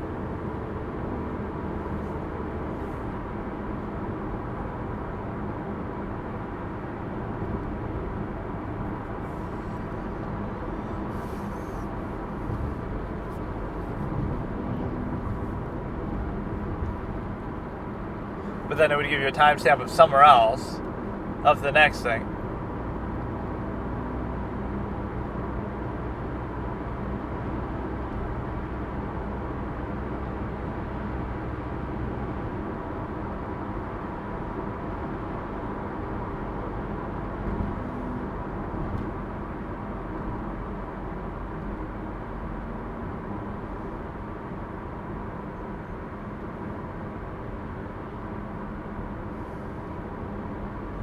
To give it an 80 miles. I would say that's unusual to go 80.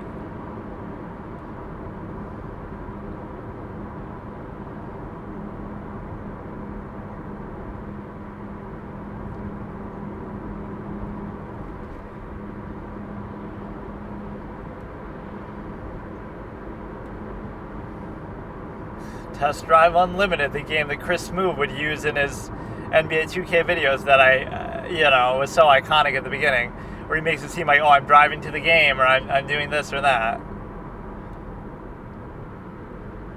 Wouldn't it be cool if the NBA 2K series actually had that? Which to some extent, maybe they have a little bit more of that now, but like the RP element, you get to go around the court and dress your character up and stuff. That's just such a nefarious business model type of thing here.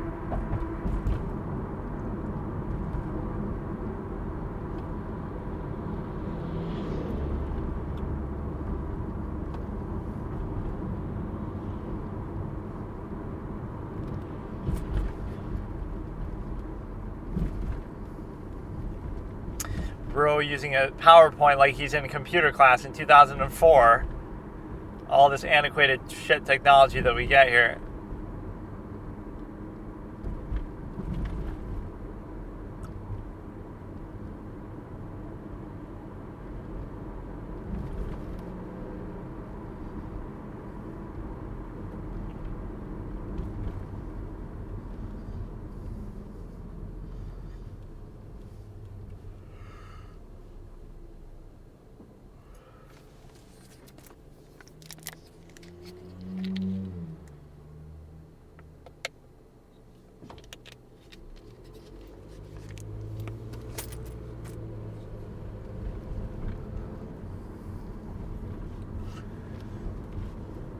This isn't getting heated at all. I need some instant gratification, which is not really what these type of environments are about, but a heated cross-exam, we've seen that one. A mega pint, all this kind of shit. Sometimes these calls can be kind of good to listen to. I heard that one with the guy who's admitting I killed my mom and my sister, and she starts off a little incredulous. Like, you should never be shocked. Like, oh, I just killed everybody and I just did this. Like, you shouldn't be surprised because this is what you're here for. It's going to be graphic. Top 7 most disturbing and revealing 911 calls. It's kind of a good thing if it's revealing, because that means you'll catch their dumbass. Starting in 3, 2, 1. All 3.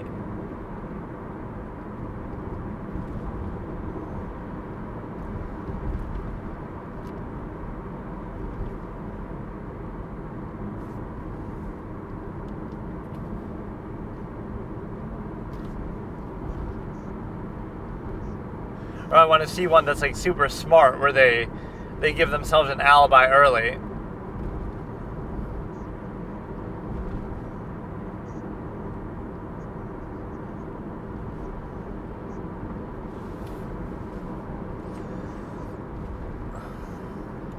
So some 12-year-old kid is outside of somebody's house in one of these. That sounds interesting. Like, what is this? Like the chick from Stranger Things, where she's like this, they're trying to kill her and she has superpowers or something.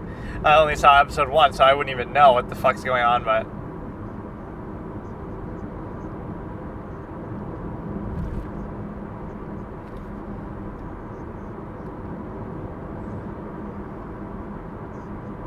Wait, that's a long time, though.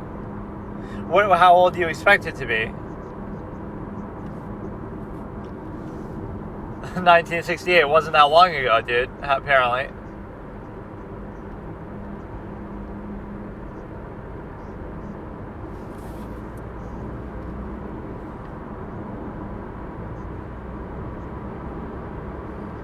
Unlike other things, like what can't be used, like a lie detector test or other things. Yeah, they don't read you your Miranda rights on the 9/11 call, but they almost should. But they don't expect that you're the one who did it, well, unless you admit to it. I mean, like when people turn themselves in too, they'll just go to a thing and turn themselves in. A lot of high-profile criminals do that, even when they might not have been caught anyway, but...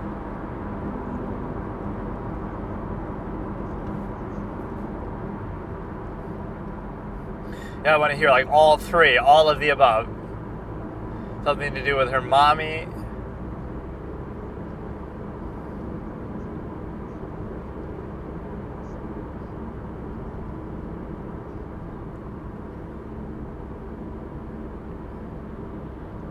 Because I did.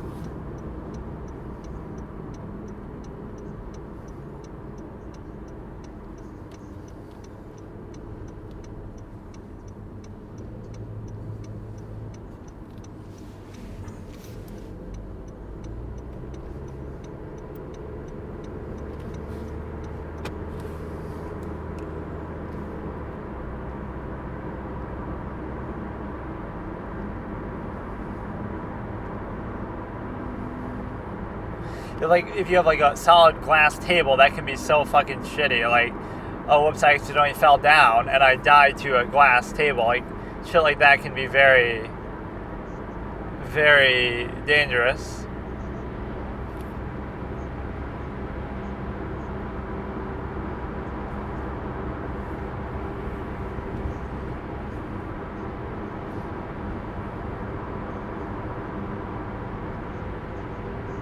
So did she do it on purpose, or?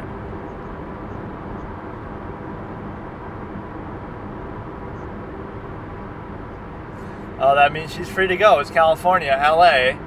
Summer of love moment, like in Seattle. Just fuck it. Let it go. But she was saying it like it was an accident, at least.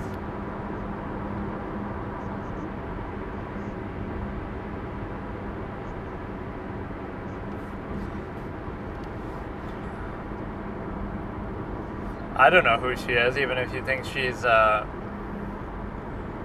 familiar.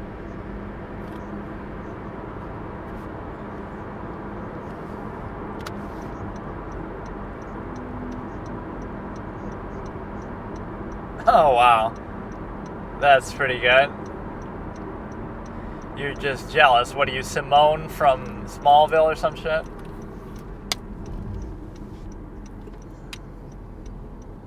Or like she hypnotizes everybody with her necklace, and the cop does something here. Okay, now we're on a good stretch of road. Like for 30 miles, we can just stay here. That's awesome.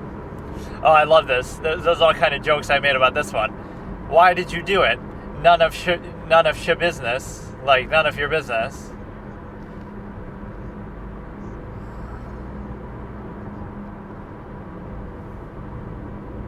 And she beats up like her own lawyer or something.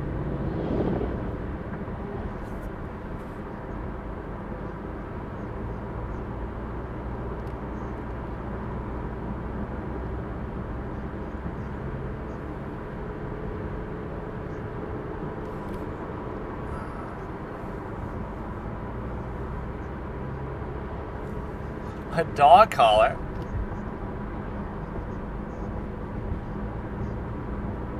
I wanted to see what would happen. Okay.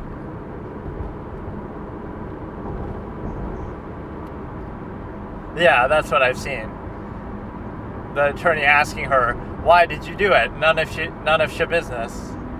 So she's reporting. Some of these people are actually genuine and honest, though. Like, they'll just tell you how it is. Like,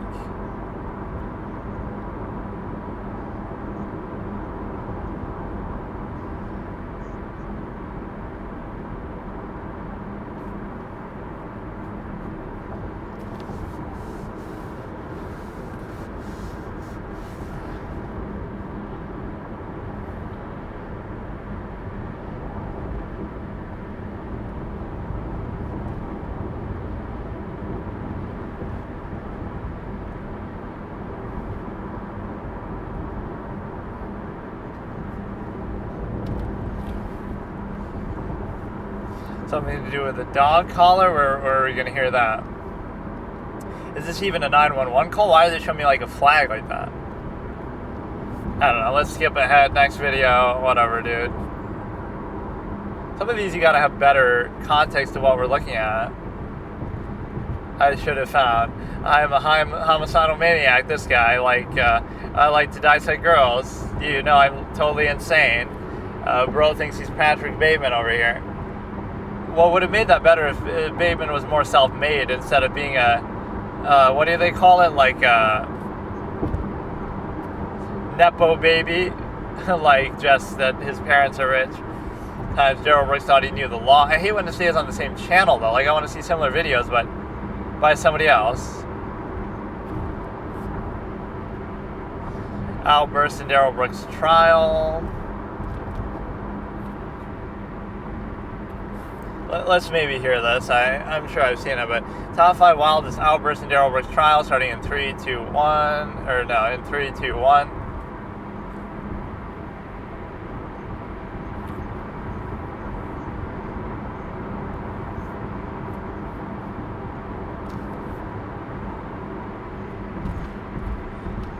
But this is like the opposite of most judges. Most judges are too harsh and not lenient enough. She's on the opposite side where she's too lenient.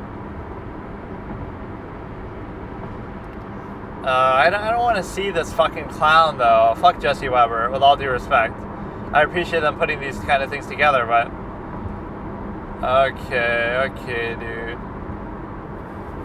Bizarre moments in Daryl Brooks' trial. He takes off his shirt. Key moments. Like, this is all them trying to make content out of it. What kind of a sick person would make content out of a real legal trial?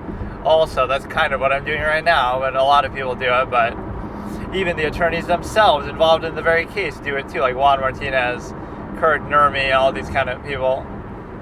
So you have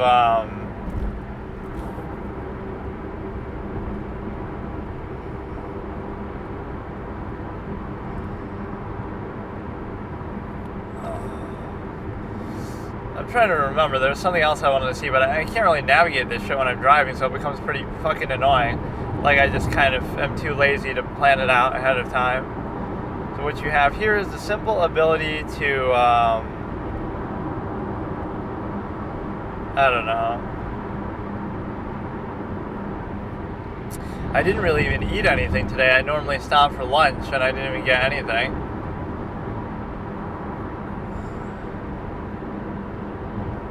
Right, because I had to go that other weird route, and I had to figure out my thing, my little storage thing. But yeah, it's like one of those hoarding tendencies. Like, why do I even have all this shit? Why do I need it? It's like one of those back rooms type vibes, like liminal spaces, like the way that the storage place looks. Like it's all empty, and there's nobody actively in the storage place all the time. So like it's empty, and you can look in the back, like really far back, and the lights are all dim and it's dark, and it's like, not that it's really scary, but it's like just sort of immersive. It has a certain quality to it. Like go to an abandoned mall or something.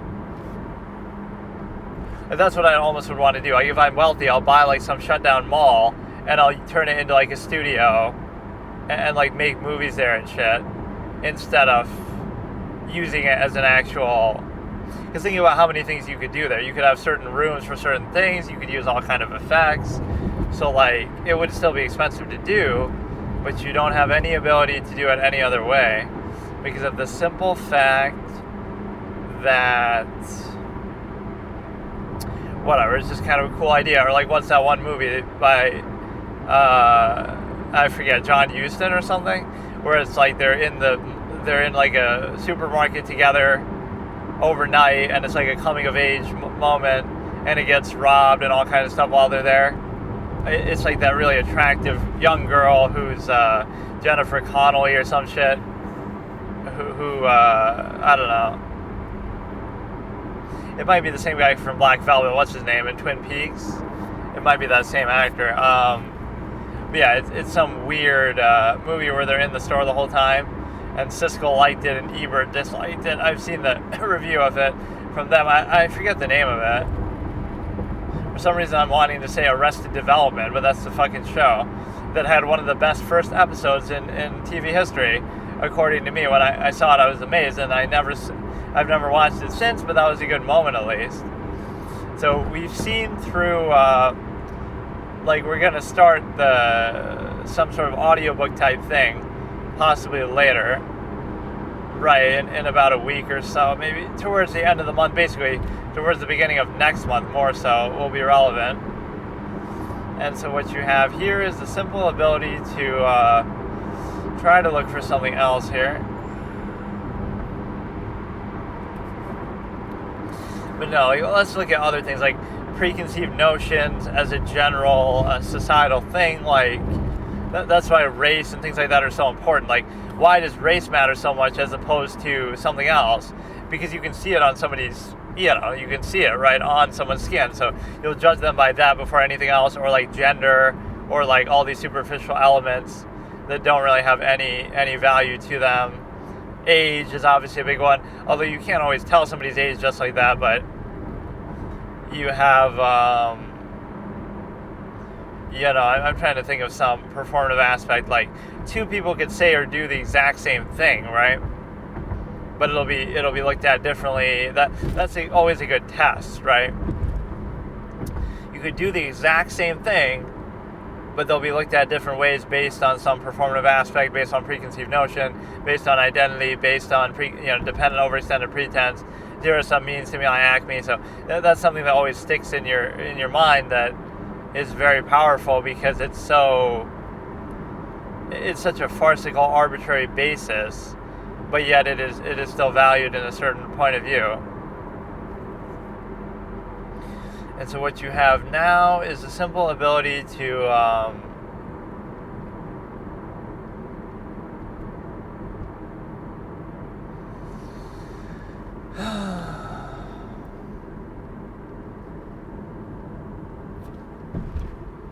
yeah, like you see one house with Halloween decorations and you see one with Christmas decorations. Like, what the fuck kind of, stupid ass time is this? It's only October, whatever the fuck, like 16th or something.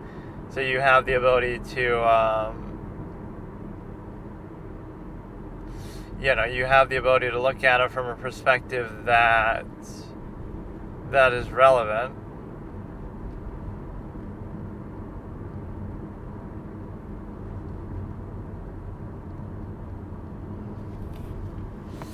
So let's see what we got here. I cannot find anything. This is so dumb how everything is law and crime.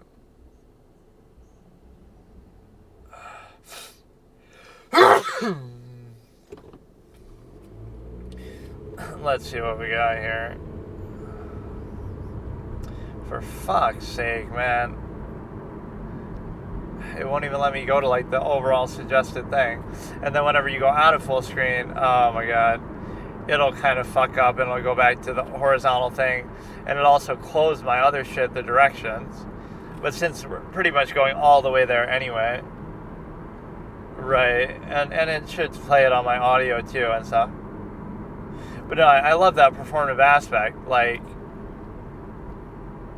it's something very telling about society. I should do that myself as a social experiment. You could have two people doing the exact same thing, and you know, it's all based on things that aren't real or don't actually matter, right? The performative aspects, anybody can do them. They're not tied to anything, right? Anybody can have certain preconceived basis like age. Anybody can just be old. Anybody can just be whatever, you know, identity aspect. Anybody can just be perceived as some zero-sum means element. And so you have a case where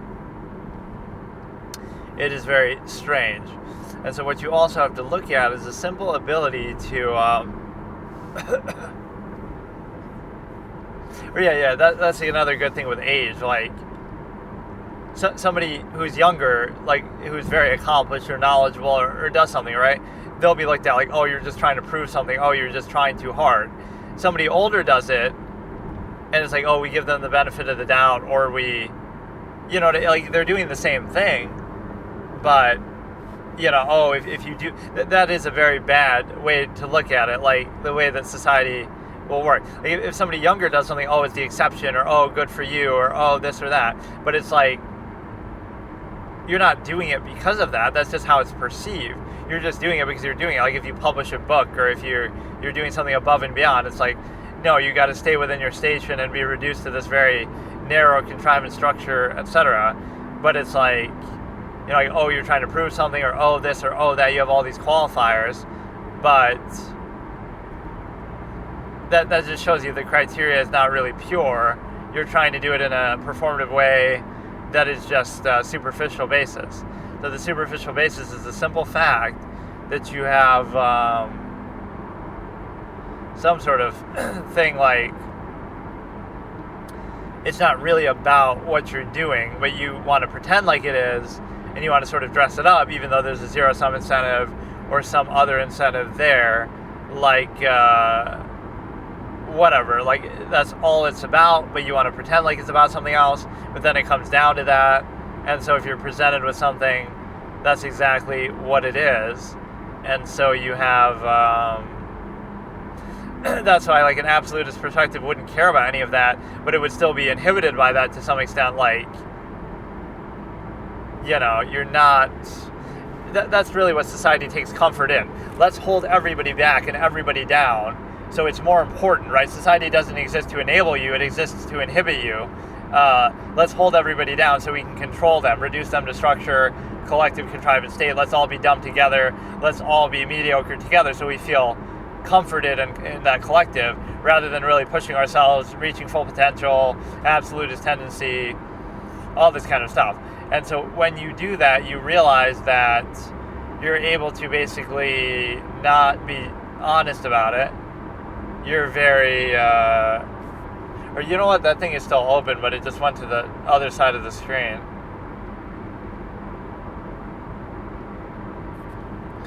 Let's see if I can go full screen here.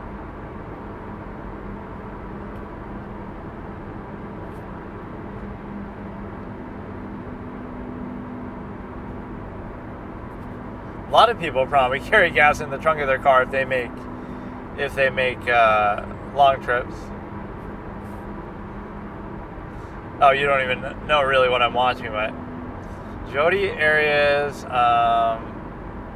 Okay, let's just see this. Oh, but this is an opening statement. Man, why can't I just find a fucking testimony or something? God damn it. I want to see one of those early parts of the Jodi Arias trial too, like the Marie Hall and stuff. Let's compare her demeanor and her stuff to Jodi, where she'll be very genuine and very nice and conservative and this and that. But it does seem like Jodi's kind of like that too. She has her moments, but she's kind of laid back, like quiet and mousy. I don't think that's really an act so much.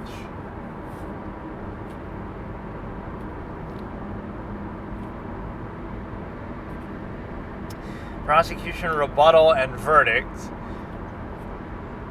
Defendant. I love how she fucking says that, dude. You've been a judge for 40 years triggering people and all this shit, or whatever, 20 years. Triggering people with your stupid ass pronunciation of defendant. Even though you say, oh, defendant means that it's spelled with an E, D-E-N-T instead of D-A-N-T. But you have, that's how it's pronounced. So what you have here is, I don't know, what the fuck, man. Come on. The simplest answer is often the truth. Or as Edgeworth would say, when you eliminate the impossible, what remains must be true. But still with all these wild theories and shit. But I like coming up with alternate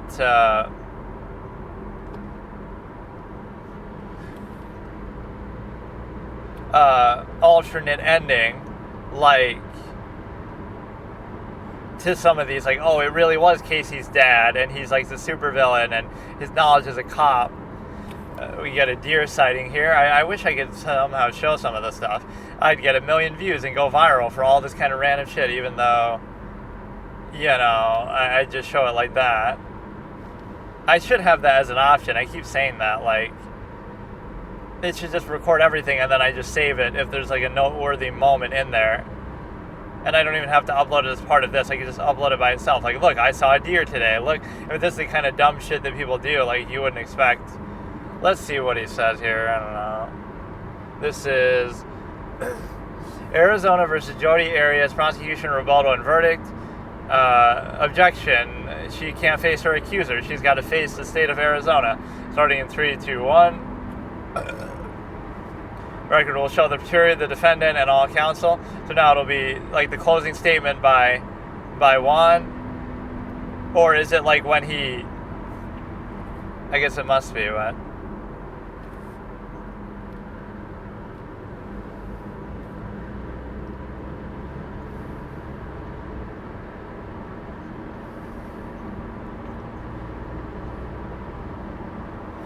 To be fair, you brought up a lot of inane stuff too.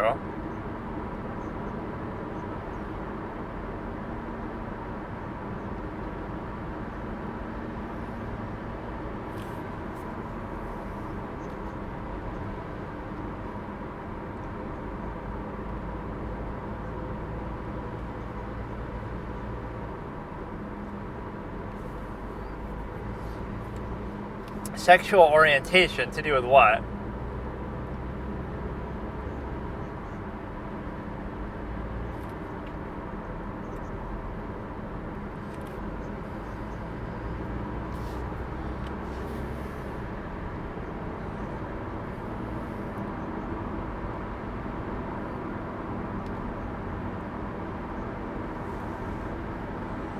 Yeah, but her story changes so much you could never,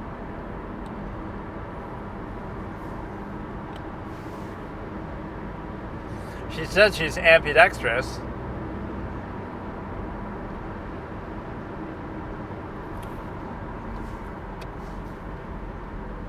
Yeah, this is a good catch. Wow, look at Juan, dude. Bro is literally me.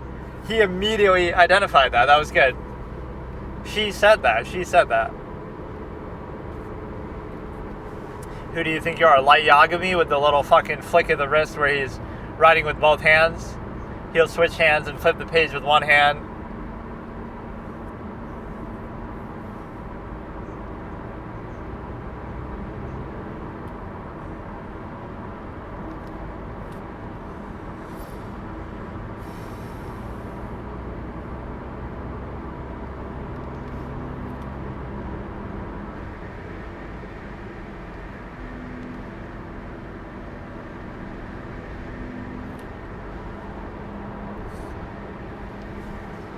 you're approaching in the middle of a fucking rebuttal.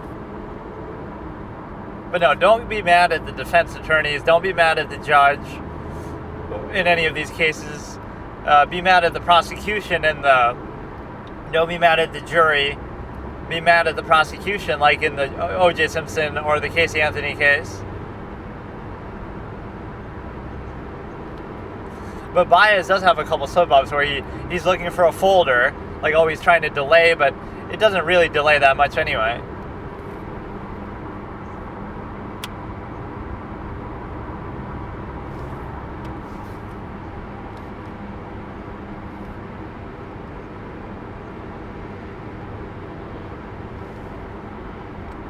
The jury will be instructed to remember the evidence and testimony in this trial.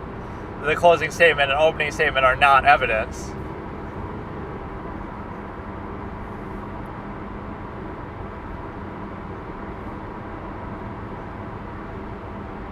She just doesn't want them to approach anymore.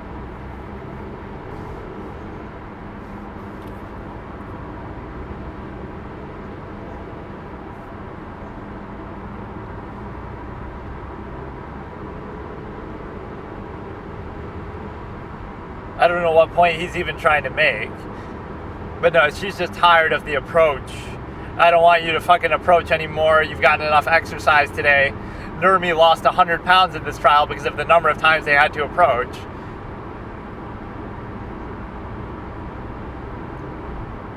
What are all the nicknames that they give people? Like, I can't remember. Like, Will Mott is like Will Not or something stupid like that.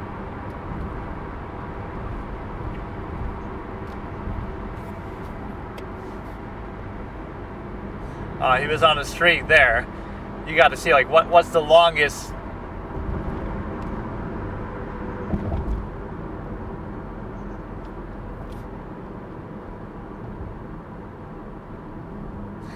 And Juan's very respectful to the judge, despite being all mad about other stuff. He's usually, like, as soon as there's an objection, he'll stop talking. Even when he's in the middle of, like, did you go to the Alice Laviolette school? He knows it's argumentative, but he's just doing it for effect.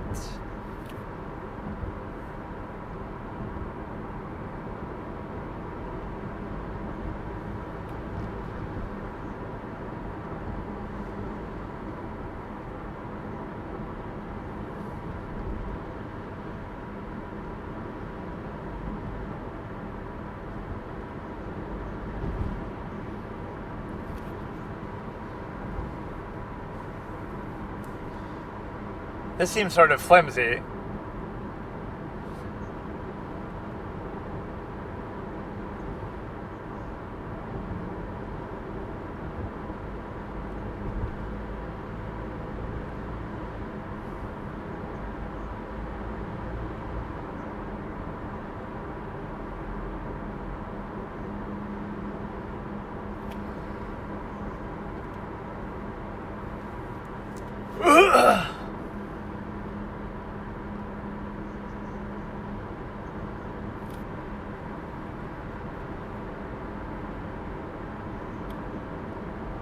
Is that a gift that discredits your whole opinion? Like the way that the $9 book was made such a big deal?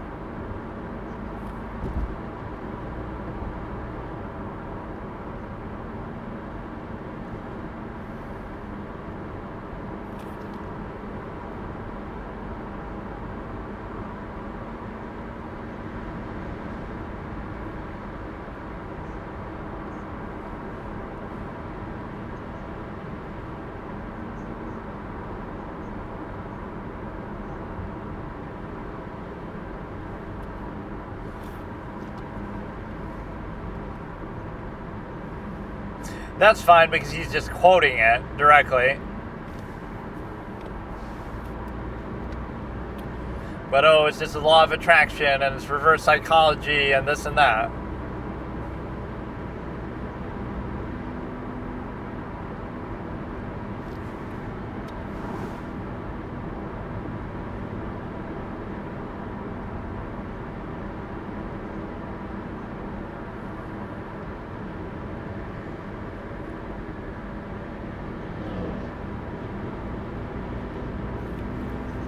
You can be all snarky in the opening and closing statement because, oh, it's not evidence. You can just go off the wall and talk mad shit.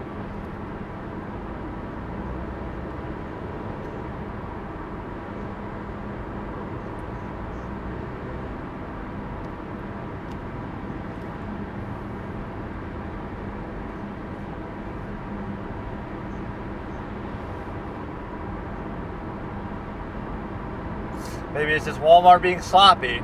Walmart's a mass production fucking assembly line.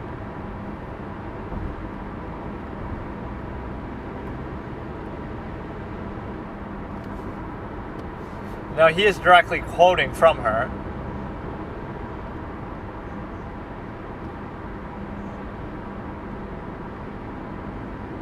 I don't know if she tries to change it later, but they just say that they made a mistake. Somehow they don't have a record.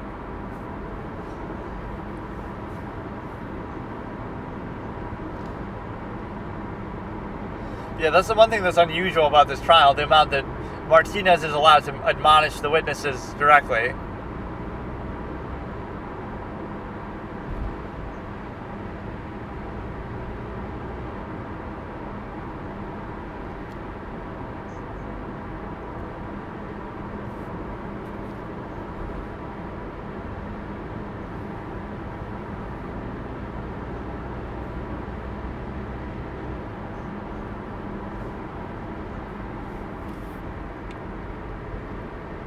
The premeditation argument is still sort of hard to make. I guess just the fact that she brought stuff, but you can't really prove that even. Like, oh, she brought the gun, but you never found the gun, so how do you know?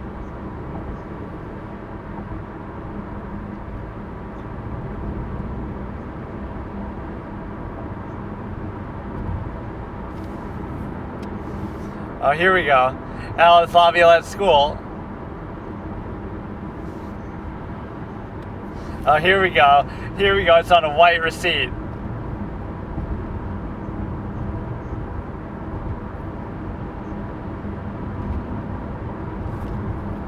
But at the very least, it's a perjury charge. Right, you could keep doing that, pressing that point. I feel like so many people get away with perjury, they don't even make it a big deal. Like Casey Anthony gets in trouble for it, but that's not really under oath. That's more so just to law enforcement.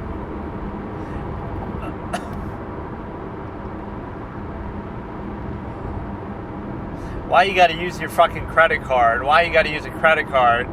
If you're gonna commit a crime, don't write a check, like Charles Barkley said about Jussie Smollett, but also don't use a card.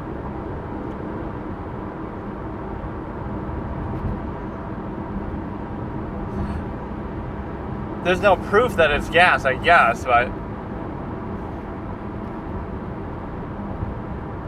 but this isn't a receipt that she kept, right? It's one that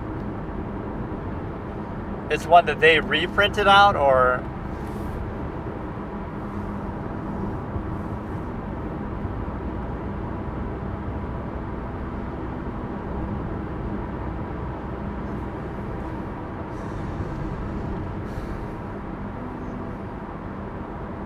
it does say on her credit card statement where it's from, but it could still be for something else. It could be for some food or grocery inside of the gas station. There is no proof that it's actually gas, which he even said some of it was gas. I got like a bag of chips. It wouldn't distinguish that on the statement.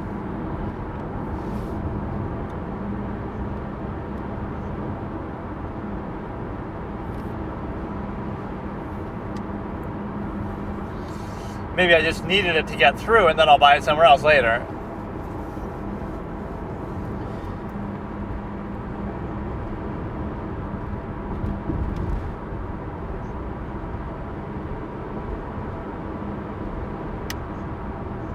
So she was just sloppy. She's just a moron. That was a good point of Nurmi. Like, just take the thing and throw it in the trash.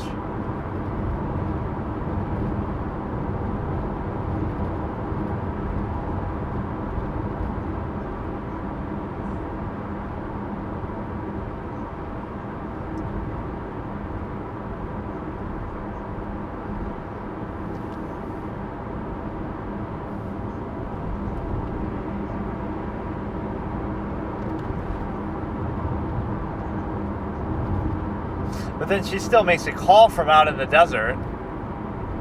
Like, why not wait to make that call till you get back?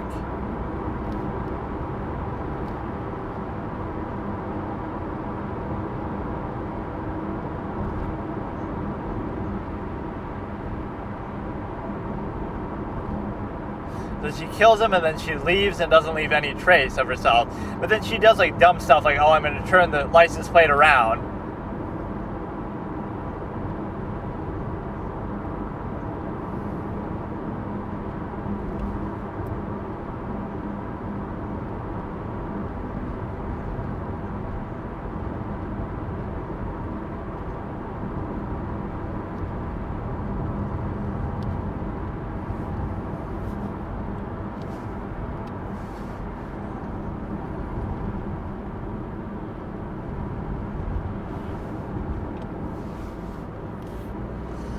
Wait, but where's the proof that she took off the license plates at the beginning at his house? That sort of draws more attention. They might just see the license plate and not think twice, instead of like, oh, we're going to take them off. That'll stand out more. That's why she gets pulled over for flipping it over.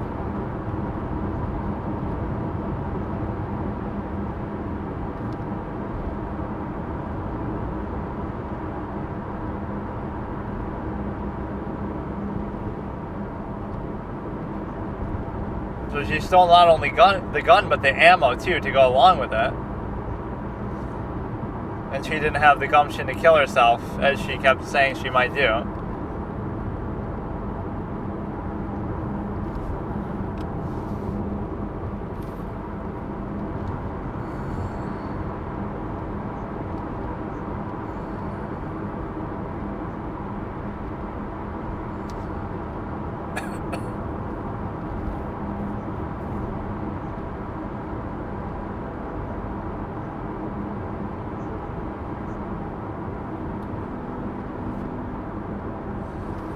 Yeah, and he says that line that people like, that finger's been through quite a lot, right? It's been through quite an adventure, and it's had its fair share of trouble.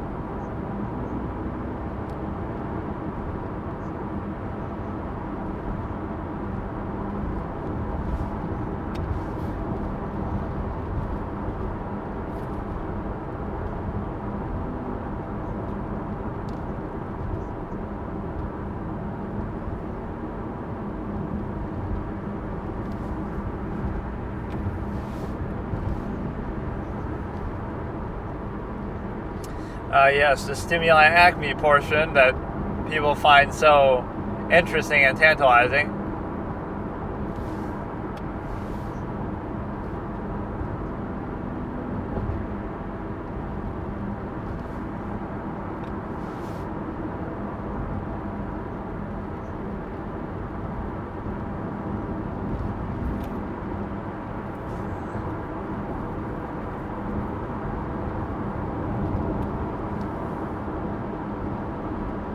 Even Alice Laviolette just keeps dissing her. She keeps catching strays over here.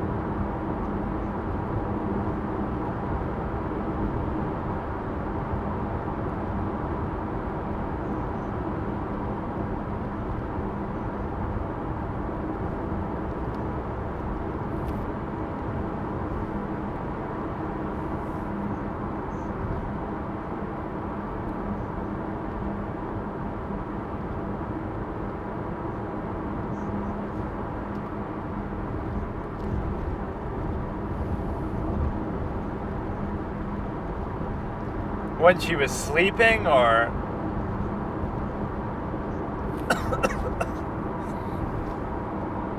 but I mean, going to the bishop has nothing to do with the non-consensual thing. Just the fact that it happened, period, right, would be, that's kind of a weird thing to say, though. That actually is a misstatement of the law. You can't consent afterwards like that. That's not true. Oh, I was underage, but I consent when I am of age afterwards because my birthday was tomorrow. Like, it doesn't really work like that.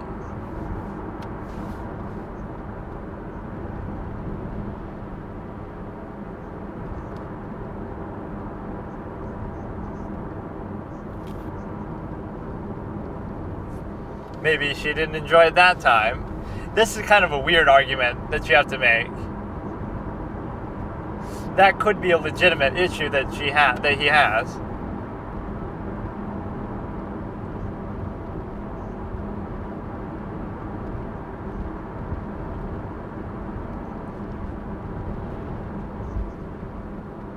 But she liked it. Let's hear Alan Harper's explanation of what a booty call is in great, extensive, exhaustive detail.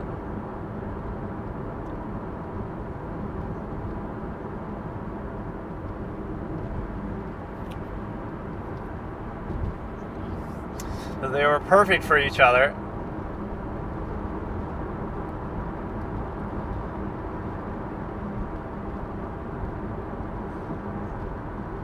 Could be a mutual booty call, two-way. But that only supports the argument that they were both wrong in that way, like by both the Mormon faith and just in general.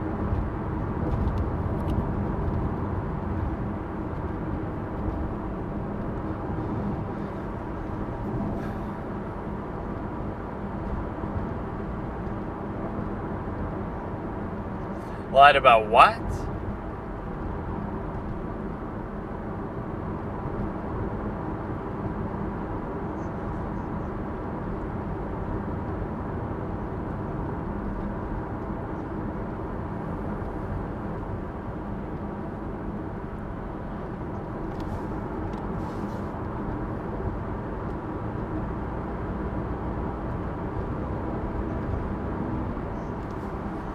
The rent-a-car thing, and she drives like 2,000 plus miles.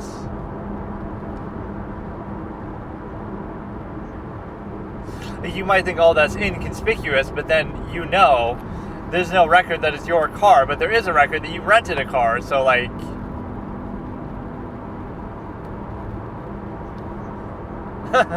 Don't apply the law, apply the law of attraction.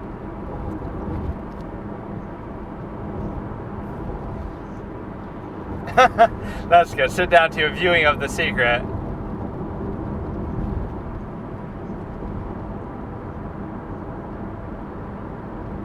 That was really good, actually. It's not the law, it's the law of attraction. Maybe you need to, instead of looking at the evidence, watch The Secret. When you go, I love that. When we go to the deliberation, let's eat some pretzels like we were asking for in the Casey Anthony trial. And watch The Dark Knight on IMAX or whatever the fuck, Hi-Fi.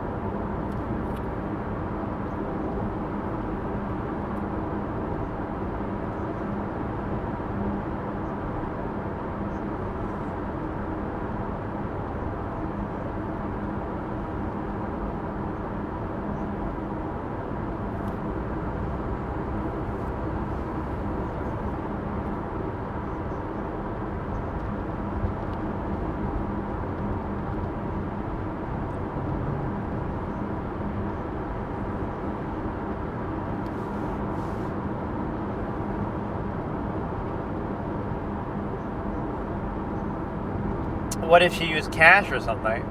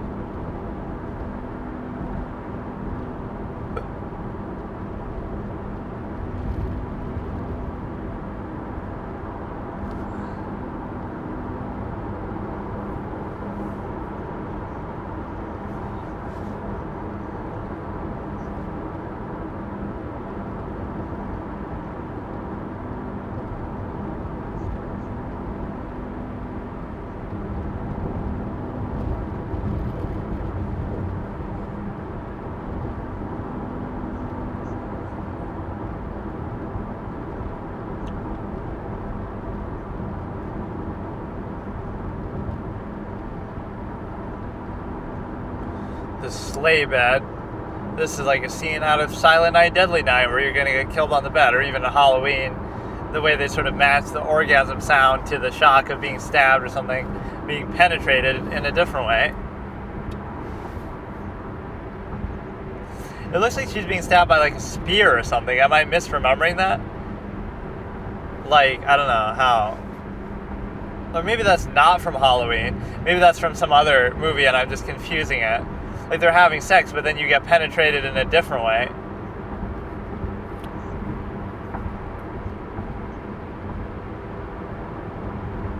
And she wasn't really even tied. And that was all consensual anyway. Right? She never even claimed that that was bad. But they were still hanging out after that.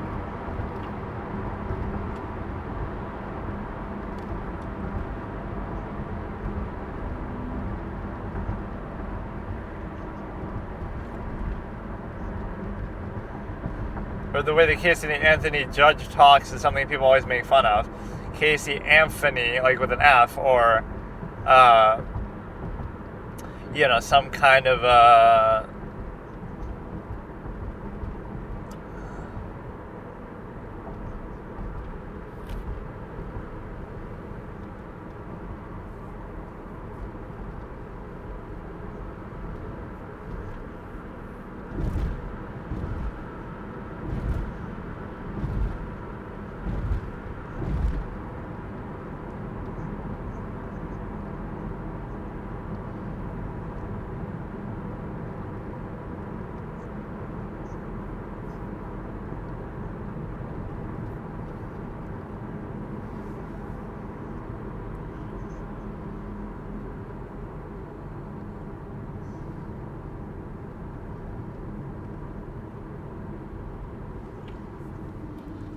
this isn't really even what I wanted to watch, but I guess it's okay.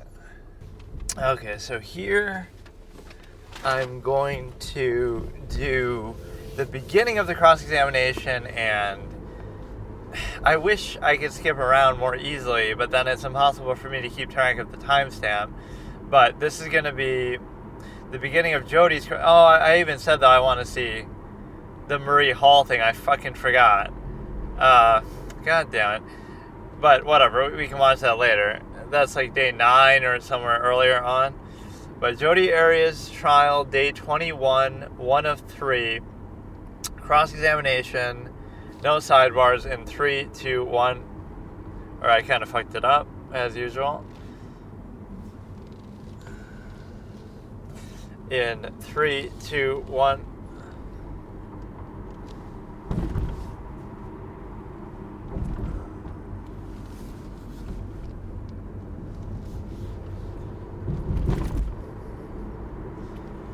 So this is like the first time Juan is cross-examining her, I guess. Defendant, count 1 million, fucking bitch.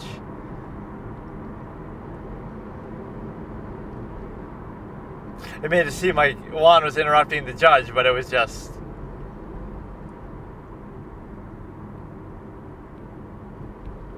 Sometime, and your dumb sister, Angela, that is really how he starts.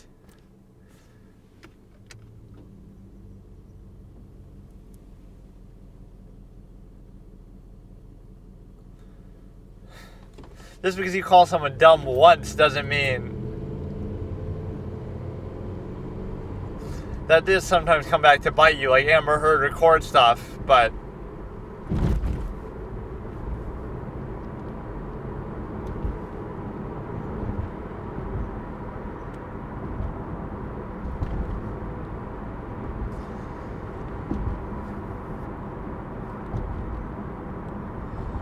Again, like sort of an admonishment by the prosecutor that is pretty improper, honestly. You don't see that in other trials. You can say like, okay, please, that wasn't my question. Please answer my question if you can. That kind of a thing, but it wasn't blonde.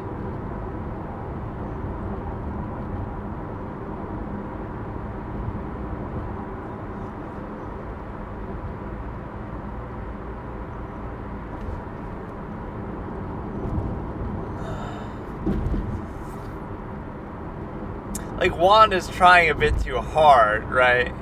He wants it too much.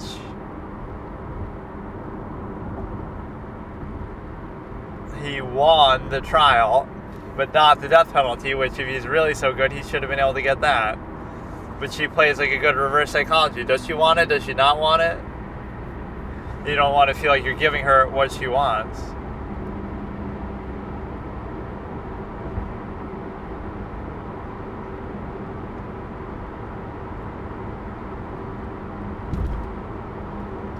Well, now she volunteered that she called her stupid, but before.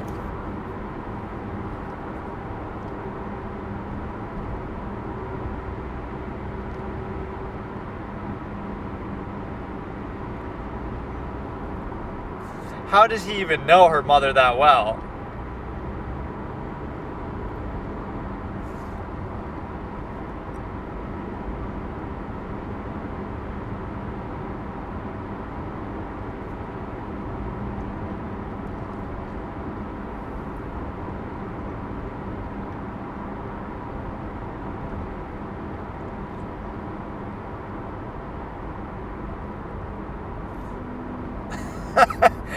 This is sort of uncalled for, though. I always bought the same coffee.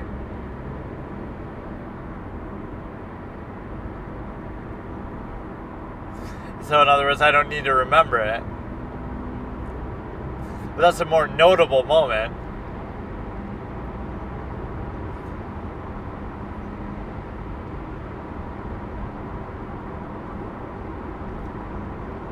Some parts of it.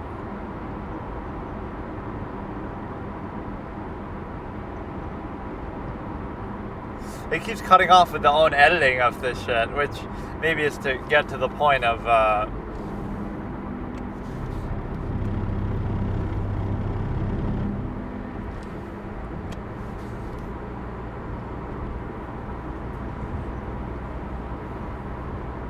Did I ask you what you was about? What it was about? His name? That's kind of argumentative already. Yeah. No, you're saying you have a double standard. You can't just assert that you have a double standard. You can suggest it through your questioning in a probative way, but you can't just say, oh, you have a double standard, and here's why. Like, what the fuck? That is textbook argumentative.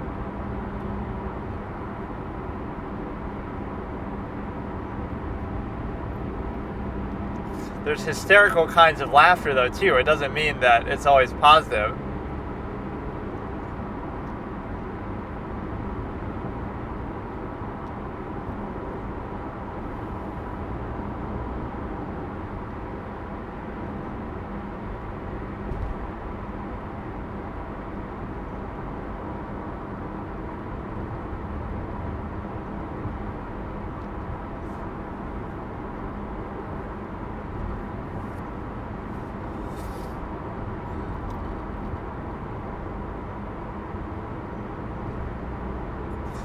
There is like some real psychological thing to that. Like, I can insult my own family and talk shit about them. Like, I can talk shit about my wife. She's annoying. She's a bitch. But as soon as somebody else says it, then I get offended by it. Like, oh, who are you to say that about my wife? I love my wife. Or like my family or something. You'll get like overly defensive about that, even though you complain about them yourself. So it's different when you do it.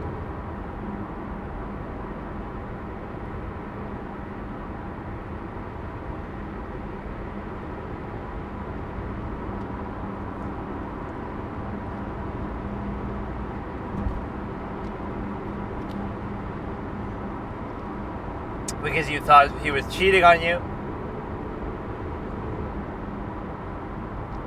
But they were still friends. Because he told me. No, I didn't feel it. I knew it because he said it. But this is like when she sees the girl.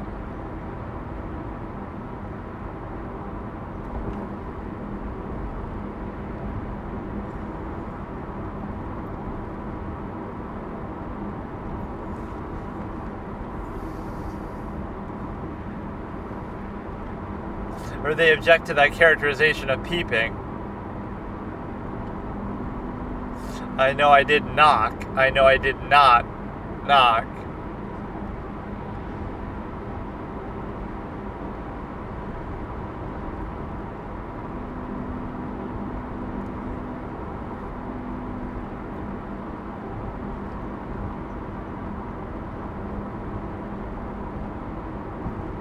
I did not walk in.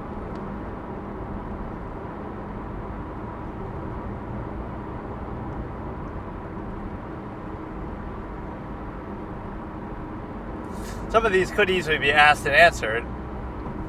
She'll add some extraneous thing, but she still answered.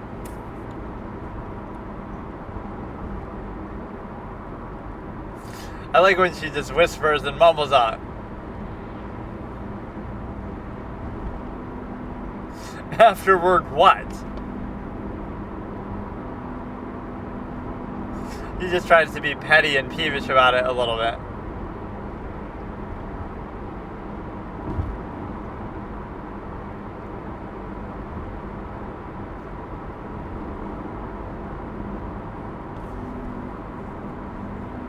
Well, it definitely wasn't Marie Hall, because she would have been too hard to get.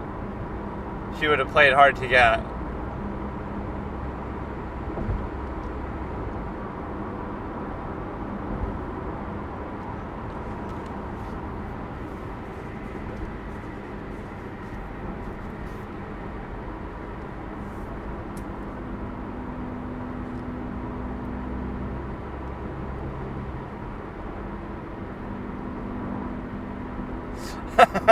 Look how she says that too, part of it.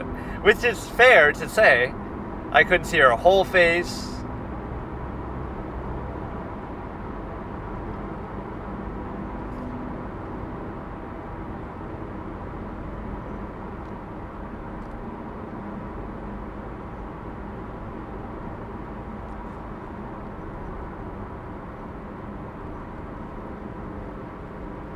Well, at some point it must have been off.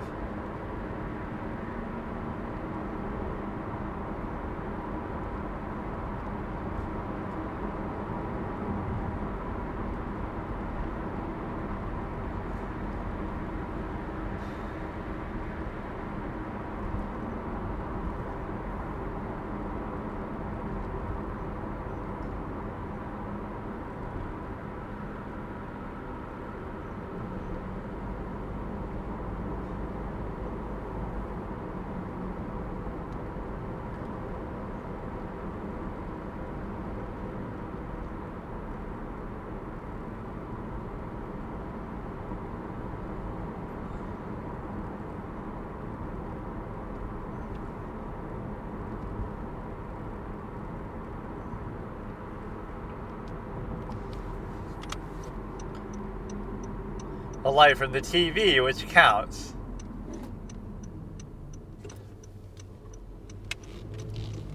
Light from the television. Light from the television.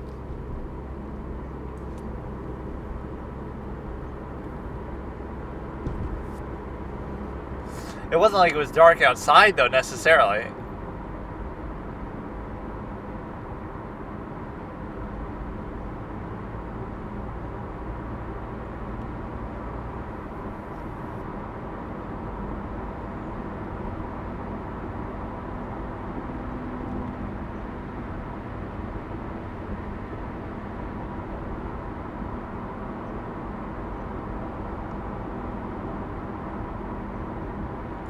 Or she wants to qualify everything she says, which is sometimes fair.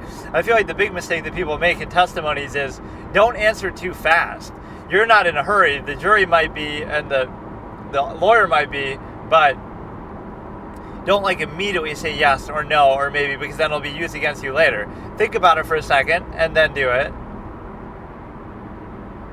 There's no rule that says you have to answer quickly, right? You get lulled into this pattern and speed of it.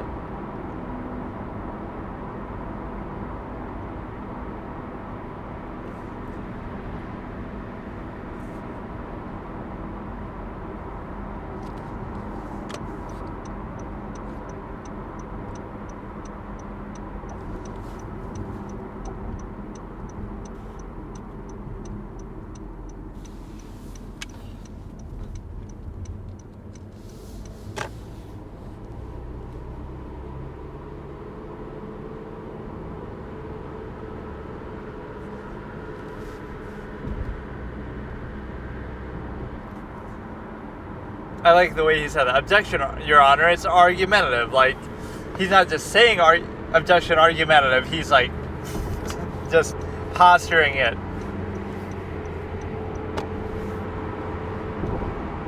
But they were like still friends, or they had a fling. Like, it's sort of true because they were still having sex.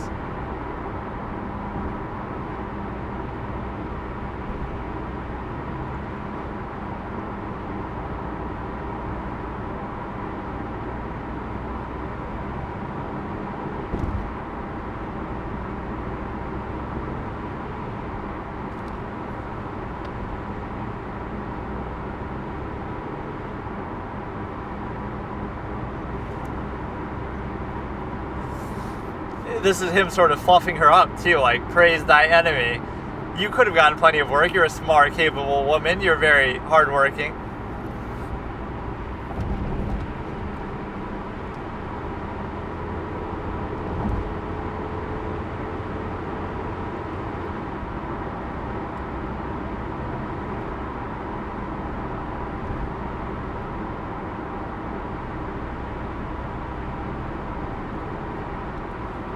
It was even better because you weren't even paying rent. I know this part pretty well, but I want to see if we get to a part where maybe I don't. I should start watching these on 2x speed, and so when I say that, when I say the timestamp, you can still qualify by play it on 2x speed as well to match. It should be fine. The way she says some of this is kind of satisfying, though.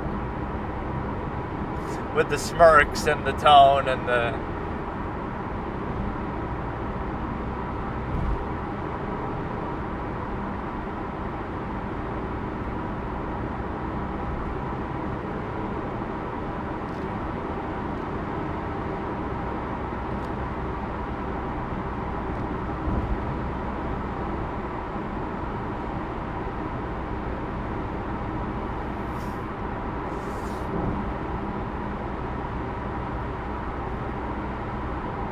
Or she sort of like edited it and manipulated it a little bit.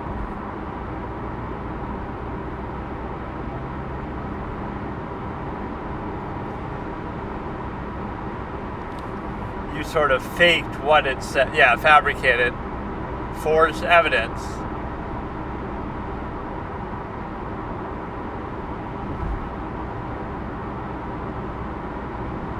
Or she always has that as a catchphrase. No, I didn't say that either. No, I'm not saying that. I didn't say that. I didn't say that either.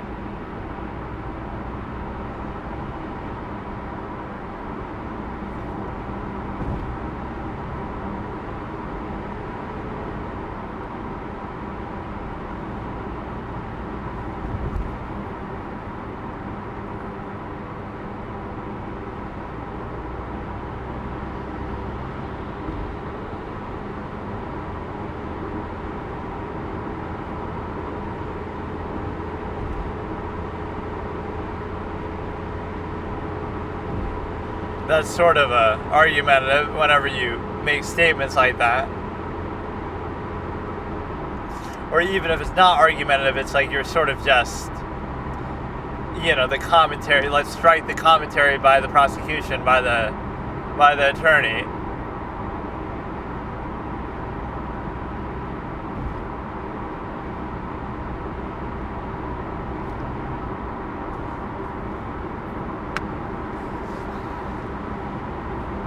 I wasn't mad at Alexander.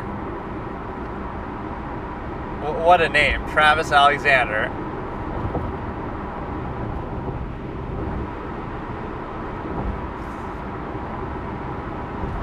Here we go. This sounds sort of argumentative too. Or compound.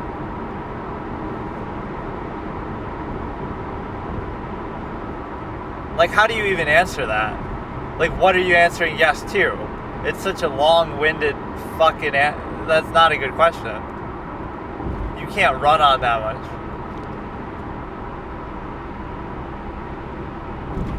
It doesn't have to. It could be emotional and other things.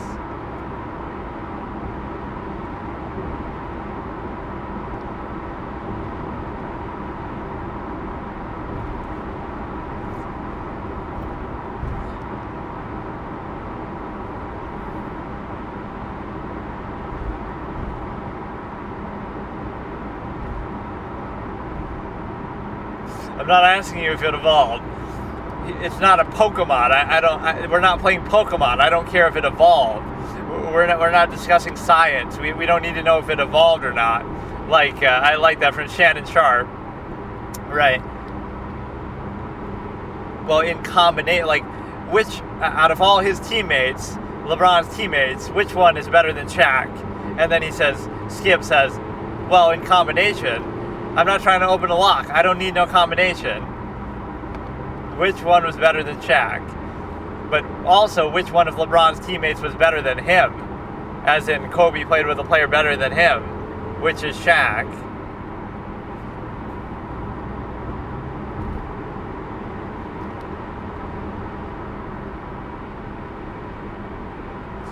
I didn't want to believe it. I was in denial.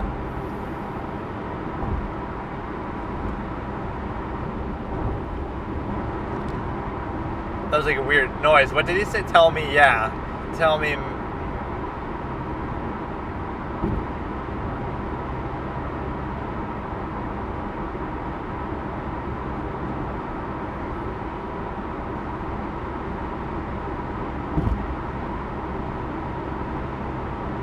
I knew, but I didn't want to acknowledge it.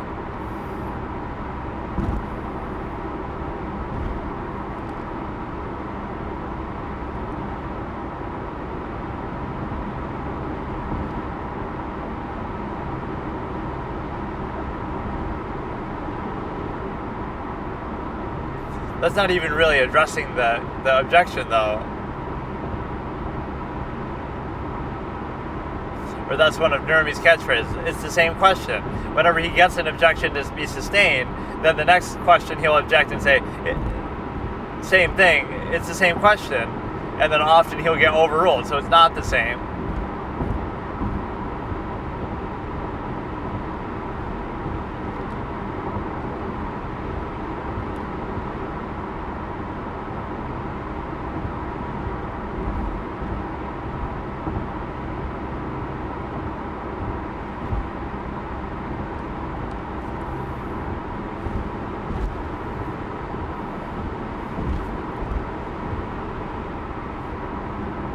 It was okay, but I just wanted to know where I stood.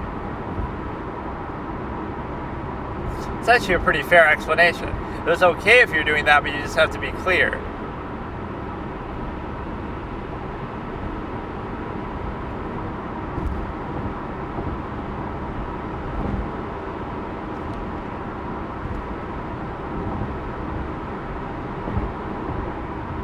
But if he wanted one, he could have sought it out, but he wouldn't have even known. Unless he peeps out my window and... how would he know what to confront you about, even? But too bad, he was dead. He was a bit previously occupied, so he couldn't confront me. You and your dumb sister, Angela.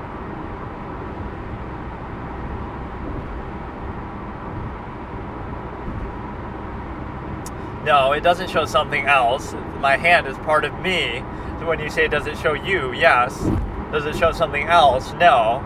It shows the same thing, me, but my hand.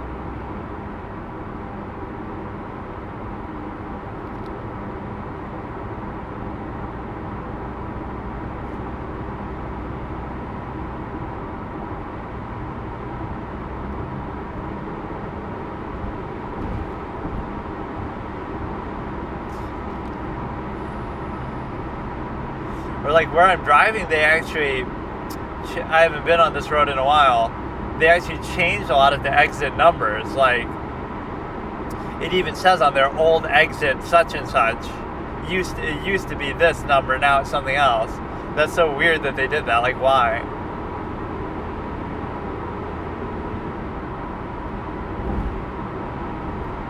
This is such a nice thing to watch in the background, if I was playing chess or if I was playing some game or MMO or something.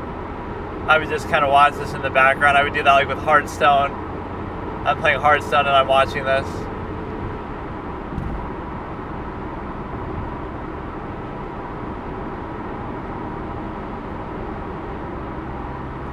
A lot of inconsistencies with the finger stuff here.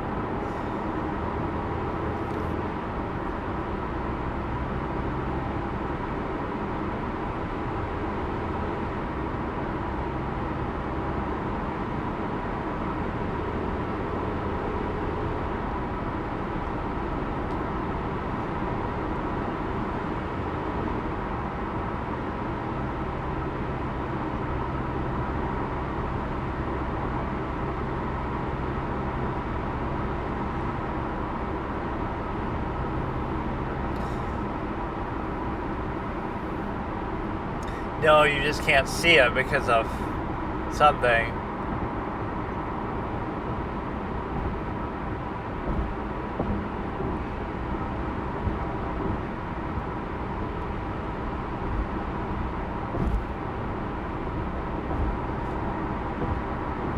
But then she also says, yeah, here, a run of bad things happen to it. It gets cut on June something. But now she'll say it's the right hand.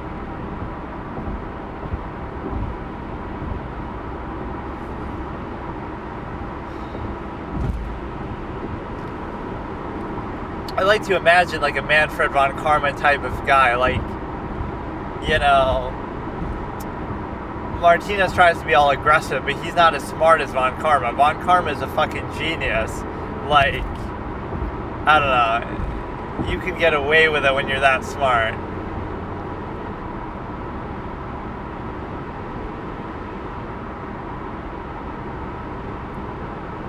There's something I wanted to discuss and analyze with that series, but I can't remember now.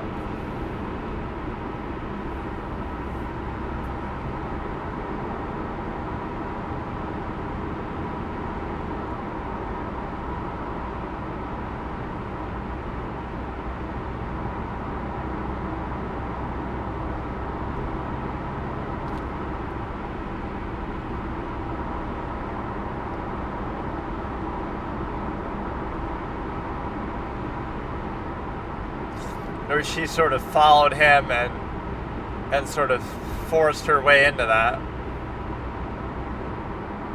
But it can make you look good, like, oh look, I'm so well adjusted and I'm a ladies' man and whatever.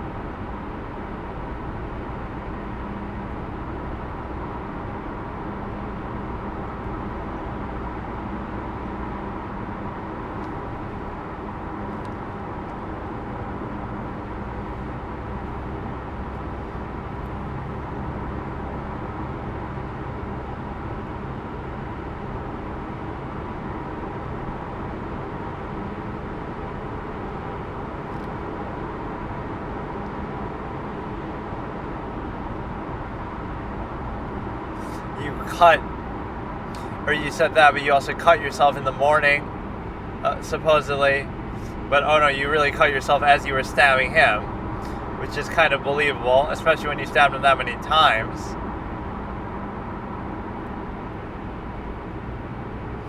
Yeah, it's so weird. So all these exit numbers are vastly different from what they are now, which really makes no sense. Small developing country, by the way, like we haven't fucking been here established for a long time. Or yeah, this is like a total ASMR fiesta. Unintentional ASMR, Detective Flores and Jody.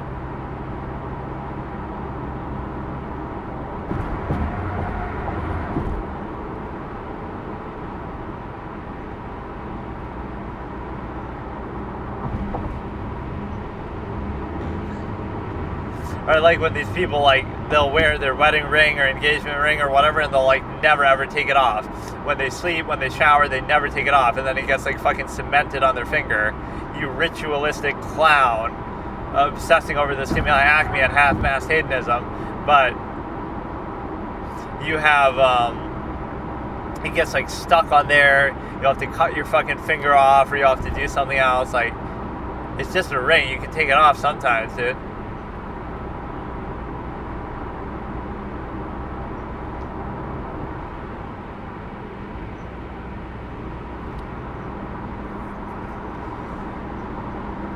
Yeah, like I have that elbow thing where your elbow is like inverted and you can kind of like stretch your hand.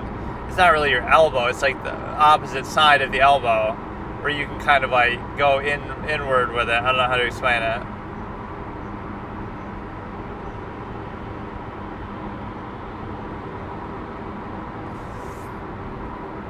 That's why Travis wouldn't marry you, because he couldn't fit a ring on your finger.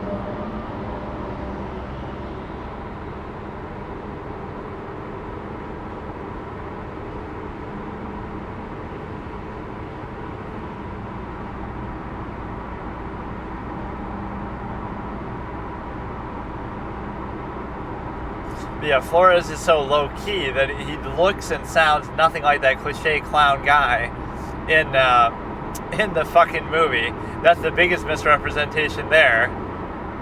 A lot of the characters don't look exactly right, but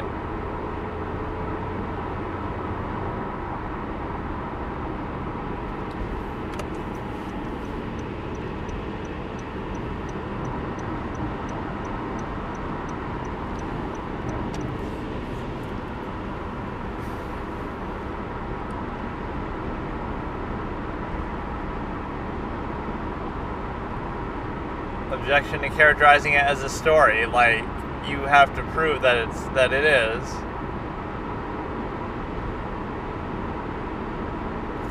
His testimony under oath, so it's not a story.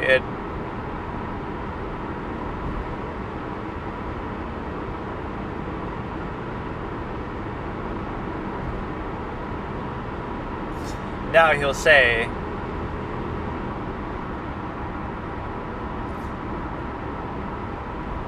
now she'll say, oh, Ryan Burns got it wrong. He was too distracted by my midriff.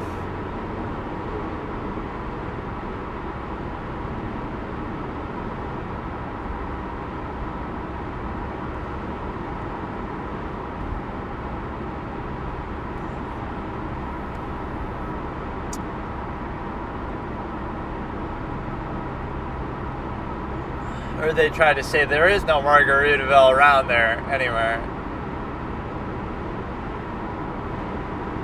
She doesn't seem like a bad person in those areas. Like, she did have work. She was hardworking, supposedly. Like, I don't know. It's different than...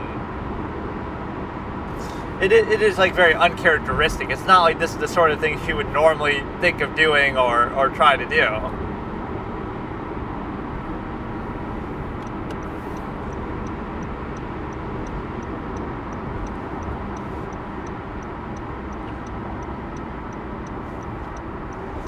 She was there a lot at Alexander's house.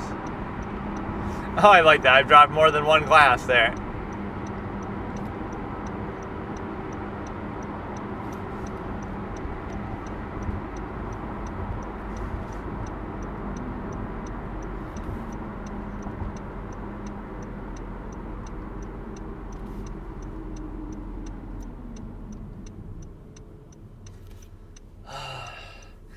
I've definitely seen this in great detail.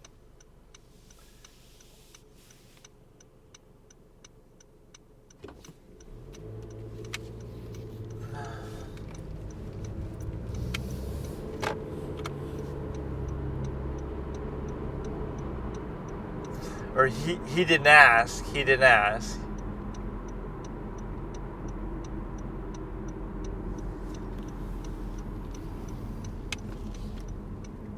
Or I like that. Nurmi hasn't... Like, sometimes people will complain about that when they're dug in on one side. Like, oh, he objects to everything. He hasn't objected in, like, 10 minutes. So, like, he's picking his points well.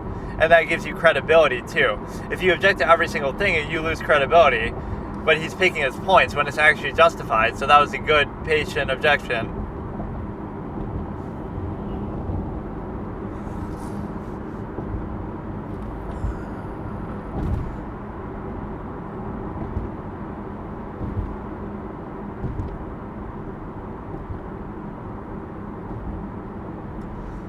She's lying by omission in her own fucking journal that she doesn't expect anybody to see, but that could be part of her genius master plan, that she only writes what you want to see, want others to see.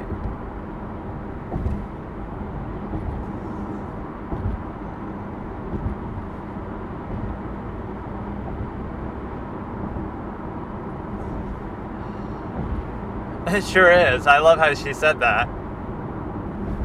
I love that. Just the way she said that was so enthusiastic and perky. She's happy to share the journal with the world.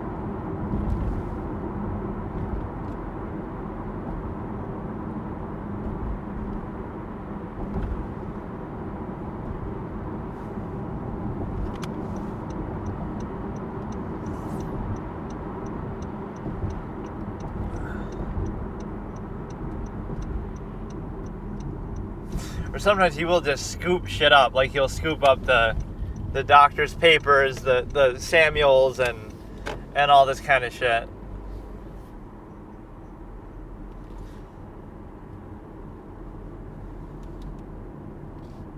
But no, I don't know if Samuels knows Alice Laviolette. I feel like he doesn't directly know her. I feel like he knows of her.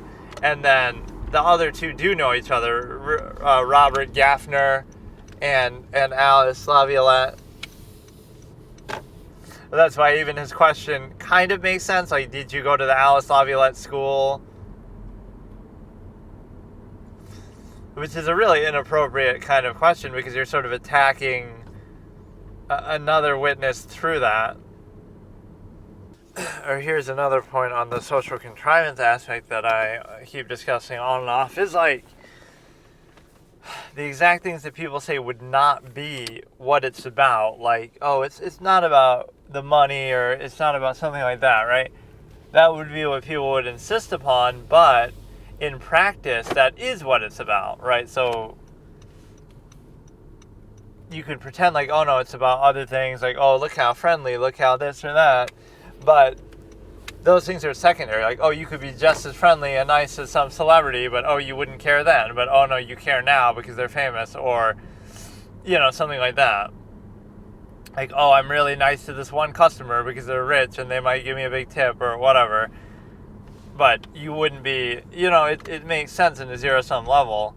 But it's just surprising that it's veiled in a certain way.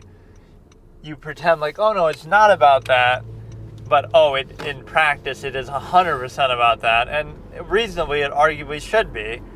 But just the pretense around it is a little bit strange. So we're watching the same one. Jodi Arias, cross-examination 1 of 3. Day 21, part 1 of 3. Cross-examination, no sidebars from 3450 and 321. And my audio is not seemingly working. Oh, shit. He owed you an explanation or anything like that. The reason you confronted him back in August of 2007 was because... Well, I guess I'll just do it like this then. You didn't want to let him go, right? You're in love with him and don't want to let him go. I don't think she even minds admitting that she's in love. She was in love with Travis. Like, we were both in love, but we had fights and issues, and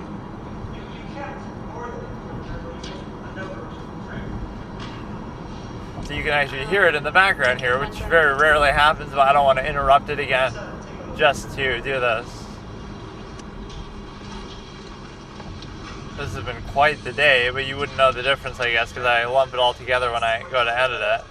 But no, just think about that as a thought experiment, like how, you know, because sometimes people get deceived by this, like, oh, she was just after my money, or oh, you know, whatever. But like, it's not even a negative thing, it's just reality versus your own little idyllic, naive indoctrination contrivance response. The issue isn't that people are after money. The issue is that they pretend like they're after something else. The issue isn't that, oh, people want sex, hedonism. The issue is that they pretend that they want something more. Like, oh no, it's not about that, even though it is about that. Like, people always use that analogy, like, oh, it's only somebody being creepy and harassing you if you don't find them attractive. If you do, then, oh, they're just being flirty and nice and handsome and whatever. So the defining thing is very clear. And beyond that, you have the ability to, if you simply see through a contrived state, you're somehow seen as a threat to it, and therefore, like, oh, you just don't get it, or something like that. Right, again, closed structure contrivance. It can't be held accountable, it can't be seen from outside, it can't be observed objectively. It's amazing how far human technology has come, but how antiquated the thought behind it is, or the lack thereof. Right, it gets narrowed by a contrived state nonetheless. And you also have the ability to realize that, and follow favoritism, etc., to reinforce a contrived state rather than to bypass or remove the need or reflect its... See, like, even that. you don't get it. Like, why is folly favored, for example? Meaning like entertainment, escapism, etc. It doesn't reveal the artifice of social contrivance or society itself. Like, why would a person prefer that or want that? Something that has no impact on their life, that's just to distract them, occupy their mind. Why would you need that? Or why would you prefer that over social contrivance or anything else? And it's because you're so rigidly controlled that you can't do anything that actually that would impact you in a valuable way, except as controlled by society. And so you're controlled and reduced to a half-mast state and structure. But also, you have a lack of value for people, like, it's the fault of that, or you're desensitized, or this or that. But there's a reason why you would prefer it to them in the first place. In other words, maybe they're not all what they're all cracked out to be, or maybe it's an artificial contrived process that you don't fully really value, and it's practiced at half-mast, so it reveals something. So it's not that, it's somehow you use it to reinforce the state, that, you distract yourself from questioning it using that. It's actually that it exposes the problem with the process, the artifice of the process in the first place, and so you would abandon that. And it's sad to see, because a lot of what people do is they would personalize or specify the conflict, right, rather than be objective about it. But you can see why, I guess, but it's like very circular. This exact contrivance state in this exact era, defined by this exact state of machination process technology, is exactly what you want and exactly what you choose, even though, like, really, it's like the normie perspective. Like, do you really think that what you do and think and say and how you act and what your interests are and what your hobbies are and whatever occupies you, you really think any of that is your choice and it's not just a result of the era? Or, again, even on like a mainstream level, like with all the resources you have, with all the internet, age of information, everything is just reactionary. You're just kind of set on rails.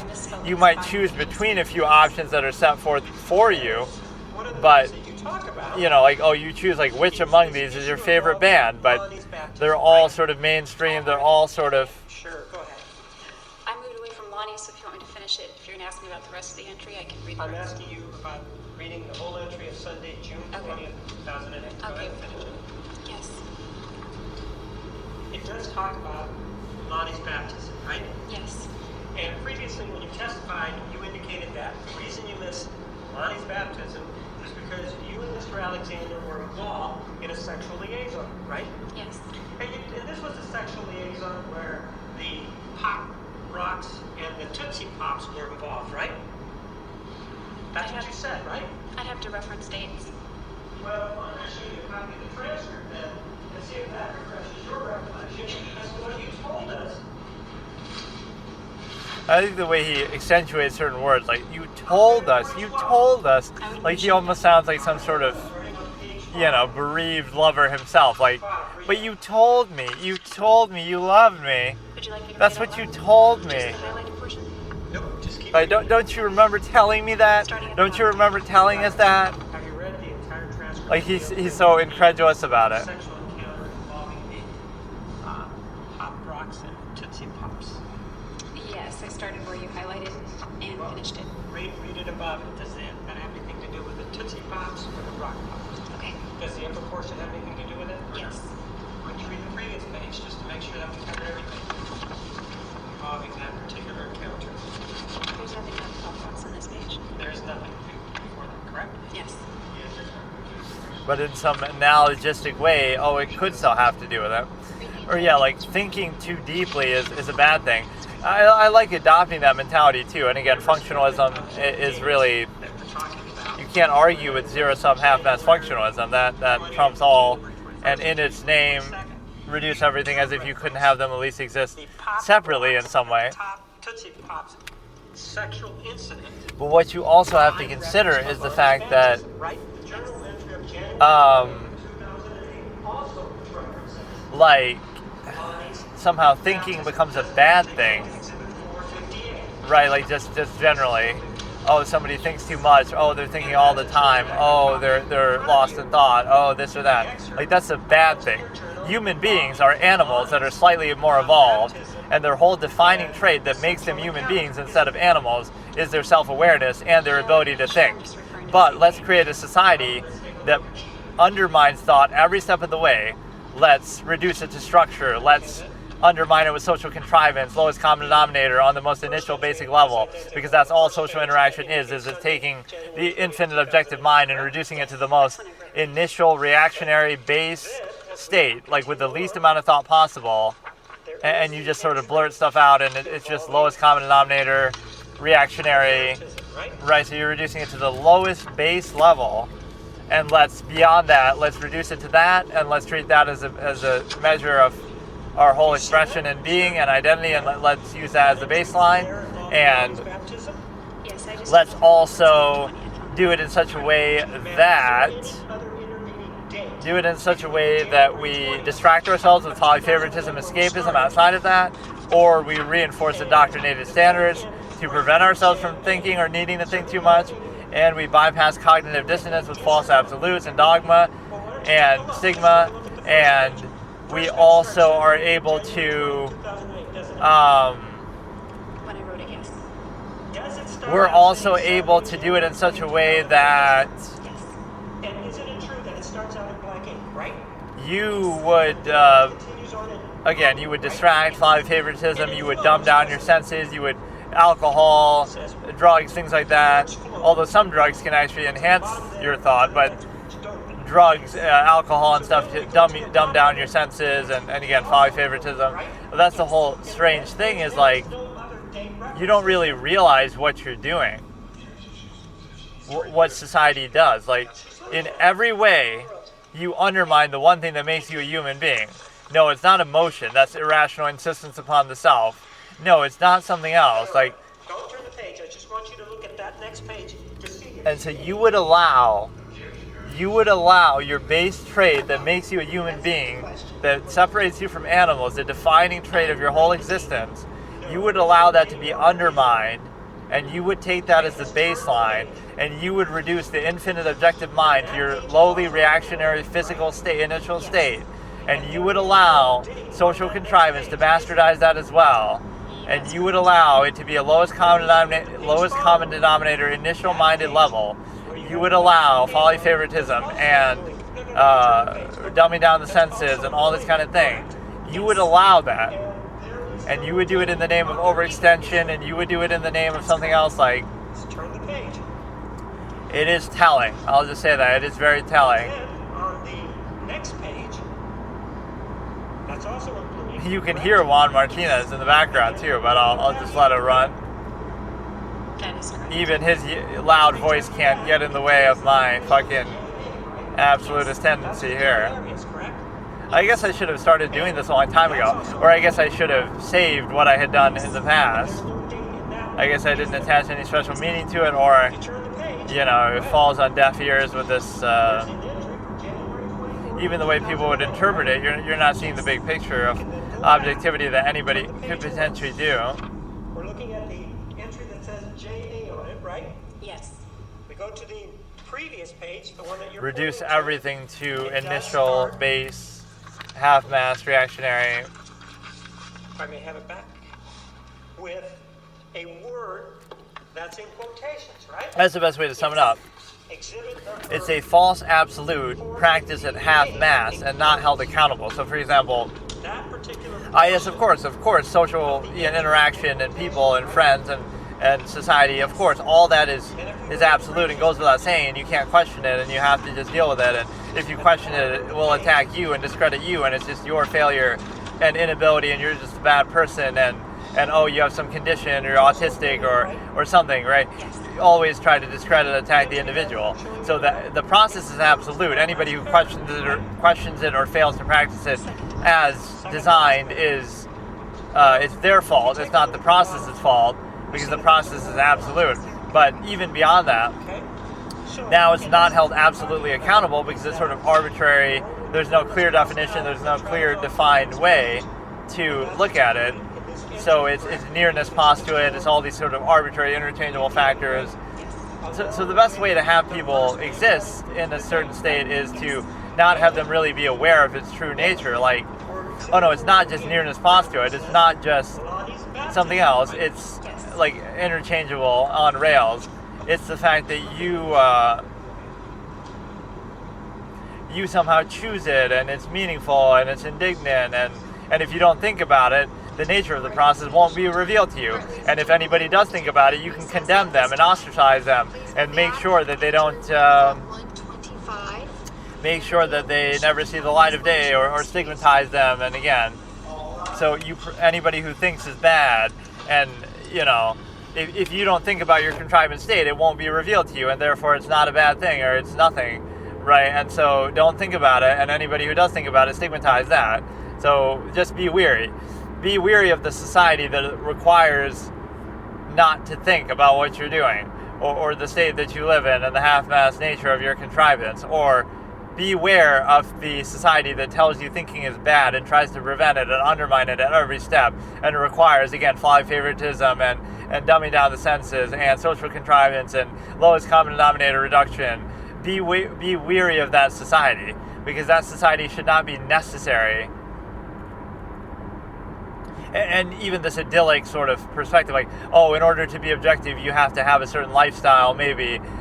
You'd have an upbringing, like, let's say you're a millionaire, or your parents were rich or something. Oh, that allows you to now be objective, because you're not hindered by something else. Like, that shouldn't be seen as a bad thing either, because you have, like, well, it shouldn't require, like, oh, let's reduce our infinite mind to the physical reactionary functional state just because we have to do that out of necessity. So we act like this antiquated thing is actually good or desirable just because it's necessary. Like, oh, we have to do it, therefore it's good. Therefore we'll reduce our whole perspective to that, instead of, like, it might be necessary or useful or functional, but you're only doing it because you have to, not because it's actually inherently valuable or true or something like that.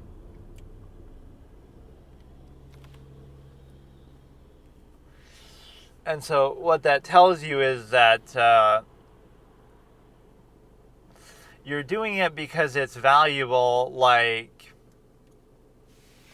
yeah, let's reduce our whole existence and way of thinking to reduce it to our physical functional state. Like, oh, that's useful, that's necessary, that's reactionary, that's reduced to structure. And what you do too is you sort of necessitate or reward it in a way that's not desirable or not practical, because what you have is, like, you're still feeding into the same process, like technology and the modern assembly line state. So if you had higher standards, or if you didn't buy into it, that would sort of remove the need, again, go to like an Amish minimalistic style, right? Remove the need for all that. A lot of the time people the contrivance hides behind technology in the same way. And so you're not realizing the big picture, that there's a great insecurity about contrivance, and like it will outwardly insist upon itself in such a way that, it'll attack anything that doesn't reinforce itself, and even like certain things that people view as like, oh, well, that's just normal human emotion, or that's just this or that. All it is reactionary to a structure that you've been reduced to. Like, what fragment of your natural self is left right after everything else is pummeled out of you or restrained or something? And if you have some awareness of that, you realize that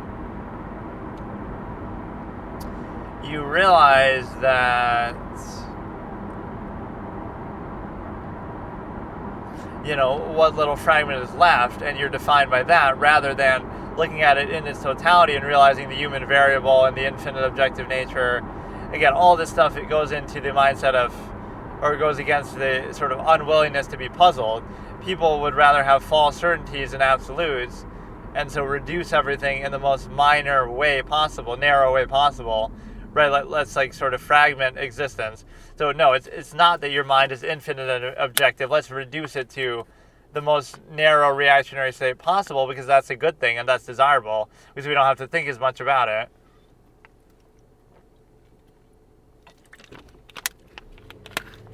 And we can be therefore pigeonholed into something like, we can be pigeonholed into one practice or another functional state, etc. So again, if you're an absolutist and you remove the need for that functional state, or at least you don't let it get in the way of your objective mind, etc., then people are often facing the conflict of contrivance head on, like all these things that are claimed to be absolute, but then you struggle with them anyway, therefore proving they're not absolute. It's sort of sad, but you can kind of understand, especially with the number of people. That's where the stimuli acme reigns, that you would rather have more people and have each of them be less human, less alive, have less of a full experience in existence, but you'd rather have more of them, or you wouldn't really even think this far into it. You would just, breed like the animals you are, given to the half-mass hedonism, stimuli acme. But what you do is you realize that you're having more people, but each one is less alive, less human, more indoctrinated, more overextended, more of a cynical half-mass sort of zero-sum state, where it's just not a full, fully aware existence, that you would see this overextended in such a way that is very disturbing. So it's disappointing, but even I use that as some sort of expression I had, like, if you need to be in a tower of ivory to see the world clearly, sometimes that's what you need to do. So it's not a fault that, somehow that invalidates your perspective, like, you're just unsympathetic to other people. It's that you're seeing the big picture, and you have the clarity and the freedom with which to do that, instead of, I'm so caught up in my zero-sum functionalist lifestyle that I don't have the time or energy or whatever to think about things more broadly, more deeply. And so you become defined by what you do, your job or something, and therefore become a human function instead of a human being. And so now there's certain creative fields that can overlap with that, like you're sort of expressing that at the same time, but it's also a little bit arbitrary. You kind of get lost. There's that same guy, or somebody with the light in the middle of their car, right in between their two headlights. They have another light. That's very rare that you see that. It's totally the same guy, probably, too. Maybe the same type of car, at least, which I don't know what it is. Okay, so today I added a bunch of other trial stuff into my watch later things. So I'm just using that as the playlist. So I'll go through some stuff. I'm going to try to do a bit of a cleanup of the Jodi Arias interviews, though, and see if there's one that I haven't seen. I feel like I've seen most of them, but I'll just double check it, then we'll go into some other ones. But yeah, let's go back to social contrivance issue number 1,000,000. That social interaction in society, just as a general psychological concept, a lot of it is based on status or things like that. Like, for example, that matters more than what is said, right? What is said, or even the performative aspects to a degree, are secondary to the status or the role or the dependent overextended pretense, not unlike the nearness postulate, or not, it's akin to that. But so you realize that basis. So it's not a question of whether you should do it or not. It's a question of, if you have any self-awareness, right, the only reason why this person's a good friend is, they happen to go to the same school, or they happen to work at the same job, with certain other overlapping underlying elements. It might be a dependent factor that, the reason why you're friends with this person at work and not this person is because of certain traits they have, or even the same thing with a stimuli acme basis. But I love how I've used that term too.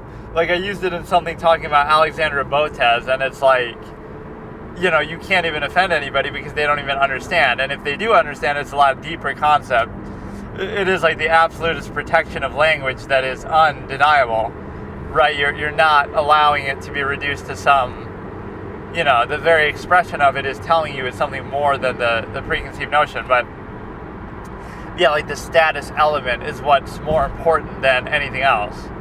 So it's disturbing because you realize, I don't want to use the word shallow, but you realize how shallow a process is, or how, I won't even say it like that, like you realize the nature of the process. So in other words, it's merely reactionary and dependent on these other circumstances. So nearness and other arbitrary criteria. So the point is you shouldn't place too much undue emphasis on it. You realize, oh, that's arbitrary and interchangeable, so anybody else in the same circumstance, right, like, oh, if you were just in a different school or in a different area or in a different work, you would have different friends just the same way. Like, in other words, that's the defining criteria. All the other secondary personality aspects, etc., are secondary. So in other words, you have no real special value, defining value for that particular person.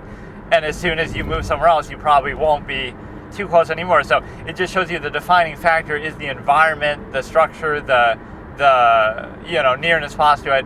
That's what actually is important. Or some other, again, status element, like, oh, you have something to gain, you want something from them, you have some chasing clout kind of a equivalent, right? Some sort of business interest, asset, etc.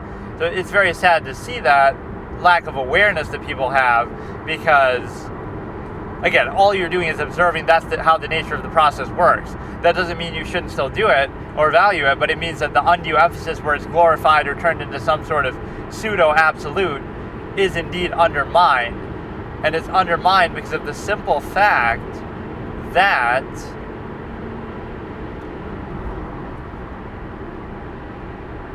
it's purely reactionary.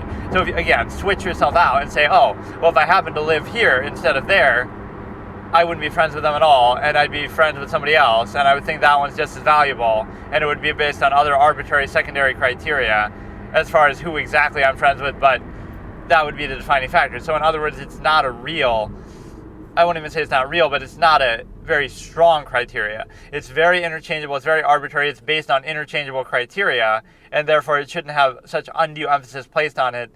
So that's where it becomes an issue. You're not invalidating the process itself necessarily. You're saying that observe the true nature, the inherent objective nature of a process, and then see how contrivance response tries to change it into something else, or see how it distorts it, or see how that's invalidated by simply the objective analysis of it. And so that becomes the issue where you realize, okay, you're not really making a claim, you're simply objectively observing something, and then you realize, oh, the claim that was there in the first place is not so sound, is not so solid, and it has to be constantly upheld in a certain way. So you want, like, people have that sort of narcissistic view or something like that, where they want to believe that everything they do and everything that happens to them is absolute. Otherwise, they suffer some cognitive dissonance with, like, well, then why am I settling for this or doing this? So what you have is this emotional, irrational insistence on it, like, oh, it is just because it is, because that's the way it should be, and just you use emotion to bypass that sort of natural reason and cognitive dissonance that you would have, right? Otherwise, you can't justify specifying it or having, like, a boundless imagination or standard, higher standard, universal standard, right? So you bypass it, you insist upon it, you treat it as though it goes without saying, even though it's based on, again, these arbitrary criteria as defining. Therefore, again, you might think it's like a desensitizing element, but if it is, then that just shows you contrivance is itself invalid in some way, that it's not so much that you're saying, oh, you shouldn't value this, it's that a contrivance state and how people are treated in society is unnatural, or you're trying to place undue emphasis on everything, so it sort of seeks only to dissuade that notion. Right, so it's simply shutting down an existing preconceived notion or claim, and beyond that, you have the simple ability to basically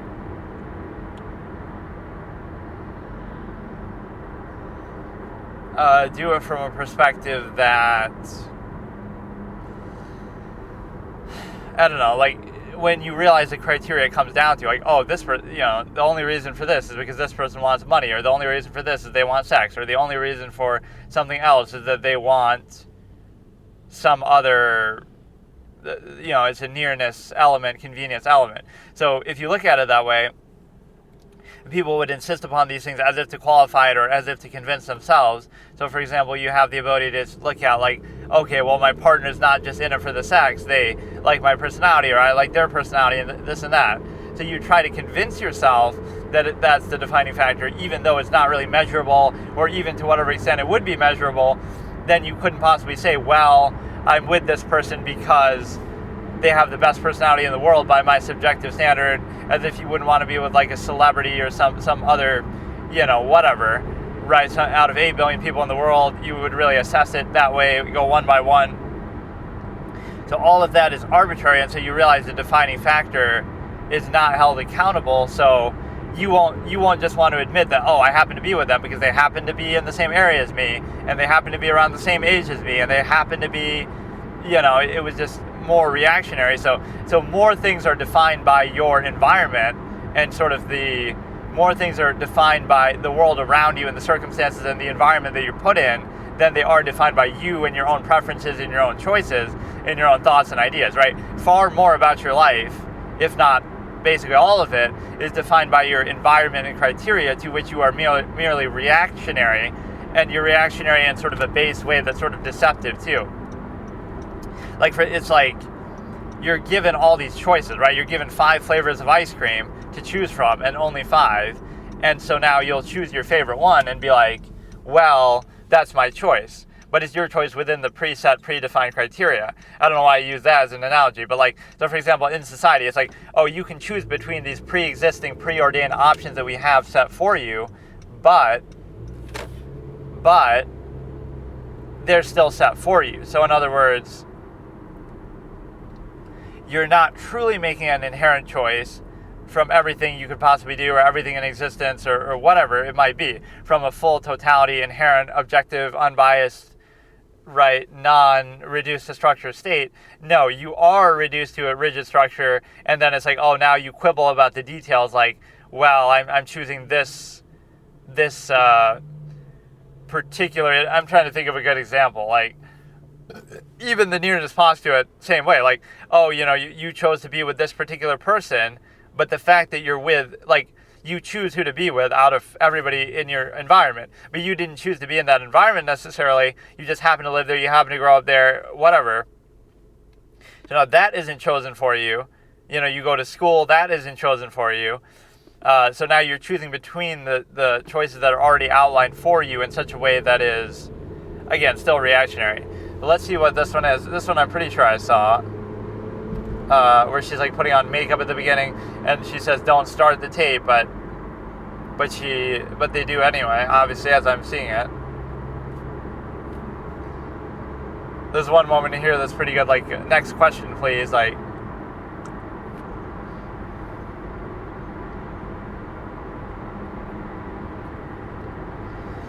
Yeah, we actually saw that whole fucking Lifetime movie, and I saw it in like one trip too, which normally is not how long the drive is, so it must have been like a really slow, delayed drive somehow.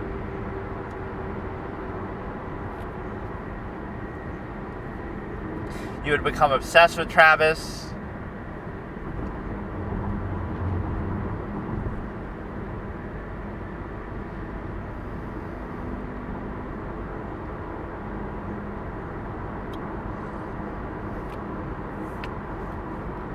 I don't know why that's the case. I thought she would have met them some other time, the rest of the family, like at the wake or something. I swear she went to somewhere like that.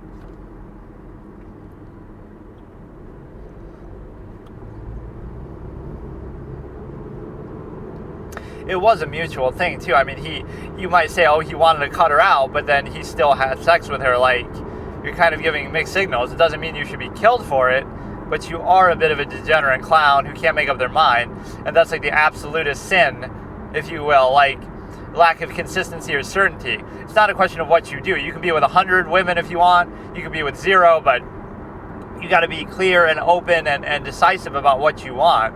It doesn't necessarily mean that you have to make others aware of that, but then don't complain if they do something wrong. Like, okay, you want to deceive people somehow because they wouldn't be with you otherwise, so that you can be with multiple people at once. But then I guess this would be the absolute standard. It's not that an absolute wouldn't cheat or pose some other structure, but it'd be like, you would never get caught, so you could be with 100 people at once, but you'd never get caught. Or you would just pose it as an open relationship and remove the need to hide it. Again, that absolutist phrase I always use, remove the need. I made this video on the philosophy of it that's actually pretty good. I like that it's sort of like a collection of ideas on this thing. Because, the word is just a word, but like I sort of found and adopt those sort of ideas to whatever they're worth. It doesn't mean I necessarily follow them myself, but it's just like a thought process. The biggest tenet is objectivity and consistency. 9mm. Okay, we definitely have heard this. Let's go back. Or, you got to go backwards to go forward here. So, yeah, we'll do this for like another week or so. And then we have the ability to do... okay, I definitely saw this one. This one I'm not 100% sure. This is Jodi Arias jail interview 5/21/13 and 3/21. The one time you started to cheer up.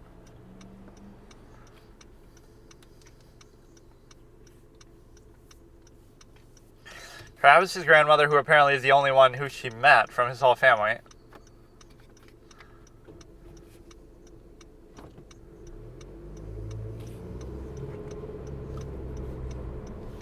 Because I know I'm innocent, even though you already...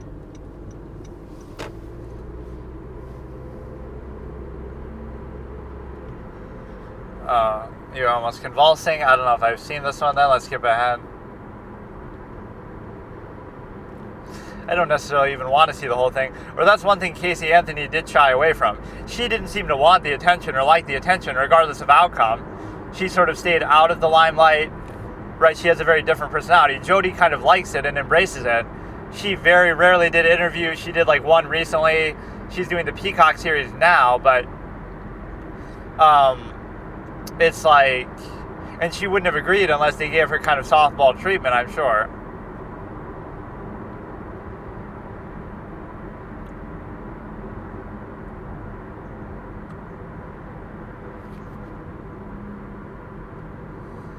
They're asking a lot about whether she's gonna die or not. I don't know if I saw the whole thing here.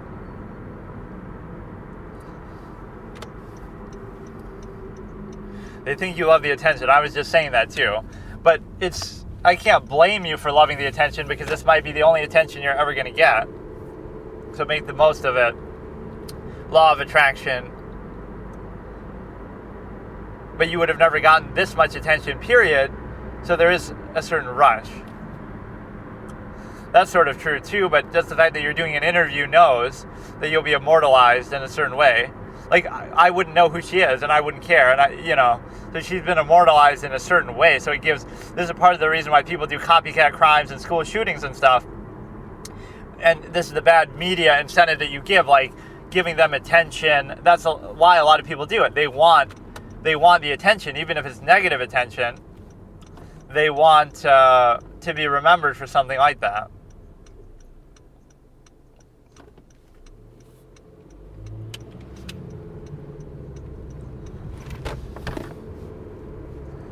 Yeah, you shouldn't be taking relationship advice from fucking Jodi Arias, though. For better or for worse. Whether it be because she killed her boyfriend or whether it be because she was about to be killed. But either way, it's bad judgment, bad outcome. Your legacy. You would have been some shitty 2-bit photographer if you didn't do this, so... Example of what happens when you don't document or something, what happens. Which is a fair criticism, like, okay, let's say you're telling the truth, but even though it's impossible for you to be telling the truth because you've changed your story so many times, so first, you got to stick by your story, at least be consistent. So from the beginning, from day one, if she said, well, first of all, she didn't even admit what happened, But then, at least the first time she's taken in by detectives, okay, Travis tried to kill me and I killed him in self-defense. Instead of, I was there, but 2 other people came in, and then they killed him, and then, well, you did do it, but you did it in self-defense. You do that in court. Like, she has, 3 different phases. This wasn't even her final form. Her first phase is, let's try to just pretend like we weren't even there and we had nothing to do with it, right? We're just a concerned, doting friend, ex-girlfriend, but we're just a concerned friend. Then layer 2 is, okay, now we've been called into police custody, and now, okay, I'm going to say, well, I was there, but then 2 other people were there, and they killed him. And then the third final form is, oh, now we're in trial, and the defense doesn't think it's viable to make that case. The 2 other people came there, so now I'm going to say, okay, he attacked me, and I did it in self-defense. And the reason why that's credible to at least attempt to say is because there's 0 evidence that anybody else was there, right? There's nothing to show that. There is evidence to show that Travis was there, that Jody was there, and that there was some physical whatever between them. So you could at least try to make that case. It might not be very compelling still, but it's better than the other one is completely imaginary. At least this one's possible, right? Based on even what we know, it's maybe possible. Maybe Travis really did attack her or hit her, right? You wouldn't know 100% for sure. So it's at least it's possible. This is like an interrogation, which I don't even necessarily want to watch. Or there's too much empty space in here. And she's doing her acrobatics, which, again, all this is sort of prejudicial. This is the kind of thing you keep out of court. Her doing handstands and stuff. As much as people want to say, oh, that shows she's crazy and jump on the bandwagon, all this sort of false duality, like one side or the other. This is exactly the kind of thing that shouldn't be shown to a jury, because it's just okay, let's say you were innocent, but you're just kind of a little restless and you're doing handstands and you're restless and you're doing handstands and stuff. You could do that, and you could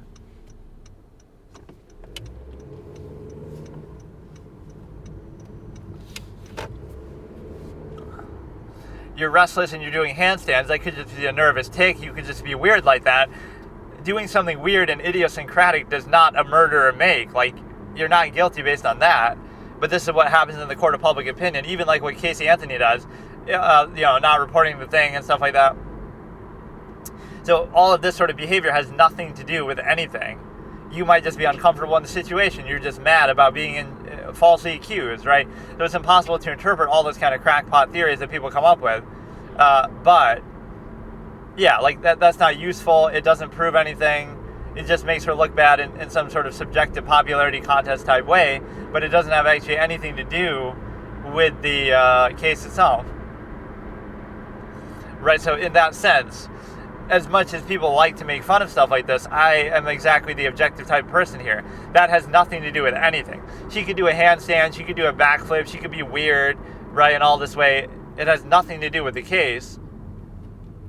Just like if she was prim and proper and didn't do anything wrong and acted exactly how you think she should in this setting, she could also still be guilty and just be putting up a good front. So this is where people go for all the performative aspects. It's similar to the social contrivance basis.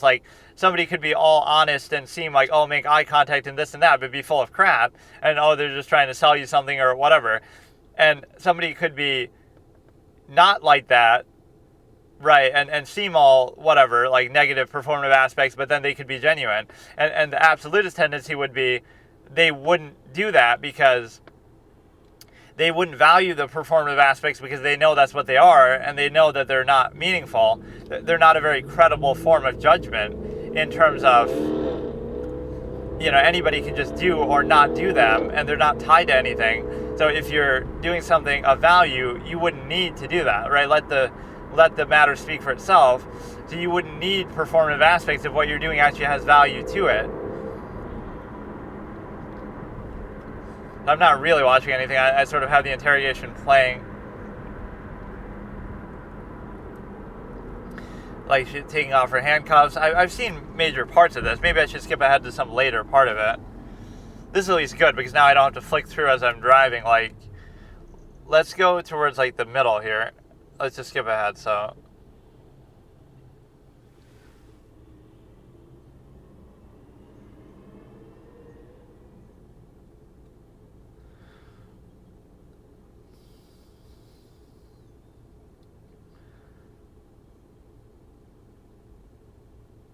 So it's Jodi Arias interrogation tape part 1 at 1:08:30 in 3, 2, 1.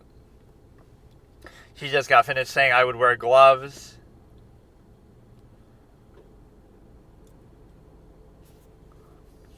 I found the ultimate timestamp hack, even though it might be inconvenient and awkward, but like my other alternative was, no, I'm going to edit the whole video and put the timestamp in for each video. But considering how much I flicked through them and watched different things, it would be impossible, right? I just sort of clumped this shit together and uploaded it all together just like that. And so you have the ability to, it's you, it's obvious. The little soft-spoken ASMR battle here.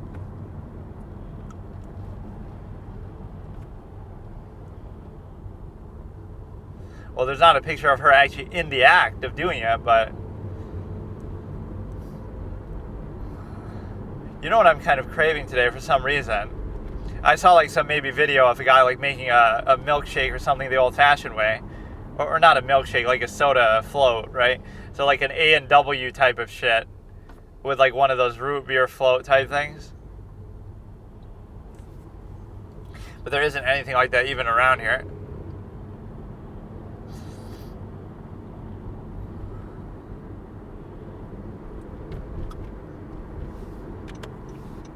Yeah, I like that sort of projection basis. If you're simply neutral and you don't care and you don't want anything, people will project what they think they would want or what they think you should want, even if you genuinely don't want anything. And then when you do put up performative aspects and undue emphasis, they sort of reward that in a way that's a little bit strange.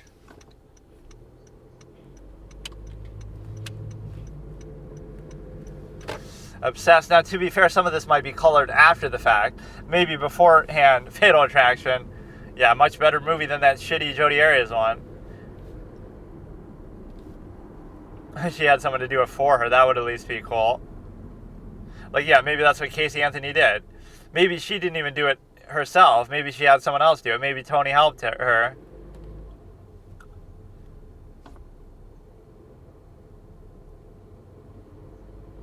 Yeah, that's why Tony would probably not want to associate with her at that point. Like, you know, what if she's going to try to scapegoat and blame Tony for it somehow? Right, like she even is willing to blame her parents. I'm not saying and all that either that I don't believe to some extent she did it, but the case, if you look at it fairly, the prosecution case wasn't actually all that good. And so there are some flaws with it. Right, and that's what even the juror says. Juror number 3 came out or whatever, and people are shitting all over her, but you have it wrong. Don't blame her. The jury did okay. Don't blame the judge. The judge did okay. Blame the prosecution, or even give credit. Don't blame the defense, but, you know, it's something else. Yeah, but that's like goofy as hell, but it's very prejudicial because you have, you know, like what does Casey do that's similar to that? Like if you had, I mean, not like, oh, she didn't call for 31 days. That's not really prejudicial. That's actually relevant. And I guess what you could argue with that is, you know, well, it's related to the crime because, like, oh, she's trying not to report the body, well, report that she's missing so they don't find her, they don't look. So it does actually benefit her, too, because then the evidence degrades a lot. Apparently it decomposed, which I don't fully understand that because it's a case where, you know, yes, it's just obviously a 3-year-old, but so they decompose faster, but that's still a little bit hard to believe. So instead of the A&W thing, I got the whatever the fuck, some kind of vanilla malt shake. We should do a review. Like, who's that guy who says that? Like, my day is ruined. Somebody reviews like food and stuff. He tries like a new Burger King fucking whatever meal or some new things that are released, and then he's like, oh, it's my disappointment is immeasurable and my day is ruined. Okay, let's see what we got. So we can watch some part of this interrogation, but I don't think it's really that good because, or I think I've already seen an adequate amount of it. Like, let's skip ahead again. Then you get that female detective in here at some point. They try to do the good cop, bad cop thing.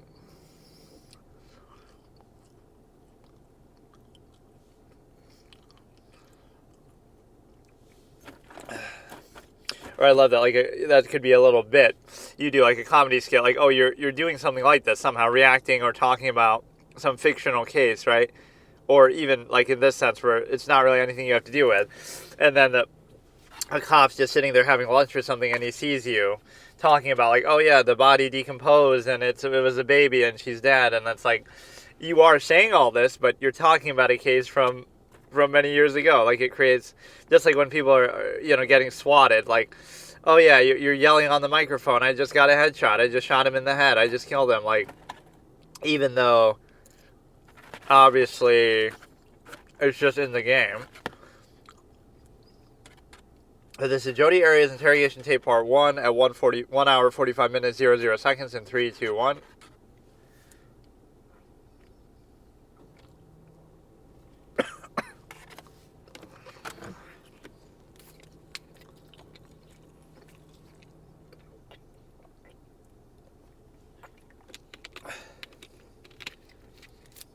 There's a glass that she cut herself on or something.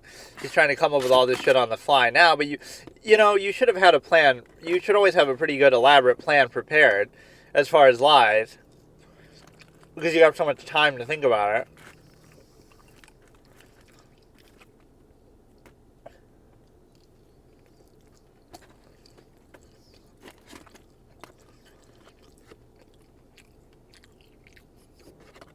It was just part of the role play, the blood.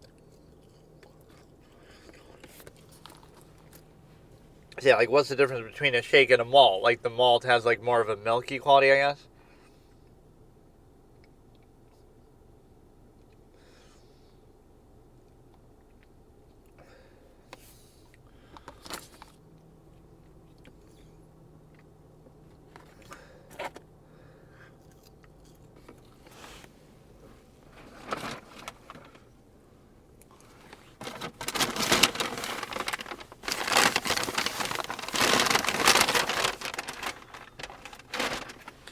Well, it is in the hands of the jury regardless. Like, no matter what you tell him now, even if you confess, the jury still has to be present and sort of go through, unless you get, like, some sort of deal.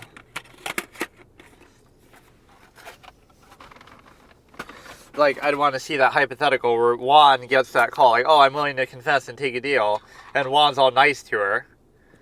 Did I ask you if you were the cutest person in the room, or, like, he'll start to be all nice and suck up to her? Did I ask if you were the cutest killer I've ever convicted?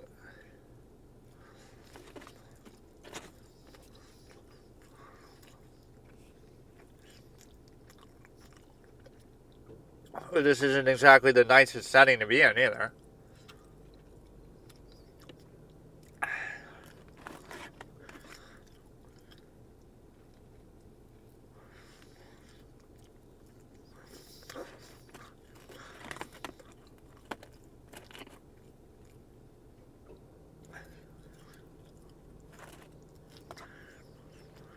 I probably haven't heard this part before. They're talking about extradition and stuff. But see, if she was to confess, she would still be in jail. Like, it's not going to save you from, it'll make it worse, actually, maybe.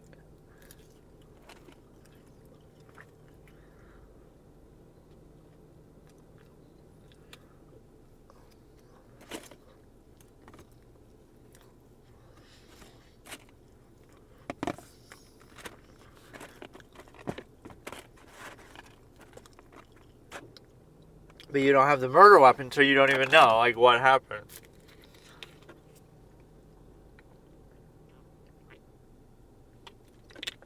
Yeah, that is sort of hard to picture, though. Right, somebody like her, despite whatever vibe she gives off. All my other ex-boyfriends are alive now, she said.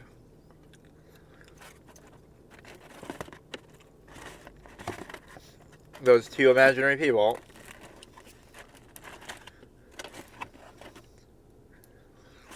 Somebody's gonna be sitting pretty somewhere.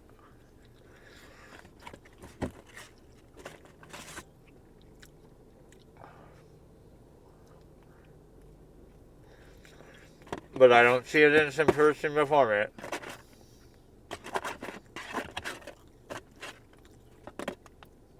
these are parts that JCS uses in there, so that's why I've seen them so many times.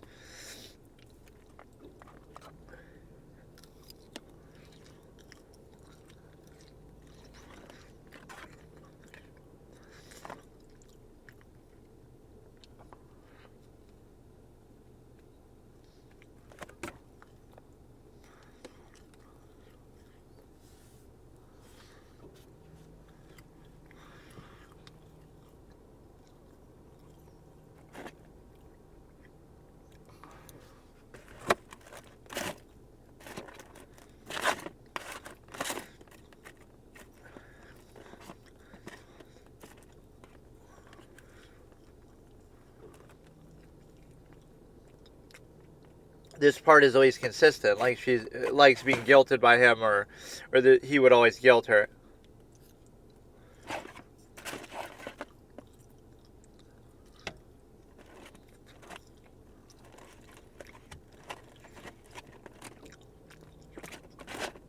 And if you had gone, maybe he wouldn't have died, except in this hypothetical.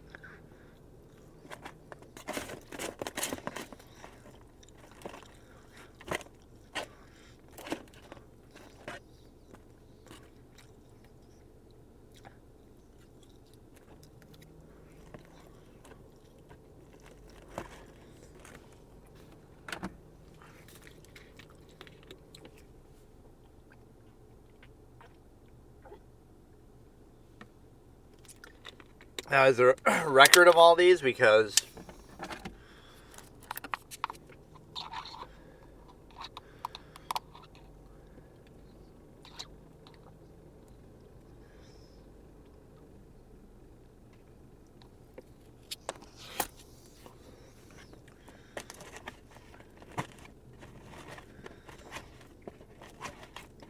in your one story, you are there, but he still gets killed.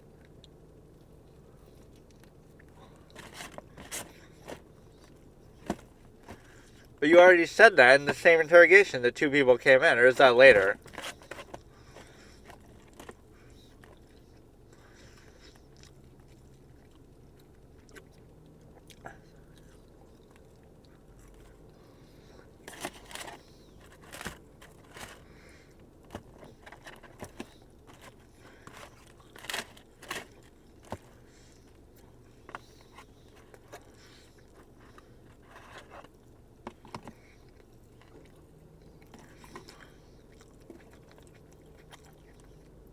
Proof that he didn't show the gospel to you? That's what it sounded like he was responding to.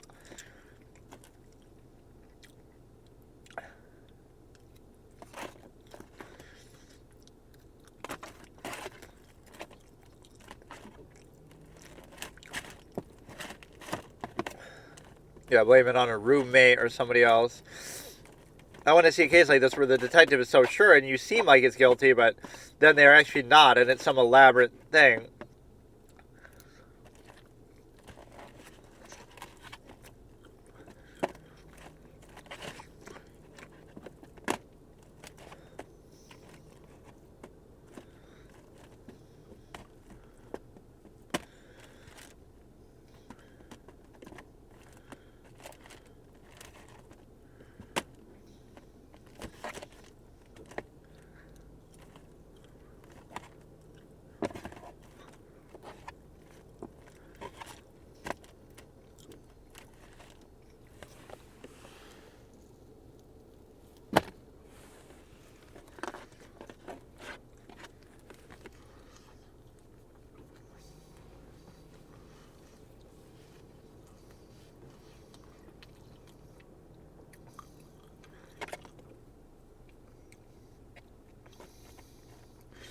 But that's not necessarily a sign of guilt, just the fact that you drove somewhere different.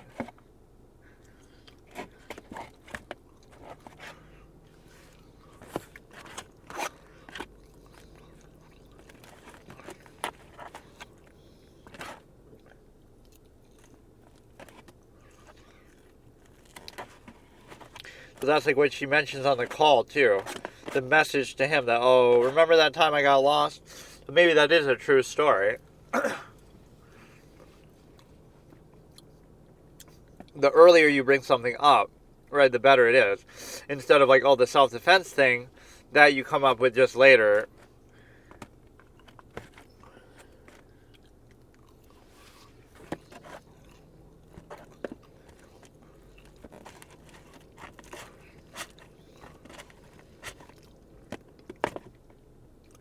Now your fingerprints will be on the camera.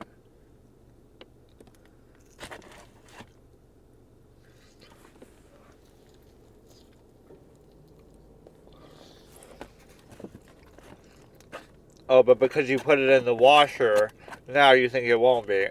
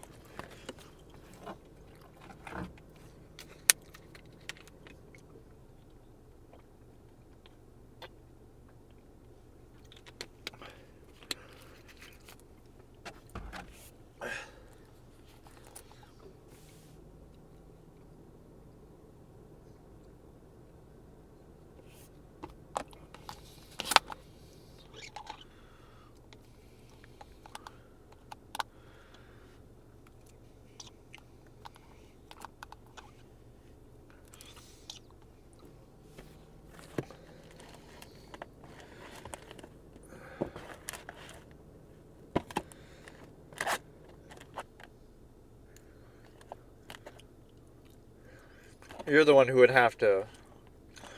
He keeps a jar of my blood in his fridge because he loves me so much. And he smeared it there for some reason.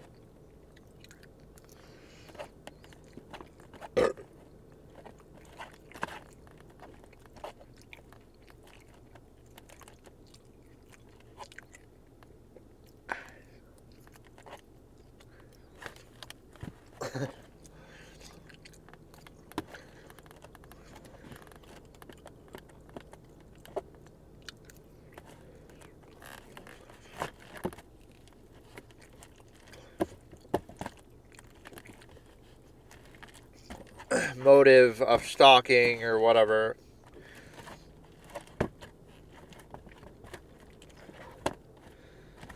It's not like they really know, though. They're just sort of scapegoating. Like, what if she really didn't?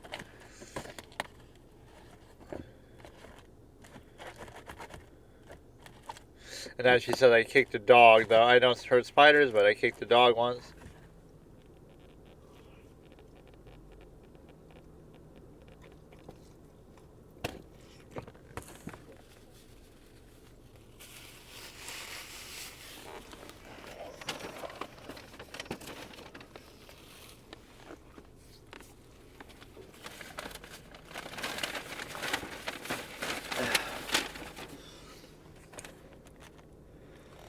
But not him, right? Some other earlier one.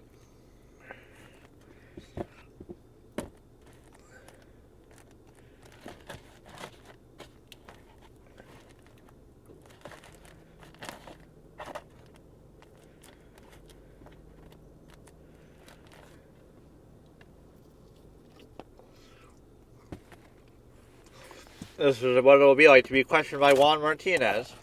Get ready for another mental breakdown.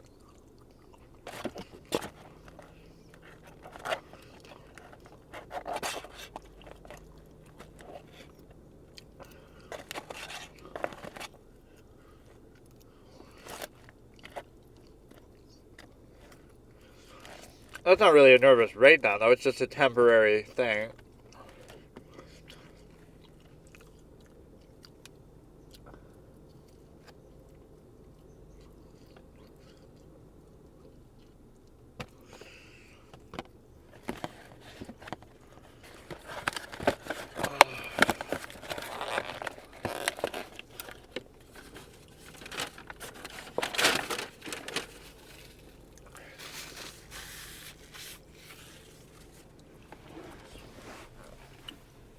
See, JCS cuts those two things together.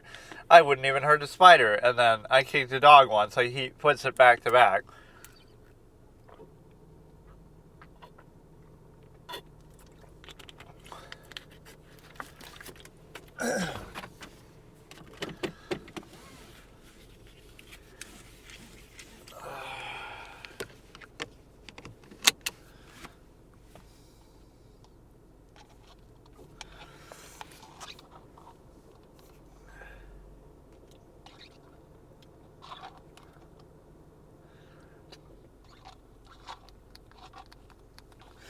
I actually don't know anything about her brother.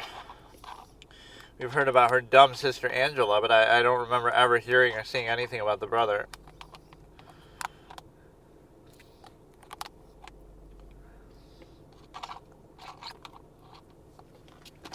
But no, we got to see the big reconciliation between the Casey family, Anthony family.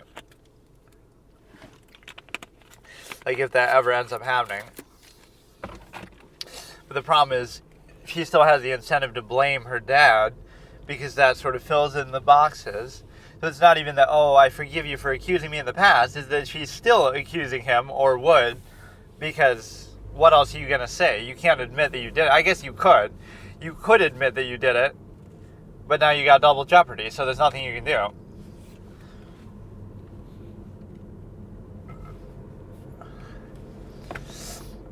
Can't help you anymore, but this goes on for like another hour, so.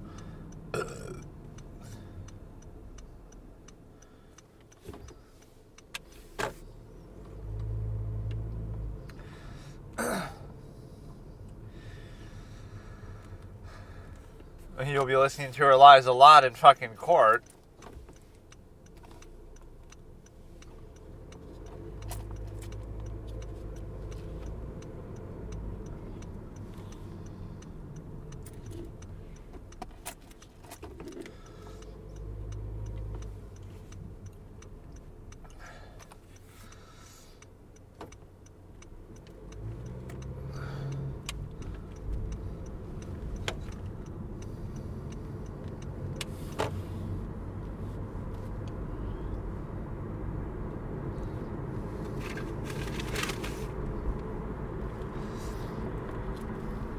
Yeah, this is where she comes up with a theory, blocking out of your head, blocking out of your memory.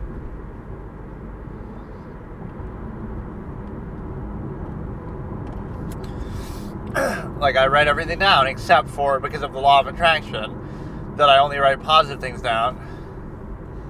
But it's understandable that you wouldn't write about potential crimes. Like, that's a rule I have. Anytime me or someone I know commits a crime, like using drugs recreationally, or speeding, or doing something you shouldn't be doing, of course I'm not going to report that. Or I'm not going to put that in my diary just in case it gets found. That could be a logical thing. So when he beat me up and physically abused me, I'm not going to write that. When something else happened, I'm not going to write it because it could be used against me. And then again, why would you worry about that? Who do you think is going to read your diary? Meanwhile, you're reading it right now in court. Like, so in case something like this happened, this is exactly why it validates that approach. Again, hypothetically. So Robert Tellez, or whatever, that fucking guy, the bald guy, who has always those perpetual stress marks on his forehead or whatever, he was convicted, I'm pretty sure. I just saw that like in the morning. So I watched a little bit of that, but not really too much. So let me try to recap. What did I say I was going to watch besides what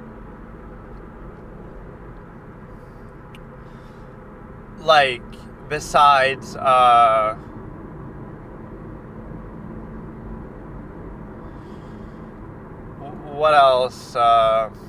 Like other formats, because we're about to wrap this shit up too. So even though I don't mind watching the court stuff more, I said I would watch Skibbity Toilet, but you know what, fuck it. Like, I'll just watch whatever I feel like. But the one thing I really wanted to do was watch, like, sort of Let's Play type stuff, which it can be enjoyable, but I don't know exactly which one or how.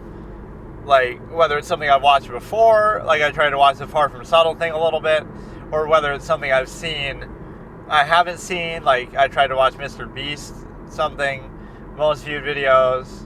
I sort of like to introduce these as format potential, and it doesn't mean I have to do it all the way. Like, I'm going to watch 1,000 most viewed videos on YouTube, but I only watch like the first 10, and they're all music videos or little animations for kids, but exploiting children. But you have the ability to,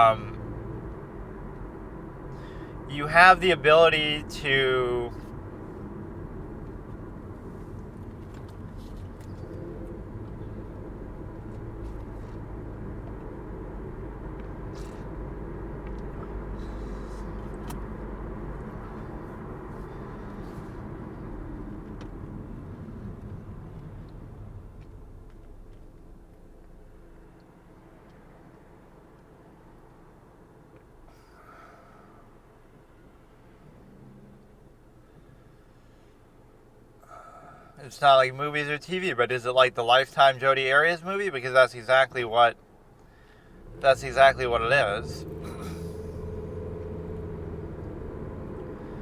Now she wants to learn, like, how could I better portray myself?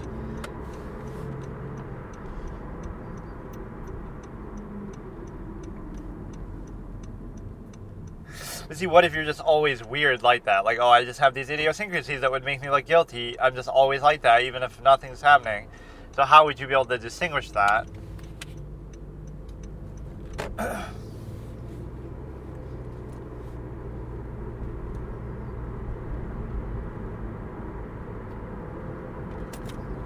Let's recap my formats here, like I was saying, though. You have the... I can't even remember.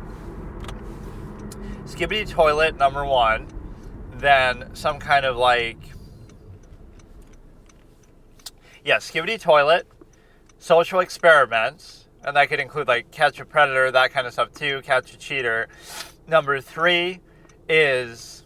I like to see people like get genuinely emotional or genuinely mad, like in a real setting, not in a fictional setting. Like when fiction isn't enough anymore, you want real life drama, like people actually breaking up on camera or something. So Social Experiments. Number 3 could be like most viewed channels and gameplay, stuff like that. Let's Play. Number 4 could be courtroom stuff. Number 5 could be something else that I can't remember now. Just sort of news or politics or something else. Or like even the Twitch stream type of thing. Yeah, I wanted to do that, but I can't decide. I think I did try to maybe do it. Like I could just watch somebody and you won't even know what the fuck I'm talking about. But I'm sort of... Or why can't I just watch their videos? Like watch a small... But most small channels maybe don't bother posting stuff to YouTube in the first place. Not like me, where I'm doing it with 1 subscriber the whole time. Totally not me on my alt account. Or does it even let you subscribe to yourself? I don't even know. You are able to like your own videos, so... Yeah, this is a pretty good vanilla malt thing. It almost tastes like a little peanut buttery, though.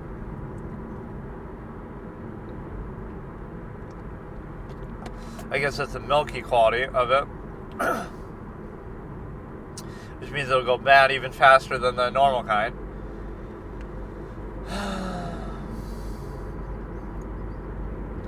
I didn't kill him, but no, I could like go on Twitch and just watch a random channel and just review it. And what I would do is, I want to watch like a low viewer streamer with like 1 viewer and give them advice and like talk about them, even if they won't know because I'm just saying it here, and nobody will know what exactly I was reacting to, but just somehow,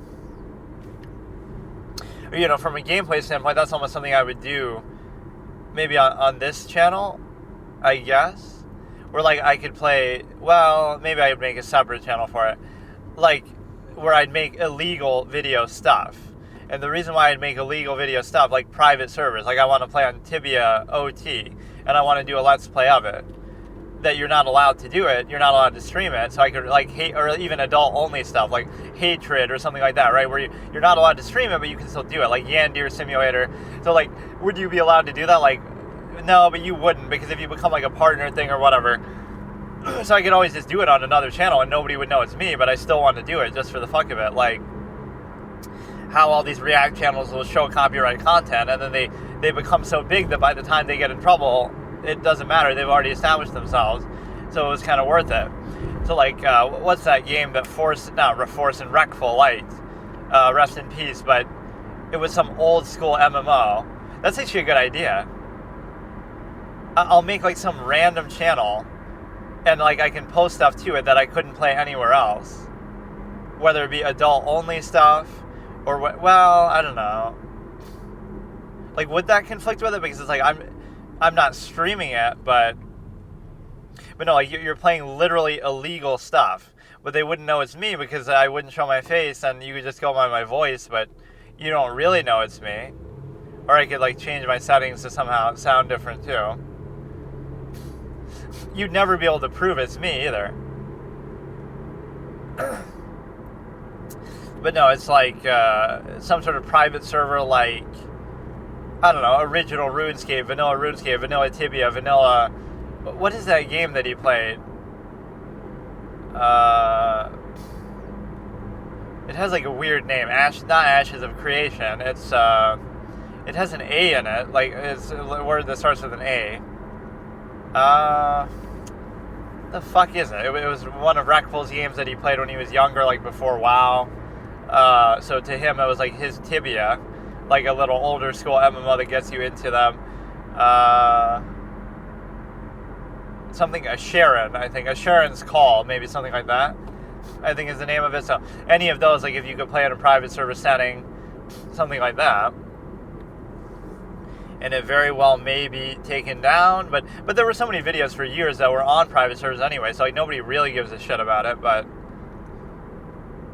that is interesting. Like I could use maybe like a voice filter or something that would be so fascinating.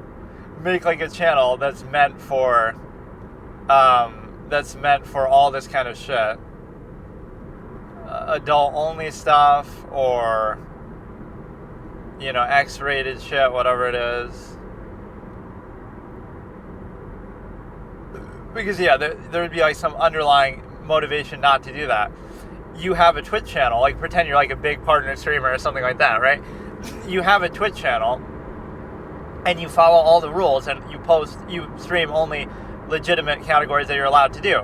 But then on your YouTube, you post stuff like, oh, adult only games like Hatred.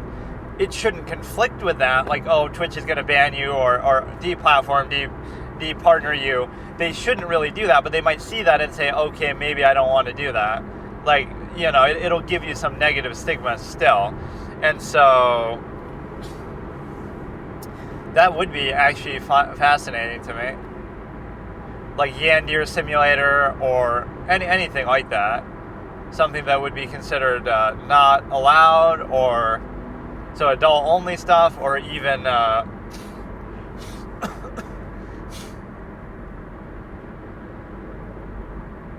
XXX Extreme Gaming, I could call it. Like XXXTREME.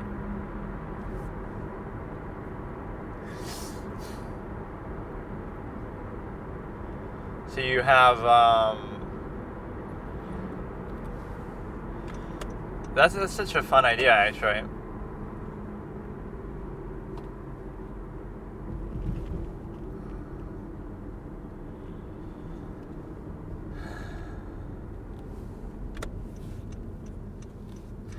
Right, so let me think of, like, let me make a list mentally. I'm going to totally do this, too, if I ever had time. But between this and other stuff I do, I really don't. But, like, okay, Tibia, original servers. I love the idea of doing that, because Tibia is a great game, and the company's not big enough, small indie company or whatever, they don't care to make a private server, like, to do that. Right, so you could do Tibia, old school. You could do any of these other MMOs, old school, that don't have official servers, like Sharon's Call or whatever, and then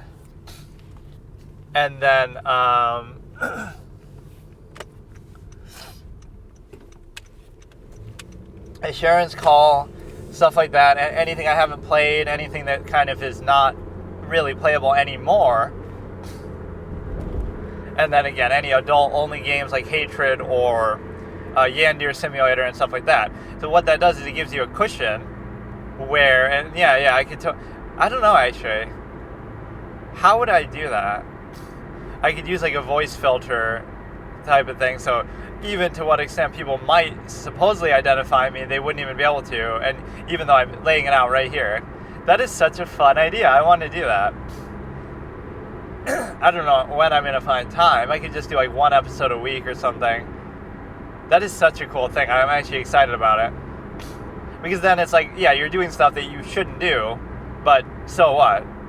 Or I won't even acknowledge what it is exactly. I won't mention the name of the server. Well, I guess I'd have to mention, like, oh, it's vanilla Tibia, but like, I'd even say that. I won't provide the name of the server because it's not technically something you should do, but I'm addicted to it. I mean, it's so good, and it's sad that the company doesn't do it themselves. I'm just thinking about the logistics of this now. I wish I could do it while driving, but How would I'll have to think about it, but it is a good way to separate it, because then, like, whenever I want to do something like that, I'll have a channel separate. I could just do it on here, right? Like, nobody would associate what I'm doing anyway. But no, I'd make another channel, I guess.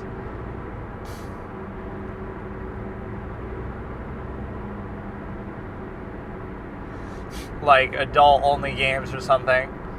So yeah, let's see which of these we actually want to watch here in full. Another interview. Okay, fuck the interviews, dude. Police phone interviews. Let's. I've heard this though.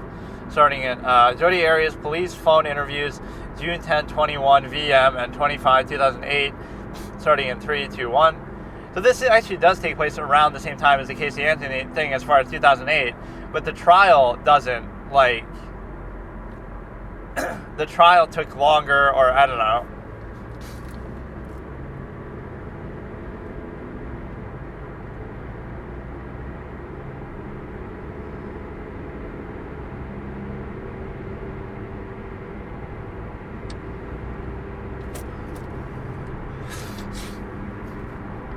So I have another mic laying around, so I'll bring that, and I'll consider using that, and I'll consider using some sort of voice filter that just is going to change how I sound to some minor degree. There's all kind of weird ones you could do. Make yourself sound like a little girl or an old man or something. One step below doing like a VTuber thing where you do like all these different characters and stuff. Light Yagami plays chess roleplay, where I have like a Light Yagami VTuber thing exactly as planned, and you could do that, and then the next day you could do something totally different. There's so many cool ideas that I come up with, but I'm too lazy or whatever to actually do them. Or that's a series I've never really played, The Sims. I could do some NSFW Sims type shit. See, it would encourage me to do that too. It's like, oh, you're going out of your way to play adult-only stuff, but it's not really that. It's just more like I've avoided playing it till now, or I've never gotten around to it, so I'm sort of playing into it like that. Like, even with some of these movies I've watched, like, or series, like, oh, why are you watching all these movies or some of these shows, like, within a certain subject matter, or like, played mobile games for the first time, because I haven't played them. That's why. Like, I've avoided them, so now I'm making a point to play stuff I haven't played, and it happens to be that. Like, I avoided watching horror movies or something because I don't like them, and then so now I'm watching them not because I like them, but because I've avoided seeing them historically, or the majority of things I haven't seen would be in those kind of genres, comedy or horror. So it creates like a reverse feedback loop. And so what you have is the ability to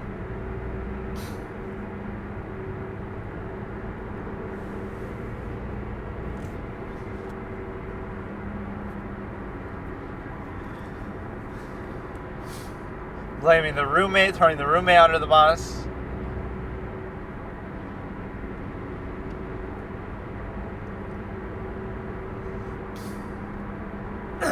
But no, I definitely heard this. I can't tell if it's a still shot or if they're just being still. No, it's not a still shot. Or it could have just skipped between two still shots. Like, does the court reporter have to write all this shit down? Or does he just take a break? I guess he could just wait. He could just write, like, exhibit number whatever is played, and then it speaks for itself, and it knows who it is. So, yeah, that's like the high-end Twitch meme culture. Like, they'll just pick like a little catchphrase or something and just keep repeating it over and over, just like with emotes, just doing them over and over, like mindlessly, the lowest form of interaction possible, where you're not even just part of a mindless mob of voices. You're not even a voice anymore, like forming a coherent sentence that has some thought put into it. You're something less than that. You're just putting in an emote that's just mindless and nothing. It's the equivalent of like applause or booing, or, you know, just like a crowd just doing something with no real cognition or acuity behind it. It's just noise, right? That's what you're turned into. So again, I would at least appreciate the effort that you put in to try to say something coherent. That is actually weird. Yeah, I've never gotten like a comment on this whole channel either. Like, I've gotten a couple dislikes. I don't think I've gotten really a like ever either. I've gotten, most videos have 0 likes, 0 dislikes. Some of them have a dislike, and none of them have comments. I don't think I got a single one on any video. It's just sort of a weird form of content, and it's kind of hard to even hear in some of the earlier ones. Maybe it's a little better now with this thing, but yeah, I'll go pick up my mic, then I'll try to fuck around with that potentially, as far as, because I'm not using it anyway, so. Yeah, let's go back even further to here, and if you can do that, then this is first interrogation, part 1 of 2. I mean, that's presumably the same thing we just saw. Like, it's a different channel, but the same basic video. And so now we go back again. These are all just things I added to the playlist. Jailhouse interview, I'm sure I saw this. Or maybe I saw Jailhouse interview too. I'm actually not even sure. Let me double check this. Jailhouse interview. Oh yeah, this is the makeup one. That's all I need. She always says, is this recording? And they say no, but it is, like in the interrogation room. Or is it, or yeah, if you play like gambling or illegal shit or something. So on one hand, I wouldn't stream it, and I would just upload it to YouTube, and I would just record it. It'd be kind of fun to do that, like once a week, if I have time or something. Or just whenever I feel like. It doesn't have to be a fixed thing, but I like that idea, because yeah, what's the worst that'll happen? They'll just remove the video, and it's like, so what? You know, like, they'll take it down on some dead channel that nobody cares about anyway, or that's like the protection that you have. Because it's such a small channel, you won't even get in trouble, because nobody gives a shit, and they don't even know you're there, so you're not really doing it for attention as much. This is Jailhouse interview 2. Oh, here we go. Holy Night, fucking. Okay, dude, I'm gonna get in a crash over this. Alright, this one we saw. The top 5 unsolved murders. Alright, this is the one, like the Marie Hall testimony. That,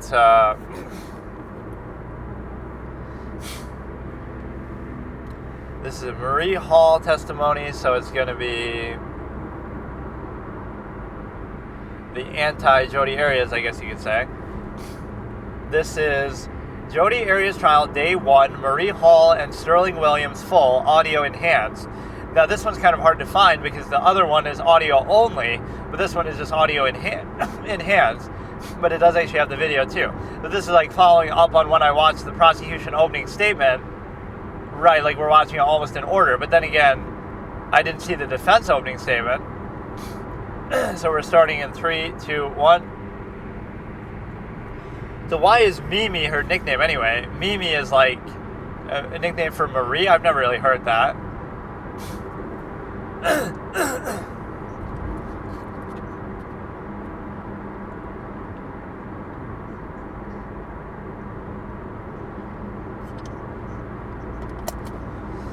So she's sort of the one who discovered the body, or she was at least among the people who discovered the body?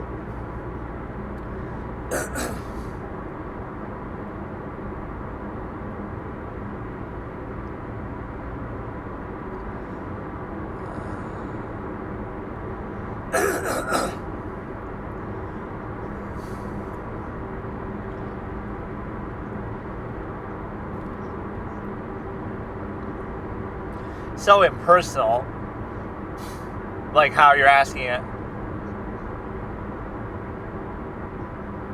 And he tried to seduce me.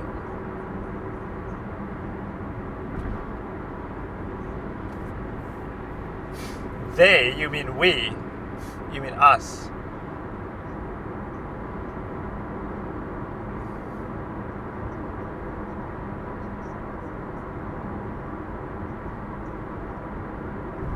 Trying to proposition me.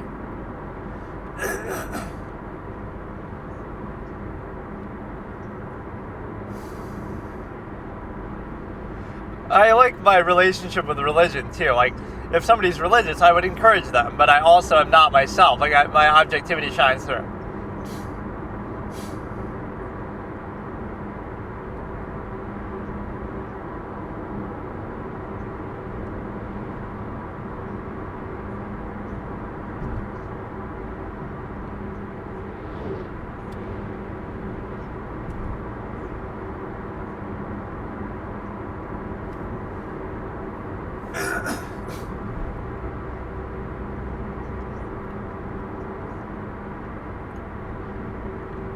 Sure, single adult, like they're trying to match make you, basically.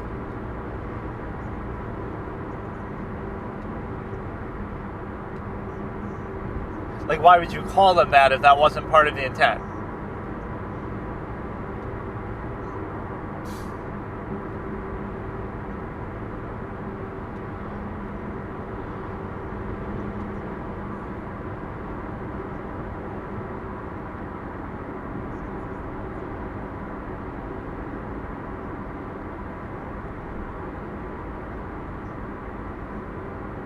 It's not really also known as that. That's just the abbreviation of it, dumbass. Like, you could do that with anything. The courtroom is also known as CR. Jodi Arias is also known as JA. Juan Martinez is also known as JM. Like, what the fuck?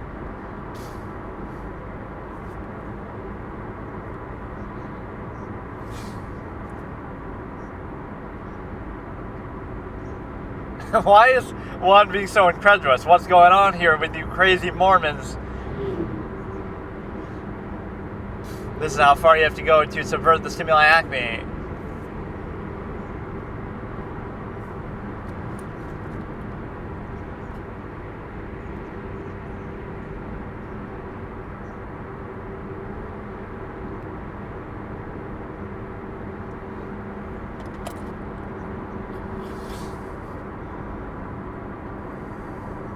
There are no families.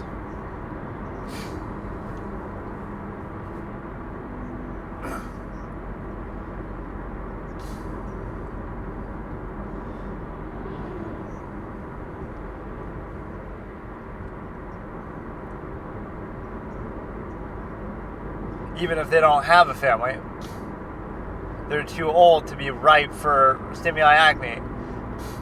All these fucking crazy Mormon rules.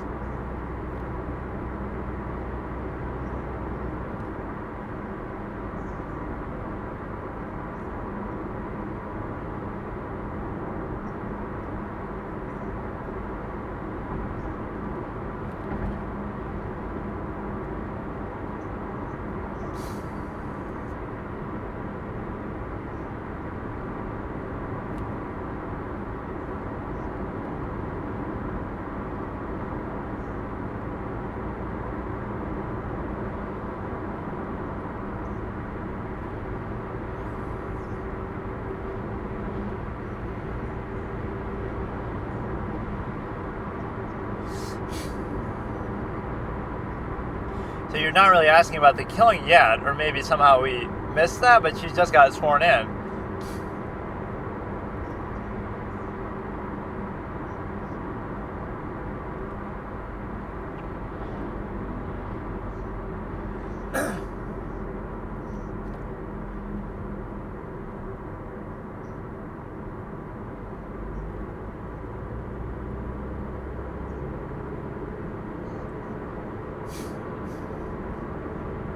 It seems weird because you're sort of encouraging something weird.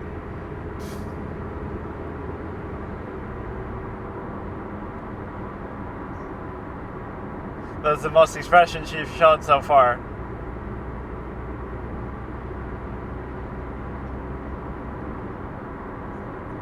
That's kind of nice, wholesome.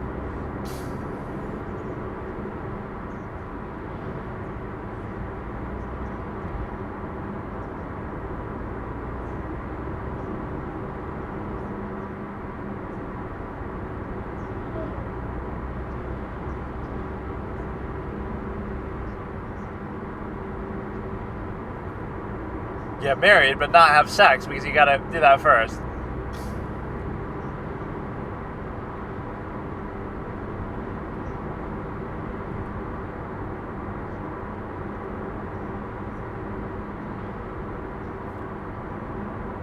But Mesa's too big for one.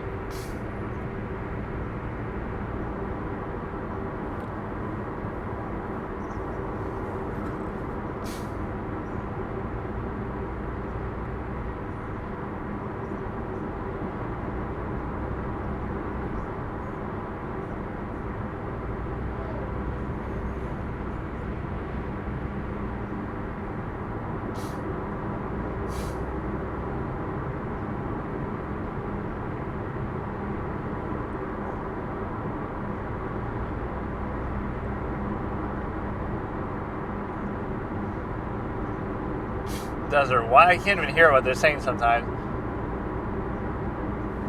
Desert Ridge.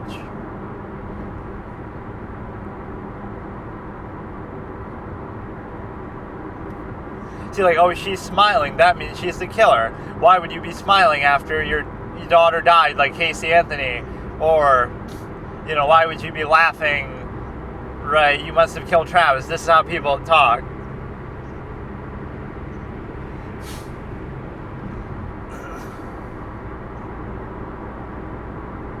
Yeah, is it like mandatory? Will you get kicked out if you don't go?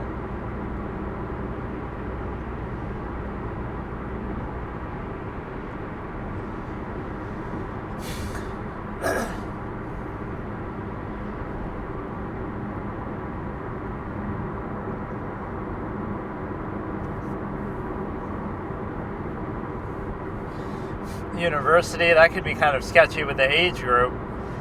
But it is like 18 to 31, so you're trying to tell me the Mormon faith would be okay with an 18-year-old hooking up with a 30-year-old?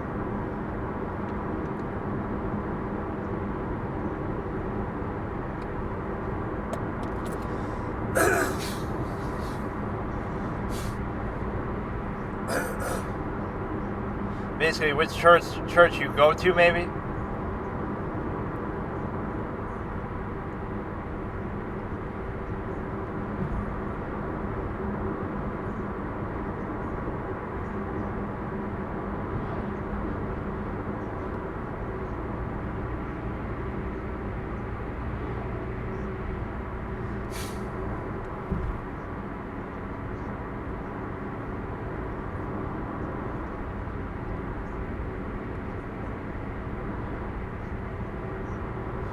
Cutting her off. You're so rude.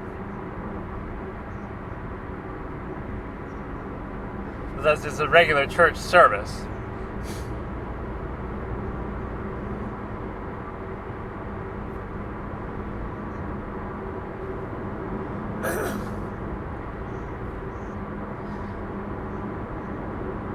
If he was such a good guy, then why didn't you go out with him? That would validate why he beat up Jody. Like, oh,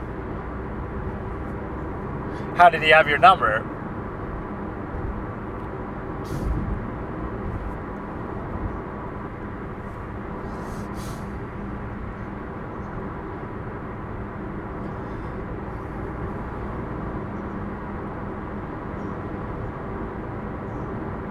Yeah, we didn't know it's a bookstore. Had some hot chocolate. I love this, like just seeing a contrast of somebody who's higher class than Jody.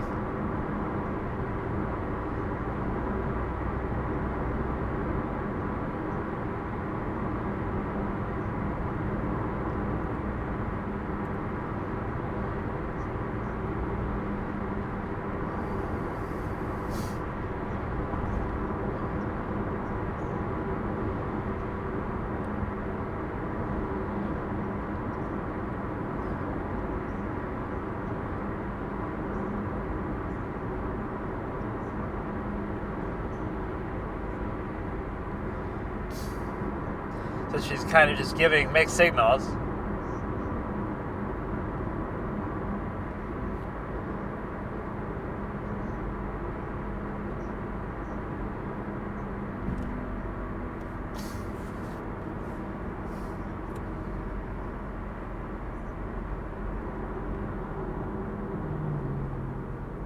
But this has less to do with him and more to do with the Mormon conservative nature.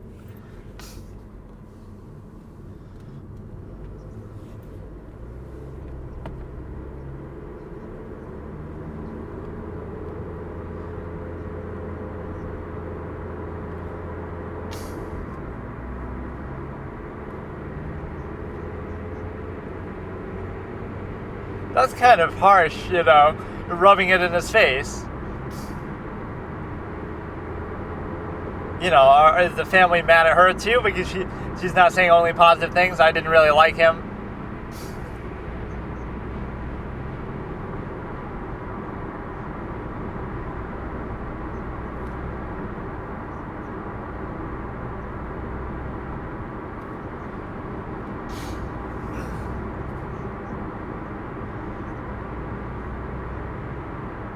You have very high standards, I guess.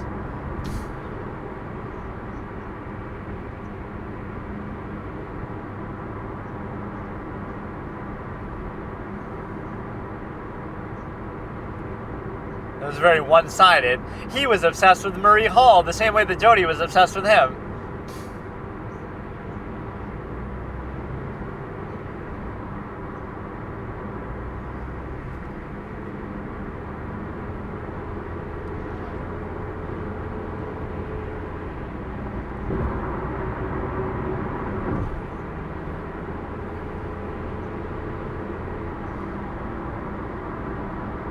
Travis was down bad.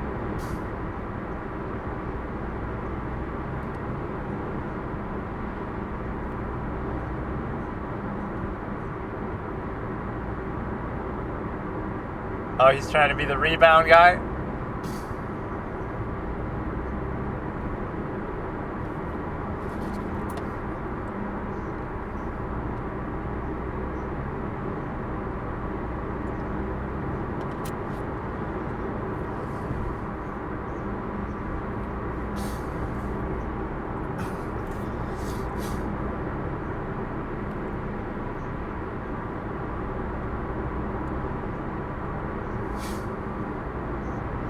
Kind of just setting up the framing of how Jody would.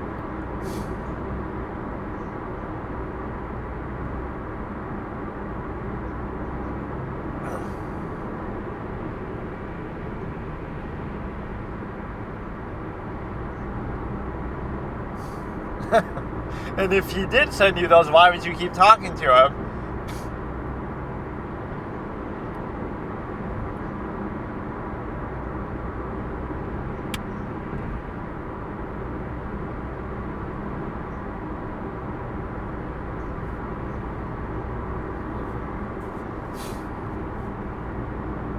I like how much Travis seemed to like her, though. It's still one-sided. Even after he's dead, you can't give him the benefit of doubt. Like, but at the same time,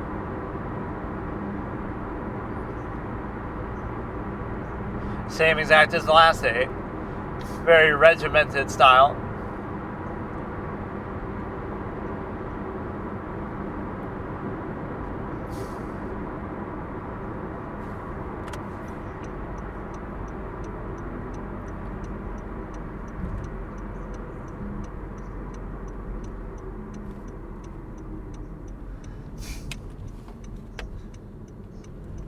That's sort of asked and answered.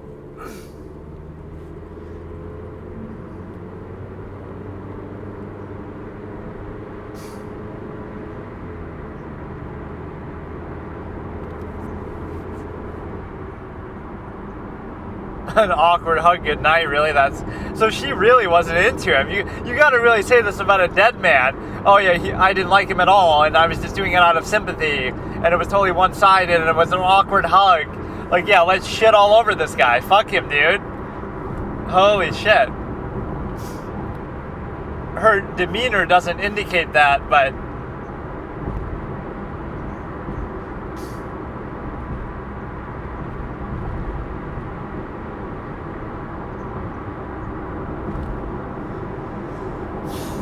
same thing, 7:30 to 10:30.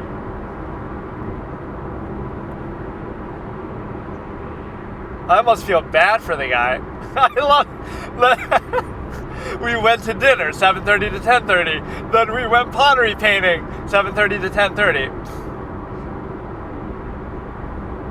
Probably would be earlier.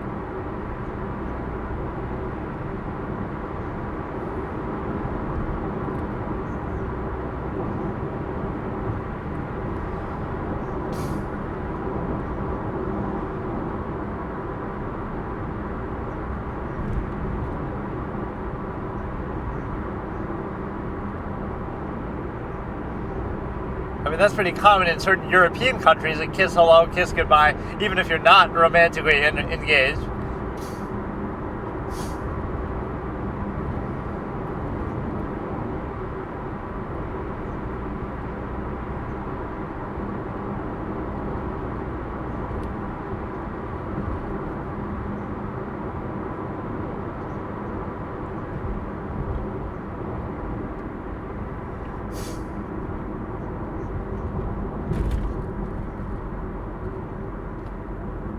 I think that was just an essence.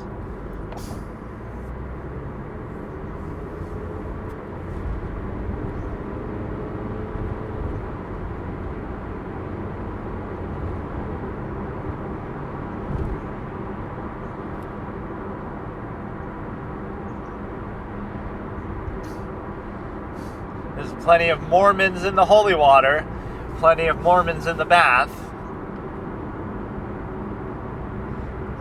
You can't really be mad that somebody's playing hard to get as a Mormon, though. That's just part of the thing. You're not supposed to really engage in all this.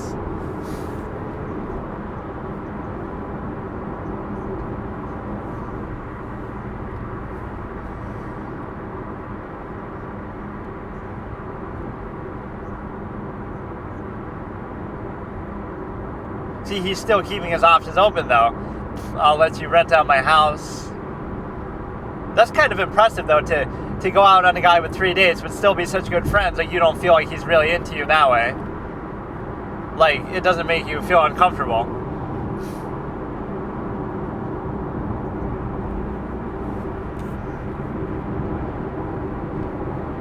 Did she say, like, she doesn't know what beret means?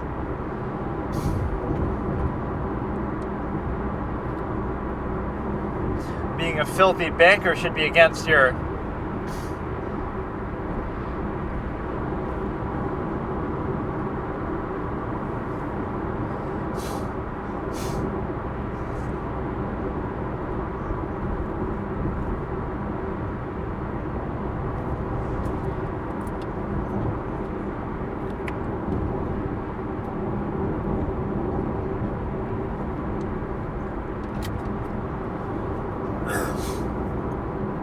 just removed from the church.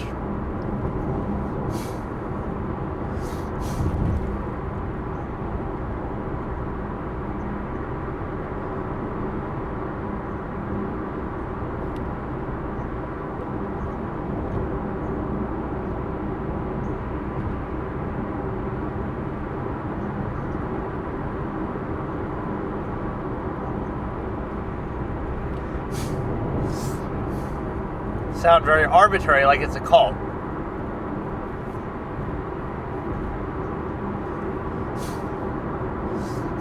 So as if to imply Jody.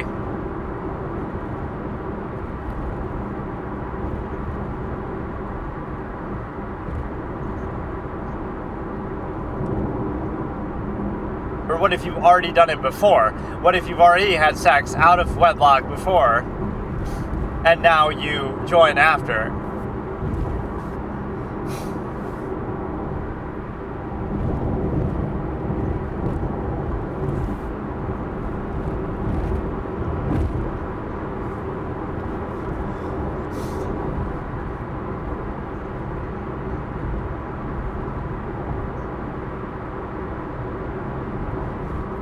You can just go and sit there. They should. No, I thought it was like you're banned. You just can't go there anymore.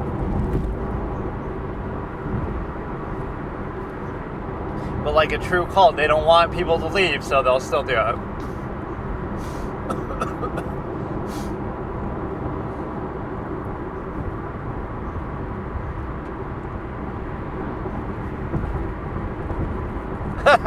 You could technically do that.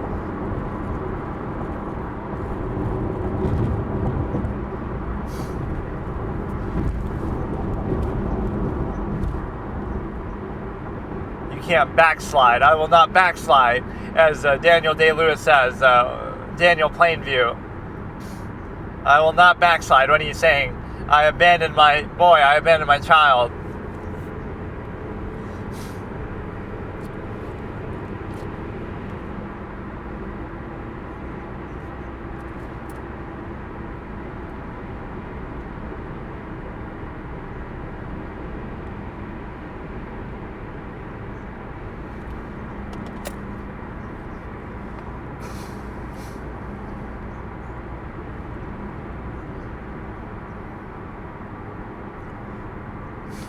Oh, so you've been that since you were a kid.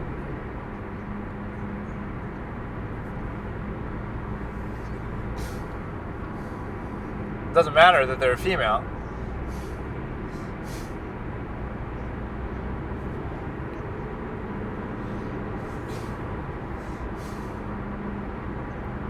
But somebody with more seniority in the church would be more culpable, like Travis would be more culpable because he's been there longer and he's the one who baptized her, and he's sort of corrupting her in a way, like, where she's more of an outsider.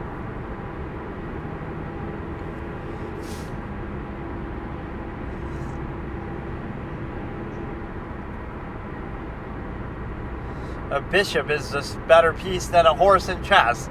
That's what a bishop is.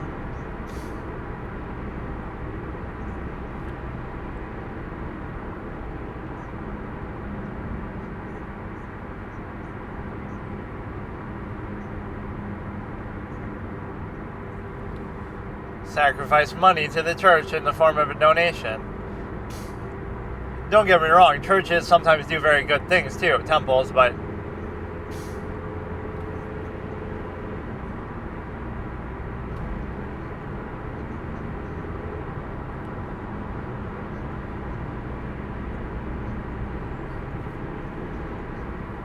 yeah, she is like an expert testimony because she's been in that her whole life, I guess. I don't know if Travis was like that, but clearly he wasn't a very good Mormon, with all due respect, because he's fucking around with the devil herself, apparently. What does that say about him? Like, how is his judgment level? You could say he's being stalked, but he kind of kept associating with her still. That's what he's thinking in his last moment. I couldn't resist the temptation to sin and to fornicate, even though it's against the commandments. And this is what I deserve. This is what I deserve for sinning and engaging in the stimuli acme. I can guarantee you he didn't say that last part.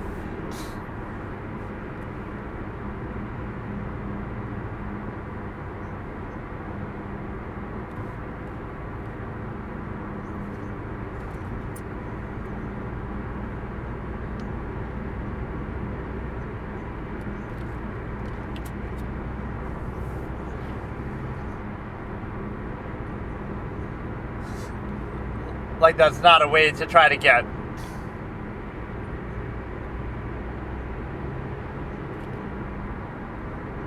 again. He asked you again to go to Cancun. He's obsessed. It was meant to be, dude. It's your fault, you bitch. You could have gotten Jody out of his life because he was so obsessed with you. Don't you feel guilty?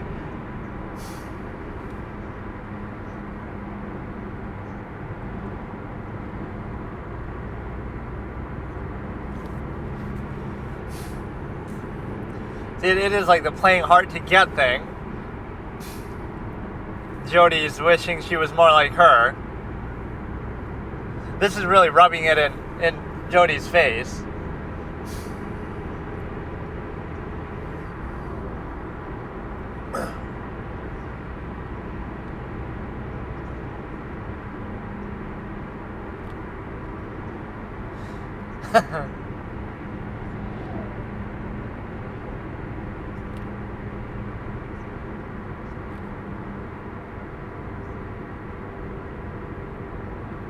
A little girl?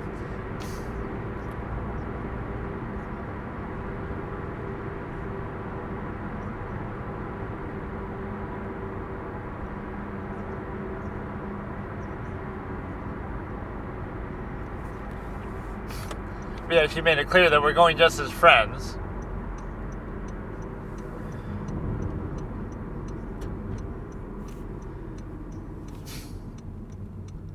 So it was something maybe about the Cancun trip that people speculate. Jody thought she was going to be the one. Or like Travis would innocently say that, probably in passing to Jody, like, oh, what are you up to this week? Oh, I'm going to Cancun and I get to take somebody. It's going to be real fun.